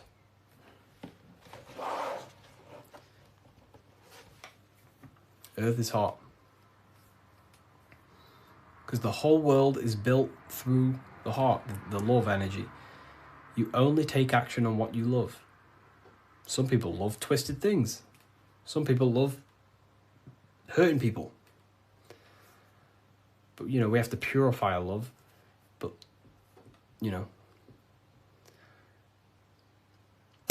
The Book of Wisdom by Harry B. Joseph has really piqued my interest. It's 119 pages of curated spiritual insight. This book has really piqued my curiosity. And regardless if I believe in everything I read out of here or not, I am just so mesmerized by a lot of these topics. It's all, some of them are controversial. Some of them are based in Christianity. Some are not. But it's just a really insightful book. And I'm super excited to check it all out. If you want to check it out too, I'll link it for you. Get your copy. Visit bookofwisdom.com. The Freemasonic square and compass is not just a symbol that represents Freemasonry, a lodge, or a secret society. It is a symbol of gaining your own personal power. Now, in this video, I'm going to be breaking down this symbol in the most detail I can possibly go into. Most people live in a state of illusion. They live their life impulsively, acting based on their five senses, tasting. They want to feel a certain thing like an orgasm, or they're basically just slaves to external things and their five senses, which leads to a very dark path where you'll never actually become a conscious creator and you'll never actually be internally happy. The Freemasonic square and compass reveals some deep wisdom about this. Now let me break this down. If you want to gain your personal power, listen up. The Freemasonic square and compass is a compass which is used to create circles. Now, if you notice something about the circle, they have no beginning, no end. You can't tell where it begins and ends. It's eternal, which means this represents consciousness. Now, if you don't know what consciousness is, if you close your eyes, you have an internal world. You have thoughts, emotion, visualization. This is all consciousness, spiritual. Then we have the square. The square creates squares or lines, which represent matter. It has a beginning and an end. You can quite see where the beginning of the end is, right? So we can even link this to Leonardo da Vinci, the Vitruvian Man. We see the man in the square with the circle. The circle is the eternal consciousness, and the man is the square, limited to the physical world. But consciousness is not limited. That's why it's outside the square. This is eternal. The body is mortal. The body will die. Consciousness will never die. If we look even closer at the symbol, we notice in this particular symbol, we have the compass overlapping the square. This is very, very symbolic. This represents spirit over matter, also known as mind over matter, consciousness over matter, the circle over the square. Like I mentioned earlier, most people are slaves to their senses. They go through their day and all they do is chase validation and feelings. They eat all day to feel good, which means they're a slave to their taste. They're slaves to their feeling. They masturbate, which means they're a slave to orgasms and external things. They're literally being governed by the external world controlling their internal world. They're literally living life on autopilot. And don't get me wrong, I was guilty of this too. We're all guilty of this when we join this world because we're not taught this sacred knowledge. Until you actually stop and recognize this, you'll be living life on autopilot, literally not even living. You'll be running off subconscious programs, seeking external validation and being ruled by these five senses. The square underneath the compass represents consciousness on top of matter, which means the internal world is controlling the external world. It is the mind controlling matter and not matter manipulating the mind. In the occult and esoteric world, it's very important that you are conscious of every action that you are taking in your day-to-day life. Never act subconsciously. Always be conscious. What are you thinking? What are you acting? What are you giving your attention? All of this is contributing towards creating because you are a creator. Consciousness is a creative force. You need to make sure that the compass is on top of the square, that your inner world is controlling the outer world and not the outer world controlling the inner. As I've mentioned in many videos before, the internal world of consciousness is what's producing the external world. Your life is just a result of every thought and emotion that you felt in the past. Everything you own, everything you possess, your friends are all reflections of your consciousness. They're all reflections of what you are thinking about. When you change your thinking, your external world starts to rearrange itself. On a basic level, this symbol represents the combination of spirit and matter. You are a spiritual being and a material being. You are heaven, the sky, and earth, the ground. You are heaven and earth, spirit and matter infused into one. You are a bridge between the divine and the earthly worlds. And you can bring down these higher realms of consciousness, thought, imagination, and emotions into a physical, tangible reality. To do this consciously, we need to make sure the external world is not manipulating the inner world.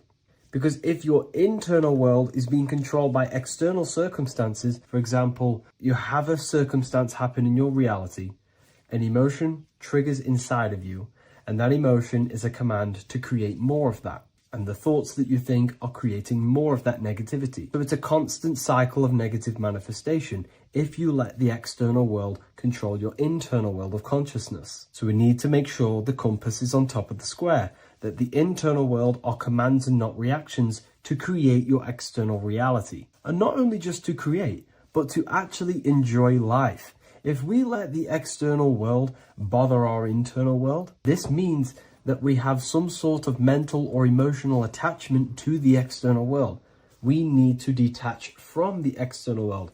Why do I say that? Because it's temporary. It's an illusion. We are going to die one day, and none of this will matter. You need to understand that everything in this world is temporary. You have to be okay with losing things, losing family, losing things in this world, because it's guaranteed to be temporary. We need to make sure the internal world is order and not chaos, commands and not reactions. Now, at the back of the Book of Wisdom, Volume 2, the book that I've wrote here, I go over the different meanings of the different arrangements of the square and compass. Sometimes we see the square overlapping the compass, which is the opposite of what we've just broken down.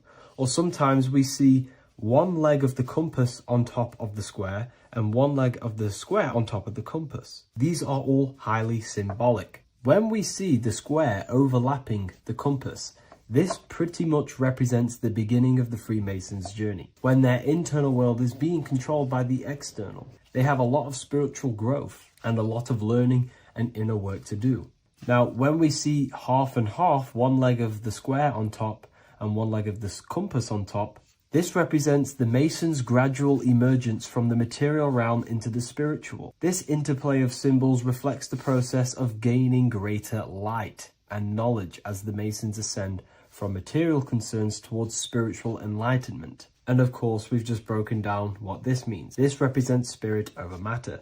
They're not chasing external physical things anymore. They're actually chasing and gaining validation and happiness from spiritual growth, more knowledge and deeper understanding of consciousness and themselves. Most people chase external material things, which actually don't make you happy in the long run. You could be given £1 million today. In a week's time, you would be back to the same original state of consciousness and actually chasing more and more millions of pounds. It's because nothing physical in this tangible world will ever satisfy your internal world of consciousness. So through spiritual growth, we can actually become happy and seek higher understanding, higher consciousness, which actually satisfies us eternally. So when we see the compass on top of the square, it symbolizes the triumph of spirit over matter. This arrangement not only signifies the mastery of spirit over the material realm, but also represents the resurrection, ascent, and dominion of spiritual principles over all earthly conditions. It's all about gaining personal power and spiritual growth. It's all about spiritual evolution, going from matter to spirit. The external world controlling the internal world, to the internal world ruling over the external world, where the mind becomes a powerful tool to actually create and command reality. The mind cannot create and command reality if it's being governed and tossed all over the place by external circumstances and thoughts. Here's a quick tip on how to know if your mind is controlling you. If your phone notification goes off and you're working on something and you instantly go to reach and pick up the phone as soon as the notification goes off, that is an indication that your mind is controlling you and you are not controlling it. The mind is the direction of consciousness, it directs the flow of your attention, your energy, your consciousness. So to practice to gain mind over matter is simply just meditation, allowing the mind to sit still and focus on one thing for long periods of time. And over time, this will gain mastery over your attention and your mind. If you are on your spiritual path, this should be your goal, your internal world becoming the master. The mind becoming a vessel for you and not a vessel controlling you. It needs to become a command center and not a reaction. Please like, share this with a friend, and subscribe to the channel if you're new. Leave a link in the description for the Book of Wisdom Volume 2.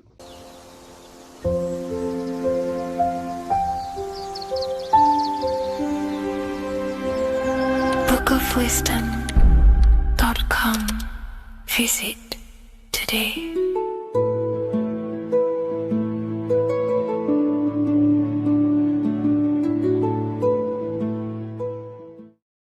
In this video, we're going to be decoding the symbol of the double-faced eagle, which is found on the Rothschild's family coat of arms. We see it in the Roman Empire, and we also see it in the 33rd degree of Scottish Rite Freemasonry. So let's get straight into this symbol and decode what this means. Freemasonry is considered a craft, and this craft is about reconstructing yourself. In fact, the word mason means builder, because every day we are building our mind's prison or our mind's freedom. Plus, you are a creator of reality. You are contributing towards the building project on the earth. You are a builder of yourself and reality, a creator. In Freemasonry, they use the allegory to teach the initiate a process of self-mastery. In Freemasonry, the allegory is that the Temple of Solomon is broken. And this broken Temple of Solomon needs to be reconstructed. But this is symbolic. The Temple of Solomon is yourself. You as an individual are the broken temple, as you have forgotten who you are, why you are here on this earth, and your mind has many limiting belief systems and restrictions on it. Therefore, we are the broken temple that needs to be rebuilt and reconstructed. The 33rd degree is the highest degree in the Scottish Rite system of Freemasonry. Therefore, this logo represents the state of consciousness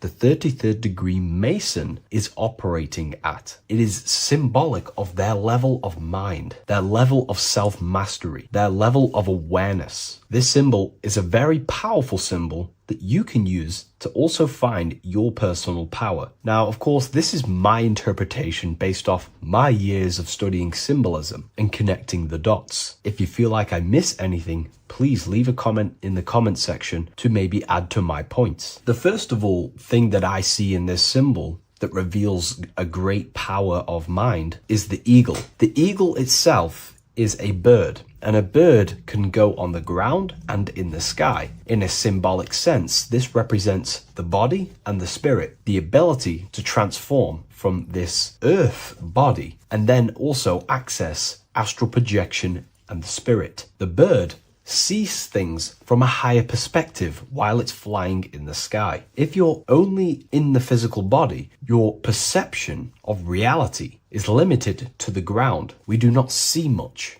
from the ground. This is all symbolic to a level of mind. The bird can see things from above. It sees the earth from a top-down view and sees the whole, sees things from a higher perspective, symbolic of the mind of a 33rd degree Mason who understands who they are, what reality is, what consciousness is, and the human psyche. Their level of intelligence allows them to see reality from a higher perspective, and they also have the mindset of seeing things as a whole, which is a great truth. We are all part of a greater whole, the unfolding of creation that is taking place in the present moment. We are all unfolding creation as a collective consciousness, and we are part of a greater whole building project. So this bird, or the eagle, is symbolic of seeing things from a higher perspective and possessing a higher consciousness. The double-faced eagle, one eagle looking left, one eagle looking right. This is symbolic of the past and the future, mastering time. The way an individual masters time and masters the power over time and gains their power over it is by using the past and the future. The way we master time is by looking into our past and see what thoughts, emotions, and actions have led us to this very moment in the present moment in our lives. By looking into the past, you can see what thought, emotions, and actions have led you to this very point in your life and see the mistakes in your thought processes, the mistakes in your emotions, and the mistakes in your actions. You can extract wisdom from the past of your past and apply that wisdom in the present moment to then change your future to a better future for yourself and the collective consciousness and your contribution towards the creation taking place on the earth. That is how an individual masters time. You can do this through memory work. Every time you go to sleep, go through your day backwards. Follow the events backwards. What this does is literally create new neural pathways in your brain and allows you to strengthen your memory so you can remember more. Memory work is massive in Freemasonry based off my research. They make you do rituals, memorize rituals, because they're trying to develop these different aspects and cognitions of the human mind. We see that the double-headed eagle is looking left and right, but then joins. This is symbolic of unity of duality, unifying duality. And the only way you can do that is by connecting with pure awareness without distortion of the mind and body. If you turn off your body, it goes to sleep. If you turn off your mind, you go to sleep. But if you can turn off your mind and body, then who are you truly? When you turn off your mind, you're no longer your belief systems, your name, your job, your reputation, your status. You are this pure awareness who's observing the mind. So in meditation, you realize you are not the mind. You are the awareness, and the awareness is singular, and the mind thinks in dualism. So this is symbolic of unifying and seeing things through the lens of the awareness and not the mind, because the mind can produce illusions. So this is symbolic of a state of consciousness of the 33rd degree who sees everything as oneness. We are all one witnessing consciousness experiencing itself. However, this witnessing consciousness is molded differently through the mind. My mind has gone through memories, traumas, events, and belief systems, which makes my mind unique to you. But when we all turn off the mind and connect with pure consciousness, the pure awareness, then we are all, on the deepest level, actually one. The universe is one. This is symbolic of seeing and perceiving that reality and truly maturing that understanding in your consciousness. We also see that the double-headed eagle is standing on a sword, which is a tool. The tools that you possess in life are aspects of your consciousness. Your thoughts are a tool. Your emotions are a tool. Your actions are a tool. These tools are creating and building your reality, and they're also building your soul, building your consciousness. But we see that the double-headed eagle is standing on top of the sword, the tool. The sword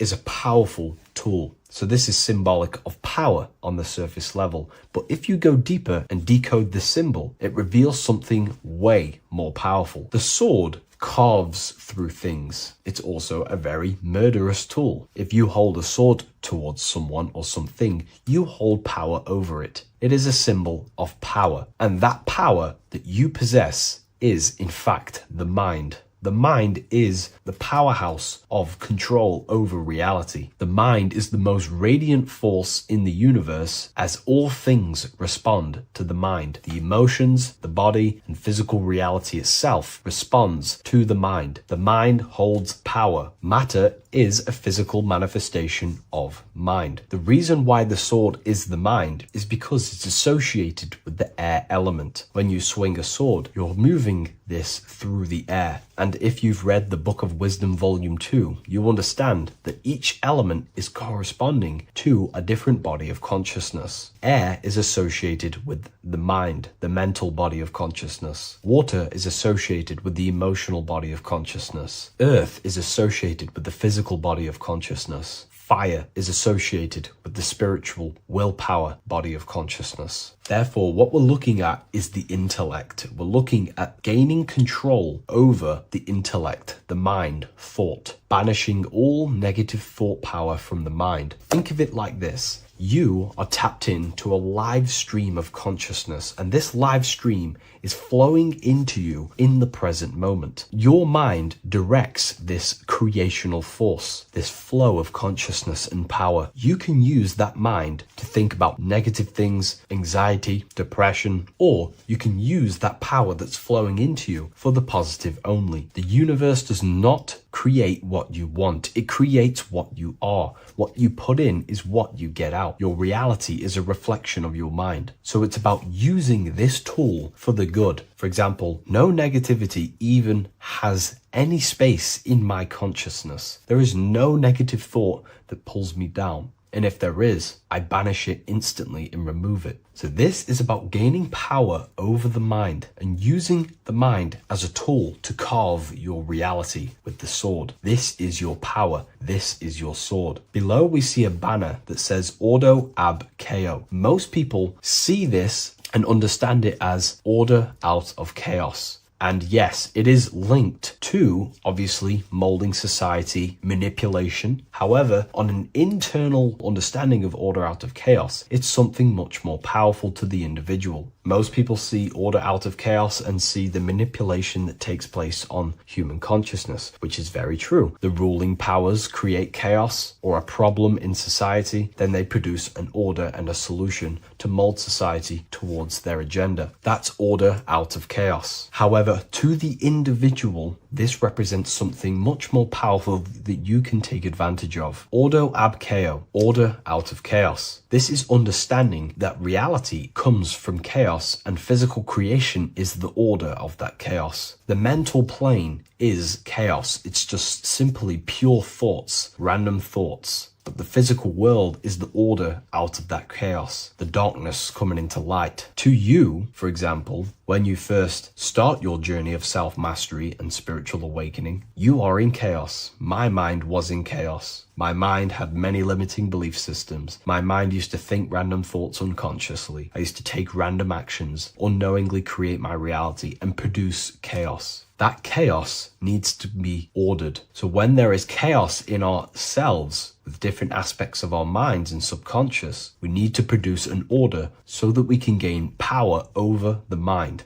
and over our thoughts, emotions, and actions, the three forces you have 100% control over in your reality. If you try and control anything else other than your thoughts, emotions, and actions, then you are breaking natural law. The only things you have been given power over and to control is your thought, emotion, and action, your mind, your heart, and your body. Order out of chaos is about transforming yourself. When you're in a chaotic state, you have to produce order to transform yourself and change your level of consciousness. If you have chaos in your life, you must produce order. And this is how self-transformation occurs through an individual. Order out of chaos.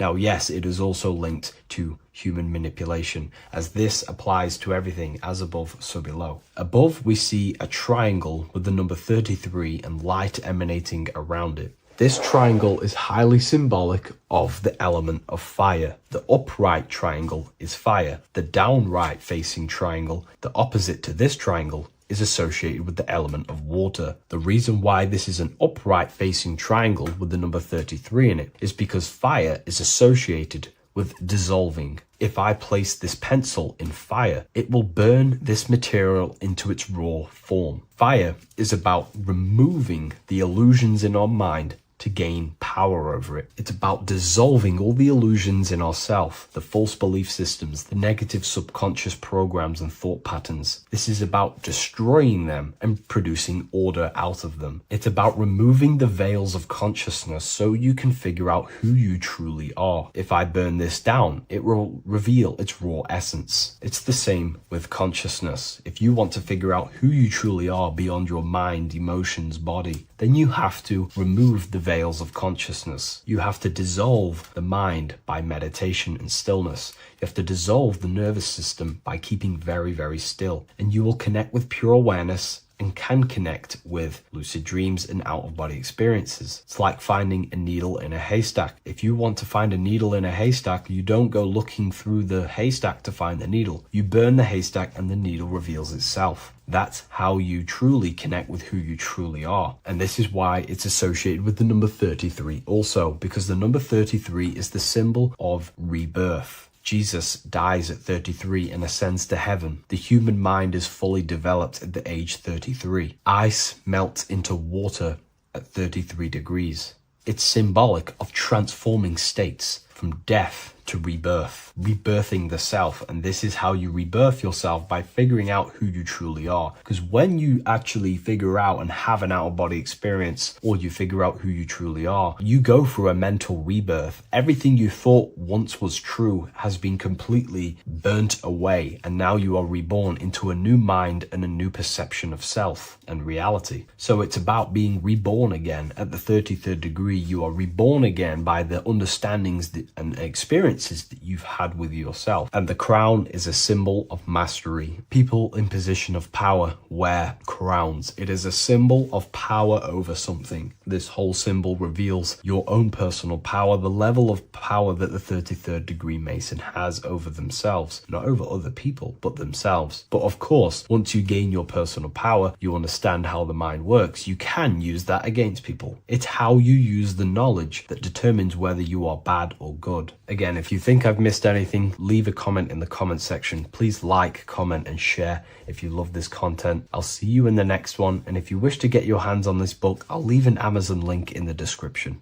Creation demands destruction. Every time you release your sexual fluids, you're destroying a part of yourself to create an extension of yourself. For example, if you want to create a business, you have to destroy your time, attention, and energy in order to create the effect of the business. All creation demands some sort of sacrifice or destruction. This falls under the law of polarity in the universe. It's the same with your sexual fluids. Your sexual fluids, especially as a man, contains minerals, all the minerals in your body. It contains your vitality. It contains your DNA. It contains the blueprint of you, and it can create a whole new human being. You are literally playing with the power of creation if you are releasing your sexual fluids too much. Sexual fluids also extend beyond the physical plane. They contain astral forces because all physical creation is a mental creation. We live in a mental universe. Everything begins as a thought in the mind, then the thought takes the form and the body of imagination, which is an astral force. Imagination turns into etheric emotional energy. Then the etheric emotional energy turns into the physical action and the physical manifestation. We live in a mental universe. Therefore, these dimensions do not exist separately. They are permeating and mixing in with all. Your physical body has an astral body. Everything physical has astral forces behind it. Semen is known as the astral fluid of the soul. It feeds nerves, the channels of life force and consciousness within the body. And every time you release it, you're destroying a part of your vitality, your brain, your nerves, your energy levels, your creativity, and your DNA to create an extension of you. Therefore, it is a sacred fluid within your body and not something to be played with and to be released too much. Think about it. This is a very creative energy, your sexual fluids. It can create a whole new human being. This is how powerful it actually is. It is the power of creation, and the misuse of this power can destroy your own vitality and your life of your body. Because that life you are giving in order to create an extension or a child is the same life you could keep inside of you and not waste to recycle and regenerate the body. Sexual energy has been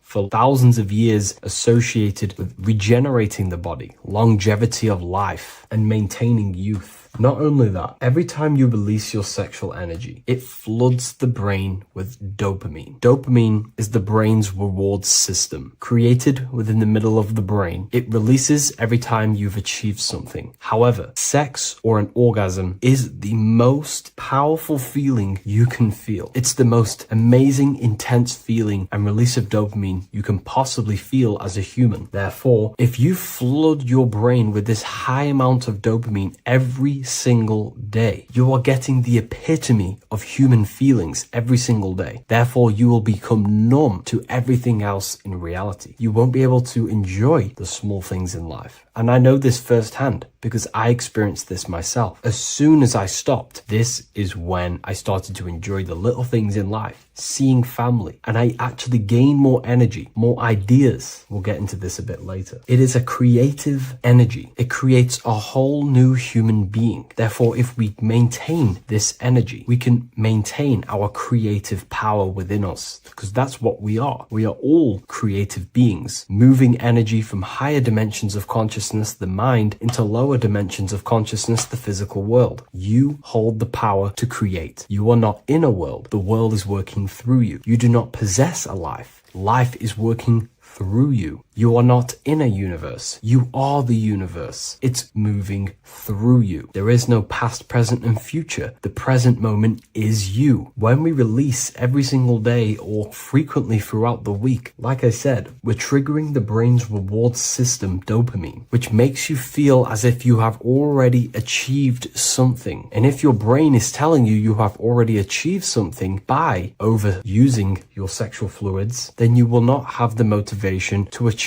other things in your life. I know this firsthand. I became very lazy. I didn't want to work. I didn't want to do anything because subconsciously my brain felt as if I've already achieved. If we look at the symbol of the Baphomet, we notice the Baphomet has horns and a goat head. Now we look at the word horny. When you become sexually aroused, it's known as horny, which is the horns, representing the lower mind. The lower mind is the mind we use for our animal instincts. We have two parts of our mind. A higher mind, which is contained of higher thought, which chases spiritual things such as love, wisdom, knowledge, and God. Then we have a lower mind, which chases the things of the material world closely associated with the ego, chases validation, material gain, status, and physical sensation, physical pleasures. It is these physical pleasures that can keep you in an endless loop, making you feeling empty inside, because nothing material can ever satisfy our internal world. Nothing. You can achieve millions of dollars. You can achieve your dream house, your dream car, your dream watch. And if that is the only thing you are chasing, you will feel empty inside when you achieve it, because nothing of this material plane can satisfy you. Nothing of the lower mind can ever satisfy you. This is why we must sacrifice the lower mind and overcome the lower mind and the lower instincts. One thing I found amazing when I mastered my sexual urges and my lust is that my mind became a lot more clear. The thoughts and the time and the attention that I used in my mind to go towards lust, sex, and chasing these things was taking up a lot of mental space, time, and energy. But as soon as I removed it and mastered it, my mind became an open vessel for higher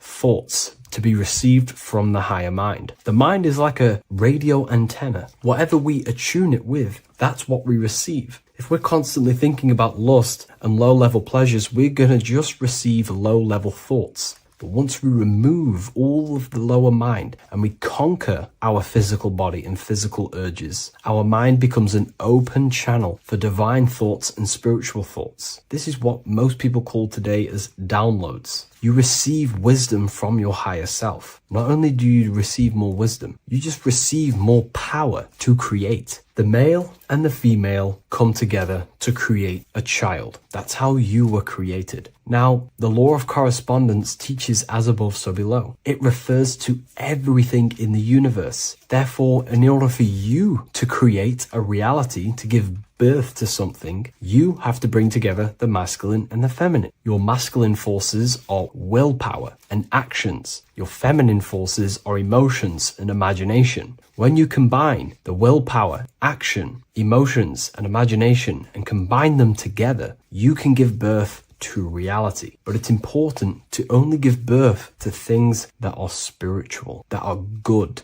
that are for the benefit of yourself and humanity, and not for the ego and the lower mind. Killing our lower mind is essential for spiritual ascension when we die. The thoughts that we give the most attention and energy to when we die are pretty much the same thoughts that we're going to think when we die. When you die, your physical body and external world is stripped and you're left with your internal world of consciousness, more than likely be resonating within the lower astral plane before you move on to any higher dimensions of the astral. It's important that we kill any addictions such as sex, food, attachments, emotional attachments to people, any desire for material things before we physically die. The Hindus taught this, Buddhism taught this, the ancient Egyptians taught this. We have to remove the desires in our heart for material and things before we physically die, because when we die, we cannot fulfill physical pleasure. Therefore, we will create our own suffering within the astral dimension. So sex is the biggest part of this. We have to remove the desire for sex or releasing any of our sexual fluids before we physically die to master ourselves. And not only that, it's going to benefit the way you feel, the way you think, the way you act towards people once you have mastered this. Porn psychologically damages you. You are quite literally the person in the corner of a room watching two other people give pleasure to each other. Psychologically, that is not good. And what happens in darkness is always revealed in light. What you do in your alone times will show in your confidence, in your eye contact, in your presence, in your aura, your spiritual energy. You cannot hide things that you do in the dark because they always reveal themselves in a subconscious way, whether physically or through an energetic spiritual way. Sex can be known as sacred energy exchange. You are exchanging energy, bioelectrical energy. It's a scientific fact that when you hold hands with another person, your brain waves of each individual become synced. Your emotions sync.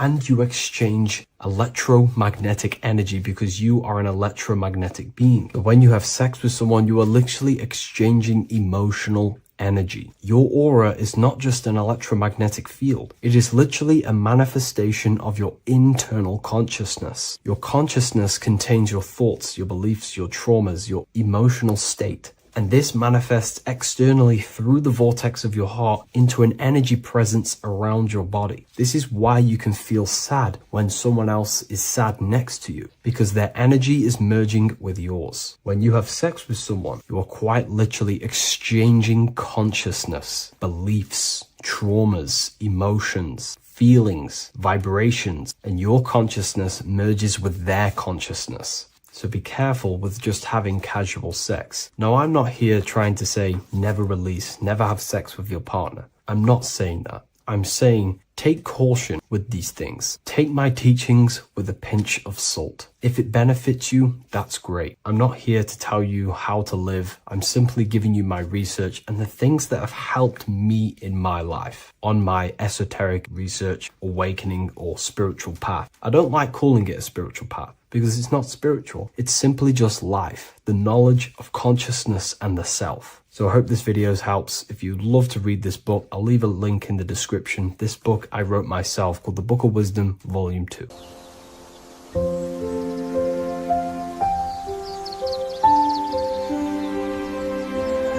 bookofwisdom.com. Visit today.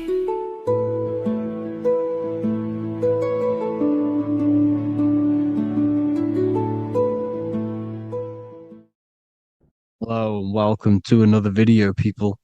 Before we start, please like, comment, and subscribe if you wish to see more content.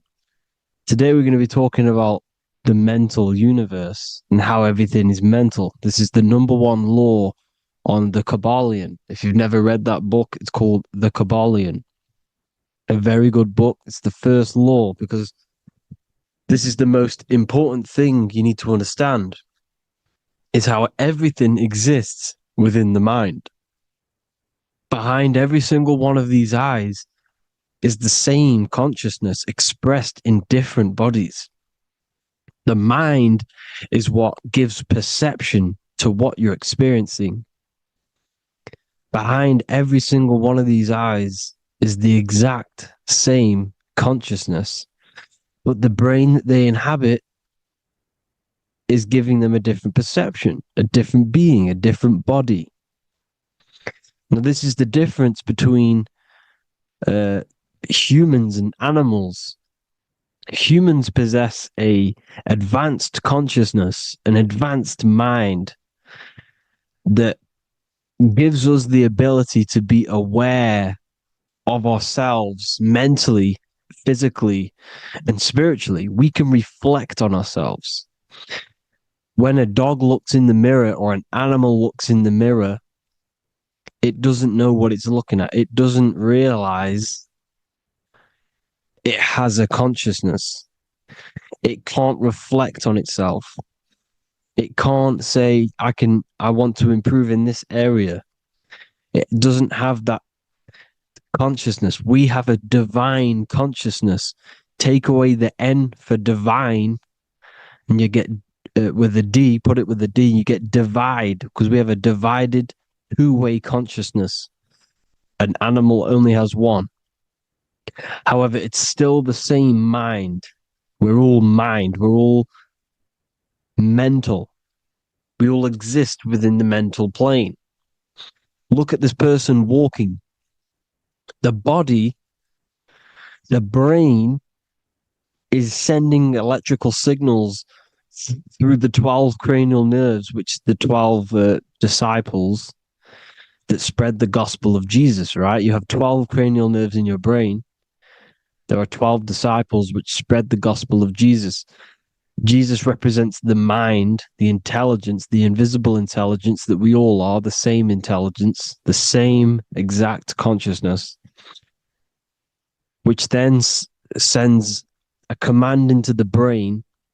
Then the brain sends these 12 electrical signals through the 12 cranial nerves to control the rest of the body through the nervous system. This person walking is not, the body is not walking. The mind is telling it to walk. And the brain is it's a supercomputer which is decoding these demands given to it by the mind. Because the pineal gland will have something to do with the ether, because the ether is physical and non-physical.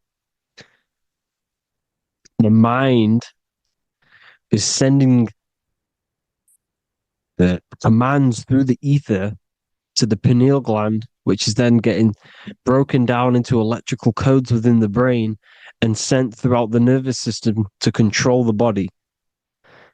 And this is why in the Sims simulation, because the body's the simulation, it's a false reality. It's the fake reality. It's not the real you. You are formless. There is no form. But the third dimension is a dimension within your mind. Matter, mind, light is all a product of your mind. It's all in the mind. Now, this is why the Sims has this green little diamond on top of the head. Because this is you. This is your invisible intelligence controlling the character. Okay? It's controlling the character. And this character is in the world. Your consciousness isn't in the world. The world exists within you, but the body is a vehicle for that realm that you land in. When you have a dream, your mind transcends this body into another body, duplicates your body into another universe, unite. Unite is one. We're all one. It's all one universe, expressed in many different ways, infinitely. And the vehicle that you land in is the body to operate in that realm. This is the all-seeing eye, as you see here. The I, this is all the intelligence. This is the ball of consciousness, God, expressed in different bodies. We're all this same one in different bodies, as you can see here. And this intelligence is expressing infinitely throughout the universe, an infinite universe. There's no beginning, no end. There was no beginning of the universe. There is no end. It's infinite, always has and always will. But the mind is what gives you the ability to explore the universe, to make perception of it. We are God in disguise. We are God in disguise. We are God in flesh. But the body can become attached to the mind, can become attached to the body if the mind is not aware of itself. When the mind is that blinded by matter, and we lack knowledge and understanding of what we truly are, a formless, infinite being, a traveler. This is why Freemasons are called Freemasons. Mason means traveler. Free. You're a free traveler because your consciousness is a traveler of the universe. When we lack understanding, our mind bounds to the body because we don't separate the body with our different layers of consciousness. When we separate them and identify that we are mind, body, emotion, you then can apply this knowledge to when you want to astral travel. and explore the different realms of your mind, because the mind is the universe. People, this is what we need to understand. The mind is the universe. I am you and you are me. This is the Egyptians showing you this. The Ankh is the symbol of life.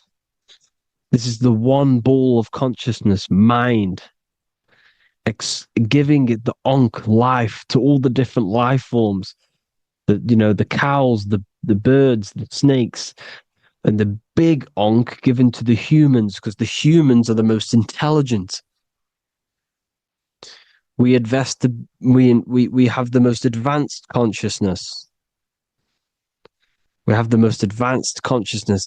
This is why the one is giving a big Ankh to the humans here. Here you see again, this is not the sun. This is also showing Ankh giving out its life to all things infinitely. And this is the Most High. We are the Most High in disguise. When we strip off the body, we strip off the desires for the physical world, we strip off all these fake identities that the mind gets attached to. That is God. The universe. You are the universe experiencing itself. I and I. The letter I and the number 1 is just one line. The letter I is the number 1. Because your I am, when you refer to yourself as I, every single one of you who's watching this video refers to yourself as I, which is the one. We are all the one. We are all intelligence. We are all invisible. We are all the one. 1 is the only number. 1, 2, 3. Everything goes up in ones because there is only one. Doesn't matter how far you go down the line with numbers, all of their numbers are created by 1 because there is only one. It's me and you are the exact same consciousness expressed in different bodies. Mind. Cause. There is only one cause. There is only one mind. There is only one being. But because we lack understanding of this, we think we are the bodies. And this causes division, because the physical world is the most illusionary world. It's an illusion. It's all an illusion. Now you see with the two, you look with the 2 eyes, but you see with the inner eye, the mind. Okay, the mind is the mental plane is a shared plane, and it gives perception to what you're looking at. The mind. I'm affecting you when I speak, because the mental plane is shared. We all share mind. We all express mind. When I'm speaking to you, I'm affecting you because we are mind. So the words that I'm saying, which are being manifested from my mind, are being manifested through my body into vibration, is affecting you. I'm affecting you with what I'm saying. And these words are having an effect on your mind, because we're all mind. This is why you need to be careful what you're listening to, music and all sorts. Because music can also create thought loops within your mind. Because the chorus, we shouldn't be listening to choruses. Choruses are loops. And what they're saying in the chorus is being looped. And this can create thought loops within your mind. Go and listen to an old song that you used to listen to about 5 years ago, 10 years ago, 20 years ago. Go and listen to an old song, and you guess what? You will get nostalgia. Why will you get nostalgia? Because that song will trigger the thoughts that you were thinking in that time of listening to that song. So songs with choruses create thought loops and they reprogram your subconscious mind. It's important why music is very powerful. Mind and mind, same word. See, language is the truth, people. This is why I use language in all of my presentations, especially the English language. It's riddled with occult truth. I is my me, I, you, and me, or I, one. We are not the name, we are I. Every single one of you is I, because we are all the one, all mind. Now, the only thing that is truly mine is my mind. When you say something is mine, it's an illusion. It's not yours. The only thing that is mine is mind, my mind. Okay? It's my mind. It's the only thing. It's the same word, mind and mind. Like I said before, everything's one. Hot and cold is different degrees of the same thing, of the one substance, of degrees. The 7 colors are different frequencies of the one white light. Everything is one. There is only one. We are all one. Everything is one. Hot, cold, day, night. It's the same degree of one, which is mind. The mind's perception is what's giving it, labeling it hot or cold. The mind's perception of colors is what is giving it red or purple, hot or cold. There is only mind. The mind gives things perception. There is only one, that is mind. The conscious and the subconscious mind. The male and the female, these are married. The subconscious mind is your hidden part of the mind.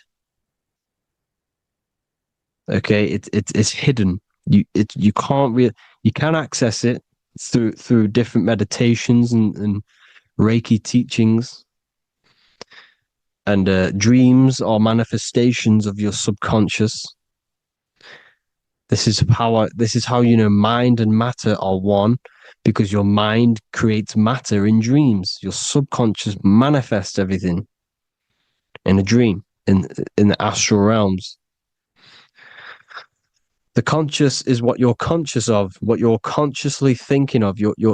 So me, I am conscious that I am speaking into this mic and creating this video. My subconscious mind is the hidden part of the mind, which is speaking to my heart, telling it to beat. It's telling my food to digest. It's regulating all my blood. It's doing everything in my body without me being conscious of it. Without me being conscious. The subconscious is the feminine. The conscious is the male. The Bible, of course. Proverbs 12:4. Helpful, not helpful, an excellent wife is the crown of her husband, but she who brings shame is like rottenness in his bones. In the same way, husbands should love their wives as their own bodies. He who loves his wife loves himself. You can take that physically, you can take that literally, or you can take it metaphysically. See, the Bible's written in such a way where you can take it as your level of realization. He who loves his wife loves himself. If you love your subconscious, if you love yourself, you speak good about yourself, because your subconscious takes everything literally. If you say, I hate you to someone, your subconscious does not know the difference between me and someone else. It only thinks me, me, me. Why? Because mind is the only thing that exists. You are mind, I am mind. If I say, I hate you, you're saying that to yourself. Your subconscious picks that up and says, I hate myself. And that's telling your subconscious that's what you want. Because your subconscious manifests 90% of your behavior. The programs within your subconscious tying your shoelace is a program. You don't need to be conscious of it. You can just do it because it's a program. It's deeply interwoven in the subconscious. Driving your car, texting on your phone, you don't have to think about what letter, you just do it because you know where the letters are. It's a program. Therefore, if you look after your subconscious, they are a married couple. It's your wife. Your subconscious is your wife. And it manifests 90% of your daily basis thought patterns, actions, behaviors, emotions, all the things that you all the trauma that you've experienced is stored within your subconscious, which is affecting you. So let's say you were in a car crash 10 years ago and you had a really traumatic event, you really hurt yourself, and you had a very, very, very strong emotion that you felt of pain. That will still affect you today. And why? Because it will manifest into your behavior. How? Well, you'll be cautious of what cars to go in and who. You'll be cautious because of that event that stored within your subconscious, because of that feeling you felt was so painful and so strong. It's still manifesting into your behavior today. For example, you won't go in certain cars, you won't go with certain drivers. The subconscious stores everything, all your memories, the programs, and everything. So if you trick your subconscious, that's how you manifest your life. To trick the subconscious, you already have something. And therefore it will manifest into your life, into your behavior, thoughts, and actions. This is why the golden rule is to treat others like you want to be treated. Because I am you and you are me. We are all subconscious. We all have subconscious. Whatever I do to you, I do to me. Because my subconscious picks that up and thinks I'm speaking to me. Mind is very powerful. Whatever I do to you, I do to me. Treat others like you want to be treated. The golden rule. That is the only rule we need in this realm, in the universe. If everyone understood this rule and how the subconscious works and how karma works, we'd live in heaven on earth, the Garden of Eden, the golden age. As a man thinketh in his heart, so is he. Proverbs 23:7. Where your heart is, there will be your treasure. Your heart's the emotions. This is the storehouse of emotions. It is where you feel emotions. You have to let your emotions move through you, not become you. You can't let your emotions become you. Or except be like the sky and let them pass through you. Be like the clouds and the stars passing over. Let them pass through you. Do not let them become you. And this is how emotions can take over your mind. We are driven by, when a man is driven by emotions, he has no self to control. You must control the mind because the mind can be corrupted. Because your thoughts are electrical in the brain. Your thoughts come from the mental plane. So how the mind works is that you place your attentions on something in the mind and infinite information just flows in. Think about it. When you think of a certain topic, as soon as you think of that topic, information comes flying into your mind. Different ideas, ping, ping, ping. It's all connected. It's why we call it a mindset. Because your mind sets itself to frequencies. And when we think of something, we tap into that frequency and just the universe, the mind, the mental plane just flows in information based on that frequency and that thought. The universe is just information. All of the information out there, nothing is new. It's all there. You just have to tap into it. You can tap into these different thoughts and it's all there. Everything already exists within the mental plane. You don't think anything, you receive thoughts. We all share the mental plane. We affect each other. I'm affecting you. Speaking, listening to me is affecting your mental plane, your mind. The physical plane is the lowest plane. It's the world of effect. Everything you see in the physical plane is the effect of mind. Like I said, the person walking is the effect of their mind telling the body to walk. The physical plane is the lowest dimension of your mind. Mother Earth, we are in a mother. We're in the womb still. The earth is feminine. It looks after you. It provides you with food for free. It grows on trees with water. It's Mother Earth. It's the womb. The dome above your head is your mother's belly. Okay, is your mother's belly. You're in the womb still. You're forever in the womb because your mind's constantly expanding. Because when the baby's mind figures out that there is a reality outside of its mother, it starts to hear the people on outside of its mother, what does it do? It figures a way out of the mother, and it becomes born again in the water, in a hospital, into the other world. It's the same with our minds. When our minds figure out there is other worlds beyond this physical, we explore them. The astral plane, for example. You figure a way out of the body. Because when you're the firmament, look at the word firmament, meant at the end. Firm is firm, something strong, something like a rock is firm. If your mind is firm like a rock, you will be stuck under the firmament. So, for example, people who are very programmed and can't think outside the box, they have a firm mind and they'll be stuck under the firmament because your mind is the only thing that's keeping you under the firmament. It's the only thing. When you're doomed, doom is dome. This is the dome, which is your head. Your head is the dome. Above your head, above the earth is the dome, the ethereal barrier.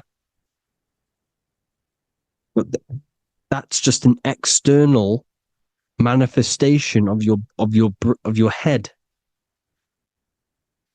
You don't leave the earth, you leave your body to leave the earth, because your body is the earth. It's a dimension within your mind. So when you're doomed, you're domed. Your reality is your level of realization. You realize something, or when you have an idea, the mind, and the EYE or I, same thing, mind, it's all mind. Reality is your level of realization. You realize there's other worlds. That's your reality. Your perception's your reality. Mind in Latin is mens. Jesus was known as the fisher of men, which is the fisher of minds. He was fishing minds worthy of knowing the higher truth, the deeper occult knowledge. Jesus figured out that we are all God. And he got killed for it because in that age they were trying to suppress this information. Jesus figured out he was God because we are all God, every single one of you, and they killed him because we're all mind. We are not the body. We're the invisible intelligence, which is God. But you are not God if your mind is attached to this physical world, to the worldly pleasures. If you master your mind and travel the depths of your mind, that is God. Mental and men. Look at the word mental. It has men in it. Men in the Bible means mind. Here you see Masonic The Masonic symbol with the eye, the mind, looking over everything is the one. Everything comes from the one, all the lines coming off it, giving its life to all of the life forms. Down here on the bottom, you have duality, black and white. Up here, you have singularity. One and the two. Unification and division. The lower self is divided into the left and the right. So the Bible even says, I forgot what verse it is, but it says, it's better to go through life with one eye than to have two and be cast into the fiery abyss of hell. I'm not sure what verse it is, but you can research it yourself. It's better to go through life with one eye, to be unified. Unified consciousness. Dimension. No brainer. No brainer. The language tells you the truth, people. Dimension. The dimensions are in your mind. Entertainment. Entertain the mind. Disappointment. It's all in the mind. Environment. The environment that you are in is a product of your mind. Within, rearranged spells high twin. Within is your mind, and your external world is mirrored from the decisions you make in your mind. Advertisement, commitment, it's all meant, it's all mind, everything is mind. Everything. So, this is important. The collective thoughts and collective beliefs. The collective, because we all share the mental plane. And because of this is why we are in a weakened state of consciousness at the moment. Because the collective thoughts and the collective minds overall are asleep. And they don't believe in anything. You see, everything is true within the mind. You think of something, it is there instantly. You think of a chair, it's there in your mind. You think of anything, it's there instantly. So everything is true within the mind. Anything can happen in the mind. Anything can happen on the physical plane if the collective consciousness, the collective minds, believe it to be true.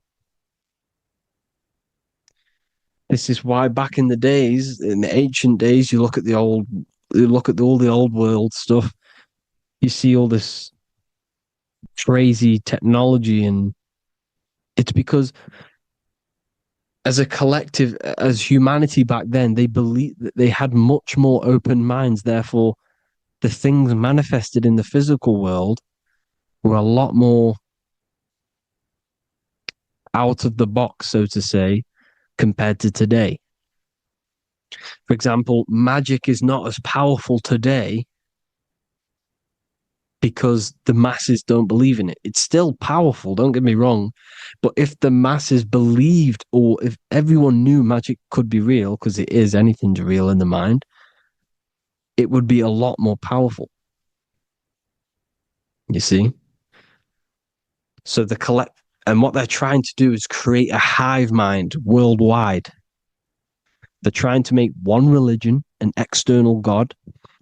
What happens when you worship something external? You give energy to it, because where attention goes, energy flows. Where your mind gives attention to, energy goes there.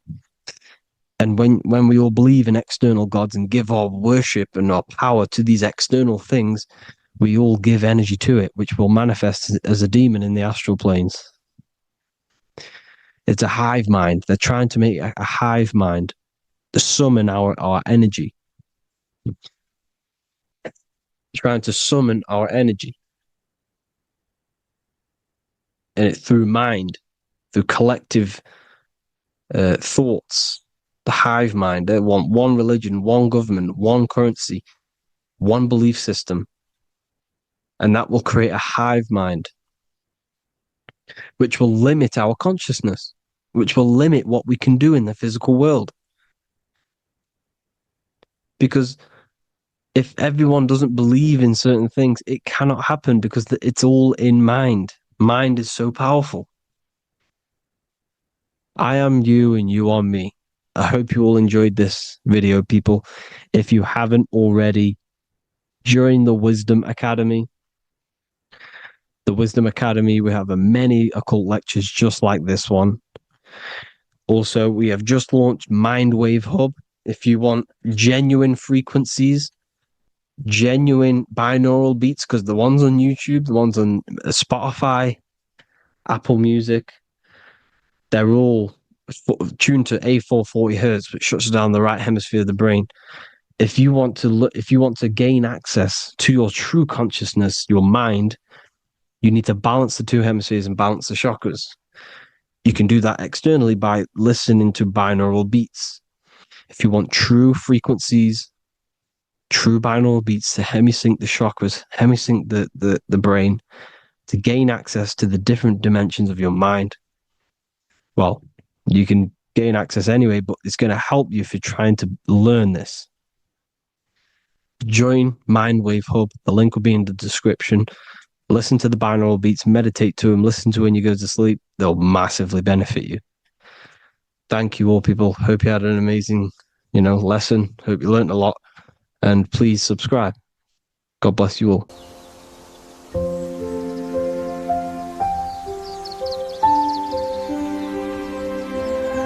bookofwisdom.com.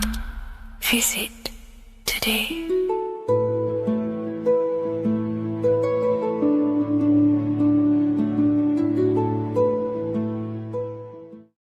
There is a massive mystery around the Freemasonic G, and in this video we're going to be discussing it. Some people call it geometry, God, gnosis, genesis, generation, but in fact it's all of these things, and all of these things relate back to one concept that links them all. And in this video, you will be discovering this secret force, which pretty much creates everything in your reality, in your life, and has done unconsciously, whether you are aware of it or not. The Freemasonic G is the 7th letter in the English alphabet. This is important because the number 7 has many mysteries inside the esoteric and occult traditions. Some people say the number 7 represents the 7 colors of light, the 7 major planets, or the 7 musical tones, 7 days of creation. The number 7 is a massive mystery. But what we have to understand is that in the context of Masonry, Freemasonry is all about building the self. Every day we wake up, we are either building our prison of our mind or freedom of our mind. Everything inside of esoteric Freemasonry is about building the self and reconstructing our consciousness, our inner dialogue, the inner voice. We're transforming the mind from low awareness to high awareness. This is why Freemasonry uses the allegory of stonemasonry, stones, chipping away at stones. The stone is in fact you, and we are perfecting the stone, which is your very own mind. Because the universe is a mental construct. Life is happening to us inside our minds. We are all the universal mind expressed and clothed in a different body. Therefore, now we understand that everything is about the internal inside of Masonry. This G relates to something inside of you. Hence why you see the G inside of the square and the compass. It's something internal in you. G is the 7th letter of the English alphabet, and the number 7 symbolizes the 7 cognitions of the mind. In esoteric and initiatory traditions, the 7 psychological cognitions of the mind refer to the 7 distinct modes through which human consciousness perceives, interprets, and transforms reality. Different schools use different names, but across Hermetic, occult, Gnostic, and mystical systems, the same underlying pattern emerges. The mind has 7 functional powers, each representing a layer of awareness and a stage of inner development. Number one would be perception. The first cognition is the raw reception of sensory and subtle impressions. It is the gateway where the outer world enters the inner world of our minds. Perception involves learning to see without distortion, to notice the symbolic dimension behind ordinary appearances in an occult interpretation of perception. The second one is interpretation. After perception comes the act of making meaning. The mind organizes impressions into patterns, beliefs, and judgments. Esoterically, this cognition determines whether a person interprets life through the ego or through the higher insight of their higher consciousness. The goal is to purify interpretations so that the intuition can speak through it, to clear our minds of the clutter, master it, and let our higher consciousness shine through it. Number three is the imagination. This is the creative faculty that produces images, symbols, and visions in the mind's eye. This is associated with the astral plane. We live in a mental universe of thought. Thought wraps itself inside of imagination. The thought alone has no true form, but then the thought wraps itself in a vehicle of consciousness, what we call imagination, and we give form to the thought. Imagination becomes active. Imagination becomes active imagination, the foundation for rituals, alchemy, meditation, and visionary insights inside of occult traditions. Working on your imagination is a key part on developing your consciousness, as it is literally the sight into the astral plane, your internal vision of the mind. The fourth cognition of the mind is emotion. Emotion is energetic response that gives intensity, direction, and magnetism to thoughts. Emotion fuels the magical will. Unrefined emotion binds us to lower impulses. Refined emotions become devotion, compassion, and the inner fire to transform thought into a tangible reality, to become a conscious creator. The fifth cognition is will, the faculty of intention, decision, and directed energy. Will is the power that aligns personality with the higher self. It is the driver of discipline, transformation, and the capacity to act consciously rather than react unconsciously. Most people walk through life as an unconscious zombie, living day to day, running off subconscious programmings, never actually using their conscious mind. We develop our will and try to align our will with the highest will possible so we can align our will with our higher mind, so the higher mind can manifest through us in the material plane. The sixth cognition of the mind is memory, the storehouse of experience, impressions, and archetypes. It shapes identity, determines how one repeats and transcends past patterns. Memory includes not only personal memory, but also a deep strata of the subconscious and the collective subconscious field, what we call the Akashic records. Memory is a massive quality that you must work on inside the Masonic system. You are required to remember certain rituals and certain things so that you can regurgitate them to pass on along the degrees. Based off my research, I myself personally am not a Mason. The seventh cognition of the mind is intuition, the highest cognition possible. It's direct knowing. It bypasses the linear reasoning and reveals truth as the inner illumination. Intuition is the voice of the soul. It is the guiding force, guiding our physical vehicle of consciousness through this physical experience, providing revelations, insights, and even sometimes gnosis and higher understandings. They are the 7 principles and cognitions of the mind that we should work on. Sometimes they're symbolized as 7 luminary planets, because lumen is light. The planets are light. Light is consciousness. Consciousness is light. Now moving on to the true understanding of the G, the higher understanding of the G, as I mentioned previously. This is what we call the generative principle, the care principle, the human heart principle, the female aspect of consciousness within yourself. All creation is built upon a care. All action is built upon a care. You only act on what you care about. You care about paying the bills and staying inside your house and looking after your family, for example. Therefore, you take the action to generate the reality and generate money to pay the bills. Them actions are driven by the force of care. If you care about a plant, you take the action to water the plant and it grows. If you care about your partner or relationship, you give them attention and care and love, and you grow the relationship. As soon as you stop providing care, watch the relationship crumble and the reality destroys itself. Care is the generative force of reality. This is the generative principle that generates your experience in this world. We are in a continual state of becoming. Each cause gives birth to an effect, and that effect gives birth to a new cause. The G is the generative principle that drives creation in the present moment. Reality is creating, unfolding in the present moment, and the G is the force inside of you that generates your experience. You're watching this YouTube video right now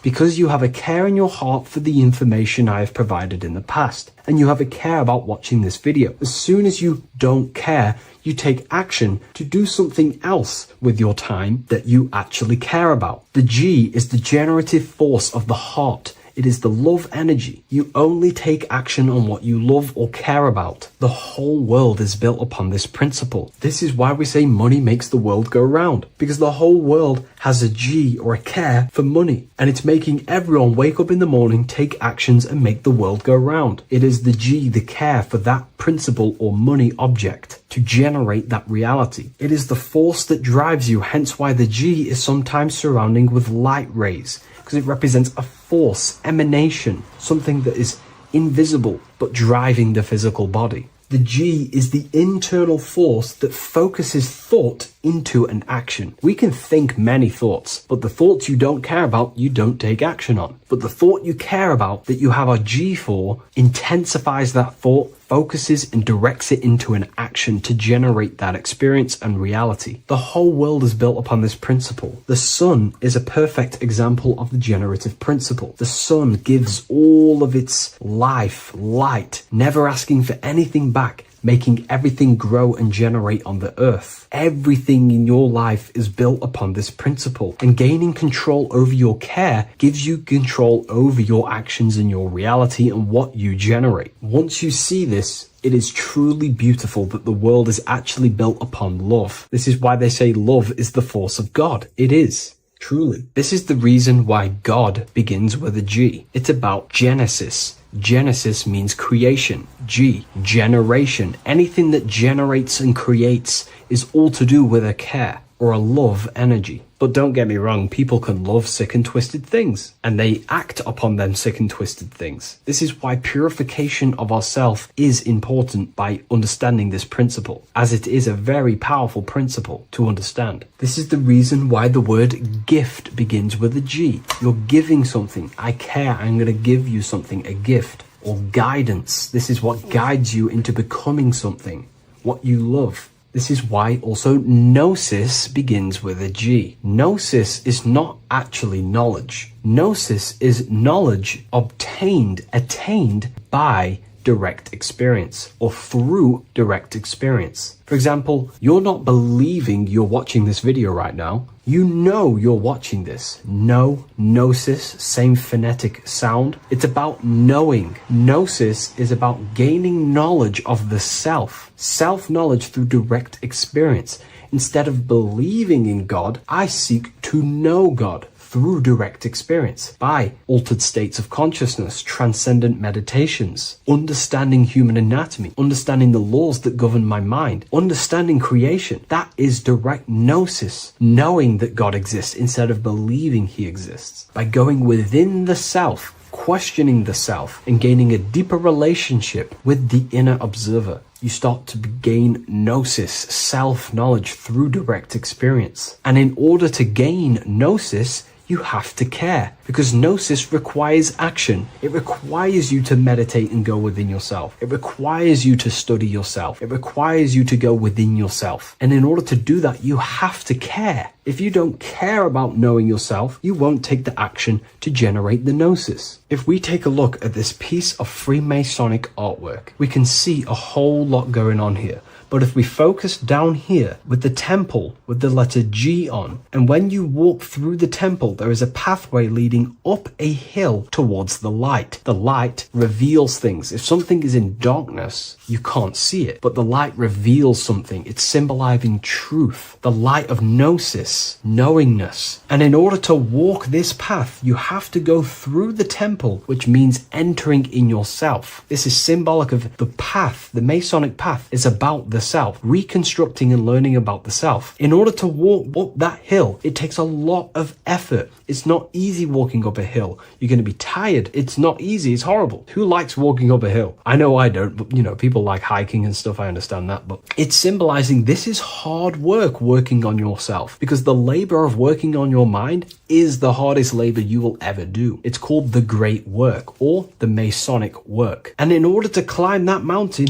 you go through the G. You have to have the care. If you do not have the care, you will not walk up that mountain. You will not generate the Gnosis. You will not get close to the light. You have to have the G to walk that path of self-mastery and working on your mind. This is very, very important. If you want to gain the light, you have to have the G inside of you. You have to have the care to generate a higher consciousness. If you want to earn more money, you have to have the care, or else you will not take the action necessary to generate that reality. This is why we have to master ourselves and write down everything you love. It could be even the bad things. It could be lust. It could be anything you're wasting your care energy on. Try and remove them one by one. Master them and become disciplined. And then you'll have more G energy, care energy to direct towards something else in your life to generate and grow that experience or reality. Again, the word grow, G. It is a growing force. What you place your love and care into grows and expands. What you have a G for is what you spend your time and attention on, your two spiritual currencies. So this is the Masonic G, and I hope you gain a deeper understanding of this. So that is pretty much everything about the Masonic G that you need to know, and hopefully this has helped you. If you wish to learn more and gain guidance through your life and understand yourself on a deeper level, the book I've used today is called The Book of Symbolism. I'll leave a link in the description.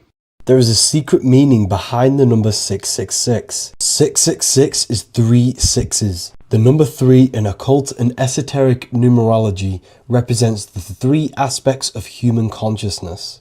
We see this symbolism in the all-seeing eye with the light and the triangle. The triangle is the number 3. The eye represents consciousness, observation, and the light represents the light of consciousness, because consciousness is pure light. The 3 aspects of our consciousness is thoughts, emotions, and actions. Every thought creates a feeling, and the feeling creates the action. All physical manifestation is driven from these 3 aspects of our consciousness. All physical manifestation comes from thought. Every object you see around you, this screen, the phone you're on, the laptop you're using, or the iPad, was a thought in the invisible realms of consciousness. Then it was brought into physicality through feeling and action. This is because man is made in the image and likeness of God. We are all mini creators. We are all extensions of God's creative consciousness. Therefore, the number 666 represents 3 sixes. 3 is thoughts, emotions, actions. The number 6 represents the cube, because cubes have 6 sides. This material world that we experience, everything has 6 sides. Everything's created by cubes. We can move forward, we can move backwards, we can move left, right, up and down. This is the cube that we are stuck in. Therefore, 666 represents our 3 aspects of our consciousness, thoughts, emotions, actions, all contributing towards our physical self, material world, material pleasures, completely cutting ourselves off from our spiritual, true, divine self, which means 666 is representing a state of consciousness. A state of consciousness where we only operate from a place of material needs and survival things. As humans, we possess a physical material body in the physical material external world. but we also possess an invisible inner world, which is what we call spirit. When we disconnect ourselves from our inner worlds, we become lost in this materialistic way of thinking and acting, which can lead to no life purpose, a feeling of emptiness and voidness in our hearts. Humans possess the ability to transcend our animal instinctual natures and turn to the divine mind, to the spiritual inner world. It is our inner world that is projecting our outer world. The outer world is just an effect of our inner state of consciousness. It's important as we go through this human life to not lose ourselves and look for our validations outside of ourselves. The external world is simply just a mirror, mirroring with mathematical precision what happens inside our consciousness. When we change our inner world, we produce effect in the outer world. To get back on track about this number, this represents when we are lost in our material self and we are completely cut off from our true divine self. The devil is always having goat horns, which represents a ground animal. This is the lower animal self of man. He's always red.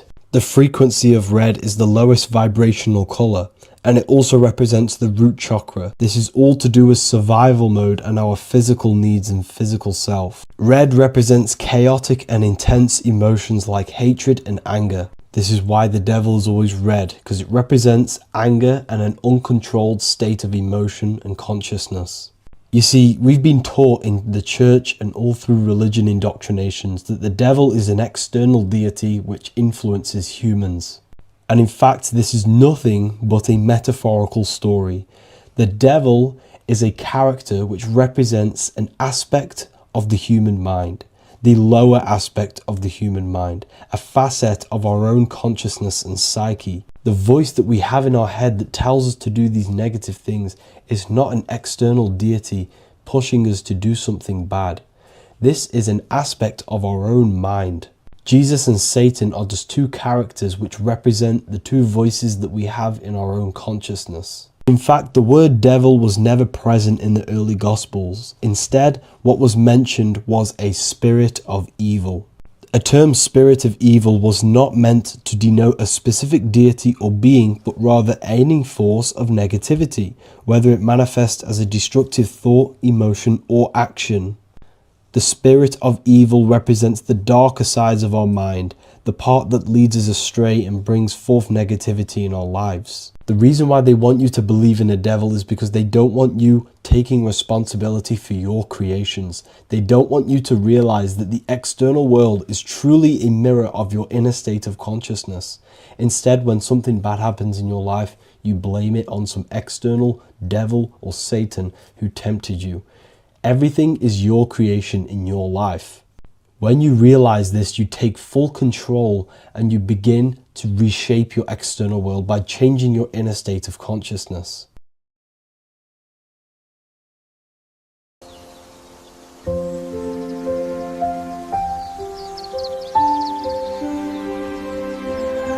bookofwisdom.com. Visit today.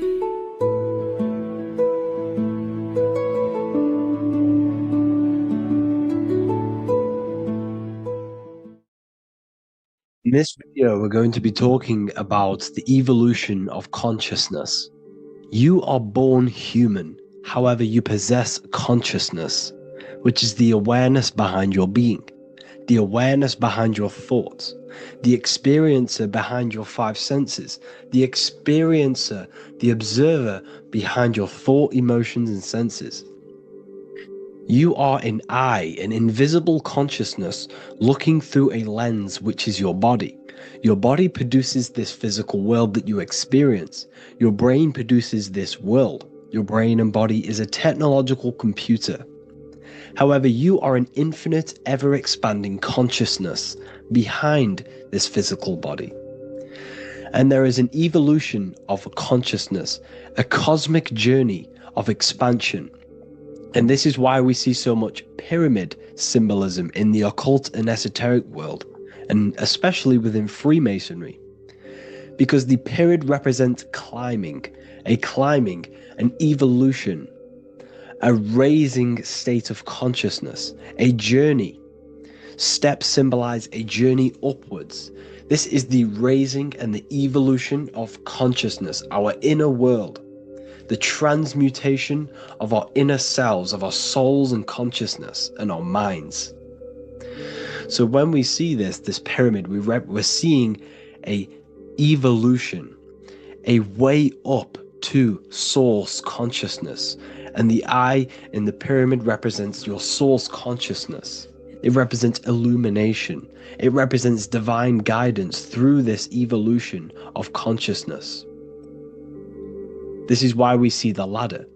Consciousness is ever expanding on an infinite journey of evolution.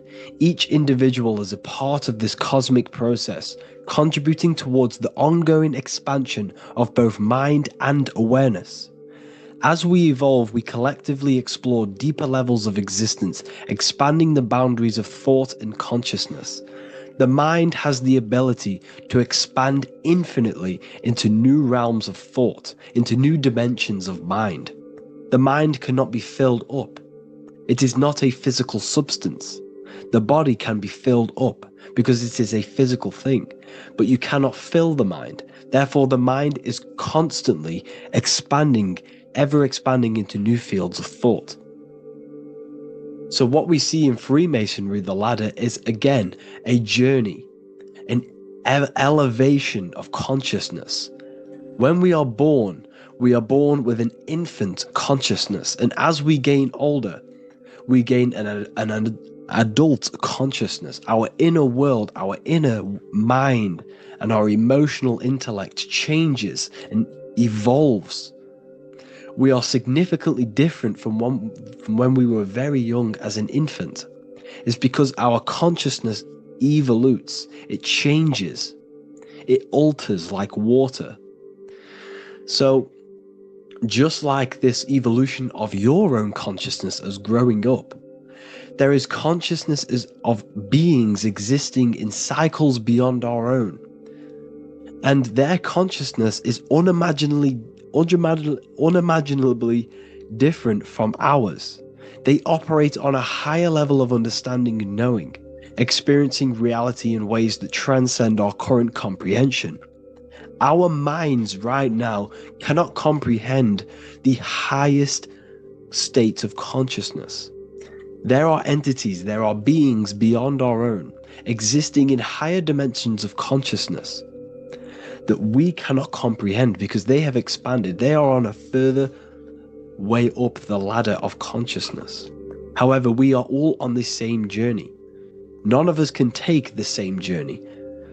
There is one ultimate goal, reaching source consciousness. However, this is always ever expanding. However, we are all on a different journey. There is one truth, one source, one goal. However, there are billions in different ways of reaching it, and we are all on these different paths to source consciousness, to this ladder, this evolution of universal evolution. Okay? Their awareness is attuned to new dimensions of existence, reflecting a more advanced stage in the cosmic journey of consciousness evolution. So when you take DMT, you are shot into these higher realms of consciousness where you meet these beings who look similar to these images. They are not speaking to you physically. They don't speak to you three-dimensionally through vibration and words. They speak to you mentally. If you have done DMT, then you know this. And if you have met these beings, then you know this. You might have even met some of these types of beings on mushrooms or any psychedelic drugs. Because ultimately, when you take these mind-altering substances, it's altering your consciousness. It's merging your consciousness with the spirit of that substance. And you are essentially attuning your mind to higher dimensions of consciousness. That's why we say we're getting high when we take these substances. Therefore, when you meet these beings on DMT, you are essentially meeting beings who are attuned to higher dimensions of consciousness, and they speak to you mentally. They speak to you telepathically through thought, because the universe is mental. Everything exists within the mind. The way you are now, your physical existence, is a state of mind. Mind thought creates matter. Spirit and matter are two opposing ways of thinking. If we have a very spiritual mind, we have an expanded mind, we are a spiritual person through the mind. However, if we have a very low state of consciousness where we think about food, sex, lust, and all physical things, then we have a physical consciousness. Matter and spirit are two opposing forces, two ways of thinking. The mind attunes itself to different levels of understanding in different dimensions. So, essentially, this is what we're looking at. The body is a vessel for the fluidic, formless consciousness, a temple that houses the essence of our awareness. While the five senses are limited to perceiving only the physical plane, the mind transcends these limitations, capable of perceiving the full scope of reality. It is through the mind that we access deeper truths beyond the material, tapping into boundless nature of existence. Physical existence is a thin band, a thin layer of reality. It's like 0.001% of reality. And your five senses are only tuned into this layer of reality. But the five senses are, by design, only allowed to perceive physicality. But the mind has the power to expand beyond this physical five sense state. The mind has the power to expand and evolute. It is a conscious decision whether you want to take this path or not. You can stay in a three-dimensional way of thinking, or you can expand your consciousness from within. It's not an external journey. There is no God going to save you. You must save yourself. Therefore, behind every single one of these eyes is the same source consciousness. However, we are all different cells in a different journey. The organs in your body, the cells in your body are all alive. They all possess same consciousness, universal consciousness. However, we are all on a different journey of evolution. As above, so below. As the baby is in the mother's womb, when the baby becomes conscious there is a world outside of its mother, what does it do? It presses and seeks a way out to be born in the other world outside of its mother. It is the same with your consciousness, your mind. When your mind becomes aware that there is realities beyond the immediate surroundings, it seeks a way out. And this is exactly what I'm doing to you now. I am now expanding your mind and telling you there is other ways of reality. There is other dimensions of consciousness which you can access through inner transmutation, through different ways of thinking, spiritualism, and meditating and connecting with yourself and detaching from external things. We can upgrade our consciousness. Your body is a womb. Why Jesus says you must be born again to see the kingdom of God, because you are born physically and then you must be born again spiritually, awakening your inner consciousness. So like I said, as the baby is in the womb, it's the same principle. As above, so below. You were a baby, you were in your mother's womb, and you figured out there is a world outside of your mother, so you seek to way out your mother to be born in another world. It's the same now. You must do this now. This is your spiritual evolution. This is the evolution of consciousness. It's ever expanding. When you die, this is a transition. You must learn to not fear death. This is another part of your spiritual journey. You must master death. Therefore, like I said before, the mind has limitless capacity to expand into new realms of thought, continuously exploring uncharted ideas and concepts without boundaries. The mind can ever expand. It can never be filled. It can never ever know everything. There is infinite fields of knowledge, infinite fields of thought. Your current state is just one stage on an infinite pathway. You won't remain human forever. The human experience is a crucial phase where we learn to balance polarities, master the fundamental laws of the cosmos. It is a period of growth and transformation, preparing us for the next stages in our cosmic evolution. The goal is to strive for perfection, yet the true perfection is unattainable. It's like a tunnel, and there is a light at the end of the tunnel. And as you walk through this tunnel, the light is ever moving backwards. You should forever seek to meet that light, but you will never meet that light because consciousness is ever expanding. You should strive for perfection, yet knowing that perfection is forever unattainable. The journey is endless, with each step revealing deeper layers of understanding and experience. The pursuit of growth and expansion is itself the essence of our evolution. You can find all of this knowledge in the amazing book that I have read for years. I have read this book, The Emerald Tablets of Thoth, the Atlantean, by M. Dorial, translated by M. Dorial. I'm telling you now, this book, now that I've told you this, you have some context on the book. The whole book is about evolution of consciousness. He's talking about higher dimensions beings. He's talking about how you can transcend this physical plane. It is truly the most amazing book you will probably read. One of the best spiritual texts you'll see. It's hard to understand, so you must read it over and over again. And the more your mind progresses, like for me, I read this every couple months. And the more I learn about consciousness, the more I expand my own consciousness. And every time I read this book, I pick out something new that just completely blows my mind. Because you can only understand this book to your level of consciousness, to your level of understanding.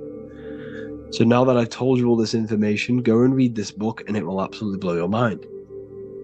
And so will the Book of Wisdom Volume 2, which is now available. I released it the other day. I'm just going to read a page out now. This page is called Spirit and Matter. The Earth is not merely a dense, lifeless rock drifting through space. It possesses spirit, a living essence that animates its form.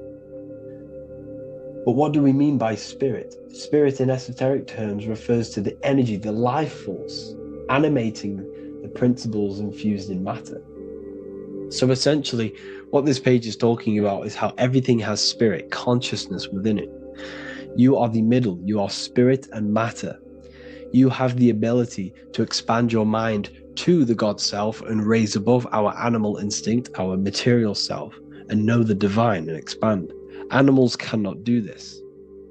Animals are not self-aware. Humans possess self-awareness. We can observe our consciousness. We can say, why do I exist? We can look in the mirror and know that we need growth. And this is what Anunnaki means. Anu means above. Anu was the supreme god of the sky, which is a metaphor. He represents spirit above, heaven. Anu came down to earth and married Ki, the goddess of the earth, which represents matter. It's a myth, it's an allegory. Anu married Ki and gave birth to the Anunnaki. Spirit came down and infused with matter and gave birth to the human, which is you. You are spirit infused in matter, Anu and Ki, Anunnaki. You are the Anunnaki. And this is just one of the teachings in my book. Honestly, this book is absolutely amazing. If you truly, truly want to expand your consciousness, give this book a read. And obviously, if you're inside the university, I give you this book for free. A paperback version. If you join the university, follow the steps inside of the general chat. You'll be able to download this book. Sorry, not download it. Order a paperback for free. All you have to do is pay for the shipping. You'll also gain amazing knowledge inside of my library, where your mind will just be overblown with the amount of esoteric books. There's over 45 rare occult books, plus you get a PDF of the Volume 1 and Human Health Guide. You get reoccurring updates where I expand on symbolism, occultism, where you will just feel absolutely amazing once you understand esotericism in yourself. You'll also learn how to create the dream reality that you want with the Manifestation Mastery course, where I teach you how your consciousness creates reality. You'll have a real lectures where I post lectures on symbolism, occultism, esotericism. There's a conscious community and live calls and Q&A where you can ask me questions and I'll answer your questions. I just want to say thank you to everyone who has joined the university. Thank you for even liking and watching this video. Any support I just appreciate every single one of you. Please, if you can, leave a comment and a like on this video and let me know any videos you want me to make in the future. And I will start uploading a lot more to the YouTube. So yeah, thank you all for tuning in today. Have an amazing day.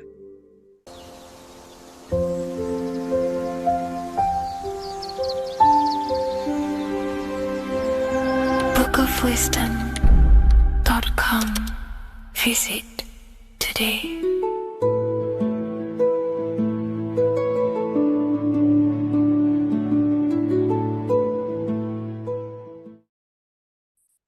The Pope is supposedly opening 5 portals on Christmas Day.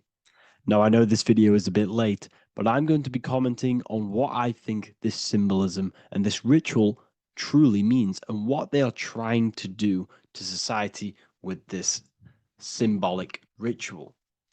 So the first thing we must understand is that everything these people do on a mass scale, all of these major events that they take place on, are all symbolic. They're all ritual. They all have purpose. Okay? So when we look at the locations of these 5 doors that are in Rome, we actually see the sigil of Lucifer when we connect the dots of all of the 5 door locations. This is the sigil of Lucifer. Lucifer is not what you think. Lucifer, sigil of Lucifer, represents the outline of the human brain and our visual perception field. Now, the human perception field is how our brain interacts with the external reality. Our external reality is not physical.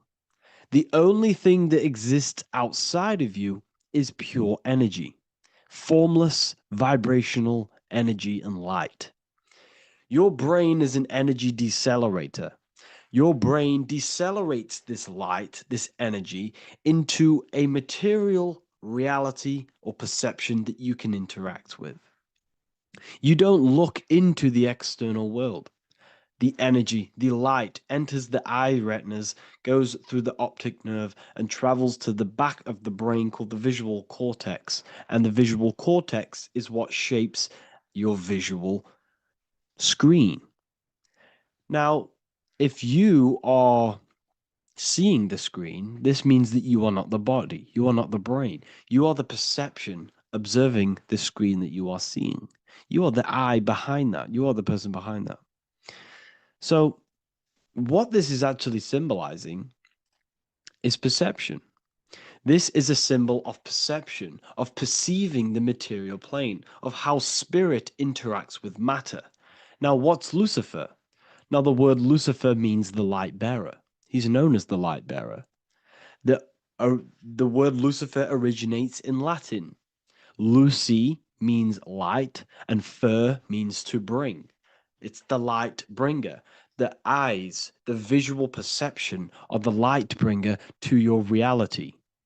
You see, everything outside of you is light. You are made of light. The word hue man means light. Hue means color, which is a form of light. And man means manifested. We're light manifested into material form. Every single one of us is Lucifer. When we fall for the material world, the external world, is an illusion. It is the false world.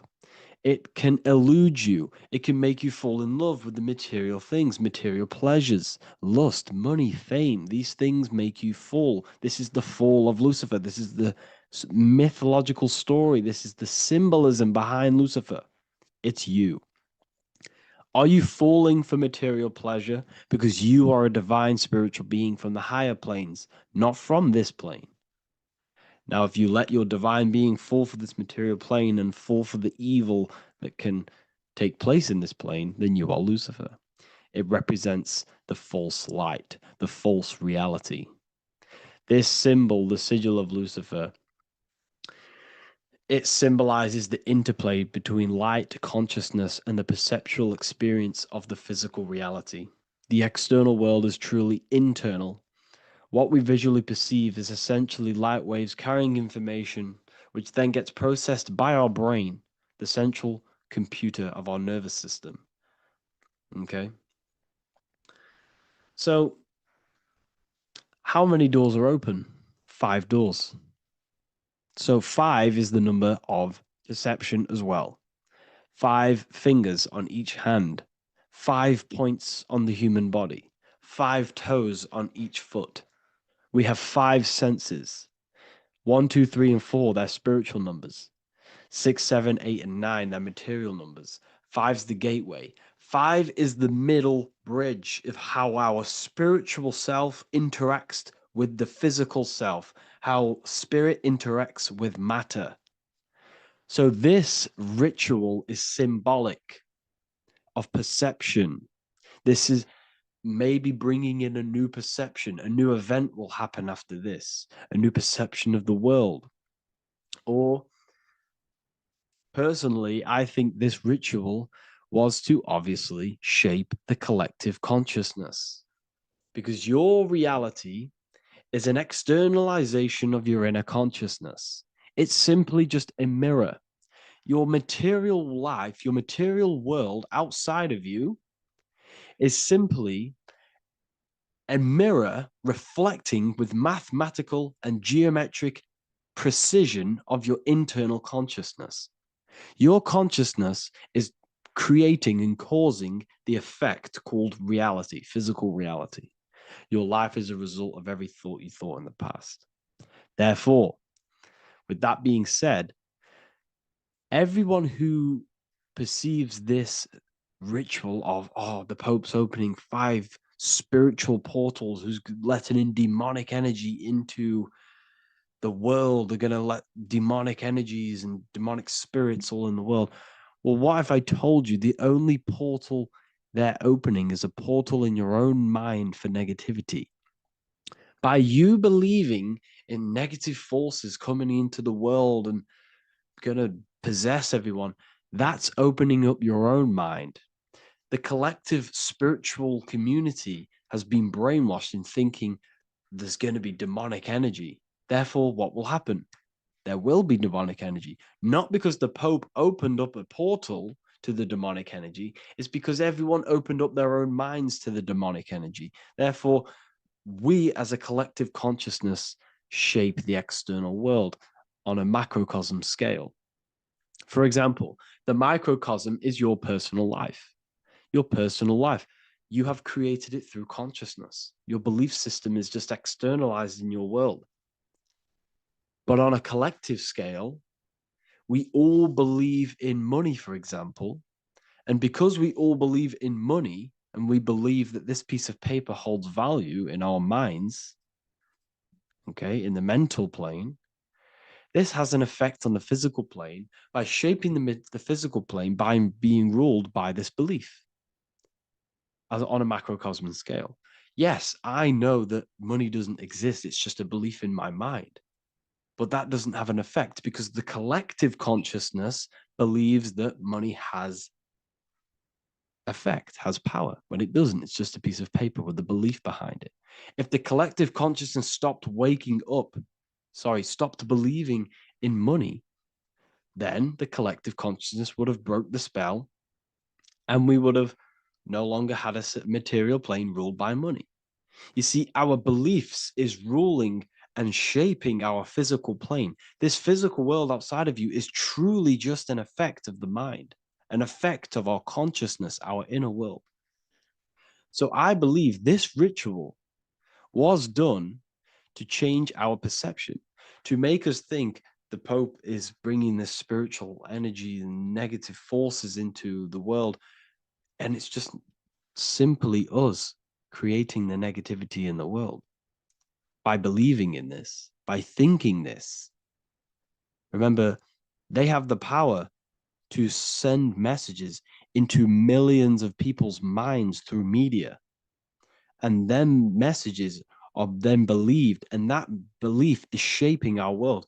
What have I told you? that the New World Order is not manifested by the elite, it's manifested by you and us. We're all manifesting the New World Order. They can't manifest it. We can, because we are the ones believing it. We believe it. It is reality. It shapes our own prison. We're all shaping our own prison by believing in the prison, by believing in money. So this ritual was all to do with perception, creating a new perception, creating fear in our minds to, of course, distract us from what's really going on. This is all a ritual to implant messages in your own mind. So I hope you all understand this video, and I hope you all gain some insight, and I'll see you inside the university.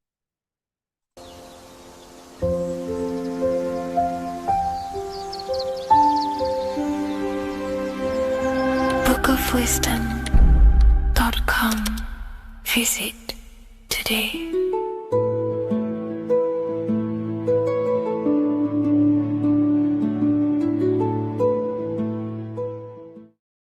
What if I told you that the Egyptians were trying to give you instructions on how to not reincarnate and come back to this material world and ascend your consciousness, your soul, to a higher plane that exists in the various dimensions of consciousness? This is Anubis, and this is his scales. You can find this image in the famous Book of the Dead, which is a famous Egyptian book and text talking about death, reincarnation, and the different things that go into death and how to prepare our mind, our souls for death. The Egyptians saw this as a massive thing in life. We must prepare our consciousness for the transition from a physical reality to a non-physical, tangible reality. The first thing we must understand in order to understand death is the term as above, so below. We die every single night. Consciousness goes to sleep, which is the withdrawal of consciousness from the material body into the inner realms of the mind. At nighttime becomes the darkness, and consciousness goes within itself. When the daytime comes around and the sun becomes more powerful, the rays of the sun increase the brain waves, and the body becomes active again, and consciousness manifests things externally. So the nighttime is the internal world, death or sleep, and the daytime is life, the external world. When we die, it's just a bigger version of sleep. We enter into our inner realms of consciousness. However, this transition needs some preparation. In order to understand the universe, understand what happens after we die, we have to understand that life is mental and the mind is not the brain. The brain is just a physical computer for the mind to operate the physical technology of the physical body. What you are seeing right now in your eyes is a simulation produced by your brain. Light waves entering in your eyes and the visual cortex at the back of the brain producing an image of what you call reality. Therefore, reality is not outside of you, it's a simulation produced by the body. The five senses are just electrical threads of light, all sending information back to your brain, and your brain is interpreting these electrical signals as senses: touch, taste, smell, and hear, and see. So everything you're experiencing right now is a simulation produced by the brain and the nervous system. But you are the observer of that reality, of that simulation produced by the technology of the body. So when you die, the technology, the simulation produced by the electrical system called the human body, is no longer running. Therefore, we don't actually leave anywhere, but the simulation stops running and we are dissolving one layer of ourself. So most people think they leave the body when they die, but we're not. We're simply just removing an aspect of ourself, a different dimension of ourself, and casting off that dimension,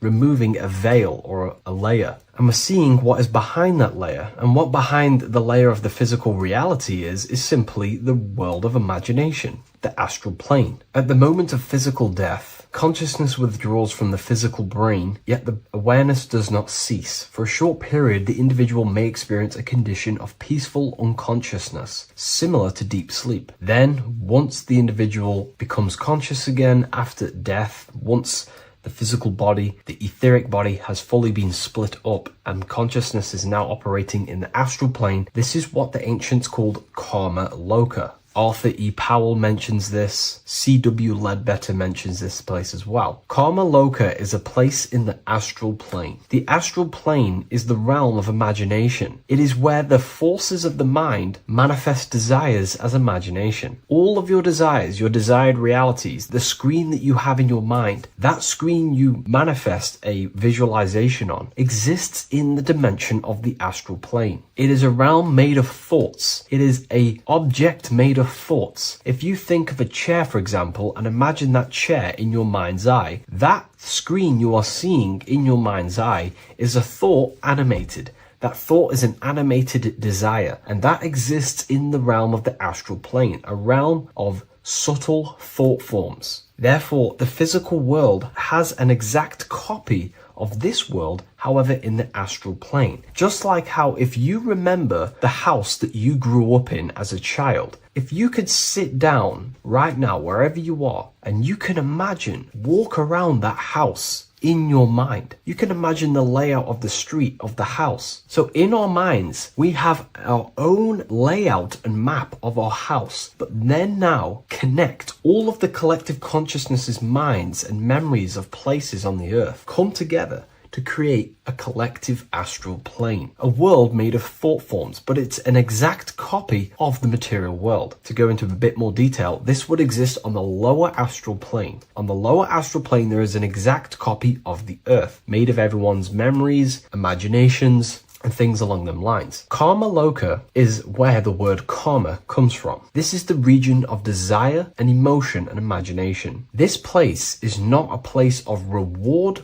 or punishment, but a state of consciousness corresponding to the emotional nature of the person who passed on, who transitioned from the physical to the astral. Your state of consciousness, the thoughts you think every day, the fears that you face every day, the belief systems you have in your mind every day, still is passed on from the physical into the astral. The astral plane, you will go into an astral plane that directly corresponds to your state of thought, just like a dream. In your dreams, you will see materializations of your fears, belief systems, and things going on in your subconscious mind. You will go into an environment and a landscape when you die in the astral plane that match your desires, habits, and your state of mind. If you believe in Jesus, you will go to a place where then thought forms manifest in the astral plane. If you believe in Buddha, you will go to a place where then thought forms manifest. That is the environment. It's mental. Reality is your level of realization. You are seeing through the lens of your mind, of your beliefs, and you see the world tinged with your belief systems. Karma Loka is a place where you balance out your desires, sensual cravings, ambitions, jealousies, fears, emotional fixations continue to assert themselves in your mind when you die. Yet because there is no physical instrument through which they may be gratified, they gradually burn themselves out. These desires start to be balanced out again, and your mind becomes more balanced. The more refined the individual in physical life, the shorter and gentler this stage becomes. The more desires you have in material things, sex, whatever it is, the longer it will take to balance out the forces in your mind in Karma Loka. Desires weaken through repetition without fulfillment. Emotional attachments lose their magnetic hold. The astral body sheds its lower layers. It's like you're stripping away aspects of yourself. When that last personal desire dissolves eventually in the astral plane, consciousness can no longer maintain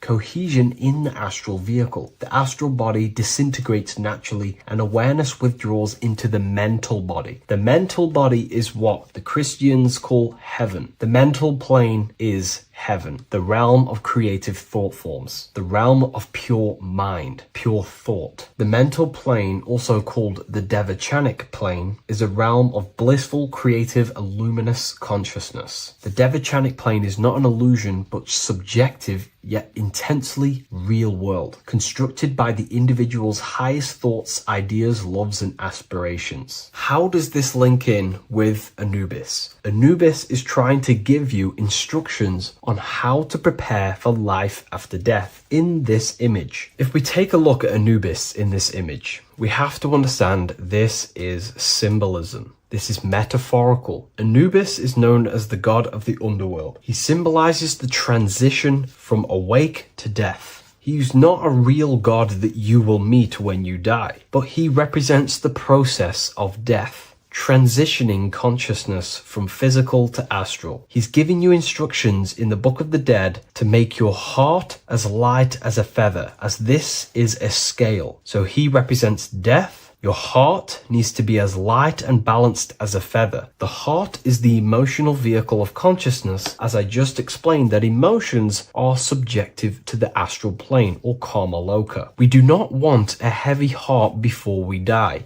We do not want addictions to smoking, addictions to pornography, addictions to status, the ego, material gain. If we die with these things, this means we have a heavy heart, and this will manifest in the astral plane when you die and take longer to balance out them emotions and desires. So this is telling you to remove any addictions, any emotional attachments, mental attachments you have to the material plane. This does not mean go full monk mode and don't have anything physical, don't chase after anything material. We should definitely have material things as we are spiritual and material. However, do not place your heart on it. We should all aspire to have the best possible life, have the most possible resources as possible in our lives, have an abundance in everything. That's completely fine. But placing our soul on it, your desires on the material world, will only pull you down in life after death, take you longer to balance out them forces and desires. This is why transformation during physical life is essential. We need to release attachments to master our thoughts and emotions and align with truth. We don't want to die with false identifications, that thinking and believing that we are the physical body.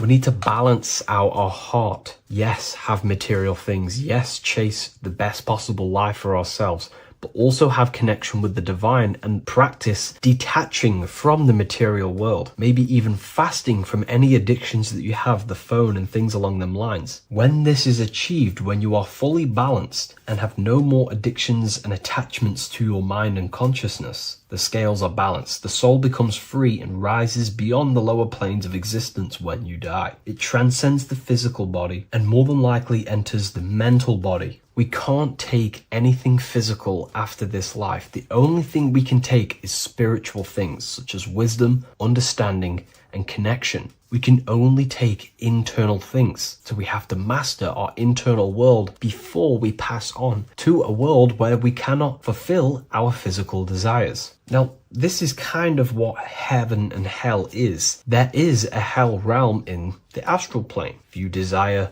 horrible things, you desire to kill people, or you desire to do horrible things, then you will manifest in a place where that is taking place, with people, with entities that assimilate with that vibration. You might have to watch this video a few times to gain a full understanding of this, but Anubis is trying to teach you, make your desires as light as a feather, purify your heart, purify your soul, and place your heart on the spiritual things, knowledge, information, connection, thought. Because if you desire material things, then you will more than likely desire to manifest yourself back into the material world and reincarnate. If you've read the Book of Symbolism, you already know this information. You can now find this book in the description of this video. Please leave a like, comment, and subscribe to the channel if you like this information. And we also have the Book of Symbolism available on Amazon.com now. Take care, everyone. I'll see you in the next video.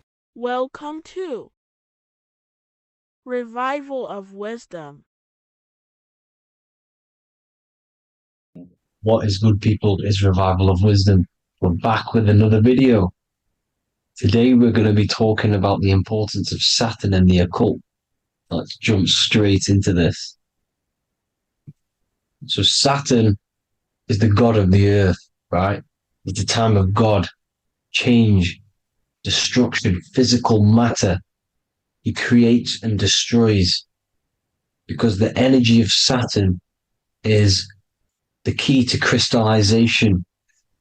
It wraps things in physical matter, right? He creates everything, all life forms, and he takes things back, because the day that you're born, that's the day that your expiry date is coming. The time is ticking until Saturn takes your life. This is why he's known as the Reaper. Okay? as he's personified as eating his child here in this ancient Roman painting. As you can see, he's eating the child. We are all children of Saturn, right? He creates physical matter, our physical bodies, right? He's the god of time because he's the slowest moving celestial body. He's the Lord of the Rings, as you can see here. He's the last one on the ring. He's the slowest one moving, okay? So he is the Lord of time, destruction and creation, okay? This is why his name is Saturn, Satan. He's the devil, okay? But I'm not saying Saturn's evil, guys. It's a part of life. Everything lives and dies, right? He's the key to crystallization. Now, as we have the clock here, our god Saturn, or Chronos in Greek, just means time. He's also the god of time, as I've already said. 60 seconds in a minute, 60 minutes in an hour, 24 hours in a day. Add 2 plus 4 equals 6. 60 seconds, 60 minutes, 2 plus 4 equals 6. That's 666. Okay? And as you see on the clock, 6 take away 12 equals 6. 7 take away 1 equals 6. 9 take away 3 equals 6. 6 is the number of Saturn. It's associated with Saturn, right? He's the god of time, of justice. Everything goes back to the Reaper in the end. Everything lives and dies. Now, the artwork of him, he's always got the Reaper staff. You see, it's personifying death. Now, when you see this, the Romans were not saying Saturn was a real person, a real god in human form. No, this is personification. This is what the ancients always did. They personified, just like the Bible. It's all personification. So the personifying Saturn eating its children because it eats, it's the Reaper. No one can escape the Reaper. No one can escape death. Now, Saturn is 666, which is in the Bible, the number of the beast, right? The number of the beast, Satan, 666, right? So on the North Pole of Saturn, you have a hexagon which makes a cube, right? Now this hexagon, when you join up all the corners, creates the 6-pointed star known as the Star of David, right? In the Jewish religion. Now, as you can see, the 6-pointed star has 6 points, 6 mini triangles, and a 6-sided hexagon. That makes 666. And also, you have Saturday is named after Saturn, the 6th planet, the 6th day of the week, and has a 6-sided polygon in its north pole. That's also 666. Now, this Star of David, this symbol goes back thousands of years, and it originates from Saturn. It's not the Star of David, right? It originates from Saturn. It symbolizes the physical and spiritual aspect combined into one, which makes us humans, right? Also symbolizes the male and female combined into one. These two sacred energies create the human. We consist of both male and female energy, also known as the Seal of Solomon. And we all know if Solomon was a real person, he talks about communicating with 72 demons. He could apparently, in the text, he could communicate with 72 demons, and this is sorcery. This is black magic. Now, this symbol is associated with hexing people. When you place a hex on someone, that is a form of witchcraft, which a hex is just a curse. When you're cursing someone, this is black magic. Now, the black magician would stand in the middle of the symbol and cast his spells onto other people. Now, this symbol is obviously on the $1 bill, twice on the $1 bill. and it's very, very ancient symbol, and it originates from Saturn. And let's keep going. So the cube. So I've just said how you see the cube on the North Pole of Saturn, right? The cube is limited. It's a 3D shape. It symbolizes limitations to the physical 3D dimension, the third dimension, the physical realm which we are in. Now, as you can see, the color associated with Saturn is black, right? Black is infinite potential. Black is the creation of all things before there was light. Light is born out of blackness, darkness, okay? Now, black is physical matter. And as you can see, the black cube, black symbolizing physical matter, the cube being limited, as the physical realm that we are in is limited. It's not like the fourth dimension where everything can exist in a thought. The third dimension is limited, right? And this is what Saturn is. It limits you to the 3D 666. Your body limits you to your physical body. Now these black cubes are placed everywhere, as you can see: Australia, Denmark, Manhattan. There's one in New York. As you can see, the Apple have a cube. The Nintendo GameCube, Trump Tower is a black cube. This is worshipping the energy of Saturn, the god Saturn.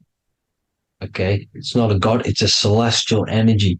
However, it rules over Earth because it pretty much created the physical realm. Now, as you see, when you go to a funeral, you wear black, a black suit symbolizing Saturn, which is the color associated, black.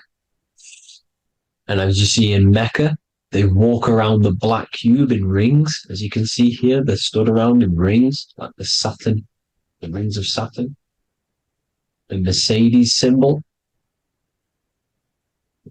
You probably wouldn't notice that, but yes, it's Saturn. And when you graduate from university, you wear a black cube on your head. This is all symbolizing Saturn. Okay. Now, as you can see, the Jews here have a black cube on their third eye whilst they pray. Notice how he's shutting his eyes into blackness, darkness, and he's wrapped around a black strap around his arm. This is symbolizing the wrapping of physical matter, of how physical matter wraps things into existence. And as we all know, the Star of David is a Jewish symbol. So he has the black cube and the Star of David, right? So all of these religions are secretly worshipping Saturn. Okay, this is all Saturn worship, Kronos, the god of time and destruction, the physical reality. Now, as you can see, it's symbolized everywhere in all major corporations. Pepsi, internet, that's obvious. NASA, of course, NASA. NASA means to deceive in Hebrew. Universal, Walkers, that one's so obvious. Nike, Toyota.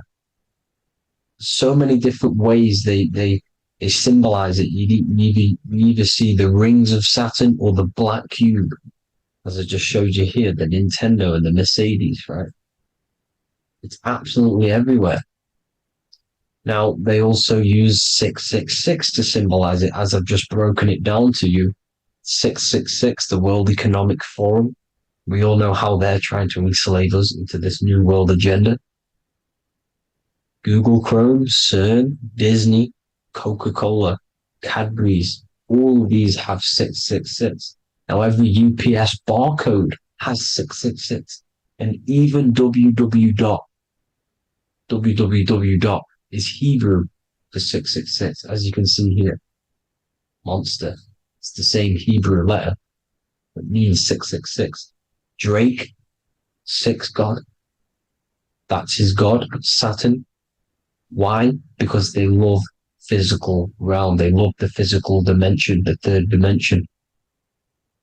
Because they can rule here through riches. They can build an empire here. It's not like the fourth dimension. They don't want to ascend. They want to stay down here in the physical realm. Okay?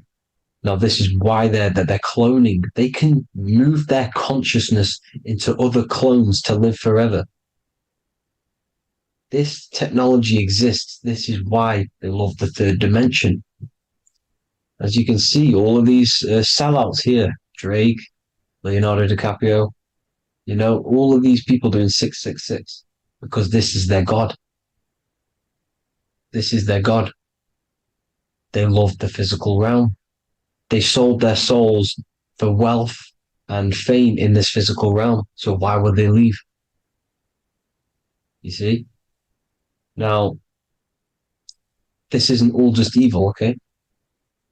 So you have 7 chakras, right? You have 7 days of the week, 7 solfeggio scale notes. These are frequencies, the solfeggio scale. Now, it's called the Saturn Moon Matrix because the moon symbolizes your mind because you're created out of the Holy Trinity, which is body, mind, and spirit, right? That's the triangle, the equal triangle, body, mind, and spirit. Now, the 3 main celestial bodies are Earth, Moon, and Sun. The Earth being your physical body, the Moon being your mind, and the Sun is your soul, hence why it's called solar. It's a solar soul.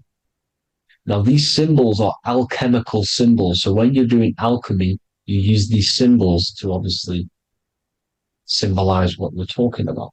Now, as you can see, these are all the symbols of the planets. Of Saturn is created out of the moon on top, the moon on the bottom and the earth on top, as you can see here.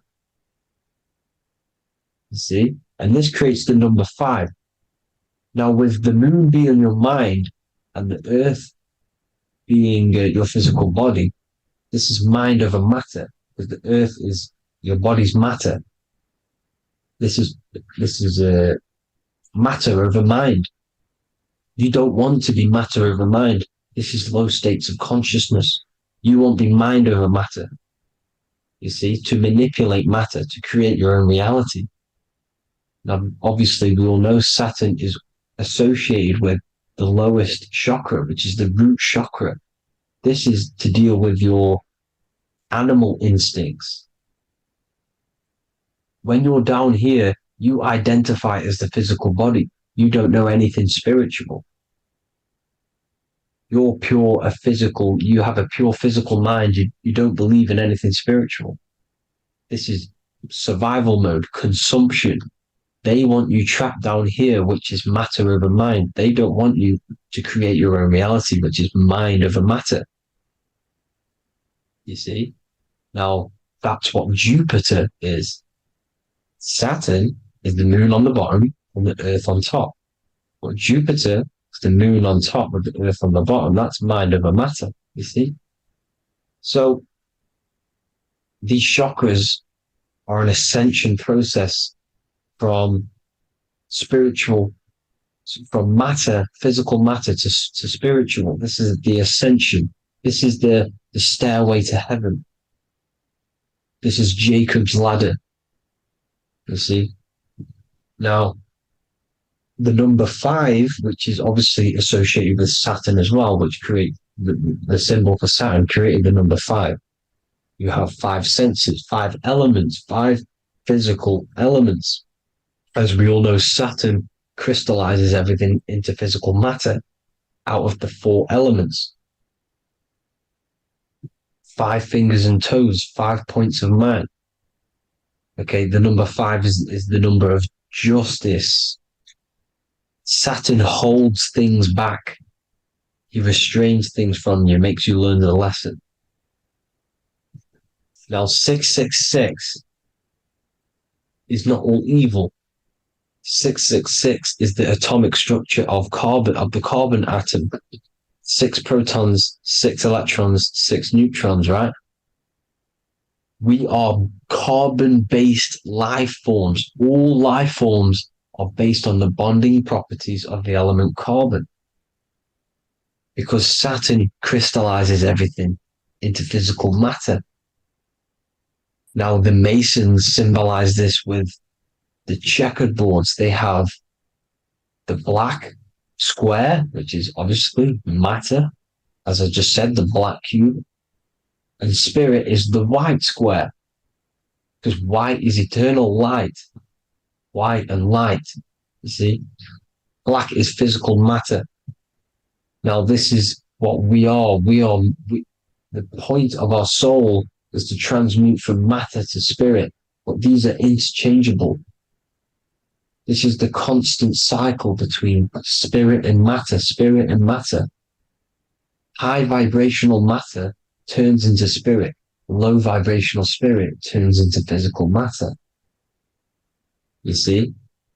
Now, we are carbon-based life forms. This is what 666 is, the number of the beast. When I say we, the physical body is the beast.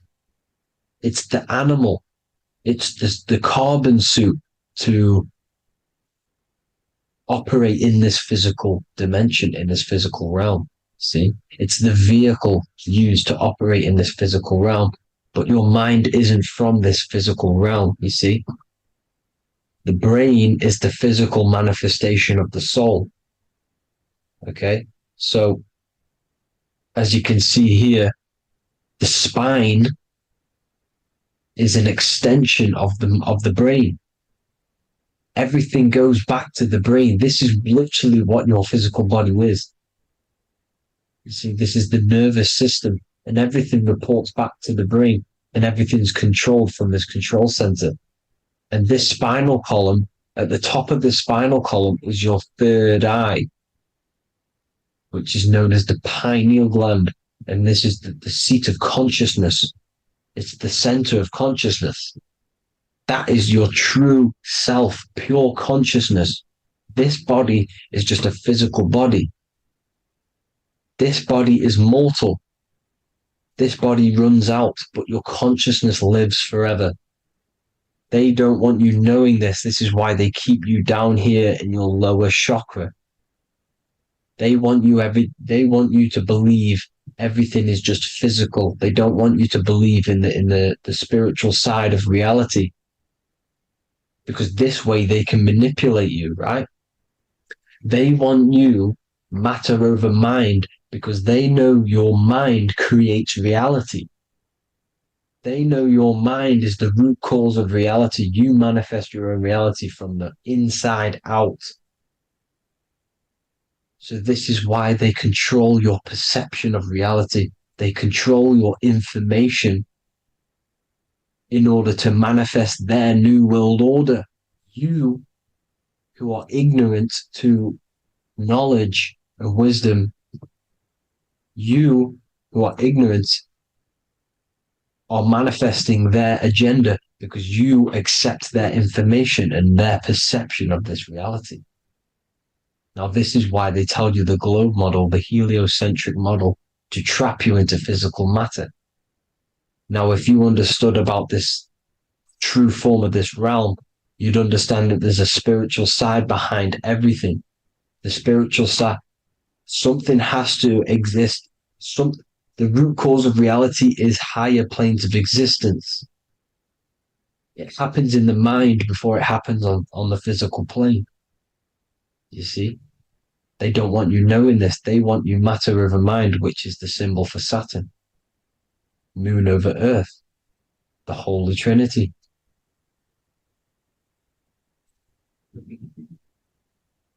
Now, as you can see, the cube also makes IXXI. This is Roman numerals. This is Roman numerals, and when it's translated from 9/11. Yes, 9/11. This is the secret code of the One World Order. the two twin towers, when the two become one. Okay, when the two become one, this is how you reach the higher states of consciousness, the physical and spiritual. Now, as you can see, the 9/11 memorial are two black cubes. It's two black cubes. This is all Saturn worship. Now, I'm not saying that Saturn is an evil celestial body, right? No, everything has a good side and a bad side, right? It's duality. The spirits of Saturn on the dark side are the most evil demonic spirits. Now, these are the spirits that these are invoking through these rituals, right? Yes, 9/11 was a massive ritual. It's a satanic ritual, okay? Now, we all know Elon Musk. Elon Musk is coming with the mark of the beast. In English gematria, this equals 666, right? 666, as I said, is the number of the beast. You are the beast, your physical body. You see how the Bible twisted things up to make things more confusing, right? But it's there. You just have to have the knowledge to be able to read the Bible properly. As we all know, we had this virus. I'm not going to say the name because I'll get flagged. This virus adds up to 666 because this is all part of the New World Order. It's all part of keeping you in this physical dimension. Okay? Now, as you can see here, Novus Ordo Seclorum on the back of his shirt, on Elon Musk's shirt, this is also on the $1 bill, Novus Ordo Seclorum. This means New World Order. Yes, New World Order. This is on the back of Elon Musk's shirt. And as you can see here, he owns Neuralink, which is the brain chip which they're going to be putting into implanting this onto your brain. This is the New World Order to connect you and merge your consciousness with AI. Neuralink and Meta, he owns Meta as well, which is the metaverse. These are going to be linked in, hence why they have the same symbol, but just in a different format. It's the infinity symbol. And the infinity symbol comes from the torus field, as you can see here, your electromagnetic field from around your body. Now, the end goal is for this New World Order is to trap your consciousness inside of an alternative reality being projected from the metaverse. Because the metaverse will be the reality. Neuralink will be the brain chip inside of your brain, projecting your consciousness into an alternative reality while they harness your energy of your physical 666 body. Now, this stuff gets real deep, people. Now, this is the end goal of the New World Order, is to connect you with AI. This is why they're trapping you and keeping you in these lower states of consciousness in the Saturn-associated root chakra, so you don't find out about the spiritual side of reality. Because if you knew the truth of this reality, you wouldn't connect to AI. You see, you have the power within you to travel to other worlds, the astral plane, for example. You travel to different worlds when you are sleeping. Okay? They want you to know it's just a dream. However, their end goal is to trap your consciousness and feed off your energy, spiritually and physically. Okay? I don't know why these people are just pure evil. As I said, evil love bondage. They love the physical dimension. They don't want to ascend to other realms. These evil love the third dimension. This is why evil spirits will inhabit bodies, exorcisms, because they miss being in the physical realm. They miss it. Evil love bondage. So this is why they're cloning and putting their consciousness in clones to stay in this third dimension, to stay as further away from the source as possible. Okay? This is why they're doing it. And this is how it's all linked in. So I hope you all enjoyed this video. Hope you gained some wisdom. Please feel free to join the Telegram. And please leave a like and a subscribe. Thank you all, people. God bless.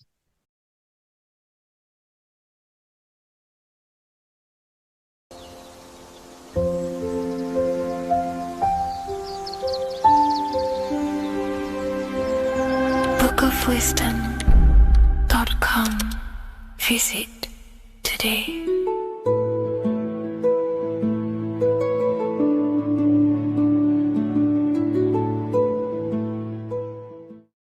What if God is not watching you every move, not judging every mistake that we make, not deciding in real time who goes to heaven or hell? What if reality does not work through God micromanaging everyone in his creation, but through a law? And what if you are not separate from those laws, but an active expression of them? Once you understand this, everything in your reality will shift. The idea that God micromanages everything and does everything by himself to hold up his creation is illogical. It makes no sense. There are billions of souls and living people in this world. There are plants. There's no way there is an intelligence out there micromanaging everything. If you die and pass on, there's no one waiting in a queue to be judged by God. This is totally, just religion creating up their own version of the Bible or whatever holy book it is. We have to remove that system out of our mind that's being heavily implanted into us. If God were personally judging every soul the moment they died, there would be an endless queue of people waiting to proceed, punish, or rewarded. Reality does not operate like a courtroom with a single judge overseeing every case. Instead, reality operates through systems, through structure, through law. God does not intervene moment by moment. God sets laws into place, and creation unfolds by obeying them laws automatically. Think of like a video game. Reality works like a code, not a control. When someone creates a video game, they do not sit there creating and controlling every character, every movement, every outcome. They write a code. They define rules, gravity, collision, cause and effect. Once the code is set, the game runs on its own. Reality functions the same way. God is not micromanaging existence. There are laws that were written into the fabric of reality itself, and everything operates through them. And these laws are not just in the fabric of reality, like I just said. They're literally ingrained into your own mind. Your mind cannot escape these laws, are pretty much creating everything you call life. We see some of these laws in nature. This is where geometry comes important. Geometry is not random decoration in nature. It is a law made visible. Spirals, symmetry, ratio, structure appears everywhere because geometry follows rules. These rules govern how plants grow, how crystals form, how cells divide, how planets rotate around the Earth, never ever falling off track. The sun rotates around the Earth. The moon rotates around the Earth. What is the order? What is the law that these intelligences are following? Why do they never distort? Why do they do the exact same thing every day and never fall off path? There is an order. And in fact, the word cosmos comes from Greek, and the word cosmos in Greek means order. This is why we call cosmology or the cosmos, the universe. It is order. It is an ordered, structured creation which contains and recycles and regenerates itself. For example, if we look at the Fibonacci sequence, this sequence is a code written into nature. It's not just decoration. It is an instruction into plants. into everywhere you see the Fibonacci, which is right there in your hand, the Fibonacci sequence. The pattern governs how things grow in the most efficient and sustainable way possible. Leaves, flowers, shells, trees, hurricanes, and even galaxies follow this sequence because it allows growth without collapse, overlap, or waste. The reason the Fibonacci appears everywhere is because it's the law of balance. Each stage of growth builds the one before it. Nothing is forced, nothing is micromanaged. Growth unfolds naturally because the rule already exists. Without this law, nature would not sustain itself. Plants would block their own light. Branches would compete instead of expand. They would all be fighting for space. Systems would collapse under their own complexity. The Fibonacci solves this by allowing infinite expansions while maintaining order. This is what an actual law looks like in action. A single principle set once, creating harmony across all scales of existence. Nature does not think about how to grow. It follows the code on a subconscious level. And because the code is perfect, growth appears intelligent. This is the same principle that governs reality itself. Without the Fibonacci sequence, plants would be fighting for space, fighting for light, that it would be pure chaos. The reason why there are laws in place is because it allows everything to self-sustain itself, to grow infinitely. These laws, such as the Fibonacci sequence, is pretty much a code to ensure that plants, nature, are eternal and they keep recycling themselves without a being micromanaging these things. Just like how your body works. Your body is running off subconscious programs. You don't tell your heart to beat, you never have. You don't tell yourself to breathe, you never really have. You don't tell your digestive system to digest food. These laws are already in place before you even become conscious as a baby. Who is the one telling your body to grow, to regenerate itself when it cuts? Who is this intelligence? What is this intelligence? Well, this is what we call the universal subconscious mind. The universal subconscious mind, the same power that is making the planets rotate around the earth, the same power that's telling the seed to grow into a plant, the same power that turns your cut into a scab, then into skin, is the same power that is running your heart, that is telling your lungs to breathe. We're all interconnected with this universal subconscious blueprint which sustains reality and creation itself. It's a self-containing system. Now that we've gone over some of the basic stuff, but you see where I'm trying to come from now. There are laws you cannot escape, and one of them laws would be cause and effect. It's impossible to escape this law. It is too powerful for your consciousness to actually escape cause and effect. Every cause will produce an effect, and every effect will produce a cause. It is an endless, infinite circle or cycle. It creates everything in your reality. The way I like to use cause and effect is before I make a decision, I know I'm trying to push my life towards who I want to be, towards my higher mind, but towards my goal. So every decision I make, let's say my friends contact me and say, do you want to come out? Let's do this. Let's say it's, something that's just going to waste my time and it's not very important.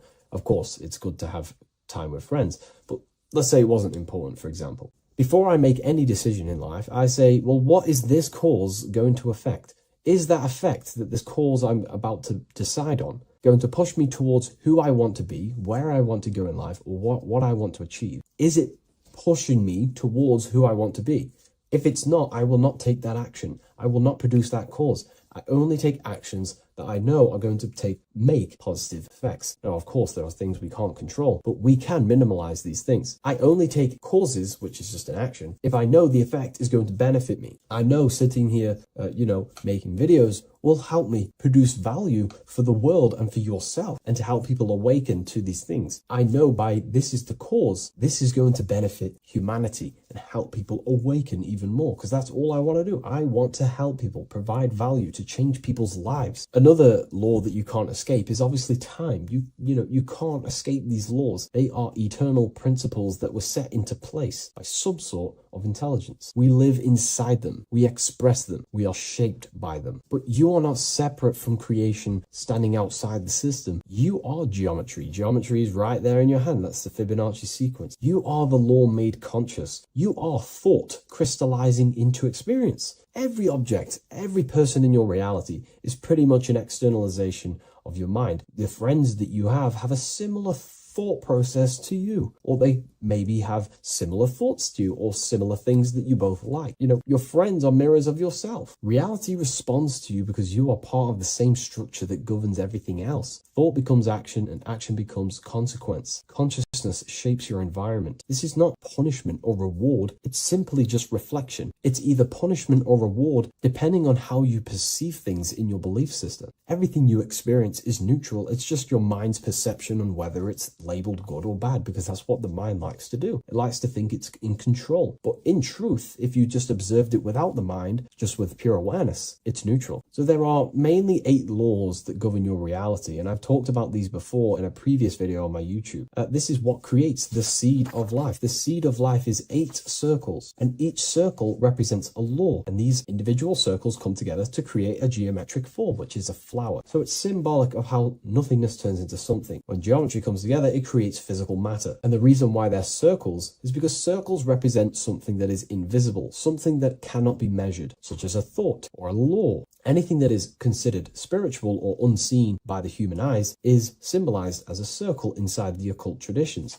The reason is for that is because circles' surface area cannot be calculated. You can't find the exact surface area of a circle, which means it symbolizes something that you can't actually measure or see or tangibly touch. Therefore, the seed of life represents the 8 laws that come together to create a flower, the 8 laws that come together to form matter, the 8 laws that crystallize mind into a physical experience. These laws would be the first one, mentalism, the big circle around the seed of life. The big circle. So mentalism just reveals everything is mind. Without mind, you know, there is no existence. Mind is reality, pretty much. You experience life not just outside of you, but mainly inside of yourself. Therefore, all of the laws that come after mind correspond to the mind, because mind is the first law. The second law will be vibration. Every thought has its own vibration, and you attract to you the thoughts that you put out based on the vibration. If you think negative, low vibrational thoughts, you will receive back to yourself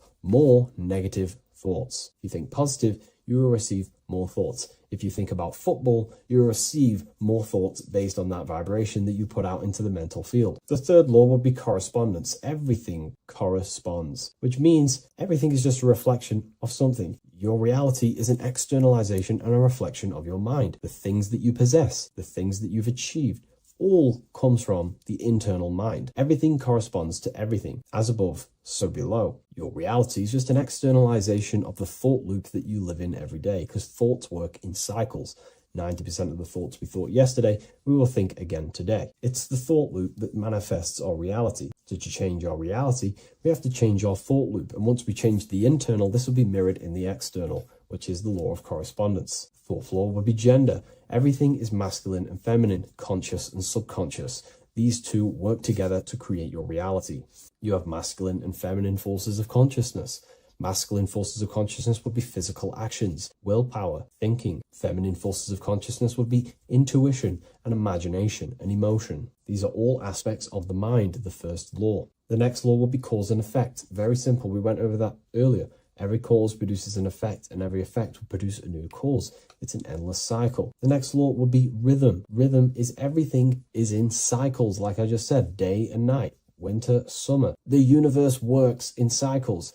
And just like I said, the law of correspondence, as above, so below, as within, so without, because the physical world has cycles, so does your mind have cycles. Thought loops. We think 90% of the thoughts that we thought yesterday. The subconscious mind responds to rhythm. The more you say something, the more you believe it, the more it becomes a program and more suggestible to your conscious mind. And the last law is care. It's impossible to escape care. You cannot not care. It is important. It is impossible to escape. If you hurt someone, you know deep down that that was wrong. And care also corresponds to creation. You only act on what you care about. You care about paying the bills, right? So we take the physical actions to go generate money to pay the bills for our house or whatnot. Or if you love someone, you care for them. You take the actions to message them, to contact them, to see them. Human action is driven by love or care. This is how all reality is created. So once we understand these things, it's life-changing once you work with the law. That's what I mean. Most people are unconscious of the law. The laws are there, but they're just not aware of them. Now that you're aware of these laws, you can consciously work with these laws so they're not working against you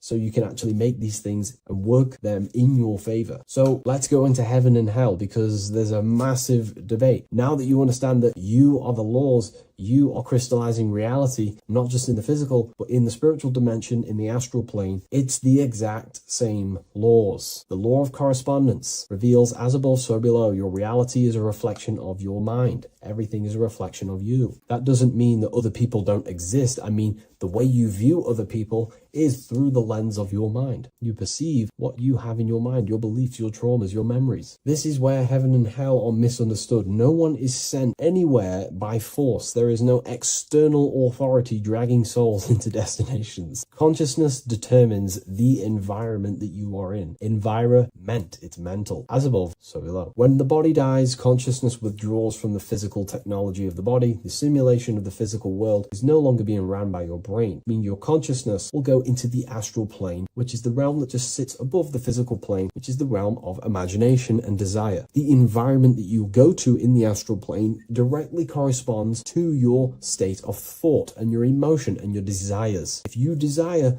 hurting people your whole life, then you're going to go to an astral realm, as above so below. You're going to be in an environment where that goes on, but in a non-physical sense. Wherever them thoughts, whatever the strongest thoughts you thought throughout your life, that is the environment that you go to. If you were so caring and loving to your family, all you wanted to do is provide for your family or whoever, and you pass on, you will go to a place where people care. Souls are manifesting them thoughts and them energies. It's vibration. Whatever vibration you're vibrating at, you will reflect and correspond in your reality when you die. Therefore, you create your own suffering by desiring such low vibrational things, or you create your own heaven if you are truly operating from a place of love in your heart. You see, your mind can lie, but your heart cannot. Your heart reveals your true desires, your deepest wants and needs, and it reveals your true self, and that will be projected and responded in the astral plane, because astral matter is very respondable to consciousness.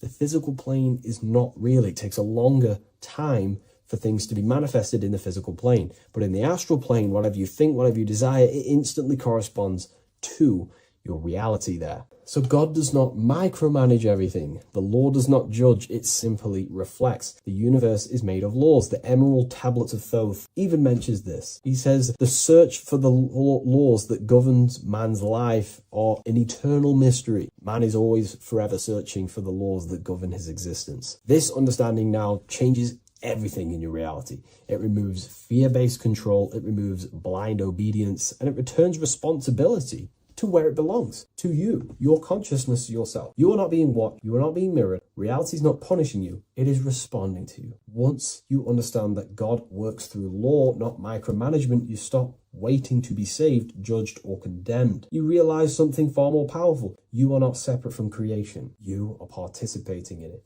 You are the universe experiencing itself. What a fabulous video, and I really enjoyed this today. Please leave a like, comment, and share on the video, and I'll see you all in the next one. And if you wish to get this book, there is a link in the description. Have an amazing day, everyone. Take care.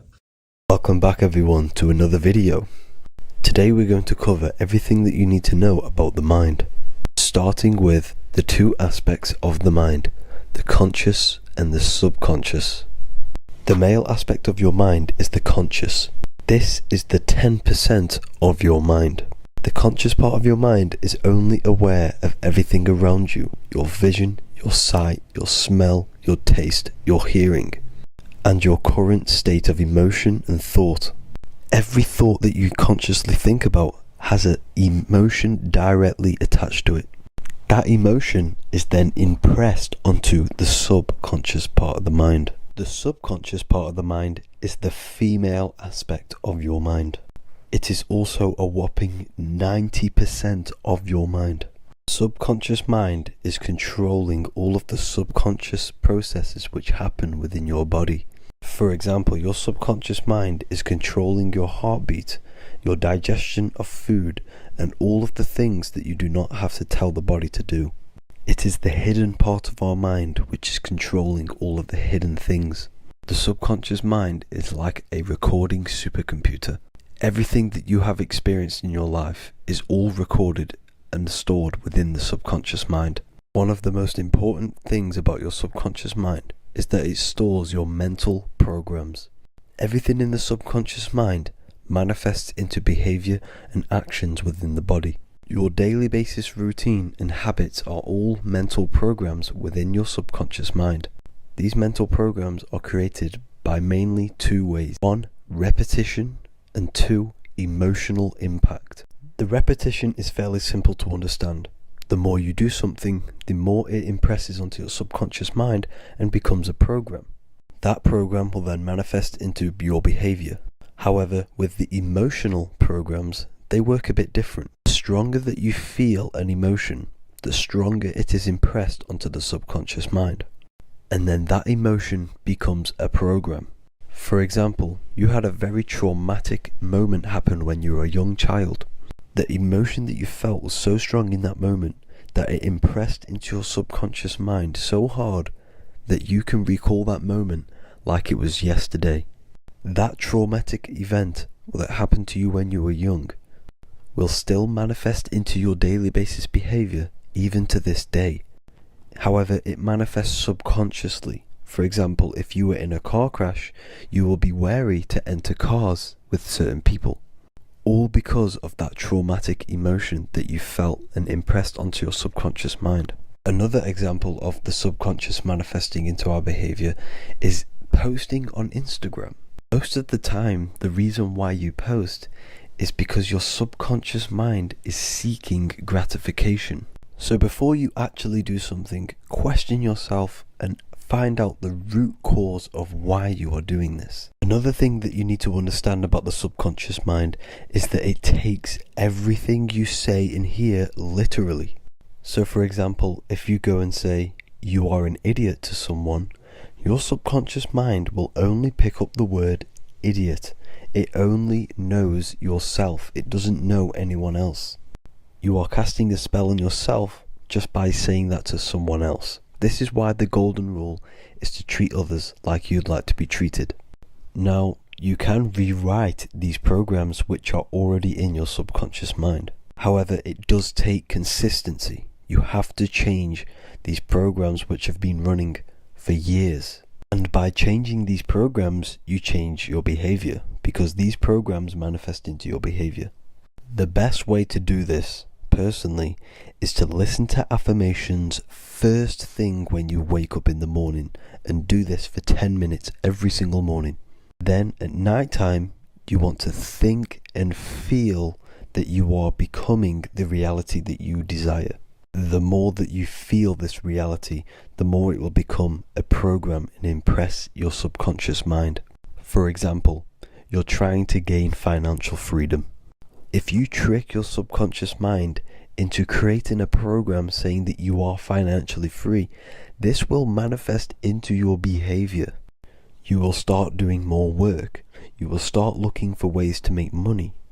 Your mind will be set on the frequency of money and financial freedom. Therefore, you will receive thoughts based around this program. If you take enough action, your life will dramatically change because of this program that you created in the mind.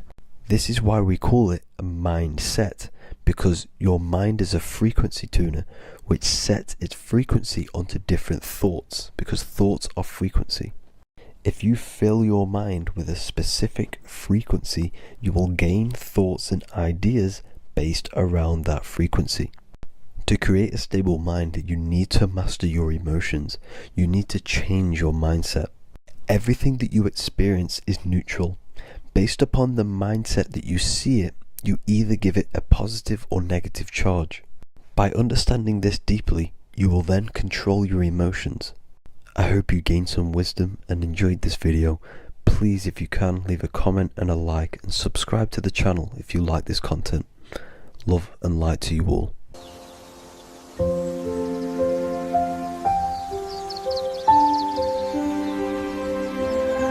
bookofwisdom.com. Visit today.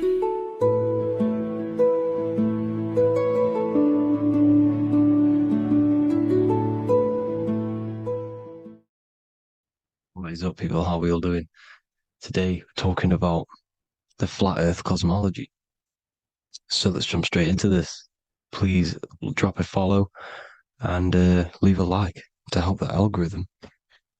So we live in a torus field. Everything's made out of torus fields. And every torus field has motion. It's what it is. It's the motion of energy.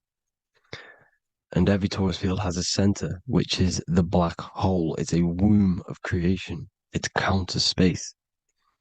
Now, this is why the North Pole is magnetic, because the center of this torus field is the most magnetic part, the strongest part of the field. So this is why all compasses will point you to the center.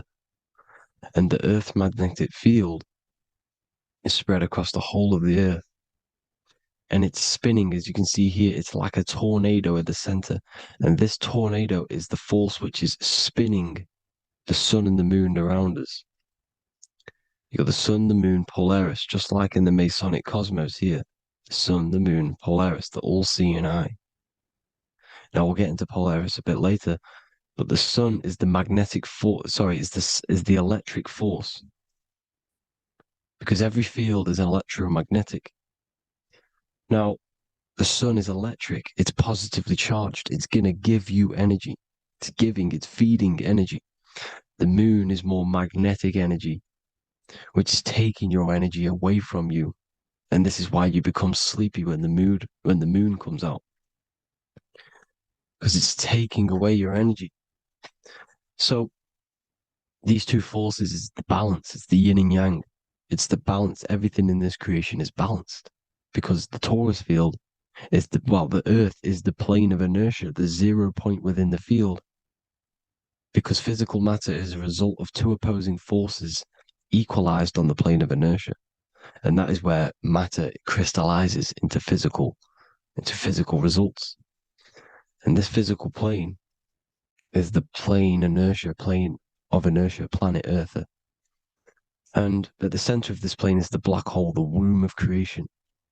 And outside of this black hole gives birth to light. So the torus field is constantly rotating, going into counter space, the black hole, and then out of counter space gives birth to the white hole, white light. You see? So it's going around, black hole, birth again, black hole, birth again. And it just keeps going around. It's an infinite cycle of energy. And this is where the infinity sign comes from. This is the motion, this is the force which is creating everything to spin inside of this circle. Okay? And it's making the stars spin. It's making the sun and moon spin around us, around this center point. Now here you see Horus and Set. Horus and Set putting their feet inside of this dome. This is the royal arch, the arch of the dome above us, which is like you see in the Masonic cosmos, the royal arch of Freemasonry. This is the dome above us, the firmament that the Bible talks about. You see, they're putting their feet in because Set symbolizes the moon and Horus is the sun. Horizon, Horus. Horus is rising, the sun. So they're both putting their feet around this center magnetic pole, which is the pole, North Pole. And above the North Pole, you have Polaris, the pole of electromagnetic energy. You see? And this is how we get the sun and the seasons. Because the sun, for us, when it becomes summer, it's on the Tropic of Cancer. Then it spirals outwards, going out and out and out, then goes to the Tropic of Capricorn. That's winter for us. Then it comes back in and creates summer again. So it's constantly spiraling around this center magnetic North Pole. You see? So this roof above our heads is the firmament. And this is what they've taken off of us. They haven't physically taken it, but mentally they have taken this away from you. It's a female energy. And this is what the Egyptians called Nut, the sky god Nut. And this is the womb. We are inside God's creation, God's womb. And the woman's womb, when she has a baby, is a microcosm of this. Because everything inside of this creation is macro. It's a reflection of the bigger things, as above, so below. So the dome above our heads is the dome we are in when we are a baby. And you can see the sacred geometry of it is the exact same. It's the dome. And when we are inside of the womb, the woman, the sacred maker, which is the M, the Masonic M, this is the G male symbol. The Masonic M is maker, mason, matter, male. She delivers the male, you see. She delivers the male because it's the maker, the female, the magnetic. The woman is magnetic in nature. The male is electric in nature. So when we are in this womb, the female, we are being fed by the center umbilical cord, by the center of the mother's stomach. We're connected to the center of the woman's stomach, just like we are when we are in the earth. The center is where the aurora borealis is being emitted from, the electromagnetic aurora borealis, the northern lights. This is our spiritual umbilical cord, connecting us to counter space, connecting us to the realms beyond this world. Because at the center of every Taurus field is counter space. And at the center of the earth is our spiritual umbilical cord. And this is the earth's belly button, as you see. As above, so below. We had a physical umbilical cord. We have a spiritual umbilical cord. And this gets cut when we die, when we're cut away from the physical reality. You see, here's the ancient Egyptian tablet showing this female. You can see the hair, it's a female above us, because the female energy is nurturing, helping, looking after. And that's exactly what the dome is. It's protecting us. It's the Ark of the Covenant, the Ark covering us, you see? And this is what they've taken away from us. By you believing in space, it completely destroys the idea of this being a sacred creation. They've taken the roof off your head, whether if you believe in space, you believe that there's chaos, there's planets, there's asteroids that could kill us at any moment. But this isn't true. They've made you fear your own creation that you're inside of. They've made you fear what's above you. You see, and it's to hide the power of astrology, the power of the lights in the firmament, which are constantly flowing through the ether. These powers which are above us are sending rays down to the earth, which are influencing our psychology and how we behave. And this is what astrology is. It affects human consciousness. It interacts with our consciousness. And there's a different energy every day because the planets are in different houses, different alignments. And this is, we'll go into this a bit deeper later on. So the world tree, this magnetic north pole, the pole of electromagnetic energy, was symbolized as a tree, the great tree at the center of the earth. You see? And this tree is symbolized everywhere. You can see here how the center person, this Egyptian person, is holding up the sky. This is the North Pole, the hyperboloid, at the center of every Taurus field. And this tree was in the Mayan cosmology. This is an ancient depiction. This is the Taurus field. There's the plane of inertia. Here's the center tree. Here's the tree in the center, the magnetic North Pole, the woman holding the stars. Here's the Hindu with the two birds symbolizing the sun and the moon revolving around this center tree. The Mayan tree, his Horus and Set around the North Pole. They all knew this flat earth cosmology. They knew these secrets. It's so sacred you understand the creation that you're inside of. Because if you don't, you'll be led astray. You don't know where you are. You're lost. You see? And here's the Masonic art with the rays of the stars coming down with the tree in the center. So it was personified as a tree. And we are in Asgard, Midgard, the middle garden, where there's good and evil. So the 7 layers of heaven, which is talked about in the Quran. Each planet has a different layer of the firmament, and this is the 7 layers of heaven, and these are our 7 layers of the energy centers in our body. So we start in the stars, so we are stars in a physical body. And this is why we say Mr., sister, fraudster, sinister. Stir is star, and we are in the stars, and our star descends into the soul system, not solar system. And as we descend into the soul system, We enter Satan's kingdom, Satan's world. As it says in the Bible, Satan is the god of this world. Well, if you've been into my research for a while, you know Satan is Saturn. Saturn's world, because Saturn's the outermost ring. He's the Lord of the Rings. And you enter his kingdom, the kingdom of time. And this is why Saturn's the time god. As soon as you go past the rings of Saturn, you're now in the solar system. You're now in time. You're now bound by space and time. And you're bound to the earth plane, the heart. Earth is heart. It's a rearrangement.